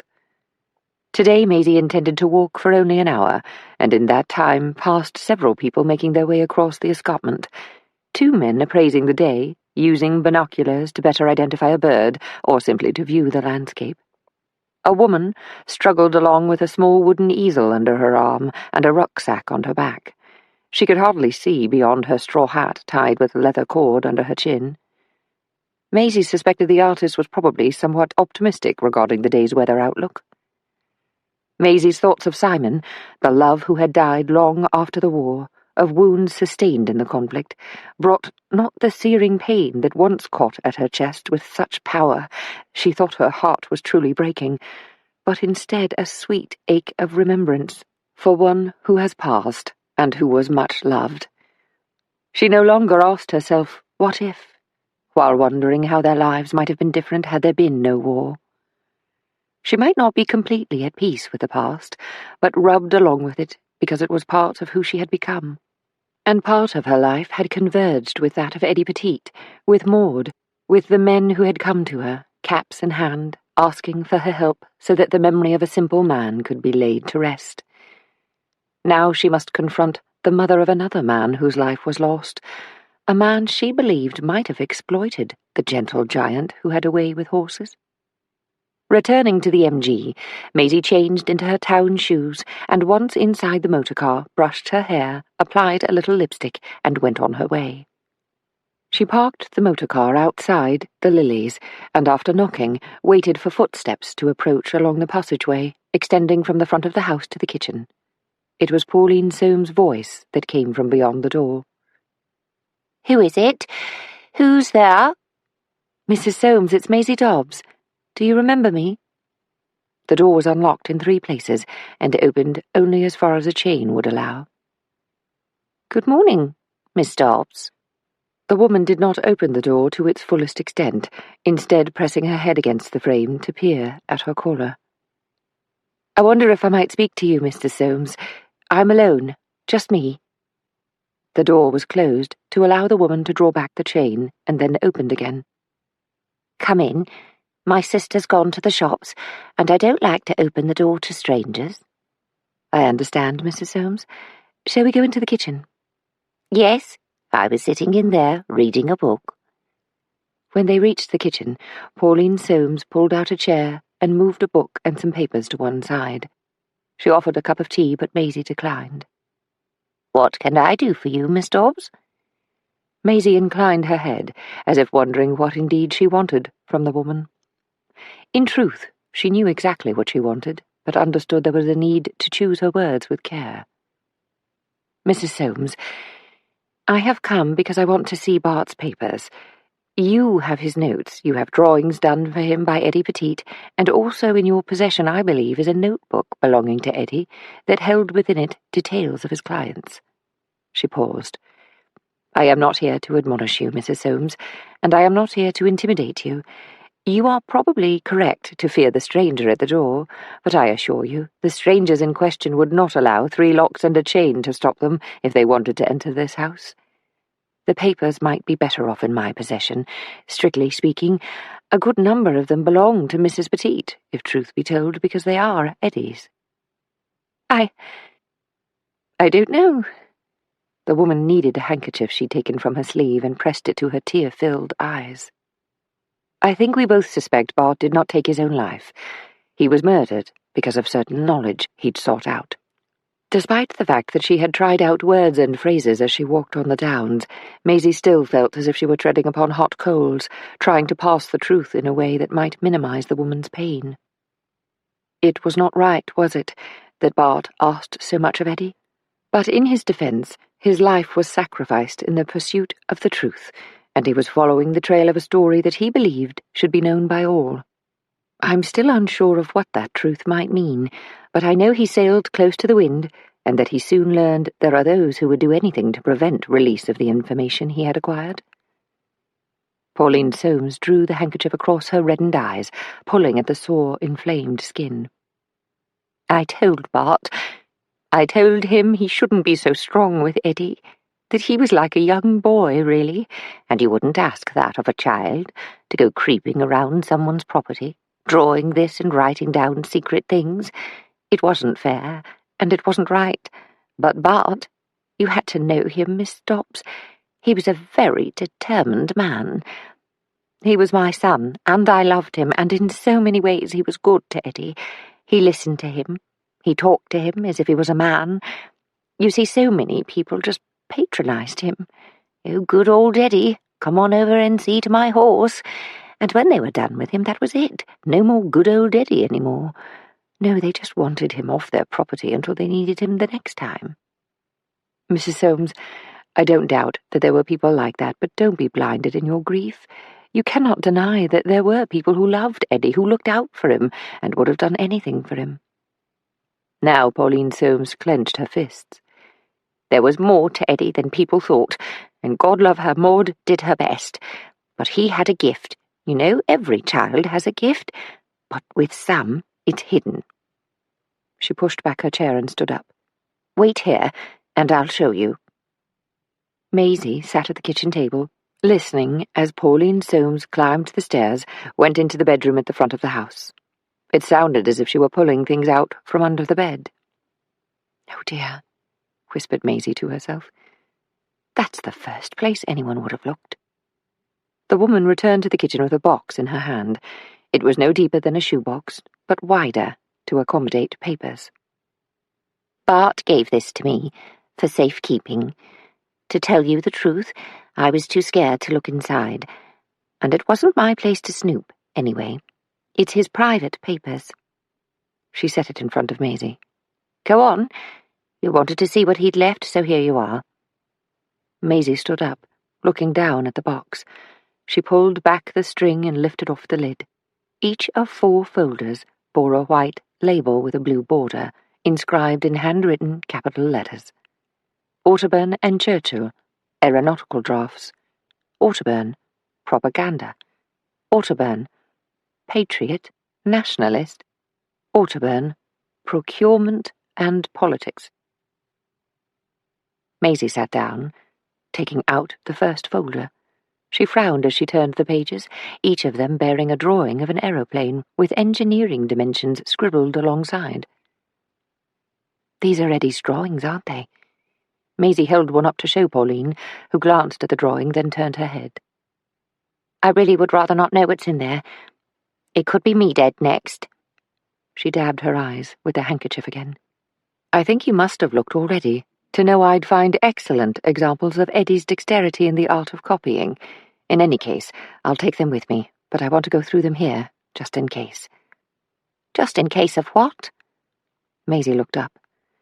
Just in case I part company with the papers on the way home.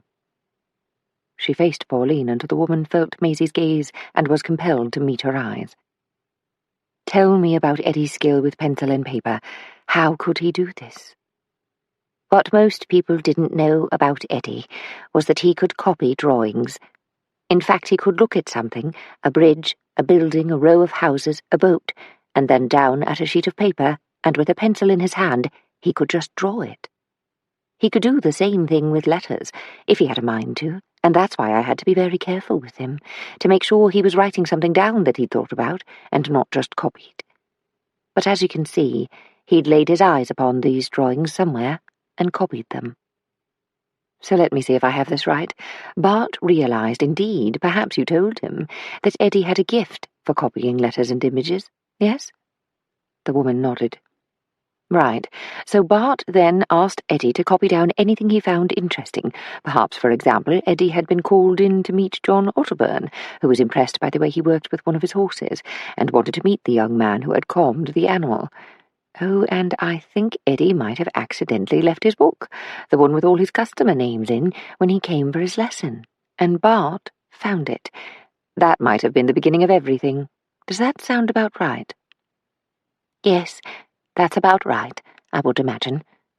You would imagine? All right, so let's imagine Eddie standing in Otterburn's study at his home. Perhaps Otterburn had heard from the groom that Eddie had worked miracles with his favourite horse and wanted to meet him. And Eddie sees a pile of drawings on the desk of aeroplanes, only John Otterburn hasn't bothered to move them because Eddie came in while he was working, and as far as he's concerned, Eddie is a simple man who can barely hold a conversation, let alone a memory in his head, yes?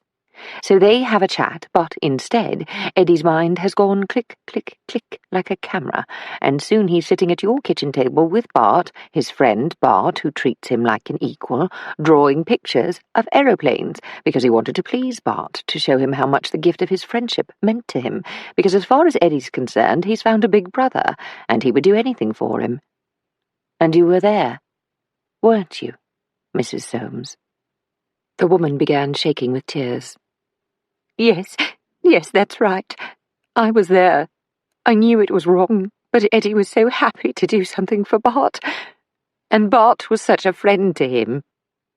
But let me guess, Bart began pushing, not because he was bad or ambitious, but because at heart he was a good man who simply wanted to know the truth about Otterburn. He asked Eddie if he could search out more papers, more pictures, only this time the images were words on the page. But soon it began to tell on Eddie, and he became morose, perhaps. He wanted to continue his lessons with you because Maud was pleased with him, and of course he wanted his mother to be proud. But Bart was pushing him well beyond his emotional capacity to deal with the demands upon him. Am I right? I told him about that. I said to Bart, "You shouldn't push him, son. He's very sensitive." But you know it was as if someone else had taken over. He said to me just before Eddie died, "I only want him to do one more run for me." That's what he called it, a run. He was asking Eddie to sneak into the house after he'd visited the stables, and of course, as you yourself said, there were people who were good with Eddie, and all he had to say was that Mr. Otterburn had wanted to see him. Because Otterburn had asked for Eddie to come to his study that one time, and because he sometimes came down to the stables to watch Eddie with the horses, no one really cottoned on. It was as if, because he was seen as simple, a slow man, he was invisible, and it wasn't as if he did it a lot, probably only a couple or 3 times. Maisie leafed through the folders, looking at each page in turn. "Do you know what it all means, Miss Dobbs?" Mrs. Soames looked across the table at Maisie. "No, not really. But I know someone who will understand. The other folders are more obvious, and don't concern Eddie as much. But it amounts to the fact that your son was investigating a very powerful man, and in all likelihood he paid the highest possible price for his curiosity, though I fear it could never be proven in a court of law." "Oh, dear." "You know that, though, deep down. You knew Bart was really taking chances, not only with his own life, but with Eddie's. He said no one would touch Eddie because he wasn't all there, that there was nothing he could tell anyone because people knew he was slow." Maisie looked away.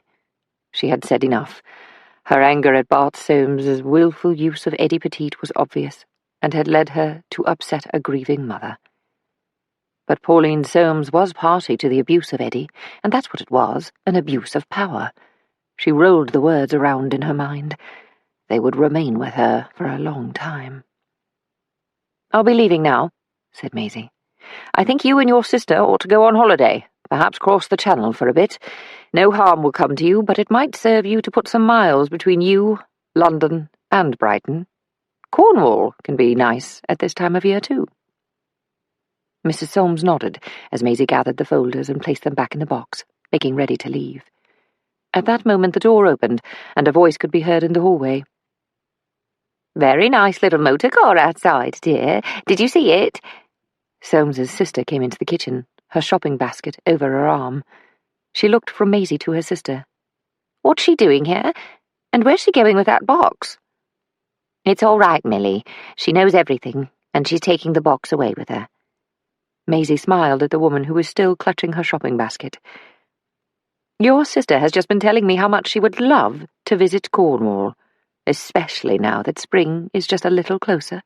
I hear there are some lovely guest houses in Penzance, and it's a nice run down on the train. You should stay a while, let this all blow over." "Let what blow over?" asked the woman. Maisie held up the box. "This. Now then, I must be on my way. I have much to do in London today." Few words passed between the three women as Maisie departed the house, and she would have laid money on the sisters' swift departure from Brighton, bound for Cornwall or even the Continent. She was less sure about information held within the box of files. There was nothing there that would blow over quickly.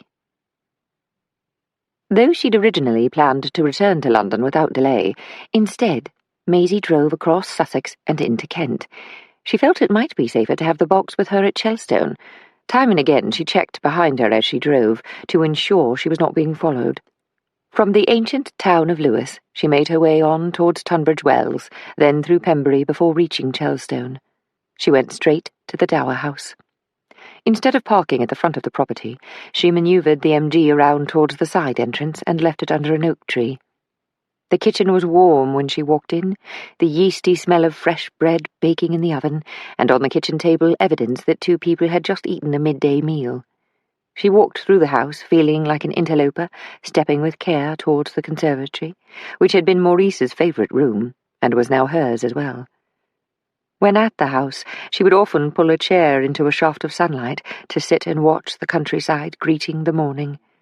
She would drink her coffee black and strong, and would imagine her mentor in the same room, advising her or listening to her recount work on a case. Or perhaps they would discuss the latest news or a book both had read. The voices grew louder as she approached the sun-filled room, and she smiled upon seeing her father and Mrs. Bromley enjoying a cup of tea together. Frankie Dobbs had maintained, to the point of argument, that he would not consider moving up to the Dower House, and in the wake of Priscilla's brutally honest assessment of her behaviour, she had sworn to herself that she would never mention the subject again. Where her father lived was his business, and not a matter for her to dictate. She stood at the threshold between the drawing-room and the conservatory and cleared her throat. "Hello, Dad." She smiled as she walked towards her father and kissed him on the forehead. "I'm sorry, Mrs. Bromley. I should have telephoned you to let you know I was coming. It was a rather spur-of-the-moment decision." Frankie and Mrs. Bromley spoke at once, with the woman coming to her feet quickly and reaching for the teacups.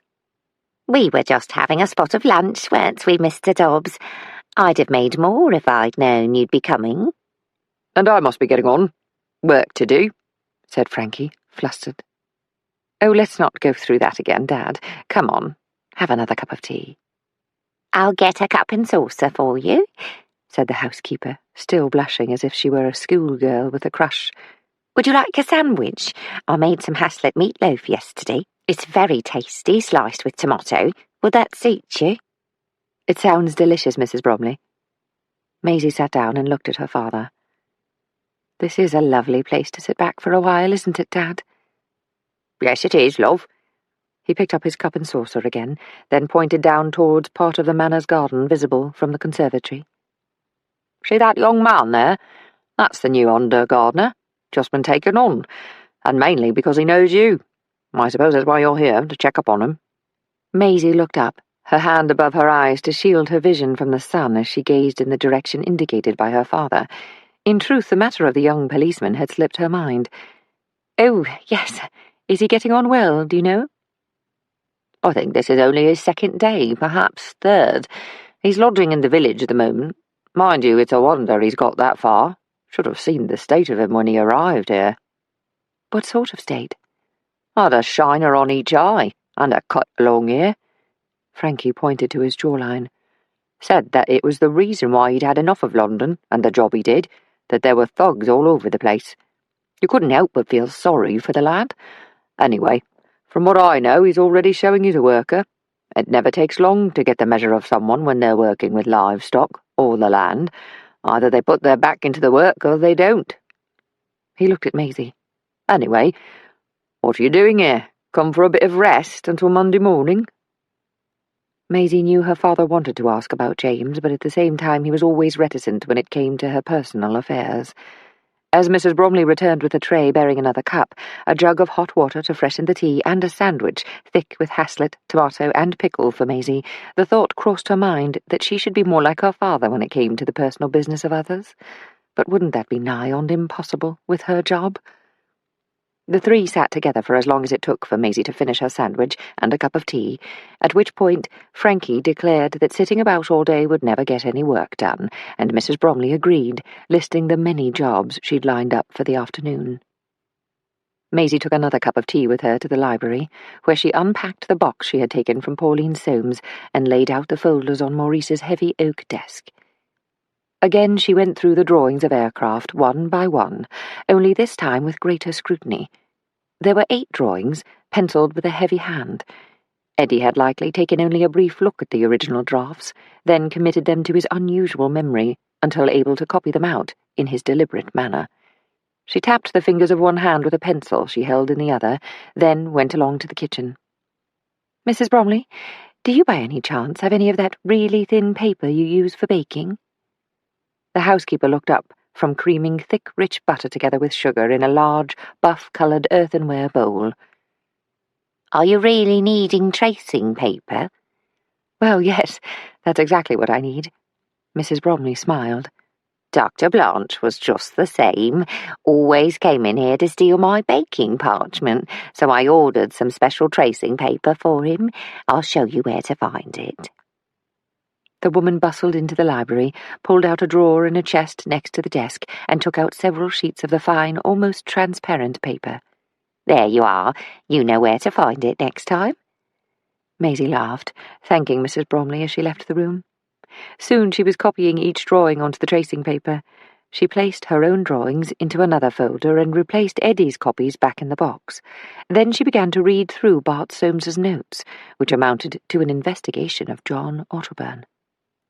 As she read each sentence, and many were only a few words long, perhaps ending with a question posed by Bart, creating his own assignment as he went along, it was with a deepening sense of dread. How could he not see that he was effectively picking a fight well above his weight?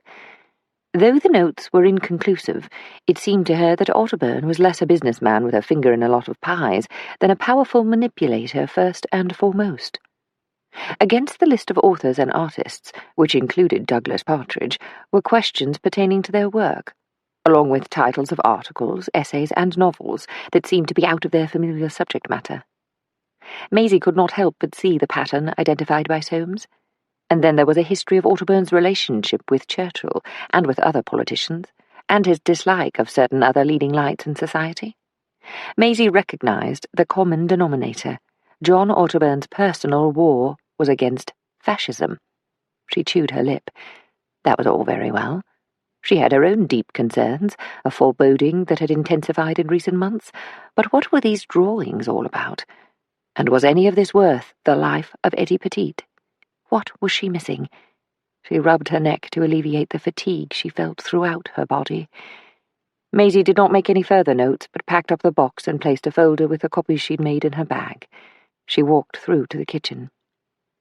"Mrs. Bromley, gosh, they smell lovely, by the way." The woman was turning a batch of hot cross buns onto a cooling rack.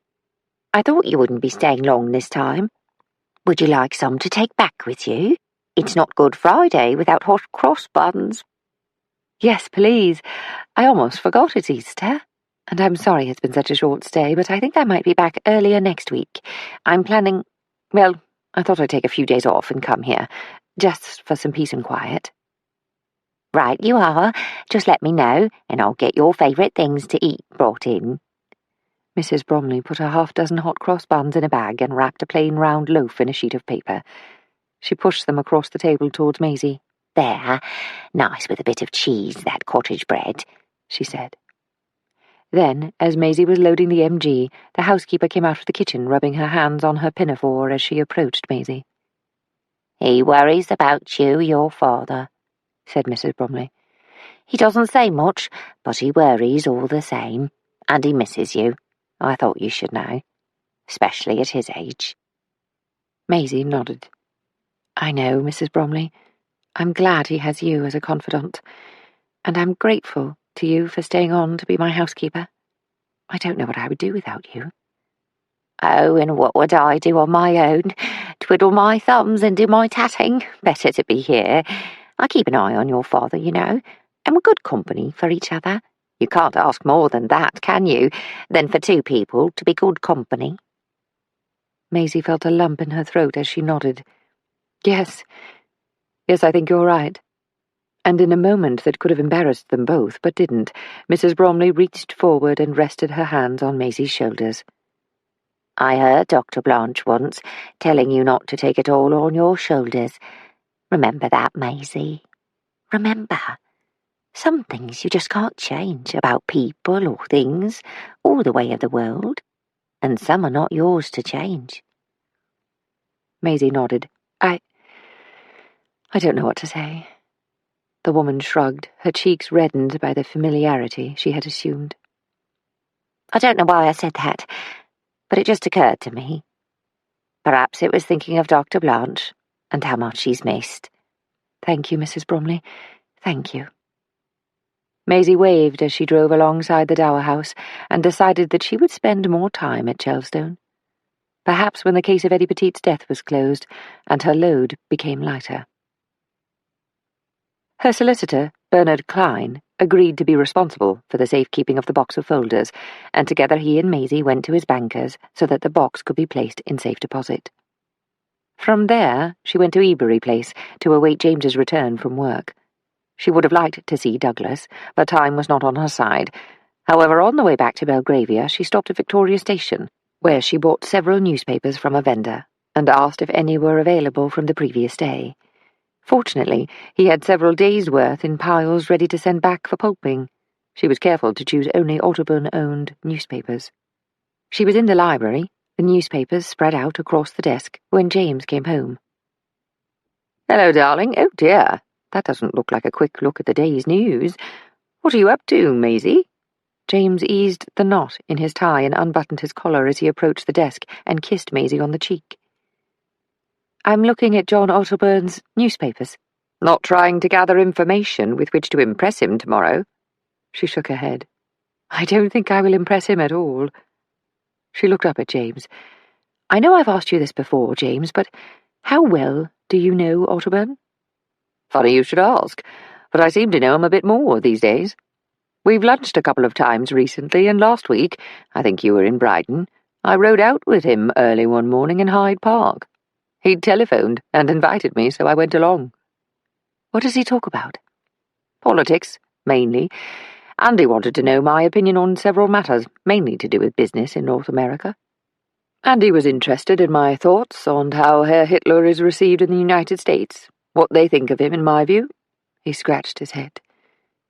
"Let's see. He's also interested in aviation, such as it is. Wanted to know what I thought about transatlantic flight, how far we've really come since Alcock and Brown, and what I thought about the airships, that sort of thing. I told him I was no expert, just a simple old aviator washed up from the war, but he said my experience alone would give me more right to an opinion than many people he knew. All very flattering and jovial in exchange. And he has some smashing horses here in London, as well as those he keeps at Box Hill. I'm looking forward to going down there, actually. How about you?" Maisie chewed her lip. "Yes, I am. It'll be a welcome break." James nodded towards the newspapers. "So what's this about?" "Do you know there's a distinct difference between Otterburn's newspapers and others you might read, probably with the exception of Rothermere's Daily Mail?" "I didn't, but I know you're going to tell me about it." Every single edition of his newspapers includes items about the country. What is to be protected, what might be threatened, everything from our green fields to the humble cup of tea. Now, it's not overt. I mean, look at this piece, on the ritual of afternoon tea, and how our small land is the envy of the empire. And look at this here, about a village green in Norfolk, and the summer cricket table. I'm all for a love of country, but this interests me. Oh, Maisie, come now. Let me see these papers. This is not serious journalism, and you know it. Otterburn was telling me the way people read the papers is changing. They have to cater to women's tastes as well as to the fact that the working man is reading his newspaper every day. It's not just the educated or the man of commerce who wants to know what's going on. He turned pages, bringing his attention to the columns Maisie had outlined in red pencil. Well, I suppose I see what you mean, but I wonder how it compares to other newspapers. It amounts to more columns on what must be protected about our way of life here than I've encountered in any other paper. Well, if that's the way of the future for the press, Otterburn is going to be at the forefront, without doubt. He reached out and put his arm around her. I know your job means you have to look closely at things, but don't make a mountain out of a molehill, Maisie. She tapped the table, then took out a folder from underneath the newspapers. I don't know whether I should show you these, but... well, you're the only person I know intimately who's been up in an aeroplane. She opened the folder and fanned the sketches across the table. What do you think of these? James removed his arm and, resting his knuckles on the table, leaned forward to look at the drawings. Where did you get these, Maisie? They're second-round copies. These tracings in front of you, being my attempt at copying from sketches of what I think must have been original engineering drafts. But where did you get them? James faced her, repeating his question with more vehemence. Funny. I thought your first comment might have been regarding the aircraft depicted here, perhaps something along the lines of, I've never seen the like of it before, but instead you act as if these designs are not new to you. Maisie, you're dealing with information that could be explosive if it went beyond this room. With haste, he gathered the sketches and walked across to the fireplace. I'll save us both grief and do the right thing here and now. Maisie stood back and watched him, first crumpling the papers, then taking them to the fireplace, where paper, kindling, and coals had been set to light later. He took a match, lit a spill, and held it to the paper. Flames leapt up, illuminating James' face as he stared into the fire and set alight the drawings. Maisie met his eyes as he turned around. James, when I said those sketches were second copies, it means I know where the first rounds of copies are, and they are held in very safe keeping. I have knowledge of those sketches and could probably lay out a possible copy right now, but what is your part? My part is insignificant, and only to the extent that I know classified information when I see it, and in my job I see more than you might imagine, though from a commercial perspective. No, those drafts are better off as ashes. I would guess that they were never meant to be seen, especially not by those who have no idea what they are looking at. Maisie drew back. There was no point in going on, in pushing James to reveal anything more, if there was more to reveal. She knew he could be intractable on matters he considered serious, and clearly this was serious to him. Tomorrow they would travel down to the Otterburns' country estate. There would be time then to pull at the threads again, and see if they led to the same skein of wool. Chapter 14. They had not planned to leave until around noon, allowing for a stop on the way for lunch, perhaps somewhere near Epsom, followed by a leisurely drive to Box Hill for arrival at the Otterburn estate just before tea. At breakfast, Maisie told James of her plan for the morning. Look, I know you've some work to do, so would you mind if I went to see Priscilla? I'll be back in time to leave at 12, and I'm packed already. Of course. Aren't they out of London, though? No, the boys are having some friends from school to stay, so I dare say Priscilla will be planning all sorts of things to keep them amused, said Maisie. I would have thought just having more banisters for them to slide down would be sufficient. Maisie smiled. You're right there. Those boys keep everyone on their toes. She looked at the clock. I'd better be going then. See you around 11:30-ish. She stood up and leaned forward to kiss James on the forehead. He turned and pulled her onto his lap. Methinks you might be up to something. Are you sure you're going over to Priscilla's? Oh, yes. In any case, I always love to see the boys, terrors though they are. All right, then. See you later. Though Maisie was indeed on her way to the Holland Park mansion where Priscilla lived with her husband and sons, it was Douglas Partridge whom she was now determined to see. If she could just place one more piece of the puzzle, she would feel more confident about confronting Otterburn. The problem was, she needed something concrete to put to him, other than her speculation that it was at his direction that Eddie Petit lost his life. The housekeeper opened the door. Miss Dobbs, how very nice to see you, but I'm afraid Mrs. Partridge is out at the moment. She and a troop of boys have gone to Exhibition Road, I think to the Natural History Museum, to look at Dippy, that dinosaur thing. Is Mr. Partridge with them? Oh no, he's working in his study upstairs. She pointed towards the ceiling as if Douglas might be floating above her. Would you let him know I'm here to see him, and would love to talk to him, if he has a moment? Having been shown into the drawing-room, Maisie waited by the long narrow windows and looked out at the garden. The weather had remained unseasonably fine for some days, and already cherry trees in the garden were in full blossom. "Maisie, how lovely to see you." She turned as Priscilla's husband approached her. Douglas Partridge walked with a profound limp, using a cane to balance as he put one foot in front of the other. "Hope you don't mind me dropping in on you like this," said Maisie. "Priscilla will be upset to have missed you. How are you?" Douglas kissed her on both cheeks, then pointed his cane towards the plush sofa, waiting for her to be seated first. "I'm very well, thank you. It's been a busy few weeks, actually." "Anything interesting?" "Well, that's why I'm glad I caught you. You see, I've crossed paths with someone known to you. In fact, I'll be seeing him later today. John Otterburn." Maisie looked at Douglas, who at once appeared uncomfortable and glanced towards the window. "Yes, of course. I know Otterburn," he said. "Mind you, he and his wife are quite active socially, so I think half of London must know them." "Douglas, forgive me for being so overt with my question, but I do believe you might know him better than most. In fact, aren't you working for him at the moment?" "Did Sandra tell you something?" "Oh, good Lord, no. Sandra is a stickler for confidentiality, and would no more tell me about your business than she would confide in you about mine. No, I gleaned the information from a couple of sources, most particularly in notes left by a young man by the name of Bartholomew Soames. In fact, I think you know him. He was a resident at the rooms at Lancaster Gate that you let out to writers." "Oh, yes. Took his own life, didn't he?" Douglas shook his head. "A great waste, for he knew how to write, and could turn out a thumping good article, the sort of work that was approachable both to the common man and the expert reader alike. In fact, I heard that one of his articles on the hunger marches inspired a heated debate in the Commons. But he had notes on me."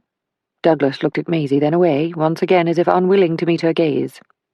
"Yes, he did. Your name was on a list of writers, some poets and playwrights, as well as authors of essays and fiction." "Well, how about that?" "Douglas, if I may stick my neck out, because I must rush back to Belgravia in a moment, and I have a desire to sort a few things out in my mind.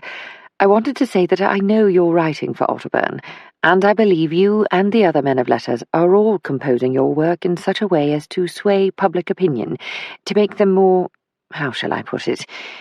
Yes, to make them more aware of the wonder of this country of ours, whether it's our countryside, our city streets, our king and queen, or our empire. His regular reporters are doing that already." She rubbed the back of one hand with the other. "I can't put my finger on it, but I think you are all effectively engaged in some sort of propaganda. And that just doesn't seem like you, Douglas. I've always thought of you as being above the influence of men such as Otterburn." "I think you might be surprised about Otterburn." "Why would you say that?" "Maisie, I know you very well indeed, and I know how you can hold on to suspicion like a terrier with a bone. But you cannot ask me about this matter. My acquaintance with John Otterburn is not one of friendship, though I have a certain respect for him, and, believe it or not, I hold him in some regard. He has the courage not to look away when others find it expedient to remain indifferent to affairs that might affect our country." "What's going on, Douglas?" Maisie leaned forward. Douglas turned toward her. "I can't be the one to tell you, Maisie. If you're going to confront Otterburn anyway, as I'm sure you are, you might as well ask him about me at the same time. because I can neither confirm or deny that I am working for him. Oh, you've already done that, Douglas. But I wonder if you know the sort of man you've thrown your lot in with. He may well be a well-positioned businessman, but he's also someone to be feared. I have reason to suspect he may have taken steps to have an innocent man killed. His name was Eddie Petite, and he would not have harmed a fly. So you see, although I am waiting to be proven incorrect in my summation, I believe John Otterburn is a master of manipulation. I think you'll find he's a man of vision, Maisie. The trouble is that others do not believe what he can see. He's the sort of man we need in this country, and he may prove to be the salvation of us all. He looked at his watch. I'm sorry if I can't help you any more, but that's all there is to it. I always hope that in a small way, perhaps, my work will make a difference either now or at some point in the future. Maisie regarded Douglas, his posture, his manner of speaking, and once again she considered how very fortunate Priscilla had been to fall in love with him, and he with her. He was a man of integrity, and even now, as he deflected her concerns, she respected him. But she had more questions. Did you visit Bart Soames's office after he died? Yes, I did. I can't deny it. I know I shouldn't have, but I'd learned his death was somewhat suspicious, and I thought I'd check to see if there was anything in his office that might throw light on what might have inspired him to commit suicide. The desk was terribly untidy, so I moved a few things around as I was looking, straightened things up a bit. He didn't take his own life, Douglas. He was murdered. Someone killed him because he knew too much about John Otterburn. They sat in silence for a few moments. "You're sure?" asked Douglas. "I have a very strong feeling about it, let's assume that much. Here's what I have to say to you, Maisie, that there are times, funnily enough, more often during the war, when I have found that I must disregard my personal feelings about a person's conduct and look to something else about them. There were men I would not have given a thank you for in civilian life, but fighting alongside them in the trenches, I discovered what it meant, truly, to be among the brave. If Otterburn has done what you say, then I believe that one day he will be brought to book. But at this moment, I know I will continue with the task in hand, which I see has merit. I am not a killer, though I am sorry to say I have killed. Not one man goes to war thinking himself a murderer, and we go forward with honour in our hearts. But in truth, there is, too often, that searching of the soul, where we realise that if we had killed that same person on the street, and not on the battlefield, we would go to the gallows for it. Thus, I am a killer who does not sanction killing. With this news you've imparted, I find I am at odds with myself, and I probably sound it, too." Maisie reached out and put her hand on his shoulder. "Thank you, Douglas, for being so frank with me. I am sorry if I've upset you with my questions, and to have challenged your decision to do whatever it is you're doing for John Otterburn. One thing I know, Douglas, you are a man who will always do the right thing." They sat for some moments longer. Maisie asked about the boys, and Douglas proudly recounted their recent accomplishments, and seemed equally pleased to reveal their mischief. "There's something about the life in them, Maisie. There's this devilish energy that gets into them, as if they've drunk their weight in Fizzy White's lemonade and they're about to pop. Of course I reprimand them, but I'm secretly pleased. You see, I fought for them to have the freedom to laugh, to tease each other, to climb trees, and to run headlong into the world, and I've come to realize that everything I do, especially in my work, is another step towards protecting that freedom." Maisie felt a lump in her throat and picked up her bag. "I have to be on my way. James will be waiting for me. We're off to Box Hill, to the Otterburns, until Monday morning." "They're wonderful hosts, you know." "Yes, I'm sure they are." James was driving a new Swallow SS1 coupe, and for the first half-hour of the journey to Box Hill, he extolled the virtues of the motor car, which was considered a very good buy, with an advertising slogan touting that it was an automobile worth £1,000 for the price of just $310. The day had become quite warm, though showers were expected. As planned, they stopped for lunch in Epsom, then drove on towards Dorking, and then to Mickleham, where Maisie read out directions to the Otterburn estate, which commanded views across the North Downs. Indeed, From a vantage point, it was said one could look across the land for miles on a clear day and see the South Downs in the distance. "This is it." Maisie pointed to double cast-iron gates that bore a warning to the effect that trespassers would be prosecuted. "Look, there's the gatekeeper," said James. "That's handy. I wouldn't want to have to creep around looking for a way in." "You wouldn't have to do that," said Maisie. "There's an electric bell. See? At the side of the gate. Very expensive, I would say." The gatekeeper walked to the motor car, a clipboard under his arm. "Good afternoon, sir, madam. You are expected?" "Yes, James Compton." The man tapped a page on the clipboard and smiled. "Very good, sir. Please follow the drive along to the front of the house, where the footman will take your luggage and your motor car will be put away in the garage."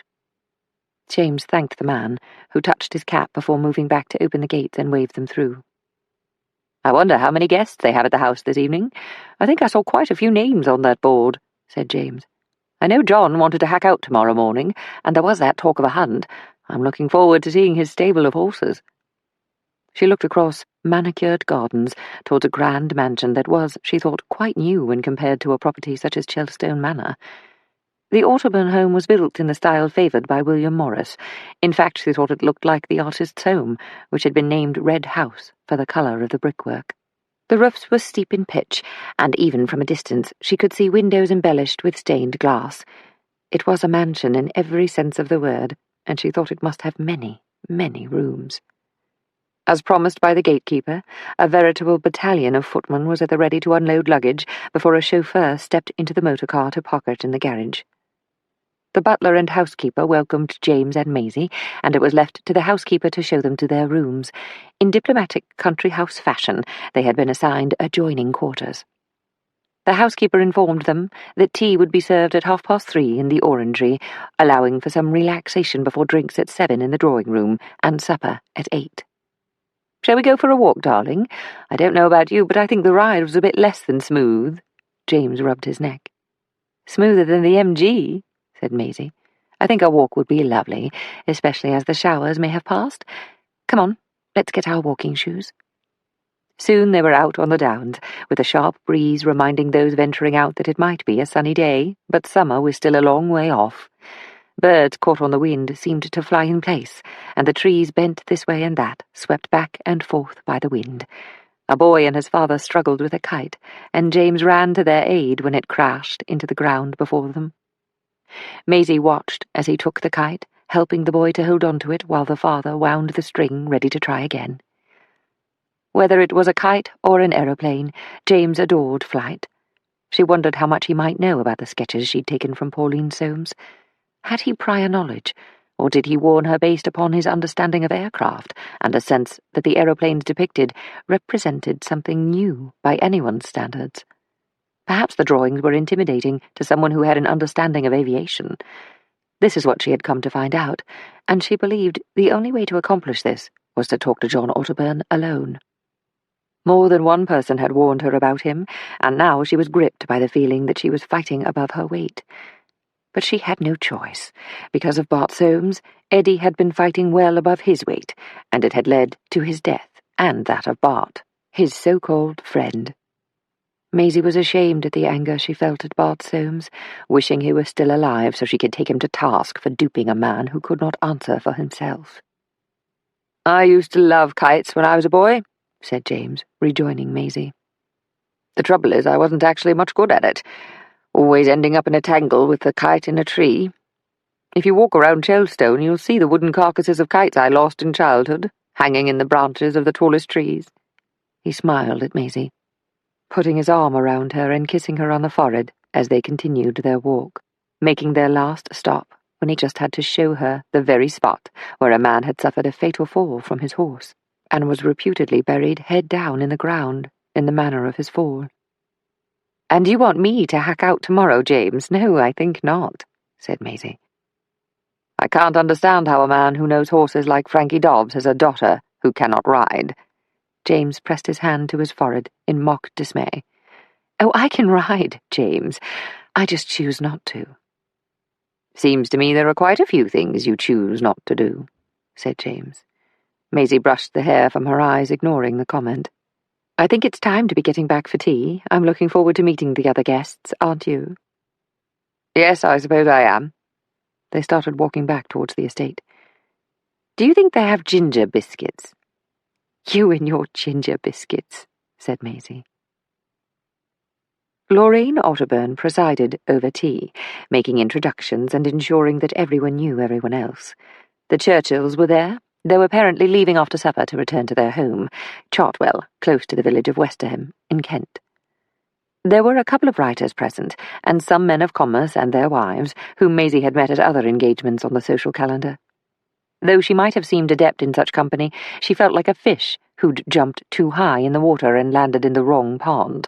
It was the old conundrum, one she was now familiar with, and which, she thought, she was still struggling to master after all this time. She was aware that John Otterburn had cast his eyes towards her several times, and she wondered if she might be imagining his attention, especially as he seemed to be assessing the room, as if ready to change everyone around like pieces in a game of chess, just to see what might happen. But at the end of tea, Maisie felt rather flat. It was another social marathon as far as she was concerned, one of many such races that had been run since she and James began courting, and since renovation at Ebury Place had been completed. Invitations arrived each week, though she considered it fortunate that James only ever wanted to accept 2 or 3 each month, and even that represented a leap for her. Now this one would drag on in the same way until she could speak to Otterburn alone, and she wasn't yet sure about the optimum timing for such a confrontation. Perhaps there was no good time, and she would just have to make her move when she could. She suspected that after supper might be a good idea. Maisie had bought a dress for the occasion. There came a point where she realized she could not keep arriving at various functions having rotated the same 3 evening gowns passed on to her by Priscilla. She could not bring herself to spend good money on an expensive creation, so she bought the gown of pale lilac silk at a Dickens and Jones sale, adding a pair of shoes in the same colour to her discounted purchase. She was seated between a politician and an actor, and saw that James had been seated close to both Churchill and Otterburn, as well as a man called Hugh Dowding, whose presence gave her pause. As far as she knew, he did something important with the government in connection with aircraft. Where had she heard that? She put her hand to her head, as if in doing so she might remember. Yes, that was it. James had mentioned him months ago. Stanley Baldwin had announced that the bomber will always get through, and James had commented that Dowding, who was Air Vice Marshal at the time, was incensed by the assertion, and considered it short-sighted. She hadn't thought much of it at the time, and was more interested in the fact that the poor man had been widowed when his son was only 2 years of age. She looked at the men again, and though she could see that private conversation would be prevented by the women seated between them, she was curious about the fact that they had been brought together at the same time.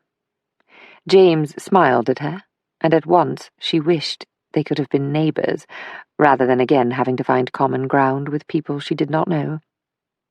Fortunately, a rather overdressed woman opposite had taken a shine to the actor and engaged him in loud conversation across the table. The woman seemed to have been caught in an earlier age with all the embellishments one would have expected to see on a female guest at a dinner graced by the womanizing King Edward VII. The politician, the Member of Parliament for a Surrey constituency, talked about the area, encouraging Maisie to ride out the following day to gain a greater appreciation of the region. Talk droned on and on around the table, and again she found the image of bees came to mind. But this time they were not going from flower to flower in search of sweet pollen. Instead, it was as if they were in the hive, buzzing about their business. If gossip were toil, then the guests around her were hard at work. Course followed course, and after the savoury, when footmen began bringing in port for the gentlemen, Lorraine Otterburn once again stood up to lead the women to the drawing-room, so that the men could engage in talk considered too important for the ears of the gentler sex. They would be joined by the men later.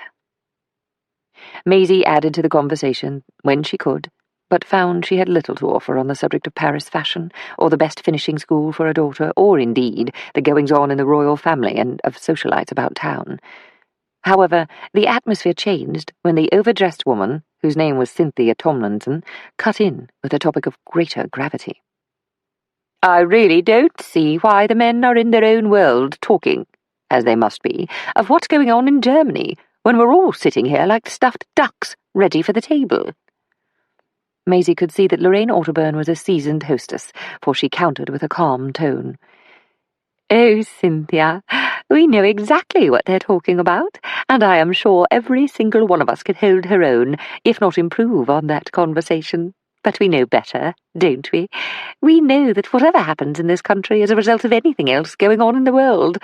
It will be women who are called to take care of matters behind the scenes.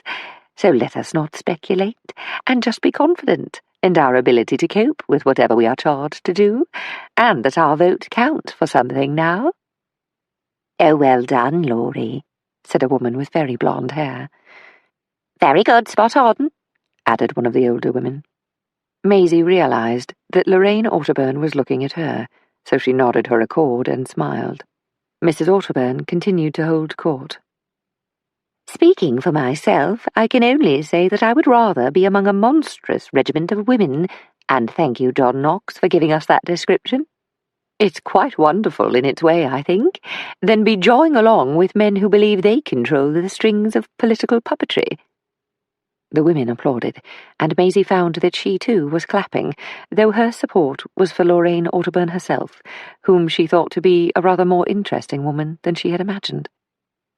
Later, after the men had joined them for coffee and mince, Maisie touched Otterburn on the sleeve as the guests mingled. "Might I have a word in private, Mr. Otterburn?" "John. Do you call me John, Maisie? We're friends here. Of course. Let's go to my study. Will James come? I don't want him to think I'm making off with his true love." "Not to worry. He's deep in conversation with Mr. Churchill." "Right then, follow me." Otterburn led Maisie up a wide staircase, then a short way along a dimly lit corridor, until they reached his study. He opened the door to a room that was lined with oak panels interspersed with bookcases. A leather-inlaid desk was positioned close to a window, and there were 2 modern leather chairs in front of a fire. A table was surrounded by 8 chairs. This was, no doubt, a room where Otterburn conducted business with men gathered at his estate on matters of commercial and political importance.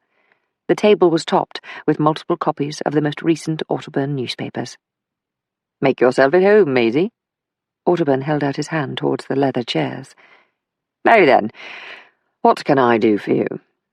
Maisie had formulated a script in her mind so that she would know how best to begin, but at once the imagined dialogue failed her. "Maisie?" John Otterburn prompted. She felt her breath become short and realised she was nervous. To still her mind, now racing, she placed her hand on her heart. "I wanted to see you about a man named Eddie Petite. I believe you know him? Knew him, Mr. Otterburn. I also believe you knew Jimmy Merton, and that he was working for you when he caused the death of Mr. Petite." Otterburn did not rush to defend himself. Instead, he reached across to a humidor, took out a cigar, and went through the process of clipping and lighting. Maisie stilled her breathing, and with it, her heartbeat. She could play the game. In fact, she only had to bring the Costas to mind, and the leather pouch filled with coins that they had tried to press upon her at their first meeting, and she knew she could stand for them against a powerful man such as John Otterburn. "Mr. Otterburn, I am sure we cannot be too long, and I have other questions." "Oh, you do you?" Otterburn looked at the smouldering end of his cigar, as if well satisfied with his choice. "Well, why don't you tell me a bit more about this Eddie Petite and Jimmy Merton, and about the other items on your agenda?" Maisie smiled. She remembered seeing a film at the picture house. It was an American Western, and there was a scene where 2 cowboys faced off against each other. Both men with their hands wide by their hips, ready to be the first to draw his gun and fire. Should she go full bore, or attempt to blow off pieces of smugness one by one? "Right you are. I know that Eddie Petite was murdered. His death was not an accident, though here's what I think. I believe he wasn't meant to be killed. I have a feeling that he might have been warned, verbally, perhaps by a groom here, that he shouldn't snoop around. I think there might have even been some leeway given his obvious problems in understanding, which always became worse if he felt himself to be under some sort of pressure. Perhaps Jimmy Merton was supposed to deliver Eddie's demise, or perhaps just a warning. But all the same, I believe the instruction, however it was carried out, came from you."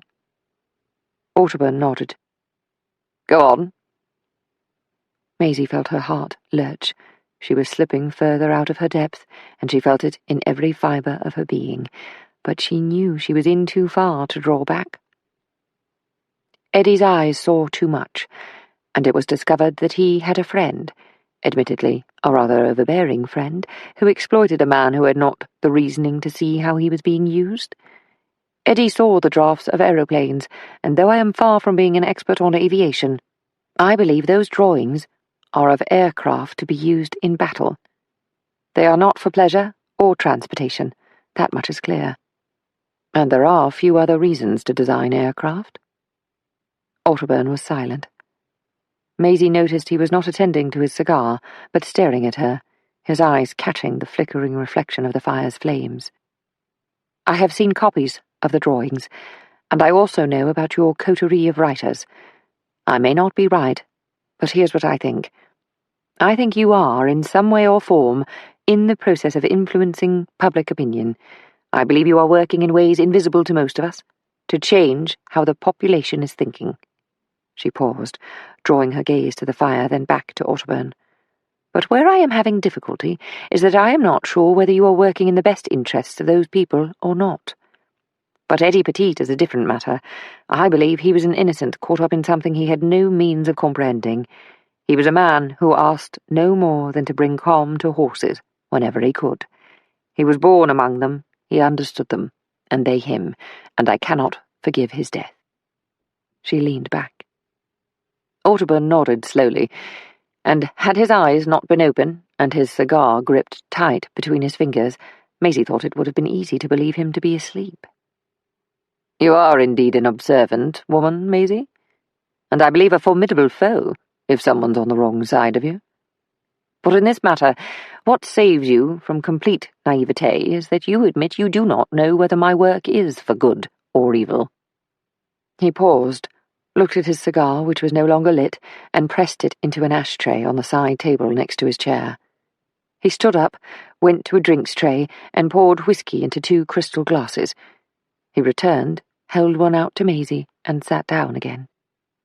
I'm not going to sit here and deny your accusations as if I were a common felon, Maisie, said Otterburn, running his hand through hair, brushed back in a way that made him seem as debonair as a matinee idol. Frankly, I have neither the time nor the temper for it.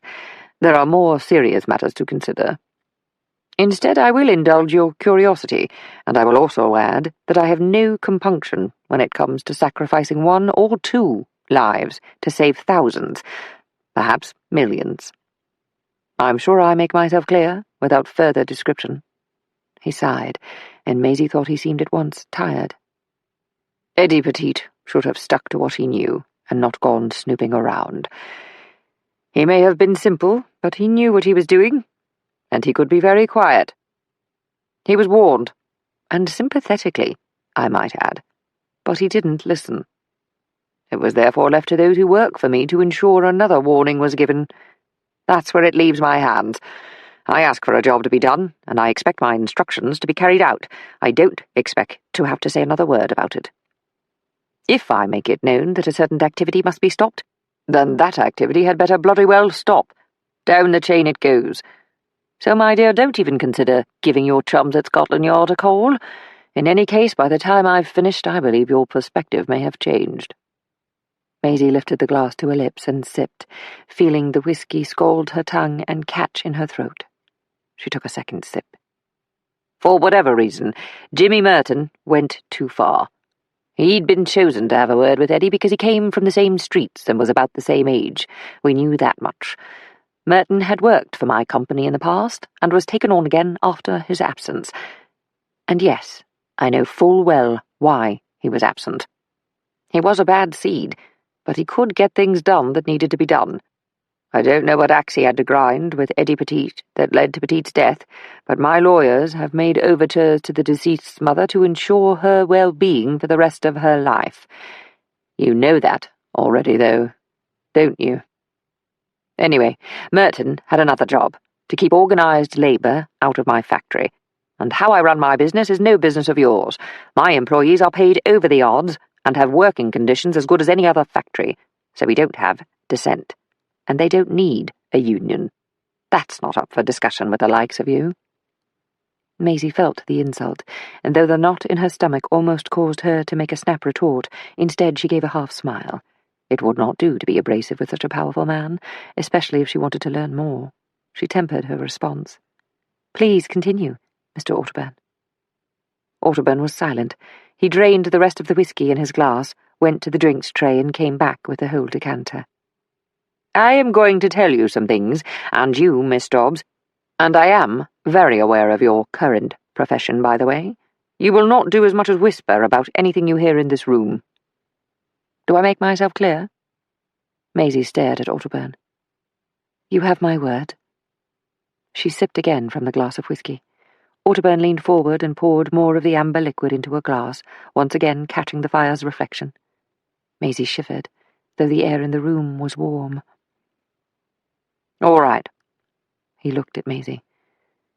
"You have shown yourself to be an intelligent, observant woman, so I assume you've been paying attention to the news, ideally from my papers, and I am hoping you have seen reason for concern in developments in Germany." "Of course." "Good. That's a start. Let's look at a very brief list of Herr Hitler's dubious achievements since becoming Chancellor." Otterburn held up his right hand, raising a finger with each point made. "Germany once boasted more newspapers than any other country. Now those newspapers are being closed down, one after the other. Truth, whatever complexion the truth may have, is being suppressed. Never mind your accusation that I am a manipulator. In Germany, news is stopped to prevent the people knowing what's going on." He paused, holding up another finger. "Next, you've been reading Mein Kampf, so you know that Hitler has it in for the Jews. If they don't think they're in trouble in Germany, then they have their heads in the futile sand of hope. Already families are getting out in droves, many leaving everything behind. It's been on the cards for years, at least ever since that damn book was written. So a few with a bit of foresight started transferring their valuables out of the country, so they had something if they had to run." Maisie nodded. She'd seen evidence of this in a previous case. "You know what I'm talking about. That's a help." She could see his anger rising. Otterburn barely paused. "Now, let's consider the power being given to his henchmen, his thugs. The Sturmabteilung, stormtroopers, are murdering socialists, communists, and Jews. They are torturing people in dark and isolated places, and they are feeding on their own notoriety. There are believed to be tens of thousands of previously free men and women now in jails across Germany." His eyes seemed inflamed as he spoke. "In fact, they're so overrun with these prisoners that a compound known as a concentration camp has just been completed in Dachau for the incarceration of people picked up by the Sturmabteilung. It will be the first of many such camps, I am sure." Another pause, more whiskey, and Otterburn continued. 3 months. He's been in power 3 months. Think what that man will do given years of dictatorship. And what are our esteemed politicians doing both here and across the Atlantic? Nothing. They're sitting on their hands, whistling to themselves and hoping it will all go away, with the exception of one man who can see that it will not go away, who knows it's going to get worse before it ever gets better, whether it takes 5, 10, 15 or 20 years. "And who is that man?" "The portly little fellow with his cigar out there. Oh, they always cast the prophets aside. Go forth into the wilderness and into the barren desert, get out of our sight so we can pretend everything in our garden is rosy. But what they don't know is that he's not waiting for them. Mark my words, his time will come, but in the meantime, he is not a man to twiddle his thumbs until permission to act is sent down from on high." Otterburn waved his whiskey glass towards the door. He was not drunk, Maisie could see that, but he was on fire.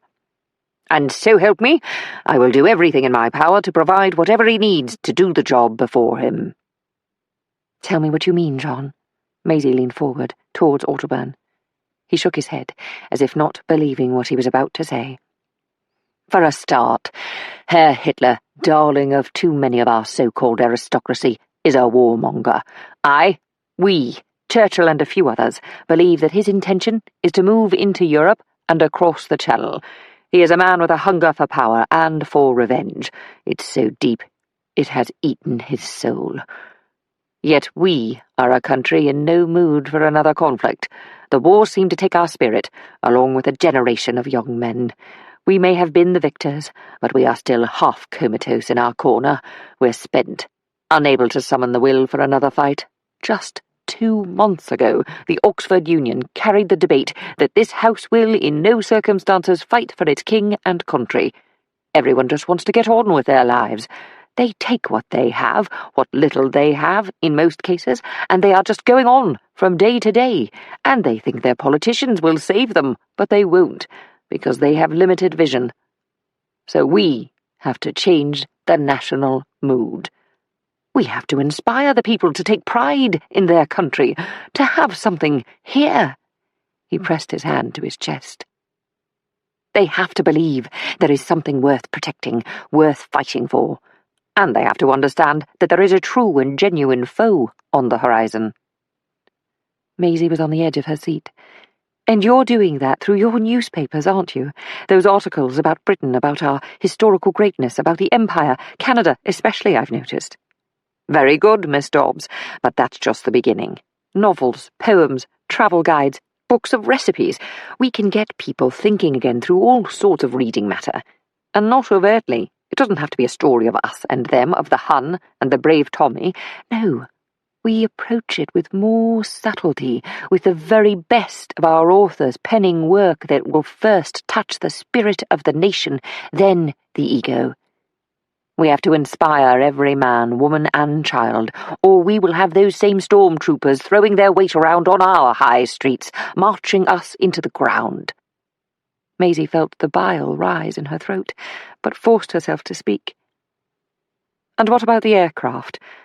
I don't quite understand. The prophet can see far into the future, Maisie. War will come to Britain's shores, but mark my words, it will also come in the air. We were bombed in the last war, and will be bombed again. Under the terms of the peace treaty, Germany is restricted with regard to the expansion of its air power, but we have information to suggest that there are a number of flying schools being founded to promote taking to the air as a sort of recreation for young men. Do you know what that means? It means that at the snap of a finger, there will be an air force ready to go into action. They don't need to be in uniform, they just need to know how to fly. And while our government, in its wisdom, is being pressed to increase our bombing capability by our Prime Minister, there is a wide-open loophole in what will one day be seen as a crucial prong of defence, the ability to take on the enemy in the air before he reaches our shores. We saw it in the last war, and we will see it again, but at this moment, Britain has almost nothing, and Britain will have nothing unless plans are on the table for powerful, nimble, and above all, deadly aircraft, ready to go into production. So my point is, why wait? I am a man of connections.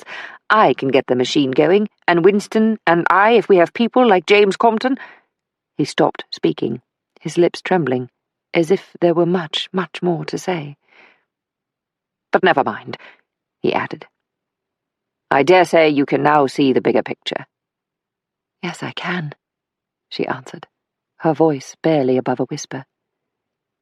And I confess, though it causes me great pain, Mr. Otterburn, I can see how events might well unfold as you have described, but I hope to God they don't. And so do I. In heaven's name, so do I. Chapter 15. Such was the chatter when Maisie joined the other guests in the drawing-room that only one person noticed her entrance, or her drawn expression. James excused himself from a conversation with a group of guests and joined her, taking her by the elbow and leading her to a quiet place by the grand piano that graced a corner of the room. Is everything all right, Maisie? He kept his voice low. She looked at him. You know it's been happening, don't you? About Otterburn's plans. He shrugged. Not as much as you might think. I know about the aircraft designs because John asked me to look at them early on. I flew in the war, Maisie, but since that day I told you about, being taken up over the prairie, I've been up a few times on my own, and I've taken an interest in aircraft design. And the way the business is growing, I've even invested in a couple of companies. Otterburn knew this and took me into his confidence. I should have told you. No, you shouldn't. You've no obligation to tell me about your business any more than I have an obligation to tell you about mine. But I want to know if you had any idea while I was working on the Eddie Petit case that it was Otterburn's word that led to the deaths of 2 men. James looked around to see if anyone was within earshot of their conversation. No, I didn't, I promise you. In fact, from information I've since gleaned, those men were never meant to die, but simply warned. Simply warned? And what sort of violence would be used in the simple warning? Eh, James? I don't know how you can use the word simply, as if you were talking about bumping your motor car into another. I simply came round the corner. He was simply there, and I simply didn't mean to bump him, honestly, Constable. James, we're talking about human beings. James sighed. I know, I chose the wrong words. Seems to be my stock in trade. Look, I can't condone what happened, but I can understand the need to keep this aircraft business under wraps. Though of course I can't support taking such violent steps to do so. He sighed.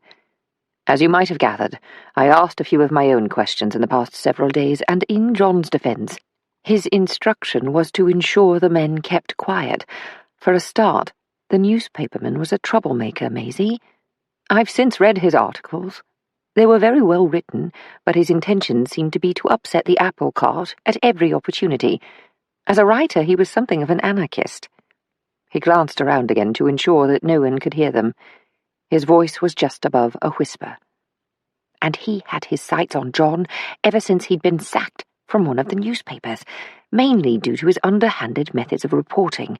And John has so many businesses to run, he didn't even know him. He took a deep breath.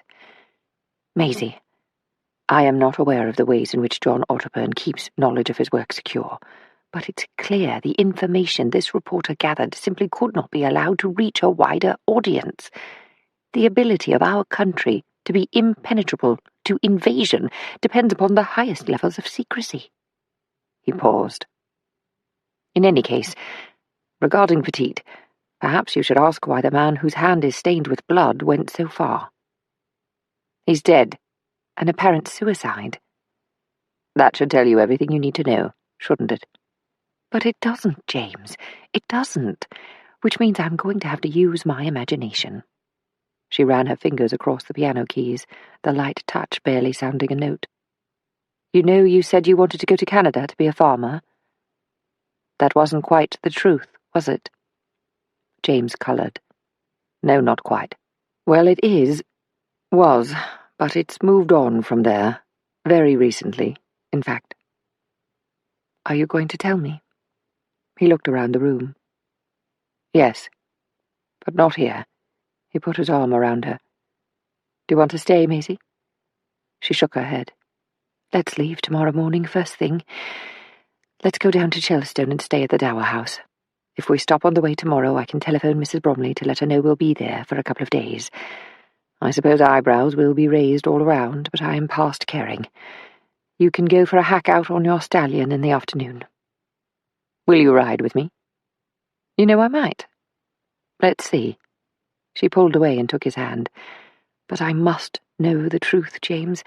I've not yet decided whether those 2 men, Otterburn and his so-called prophet, Mr. Churchill, are truly the visionaries they think they are, or if they're men who would bring war to our shores simply by being ready for it. It's like a boxer, putting on his gloves long before the fight and punching the air. Someone might walk in unexpectedly, end up with a black eye, and just have to hit back. They lingered for a while longer, moving back into the room to speak to a businessman and his wife, who were known to James. They were joined by other guests and were soon able to draw away from the party. Before they left, they informed their hostess that they would be departing after breakfast the following morning. They gave no reason, and no reason was sought, though regrets at the early end to the sojourn were voiced by both parties. Maisie felt lighter as they approached Chelstone. They had come down to the dining room before other guests appeared, and, wanting to be on their way as soon as possible, had taken only a cup of tea before departing Box Hill. The sky seemed almost transparent in its morning newness, and the green, undulating landscape bore the sheen of nighttime dew. They had stopped at a telephone kiosk in Seven Oaks, where Maisie placed a call to the Dower House and informed Mrs. Bromley that they would be arriving soon, probably within the hour. Maisie was relieved at last to enter the house, with shafts of sunlight beaming through the windows. "Oh, I am so glad to be here," said Maisie. "And so am I," said James. "May we have some coffee, Mrs. Bromley? We'll be in the conservatory." She turned to James. "I know why it was Maurice's favourite place. One feels so much calmer looking out across the land." James followed Maisie into the conservatory, which was already warm. She sat down in an armchair and kicked off her shoes. James took the chair next to hers. They sat in comfortable silence. There was no need to speak, yet. Maisie wanted to sit with her recollections of the previous evening, and she wanted to weigh up what she now knew with what she might learn from James. While she had not been surprised by anything revealed by John Otterburn, she had been sickened while listening to him outline his predictions.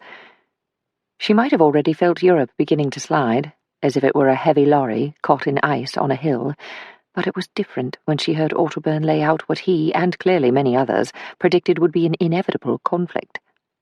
It was as if, in outlining what might come to pass, he was lifting the lid on Pandora's box, and she was numb with fear. Mrs. Bromley bustled in, bearing a tray with coffee and croissants. "I know you've probably had breakfast, but I thought you'd like a bite to eat. I learned to make these on account of Dr. Blanche. Loved his morning croissant, he did. And I must say, I miss making them. I must have known you'd come today, because as soon as I got up this morning early, I set to making the pastry and letting it rise. I think even a Frenchman might be fooled after eating my croissants. There's homemade jam there, too." "Oh, smashing, Mrs. Bromley. If you're not careful, I will have to steal you, simply to get my hands on a plate of these every day." James picked up a croissant, smeared a thick layer of strawberry jam across the pastry, and dipped it in his coffee before taking a bite. "This is as good as anything I've ever had in Paris," he said, wiping crumbs from the side of his mouth. Mrs. Bromley blushed. "There's more where they came from, if you're that hungry." "We might well polish off the lot. Thank you, Mrs. Bromley. That was so thoughtful of you." Maisie tore half a croissant and dipped it in her coffee. The housekeeper left the room, leaving Maisie and James alone once more. After a few moments had passed, Maisie spoke again. "James, it's time to talk. Tell me what Otterburn has asked of you." James did not answer immediately, instead gazing out towards woodland where he had played as a boy. Then he began. "I've come to know John Otterburn quite well over the past months. I suppose I didn't let on how well, because I was still thinking about the way he very quickly seemed to get the measure of me, or of someone he believes me to be, I suppose. It was as if, once he'd made a decision about who I was, he went into action, and that came in the form of a proposition. No, that's not right. It was rather like being in the flying corps. You're given the opportunity to take on an exciting assignment, but one that comes with higher risks. Even though you're asked if you want to do it, you know you're not at liberty to turn it down. The request is really a command. That's how it felt." A woolen wrap had been left across the back of Maisie's chair, and she pulled it around her. "He took me into his confidence, and he showed me the plans," said James. "Churchill had been in the room at one point, but left with 2 other men. I've since felt he left at that point so that he wouldn't be implicated in the conversation that was to follow.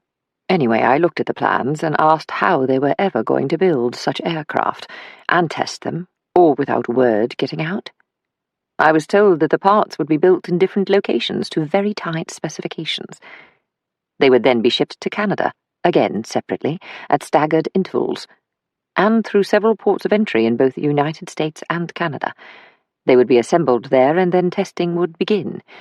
There's a lot of wide-open spaces in places like Alberta and Saskatchewan, Maisie, where you never see a soul, and you could conduct flying trials with little risk of being discovered." She looked at him, burning to ask a question, but he saw her eyes and answered without her having to say a word. "Yes, I would be doing a lot of the flying. I know it's a gamble. It's a new design, but there are 2 other younger aviators, Otterburn's son and, believe it or not, his daughter. They're 18 and 20, respectively. They're the ideal people to test the aircraft, and they would never tell a soul, given who their father is. I've met them both informally at the house, and frankly, I've heard that the daughter, Elaine, is the better aviator of the two." He stopped, as if gathering his thoughts. They have all the reflexes of youth on their side, and to be perfectly honest, they're the right age. It's the younger men who will fly those planes if there's war, not older chaps like me. "Oh, my God." Maisie rested her head in her hands. James came to her, knelt down alongside her chair, and put his arms around her. "I know. I'm so sorry. I'm so sorry I lied." She shook her head. "It's not that. It's just the thought of it happening again. I can't get it all out of my head. I just can't get rid of it. And now there you all are, making these plans for when war comes, not even if, but when. Otterburn is planning for when. I know he's to be lauded for his foresight, and that he's taken steps to ensure our country is not left standing on the wrong foot if the worst happens, though I can't help but feel we're all just pawns in a game." "War's like that, Maisie, as we both know only too well." They sat together in this way for some time, with James holding Maisie in his arms. Then James spoke once more. "And I have to tell you, too, that there's something else Otterburn wants of me, though I pray that time will never come." Maisie looked at him. She was becoming settled, yet her eyes betrayed her sadness. "He believes that if another war is waged in Europe, our success will depend upon an alliance with America. The average man and woman over there would be as against war as most of Britain, and John has predicted that no president of the United States will allow his country to be dragged into another scuffle on the other side of the Atlantic. If at any point war seems inevitable, and I mean in the very near future, which, thank God, doesn't seem so at the moment, he intends to begin his system of under-the-wire propaganda in America, and he has asked me if I would go there. Perhaps take up temporary residence, along with a few other British subjects of his choosing. Our remit would be to socialize, to do business with Americans in the centers of influence, Washington, New York, places like that. It would be a job of persuasion, of pulling public opinion in our direction from the top down, and we would in turn provide information to Otterburn. His idea is that we would be mixing with politicians, an ideal position in which to garner intelligence informally. You'd be surprised what people will tell you if they like you, and they've had a drink. The whole plan would make the leap smoother for the power brokers over there, from looking on while Europe burns to helping Britain, should Herr Hitler's reach grow unchecked. Maisie, I don't know if John Otterburn told you this, but there's already evidence to suggest Germany is building munitions again at an alarming rate. If the unthinkable happens with Otterburn's plan, we stand a good chance of having our American cousins on our side sooner rather than later, along with their military might." Maisie shook her head. "I truly don't believe what I'm hearing. No, that isn't so. I believe every word of it, every single word. But there is one thing John Otterburn has very wrong. It's not Churchill who's the prophet. No, it's him. I think the imagination is Churchill's. The preparation is Otterburn's. Churchill is an orator and a strategist, but he cannot be seen to be acting upon his predictions. He's a politician, first and foremost. I believe Otterburn is one of his men behind the scenes, perhaps the most important at this point. I am sure he is more than one man who can procure and put ideas into some sort of action, and he's only ever seen socially with Otterburn. From my observations, he measures evidence of their partnership with care. He's never been present in any meetings I've had with Otterburn, nor does he let on that he knows I've been taken into Otterburn's confidence, or what has been asked of me. We have had conversations about Germany. He's solicited my opinion on all sorts of matters, actually." Maisie topped up their cups with still warm coffee. She sipped with both hands clutched around the cup. They were quiet again for some moments. "What are you thinking, Maisie?" asked James, who had taken his seat once again. She looked across the land, where mist was lifting from the fields of nearby farms, and caught sight of her father with his dog Attila, leading a willing old horse out to pasture. "I'm thinking about Eddie Petite." Maisie and James spent a quiet, if somewhat melancholy, Sunday at Chelstone. They went for a ride in the afternoon, with Maisie borrowing an old pair of Lady Rowan's jodhpurs. She was comfortable around horses, but during her childhood in London, horses were beasts of burden, and not a means of recreation for those of her station. She knew exactly how to care for a horse, and was at ease in the saddle. She'd spent too much time with her father to be otherwise. But though Frankie had put her on a horse when she was younger, and she would sometimes ride Persephone bareback around the streets, the opportunity to ride was not something available to her in adulthood. Frankie picked out an older gelding for his daughter and helped her mount. He reminded her to keep her heels down and her hands quiet, and cautioned James not to exceed a gentle canter. It occurred to Maisie that her father might enjoy the fact that improving her riding was something he could teach her. She wondered why it had never occurred to her before. Having exhausted themselves with talk of John Otterburn, they avoided mentioning his name again for the remainder of the day. They enjoyed the ride, trotting along a bridle path through the woods, crossing a stream and cantering up the hill on the other side. Soon they were at a vantage point from which they could see the village of Chelstone, with its steepled church and cluster of houses scattered around, from beamed workers' cottages to terraced houses built in Victoria's reign for the men who laid down the railway lines. Chelstone Manor, which had been in the Compton family for generations, was known locally as the Big House. Each year, on the first Saturday in August, James's parents opened the grounds to the villagers with a tea party laid on for one and all. Men, women and children dressed in their Sunday best, and Lady Rowan held court, complimenting mothers on their children, farmers on their crops, and the young men on their luck in bringing the most beautiful girl in the village to the party. Now, as they gazed at the village in the distance, it seemed that both Maisie and James were taken with the same thought. It's Easter, James, and so peaceful. It's supposed to be a time of new life. I can't imagine it being pulled apart again. Such a small village, and such a long list of names on the war memorial. So many local lads lost in the war. I can't stomach the thought that... She turned her head. She did not want James to see more tears. I can't bear it either, but it's thinking that this way of life, these people, and all we have here could be at risk again, one day, from those who would wage war upon us, makes me all the more determined to do what's been asked of me. He reached down and ran his hand along the muscled neck of his stallion. Those aeroplane sketches could be well out of date by the time anything happens, if it does happen. In fact, if I had my way, they would be superseded time and time again, and Otterburn would lose his money on more designs, because war never came. I just want him to be wrong, said Maisie. But right here, in my heart, I fear he is right. I may not like him, and I detest his way of working, but I have to admit, I think his predictions ring true, and I know I'm like you. I would do anything asked of me, if it helped to keep us safe. James looked at Maisie, then at her horse. Oh, your trusty steed is dozing off. Come on, let's get back. I should have tea with my parents. You don't have to come, if you want to remain at home. Maisie nudged the gelding, turning him in the direction of the dower house. Yes, I think I'll stay. Dad's in the stables today. I'll give him a hand. He'll probably tell me about all the things I did wrong as we rode off. He probably will. But you don't mind, do you? She shook her head. No, it's time to let those gods of perfection have their day. Monday having been a bank holiday, Maisie was at the office early to open up again on Tuesday morning, following a crack of dawn departure from Chelstone. James dropped her at the Fitzroy Square office, then went on to the city, so she was at the table by the window when Sandra came in at 8:30. Good morning, miss. Did you have a lovely Easter? It was busy, Sandra.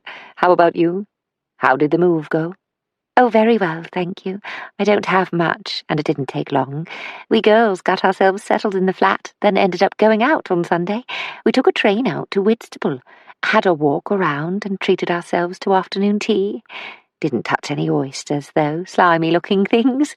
Anyway, since then I've been catching up with my reading for college, and I went to a meeting yesterday evening.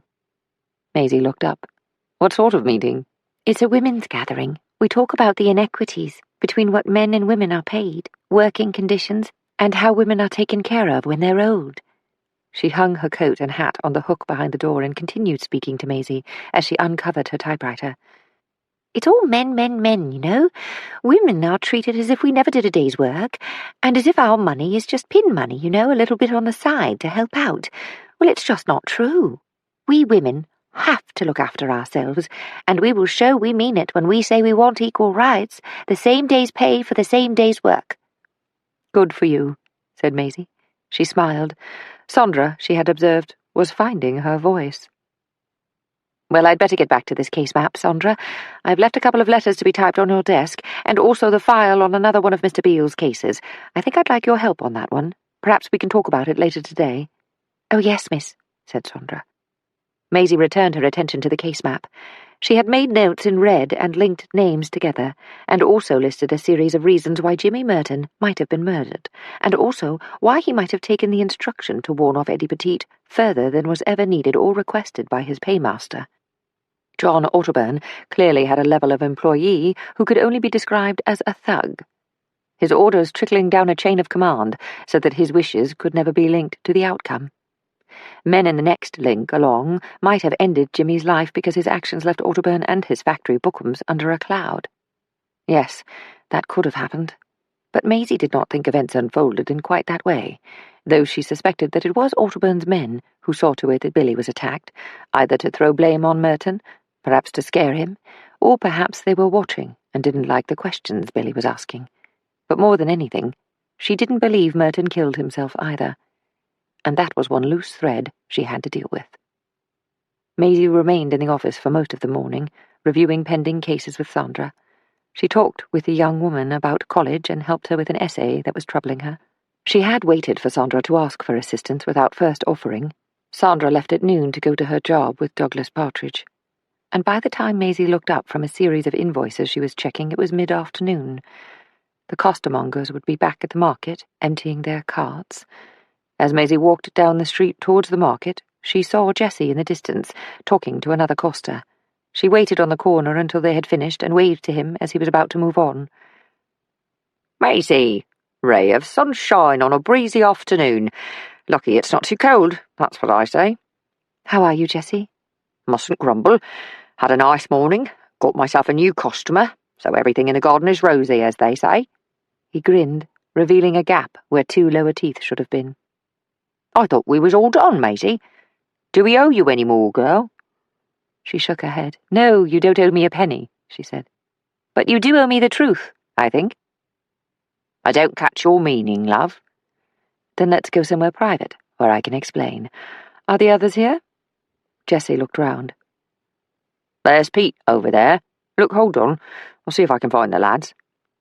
5 minutes later, the group was standing together. Maisie made sure her eyes met those of each man. There's a calf up the road on Long Acre. Care to walk with me? She knew Jessie was just about to point out that Sam's was closer, but she wanted to go to a place of her choosing this time. It was a larger concern than Sam's, with wooden tables and ladder-back chairs. A tea urn was on the counter, while glass shelves displayed an assortment of cakes and pastries, though the proprietress also offered sandwiches, toast, or a plate of egg and bacon. Tea all around? Maisie smiled at the waitress, who counted the men and scurried away behind the counter. What's happened, Maisie? Is it your Mr. Beale? Taken a turn for the worse, has he? Archie Smith's concern was genuine as he leaned on the table to face Maisie. He's doing well, much better. And I found out it wasn't Jimmy Merton who had a go at him. It was someone else who didn't like the questions he was asking. I'd like to find him, whoever he is, said Pete Turner. So what's this all about, Maisie?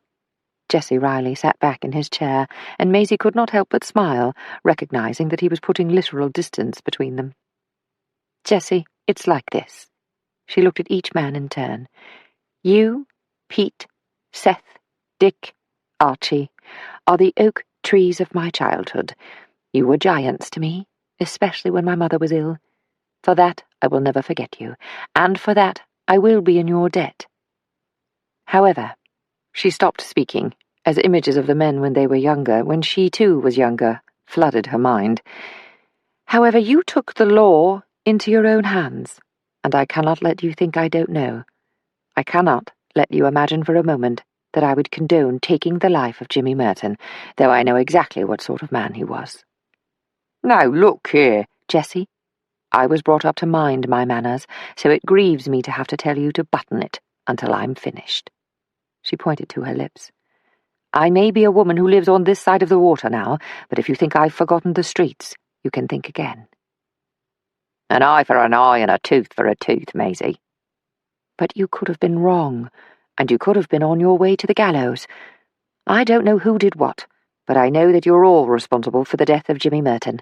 You're guilty of removing his body, of taking it by boat to the Lambeth Bridge, and for hanging him there as if he'd taken his own life. What if we did? I just want you to understand that I'm aware of what happened, and that even though I know very well he was responsible for making Eddie's life a misery, 2 wrongs don't make a right. He would never have been taken in, Maisie. He would have got away with it. She sighed and looked away, then back at Jessie. You're right. So help me, you're right. He would most probably have got away with it. But what you did was wrong. She thought of Otterburn and his description of stormtroopers beating ordinary people on the streets if they even looked foreign. How they were guilty of dragging innocent tourists through the busy thoroughfare because they had failed to salute when everyone around them was shrieking Heil Hitler as the brown-uniformed men marched past. It's wrong because we have a procedure here. We have something to protect in our country, and that is our judicial system. It's part of what we fought for, Jessie, in the war. And you, especially, Seth, Dick, it may appear broken, but we have to protect it. She looked away so the men might not see her emotions. There, love. Seth put his arm around Maisie. You're all worn out. Look at you. We shouldn't have burdened you with our worries about Eddie, though we were more than grateful you got somewhere with it all. She's right, said Pete, his voice low because the waitress was clearing a nearby table. We're responsible. We're not proud, but Eddie was one of us, and we look after our own. It's not as if any of us makes a habit of that sort of thing, and we know what happened was wrong, so I reckon you've about said what needs to be said about justice and all that. He paused, looking down at his hands. You know, I've got to tell you, girl, I know you're right, but I can't say as I'm sorry about my part in what went on. I don't want to ever remember that night, and to be sure, we were that mad when we saw him. But Jimmy Merton's gone now, and good riddance. Whole bloody family can go as far as I'm concerned.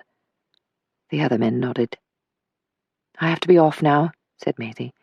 You'll be glad to know that Bookham's, through John Otterburn, who owns the company, will be providing Maud with a generous settlement.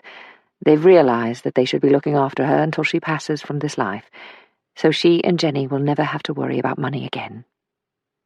Good on you, Maisie, said Archie. I'm going now, said Maisie. Don't be a stranger, love. Come down to the market, pass the time of day when you can.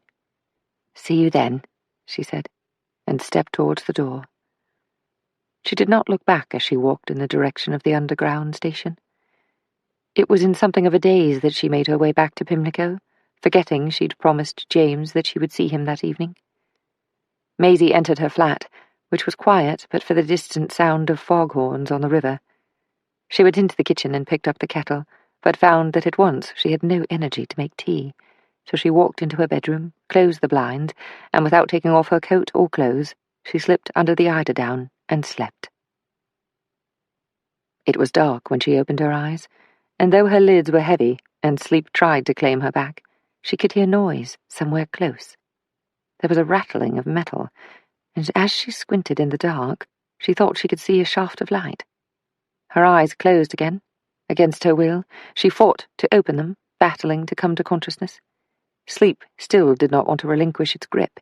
She dozed once more and opened her eyes, this time more wakeful.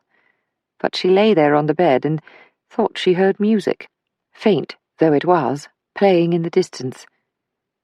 Was it in her flat, or from above? She reached for the clock on the table beside her bed. 11 o'clock. She had been asleep for perhaps 6 hours. Her face felt dry, her eyes sticky. Had she wept in her sleep? Rising from the bed, she walked over to the door, where she stopped to listen. The music was coming from the drawing room, and someone was in her kitchen. She tiptoed along the hallway at the same time as Priscilla emerged from the kitchen, an apron drawn around her waist, a glass of wine in one hand, and a basket with bread in the other. "Oh, good. How are you feeling, dear friend?" "Pris, what are you doing here?" "Your error. Should never have given me a key to use in emergencies." She sipped from her glass. excellent wine, filched from Douglas's secret stash of Montrachet. I'll pour you one. Hang on a minute." Maisie sat down at the table, which was laid for two. "Here you are, Chin-Chin, darling." Priscilla placed the glass in front of Maisie. "Your sweet amour telephoned me to say how worried he was about you, and that he thought it best if he didn't come to see you at the moment, though he did ask if I might drop along to check up on you. Douglas has taken the boys to see his mother, not exactly my idea of a satisfying evening, and as they are staying until tomorrow morning, no school this week, I thought I would come over here. Your delightful little box room is all I need for a good night's sleep." "Thanks, Pris." "I doubt you've seen them yet, but Sandra left a lovely bouquet of flowers for you, with a note of thanks." Maisie rubbed her eyes and nodded. She was about to say, "Oh, really, she shouldn't have spent her money on flowers for me," but instead she replied, "How dear of her. So thoughtful." "So, cassoulet for a late supper. It was made yesterday, so it'll be even more tasty this evening. Luckily I managed to chauffeur it here without spilling a drop. Good enough." Good enough. The two women finished the meal, their talk deepening as the minutes passed. Maisie felt an old comfort return, as if they were new at college, and she and Priscilla were establishing their friendship again, through midnight feasts and marathon discussions. "So, what's happened to you, Maisie? You look all in. Is the dragon awake?" Priscilla had often described her memories of war as the dragon. "I still can't seem to get things right, Pris.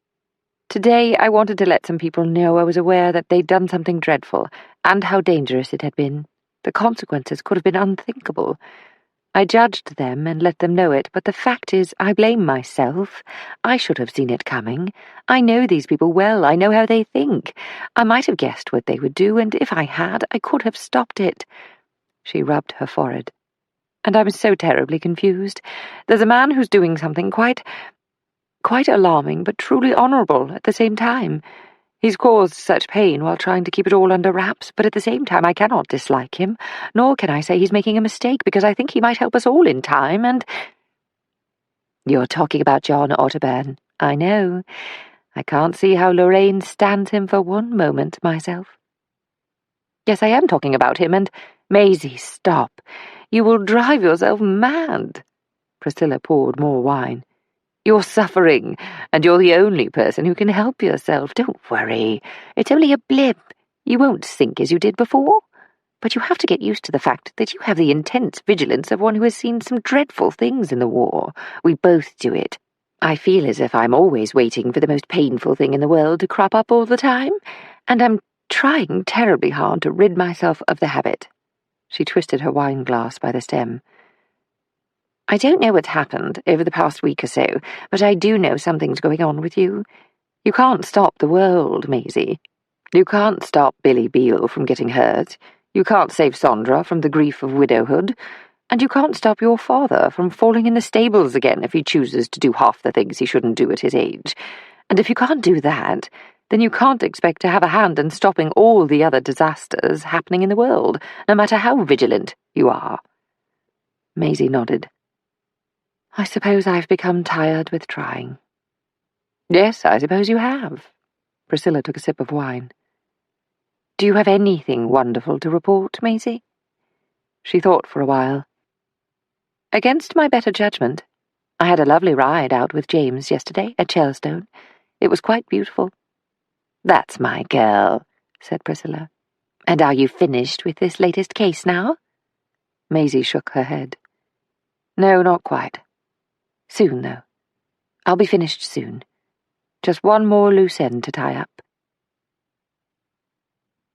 Chapter 16. Maisie rose later than usual, and was woken again by Priscilla moving crockery in the kitchen.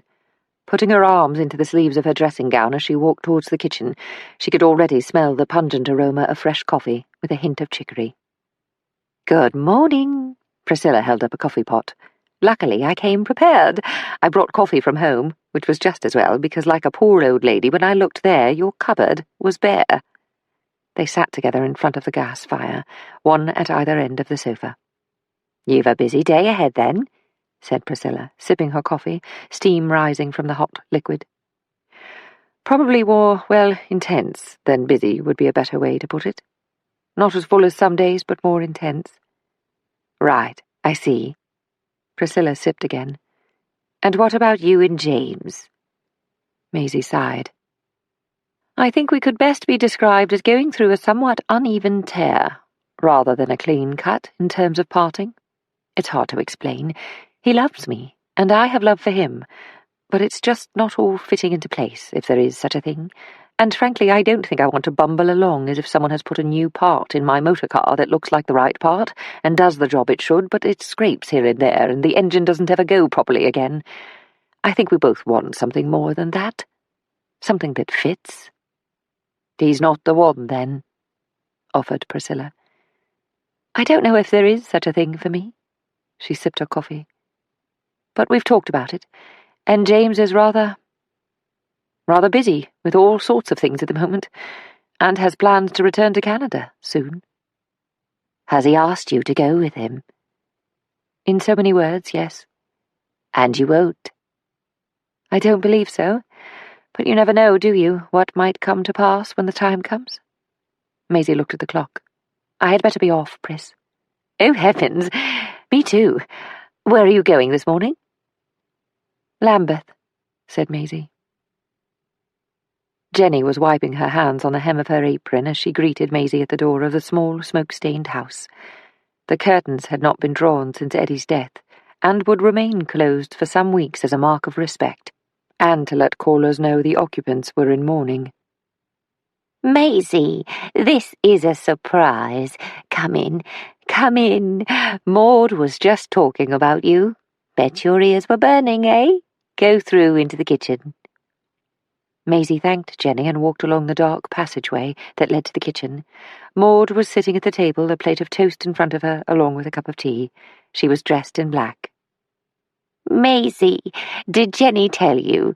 We were just talking about you, wondering how you were. And don't get too big for your boots. We were saying what a lovely woman you turned out to be. Very proud of you, we are. Maisie came to the woman, put an arm around her shoulder, and kissed her cheek. You're a gem, Maudie. We're off to the cemetery to lay some flowers on the grave, put fresh water down, make sure it's kept nice. What with that storm we had a few nights ago, we're hoping the vase I left there hasn't broken. Jenny put the kettle on to boil. I'll make a fresh pot. Thanks, Jenny. Maisie turned to Maud. I've come to talk about Eddie and Jimmy Merton. I've got nothing to say about the man who killed my Eddie, though I hope for his sake he rests in peace, said Maud. Maisie took a seat at the table. Jenny pulled out a chair and sat down opposite her. What's on your mind, Maisie? She looked from Maud to Jenny, considering how she might begin. She could, of course, leave words unspoken. She didn't have to pick at this particular wound, for she knew that even truth could bleed. Yet, at the same time, she believed there might be healing for Maud, and for Jenny, if the story were brought out from the dark shadows of Maud's memory. Maud, everyone around here knew that Jimmy Merton hated Eddie. Most people looked out for your boy, and for all his slowness, he grew up to be a good man, and he was one of us. But it was different for Jimmy. They were in the same class at school, exactly the same age, give or take a few months, I would imagine. The other children accommodated Eddie, perhaps a bit of teasing here and there, and though it was difficult for Eddie, he coped with it well enough. Jimmy was a different kettle of fish, wasn't he? As if he was on a quest to make Eddie as miserable as he could. As if Eddie had to pay for something, eh? Maud nodded and took a handkerchief from her apron pocket. He was a nasty, mean little boy, and an even nastier, meaner man. Maisie took her time. He didn't have a good life at home. Many of the children in these parts have it hard. They're out to work before they should be, and half of them haven't shoes on their feet or warm coats in winter, yet Jimmy had it especially hard, didn't he? Jenny spoke up. He certainly did, there's no lie there. Poor little scrap he was. I remember seeing him once with bruises all down the side of his face, and a few stripes on his leg from his father's belt. That don't excuse the way he treated my Eddie, said Maud. Maud, said Maisie, why do you think he was like that with Eddie? I'm sure I don't know. How would I know, Maisie? What are you asking me that for? Maisie could see the woman was shaking and reached for her hand. Maud, I think you know. And I think I know too. You've never talked about it, and you can't keep it bottled up forever. You were just a young girl. It's not too late to shed a burden, ever.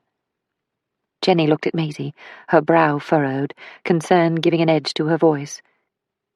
What are you talking about, Maisie? What's this all about? Maud, said Maisie. The woman's breathing became faster, and tears began to fall.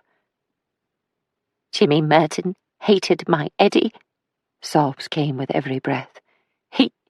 He hated him because he knew, even though he had never been told, Jimmy knew that Eddie was his brother, his half-brother. What? Said Jenny. Maudie, love, what are you saying? You always said you never saw the man who took you. How could you know? Oh dear. She clutched a handkerchief to her mouth. Oh dear. It was Jimmy Merton's father who had me as I was walking home in the dark. He was well in his copse, and I'd never even been kissed by a boy, never been with a boy. He grabbed me and dragged me up the alley, and he was cruel to me. She folded her arms and began rocking backwards and forwards in her chair. Jenny moved to put her arm around Maud, but was pushed away. No, she's right, said Maud. The girl's right. I've got to get it out, and I can't have you stopping me with your concern. It's been eating me up. Ever since then, it's been eating me up. He took me. He took my girlhood. He took my... Oh, Maisie, what's the word? Innocence. Maud nodded. He took my innocence. He was a brute. And he made me bleed. And he left me scarred. And he left me with a baby. A lovely, precious, special little boy, who I loved so much, never mind how he came into the world, and all his slowness. She gasped for breath. Maisie went to the sink and ran water in an earthenware cup, which she put in front of Maud, who was talking quickly now, her words breaking through the dam of silence she had begun to build, stick by stick, the night Jimmy Merton's father had raped her. And he told me, after he dragged me up that alley and was about to leave me, that if I ever said a word to a soul about what he'd done, I'd find myself at the bottom of the water. And I don't know how that poor little mite Jimmy ever cottoned on that Eddie was his brother, but I always thought he just knew because blood can recognise its own. It was as if he wanted to destroy Eddie for not being right, for him being slow, as if it would show up on him too one day, and Eddie never took a swing back. He just turned away, as if he could feel it, as if there was something inside him telling him that they were joined. Perhaps, Maud, Jimmy wanted to destroy Eddie because he was loved, and Jimmy wasn't, said Maisie. Oh, Maud, you've even kept it from me all these years, you poor girl. Jenny went to the stove and poured water from the boiling kettle, scalding the tea and leaving it to brew. You should have got that off your chest a long time ago. Maud wiped her eyes. I was scared, Jen. I was always scared of that man, and scared of his family, and even after he died, I was so used to the fear I didn't know what it would be like to stop being frightened. She looked at Maisie. It sort of wraps itself around your insides like a snake, I reckon. Maisie nodded. I couldn't describe it better myself, Maud. It's not as if we can all just up and go, is it? I mean, you're born on these streets, and this is where you stay, unless, of course, you get called up to fight, like Wilf, God rest his soul, or if you've got something about you, like you, Maisie, you can probably get away. Jenny put 3 cups of tea on the table and a packet of biscuits. We've had a man round about money, so we spent a bit more this week, some nice biscuits. I hope you're being looked after, said Maisie. I reckon we are, said Jenny. Tell her, Maud. Maud's eyes were still red-rimmed, and Maisie knew there remained much to tell, much for the elderly woman to reveal of the snake that was now loosening its grip on her soul. The man told us we'd be sent money regular. Very nice, wasn't he? With his bowler hat and pressed suit. He said we could move somewhere nicer if we wanted to, and he would arrange everything. He told us to think about it, but we don't know. This is far from being a palace, but we know these streets, and the people know us. So we'd never be short of someone to come in and lend a hand. You can't take a plant from the shade and put it in the sun. Not if it's been used to the shadows, and done all right there. I'm not very good at gardening, Maud, said Maisie. I bet you'd be good at anything you turn your mind to, young lady. She took Maisie's hand. The only thing I won't mind never seeing again is that workhouse. Terrible, terrible memories, eh, Jen? And they say there's people pouring in again, not able to pay their way. Jenny nodded. I reckon that when all's said and done, we'll think about moving. After all, you never know. It's not against the law to change your mind, is it? No, and there's no need to rush into anything, said Maisie. The other thing is that we wouldn't want to leave Eddie, said Maud. Not alone in the cemetery like that. She paused. Reckon that Jimmy Merton won't have a proper burial, what with him taking his own life. I don't know what arrangements are being made, but he won't be buried in consecrated ground, said Maisie. I still hate him, and I don't think I'll ever forgive him. But I do reckon he had it hard growing up. That don't make it right. But if he had half the snake here that's been wrapped up inside me, then I reckon he must have been a very sad boy. Sad becomes bad too easy, eh, Maisie? Maisie squeezed Maud's hand. I think I'd better be off. I'm sure you've got a lot to talk about with Jenny. We've always got a lot to talk about, haven't we, Maud? Said Jenny. I'll come to the door with you, Maisie. They walked along the passageway again, and to the door. How did you know about Eddie's father? Asked Jenny. Maisie shrugged. I just thought about it a lot. Some things you can't know definitely, but you have a feeling that points you in a certain direction, and someone said something to me about Jimmy Merton having an axe to grind as far as Eddie was concerned, and I remembered seeing him, his face, his way of walking, and I realised that it reminded me a bit of Eddie, though Eddie was bigger. Jenny nodded. Gentle giant, wasn't he? One of the best, said Maisie. Now, you get back to Maud. It'll have done her good to get that off her chest, but I think you should do something for the rest of the day. Go to the cemetery, then catch a bus across the water. There are lovely flowers blooming in Hyde Park, so a stroll would be just what you both need. Treat yourself to a bite to eat, somewhere posh. You've been given some money. Enjoy it. Once across Lambeth Bridge, Maisie drove along the embankment, stopping when she saw a telephone kiosk. She dialed the office in Fitzroy Square. Sandra, good. Look, I'm not coming into the office this morning. I'm going to be away for a few days, perhaps a week. So could you hold the fort? I'll keep in touch and I'll let you know when I'm coming back. And you can telephone the house if something urgent comes in. Maisie spent her days at the Dower House alone with her thoughts for much of the time. She joined the gardeners when they came to her house and worked alongside them, asking questions about this plant and that shrub, and where it might be best to grow some vegetables.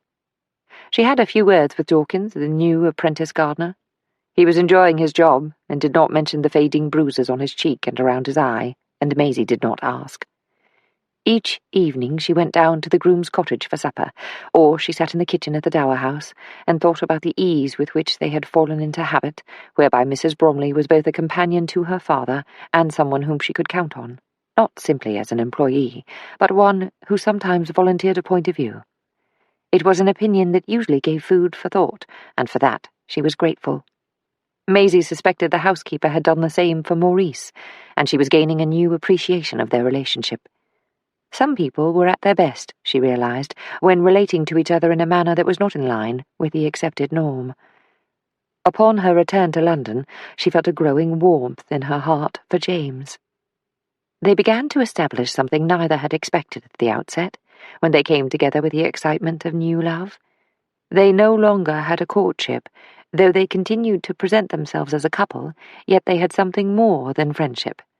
Neither one was seeing anyone else, and it seemed to suit them both. They did not argue as they had, and found much to laugh about, to talk about, and they enjoyed a certain companionship that could not easily be pigeonholed. When she tried to explain to Priscilla how things were, her friend sighed and responded, "Sounds awfully like a marriage to me, Maisie. You slip into step with one another, you have someone to talk to be with, to socialise with, but neither of you gets crabby if one wants to do something else for a change. At least that's how it is with Douglas and me." It was to be some time before Maisie felt ready to go back over the many notes she had made on the case of Eddie Petite, an investigation she could never quite get out of her mind. She had no need to provide a formal report to her original clients, but she felt drawn to putting down her thoughts in writing, to recount the case and the many tributaries she'd followed to discover who was responsible for Eddie's death. She read through the pages again and again, making corrections and alterations, and soon realized she was ready to embark upon the ritual of her final accounting. She had learned the importance of this step when she was first apprenticed to Maurice. He had instructed her that it was important to reflect upon each stage of the process of solving a case, perhaps to visit certain people again, or to walk a given route that she'd followed during her investigation. The final accounting was key to coming to the next new case renewed and ready for another challenge. It was not a means of forgetting, but of assigning completed work its place, as if it were freshly laundered linen, starched, ironed, folded and put away in the airing cupboard. Her first stop was Bookham's, where she planned to drop in to see the manager, but as luck would have it, as she approached the door leading to the office, the secretary she had spoken to on her previous visit was just leaving. "Good morning, Miss Marchant, isn't it?" said Maisie. The woman looked up, startled. "Golly, you made me jump. I was looking down, not where I was going. Mr. Mills isn't here any more, if it's him you want to see." "Oh dear, nothing serious happened to him, I hope?" "No," said Miss Marchant. "At least I don't think so. He was moved to another factory owned by Mr. Otterburn. Now we've got a new manager, only he's sort of higher up, and he's overseeing the modernisation that's going on." "Modernisation? What are they doing?" "They're shutting the factory down in stages, so as not to completely stop production, but they've got all these new safety measures and new machinery going in, so that there's no accidents. We already knew that there was work on the cards, but they're doing something much bigger now, a brand new, much wider conveyor system, for a start, and they're spending a bit of money, making sure we're not operating with a short staff, and that everyone on the shop floor is trained properly, especially for emergencies. It's on account of Mr. Petite's accident that all this is happening." She shrugged. "So it wasn't for nothing that he died. At least it won't happen again. The horses are all gone now, though." "That's a shame. I suppose it's all in the name of progress." "There was a bit of an uproar, to tell you the truth, what with Mr. Petite's death and how he loved them horses. So the company had the horses taken away in a big lorry, and we was told they were going down to Surrey somewhere, to live in a big field that Mr. Otterburn owns. One of the blokes went with them, just to make sure there was no funny business, like taking them off to a man with a gun." "I'm glad to hear it. Well, thank you, Miss Marchant. I'd better be going." She turned to make her way into the cobblestone street when Miss Marchant called to her. "I'm not sorry about Jimmy Merton, you know. Never liked that man. I saw Mr. Petite once, just after Merton came to work here. Mr. Petite went up to him and held out his hand, friendly, as if he knew him, and wanted to be mates. But that gutter snipe just pushed him away. Makes you wonder what gets into some people." Evelyn Butterworth answered the door, brush in hand, and purple paint smeared across her forehead. "Miss Dobbs, Maisie, what a lovely surprise. Do come in, but please mind where you stand. Let me put this down and wash my hands." "I just thought I'd drop in to see how you're getting on." Maisie stepped through into the small sitting-room come bedroom and stood by the window, touching the windowsill first to ensure it wasn't wet. Evelyn had painted the small flat and put up new wallpaper and curtains. She came back into the room, wiping her hands with a cloth. "I was refinishing the kitchen table. I thought I would give it a new lease on life with a different colour." She looked around the room, then at Maisie. "What do you think?" "I think you've done a grand job," said Maisie. "Everyone pulled together to help. In fact, I could have probably furnished a house with all the offers that came my way." "I thought I'd bring you a gift for the flat." Maisie held out a box. It's not quite your grandmother's china, but I think Susie Cooper's designs are quite lovely. A bit different. I hope it's all right, and you can exchange it for another design if—" Evelyn pulled back the wrapping paper, the cardboard lid, and tissue. "Oh, my! This is wonderful. So bright and modern. Thank you, Miss Dobbs." "I should thank you, Eve. You helped me enormously, and you've lost an awful lot." Evelyn Butterworth pressed her lips together as if to stem her emotions. "Well, as my grandmother always said, you just have to get on with it. And she was right. You can't wallow, can you? So I got stuck in and sorted myself out. I miss Bart, more than I ever imagined. But I've made this place so new it's different. I don't think he would have liked it, if I'm honest." "As long as you like it, that's the most important thing," said Maisie. "I'd put the kettle on and invite you to stay, but the chairs are covered with a sheet. And I've not even had a chance to nip out to the shops for milk today. But would you come back next week? Everything will be perfect then." As Maisie stepped along the path, she turned back and saw Evelyn Butterworth standing by the window. She waved farewell and received a wave in return. And as she made her way to the underground station, it occurred to her that Evelyn had wisely created a vibrant cocoon in which to heal. It would not be long before she spread her wings. Billy had been discharged from hospital and was convalescing at home. Maisie had arranged for her solicitor to remit payment of his wages by messenger each week. She thought it best to draw back from delivering the money herself. She wrote one letter, wishing him a good recovery and assuring him that his job was waiting for him as soon as he was well. She explained that she would love to visit, but understood they had a busy household and would wait to hear from Doreen to see if it would be convenient for her to call. The letter arrived one morning in early May, when it seemed the spell of unexpected fine weather was about to come to an end. It was penned in delicate cursive handwriting on a vellum note card. Doreen must have invested in good paper to write to her customers, who seemed to be increasingly well-to-do. Maisie had never taken account of Doreen's handwriting before, and felt it revealed someone who took care to do things properly, who liked her house in order, and who had received a good education. In truth, she realized she knew little about Billy's wife, except that she came from Sussex and met Billy while he was convalescing from his wounds towards the end of the war. The letter invited Maisie to tea on Friday afternoon. Maisie penned a plain postcard by return post, accepting the invitation. Bringing a small toy for each child and a basket of fruit, Maisie spent the better part of an afternoon with the family. Billy's boys were as boisterous as ever and were sent to play in the garden, where Billy's mother sat in a chair with a blanket across her knees and tapped a wooden spoon on the side of the chair every time a boy threatened to misbehave. Maisie suspected the spoon would never be used to mete out discipline, though it proved a powerful deterrent. Billy looked well, if a little more unsteady on his feet than usual. He promised to be back at work in a couple of weeks, perhaps sooner. "I can't keep taking money for nothing, miss." "It's not for nothing. It's my obligation to an employee who was injured while working.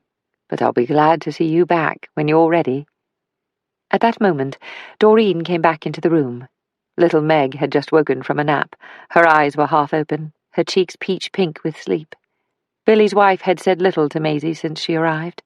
There was a greeting and gratitude expressed for the gifts. She asked questions about how Maisie was keeping and how she would like her tea.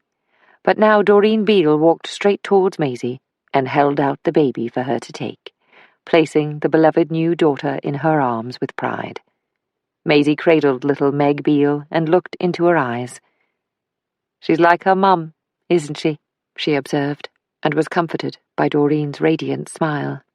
It was a smile that matched her own, which was not just for the warmth of a dear child held close to her heart, but for the knowledge that she was forgiven.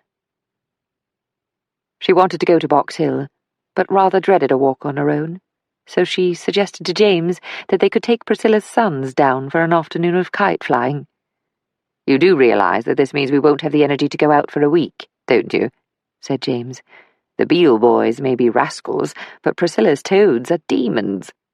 "Come on, you'll love it. You know you will," said Maisie. Yes, I know. It'll be great fun." The previous visit to Box Hill had been one that opened Maisie's wounds. The planned day of kite-flying was, she thought, something that would lighten the dark shadow left by John Otterburn's predictions. The boys ran back and forth, chasing downed kites, screaming at one another to keep a kite aloft, or simply running around making noise. "I'd forgotten those boys have such big voices," said James. "This reminds me of school." "Don't worry, they'll sleep on the way home." "So will I. You're driving, Maisie." "Your new car?" "Any car that I fall into, my dear." Maisie called out to Tarkin to pull in his kite, and ran to help him untangle his fingers from the string, and as she felt the smaller hand in hers, she thought of his father, and the lengths Douglas would go to make sure his sons were at liberty to run, to yell, to play, and to know joy. She remembered his words by heart. "I fought for them to have the freedom to laugh, to tease each other, to climb trees, and to run headlong into the world." The journey home to the Holland Park mansion where Priscilla and her family lived was as James predicted. Maisie drove, while James slept in the passenger seat next to her, the boys curled together like puppies in the back of the motor car. "Douglas and I have had the most wonderful day, and Eleanor has enjoyed a brief respite from the fray. You must stay to supper. Oh dear, if you can remain awake, that is." Priscilla looked from Maisie to James. "I'm starving, actually," said James. "Me too. We'll stay for supper, but probably make it an early night. The boys have worn us out." "You've got colour in your cheeks, though. Come on, let's get some drinks. I think our trusty cook is preparing rainbow trout this evening." With the boys in bed, Maisie and James enjoyed an informal supper with Priscilla and Douglas. It was as they were lingering over brandy that Priscilla announced that she would rather like to show Maisie a new gown that had just arrived from Paris. The women left the table and went to Priscilla's sitting room upstairs. "I thought I would never get you alone," said Priscilla. "Pris, I believe James and Douglas could see through that gown ruse with ease," said Maisie. "What's wrong?" "Nothing's wrong, except I have to say, things seem to be going rather well between you and James, despite your predictions of an end to it all." "I think we may have found our place with each other," said Maisie. Is he still going to Canada? "Yes, but we're not sure when. Perhaps before Toronto is engulfed in snow." "And you're not going with him?" asked Priscilla. "I'm not sure where I'm going yet," said Maisie. "What do you mean, I'm not sure where I'm going yet? "What are you up to?" "I feel like a criminal being asked all these questions." Maisie smiled at Priscilla and took her hand. "I think I might go abroad, on my own, for a while. Who knows? James might join me, or I might join him until I want to move on. Or we may never see each other again, though I believe we will. I want to see more of the world while I can, and I want to be unpredictable. I want to learn something, Priscilla. I want to learn how to just let things happen sometimes. I think I want to find out what it's like to approach a corner without constantly trying to be prepared for what I might encounter when I round it." "Yes, it does make the load rather heavy if you carry tools for every eventuality. Where might you go?" "You could start in Biarritz if you like. The villa's there at your disposal." "We'll see. I'm not sure where or when. It might be years. Or I might go somewhere just for a couple of weeks. I don't know. I am only sure it's something I must do." On the following Monday morning, she parked in Horseferry Lane, north of the river, stopping at a flower stall on her way to Lambeth Bridge. She bought a large bouquet of spring flowers for Maud and Jenny, and a second, smaller bunch. Halfway across the bridge, she leaned over and looked down into the swirling greyish-black water. She thought of Bart Soames and of Jimmy Merton, and whispered the words, "May they know peace." She allowed the small bunch of flowers to fall into the river, to be carried along, past Parliament, past the pontoon, where she'd spoken with a young police constable, past the docks, past plenty and poverty, past factories and fields. Walking around Covent Garden Market was, for Maisie, like meandering back into her childhood. Once again the porters ran to and fro as the lorries jockeyed for position with horse-drawn carts. There were calls back and forth between the costers, and men waving to each other, crying out prices. It was a fine May day, one of those afternoons when, in the sunshine, a coat might be taken off, or a gentleman could be seen lifting his hat to wipe his brow, or a costermonger pushing back his cap to run his fingers through sweat-dampened hair. In time, she made her way to Sam's cafe and asked Sam if she might take a couple of chairs out onto the flagstones to sit in the sun. "Course you can, Maisie," said Sam. "What can I do for you today?" "Thank you, Sam. I'm waiting for someone. We'll decide what we'd like then." "Just you sit there in the sunshine and give me a shout when you're ready, love." She watched a coster bring his horse to a halt across the road. He jumped down from the cart and went to the horse, running his hand down the sturdy, feathered left front leg of the piebald Welsh cob, and lifted the foot. He brushed off the hoof with his hand, then pulled a pick from his back pocket and popped a stone caught in the shoe. The man released the horse's leg with a gentleness that belied his gruff appearance, then rubbed his hand across the beast's thick neck and was nuzzled in return. He fitted a nosebag of oats, and the horse was left to eat while the man went to talk to a friend. Maisie thought she saw, in the market before her, the world in miniature. People going about their business, the horse and the motor car sharing the road as if past and future were trying to get along. There were rich and poor, and people in between, jobs to do and mouths to feed, schools to be attended, lessons to learn and unlearn, and life went on its way, like the river. Everyone was doing what they had to do to maintain or better their lot, to stop themselves sliding or to earn a few more pennies. Her thoughts turned to John Otterburn and his predictions. When her investigation ended, she had asked Jack Barker if he had copies of old newspapers going back to the beginning of the year, and he didn't disappoint, bringing a box full to her office one afternoon. She added them to those procured and read throughout her work on the case, and one day went through each newspaper, cutting out columns of news and strips of headlines, laying them out like a daisy chain across the table by the window in her office. Every story was another brushstroke in an image of terror. At the end of March, Germany's Herr Hitler had been given powers of dictatorship, and since that time decrees to disenfranchise the Jewish population had moved on apace, with Jewish men and women barred from government work, then from owning businesses, and from the practice of law. Since the Manchester Guardian had printed an article in early April entitled "The Terror in Germany," recounting ways in which the Nazi government was hiding the truth of its actions, even more worrying revelations had come to light in the weeks to follow. John Otterburn had been quick to unleash a torrent of inflammatory headlines in every one of his newspapers. But now, as the sun shone on an ordinary spring day in London, her thoughts turned to Eddie once again, and how he must have felt. How his confusion upon suffering a manipulation he was ill-equipped to understand must have darkened his simple days. And it occurred to her that perhaps they were all like Eddie. Perhaps they were all unknowing, influenced to think in a given direction by men who believed themselves visionaries. She had not decided whether such a thing was wrong or right, or fell somewhere to the centre of those two bookends of morality. "There you are," James called to Maisie as he walked towards her, his black pin-striped suit looking out of place in the market. He sat down beside her, leaning back into the chair. "If you hadn't told me about this cafe, I would never have found it. Lovely out here in this bit of sunshine, isn't it? What are we having, by the way?" "Ice cream," said Maisie. "Ice cream?" He began to laugh. "Sometimes you surprise me, Maisie." "Sam has the most delicious flavours. He makes them all here, at the back of the shop. My father would bring me here when I was a child for a special treat. I particularly like the hazelnut, with a little chocolate sauce on top. Sam will put it in a cornet or a bowl, whatever you want." "That's good enough for me. I'll never make it back to the office, though." Maisie shrugged. "Does it matter? The Compton Corporation won't collapse if we go for a walk, will it?" Maisie called out to Sam, who brought 2 cornets, each with chocolate rippling across a rounded ball of ice cream. "Isn't this lovely, Maisie?" said James, watching the world go by while dripping chocolate down a new tie and my favourite suit.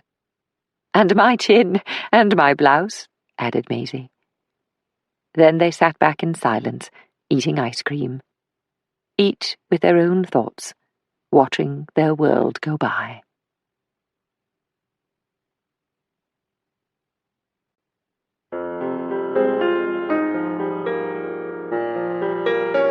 This is Orla Cassidy. We hope you have enjoyed this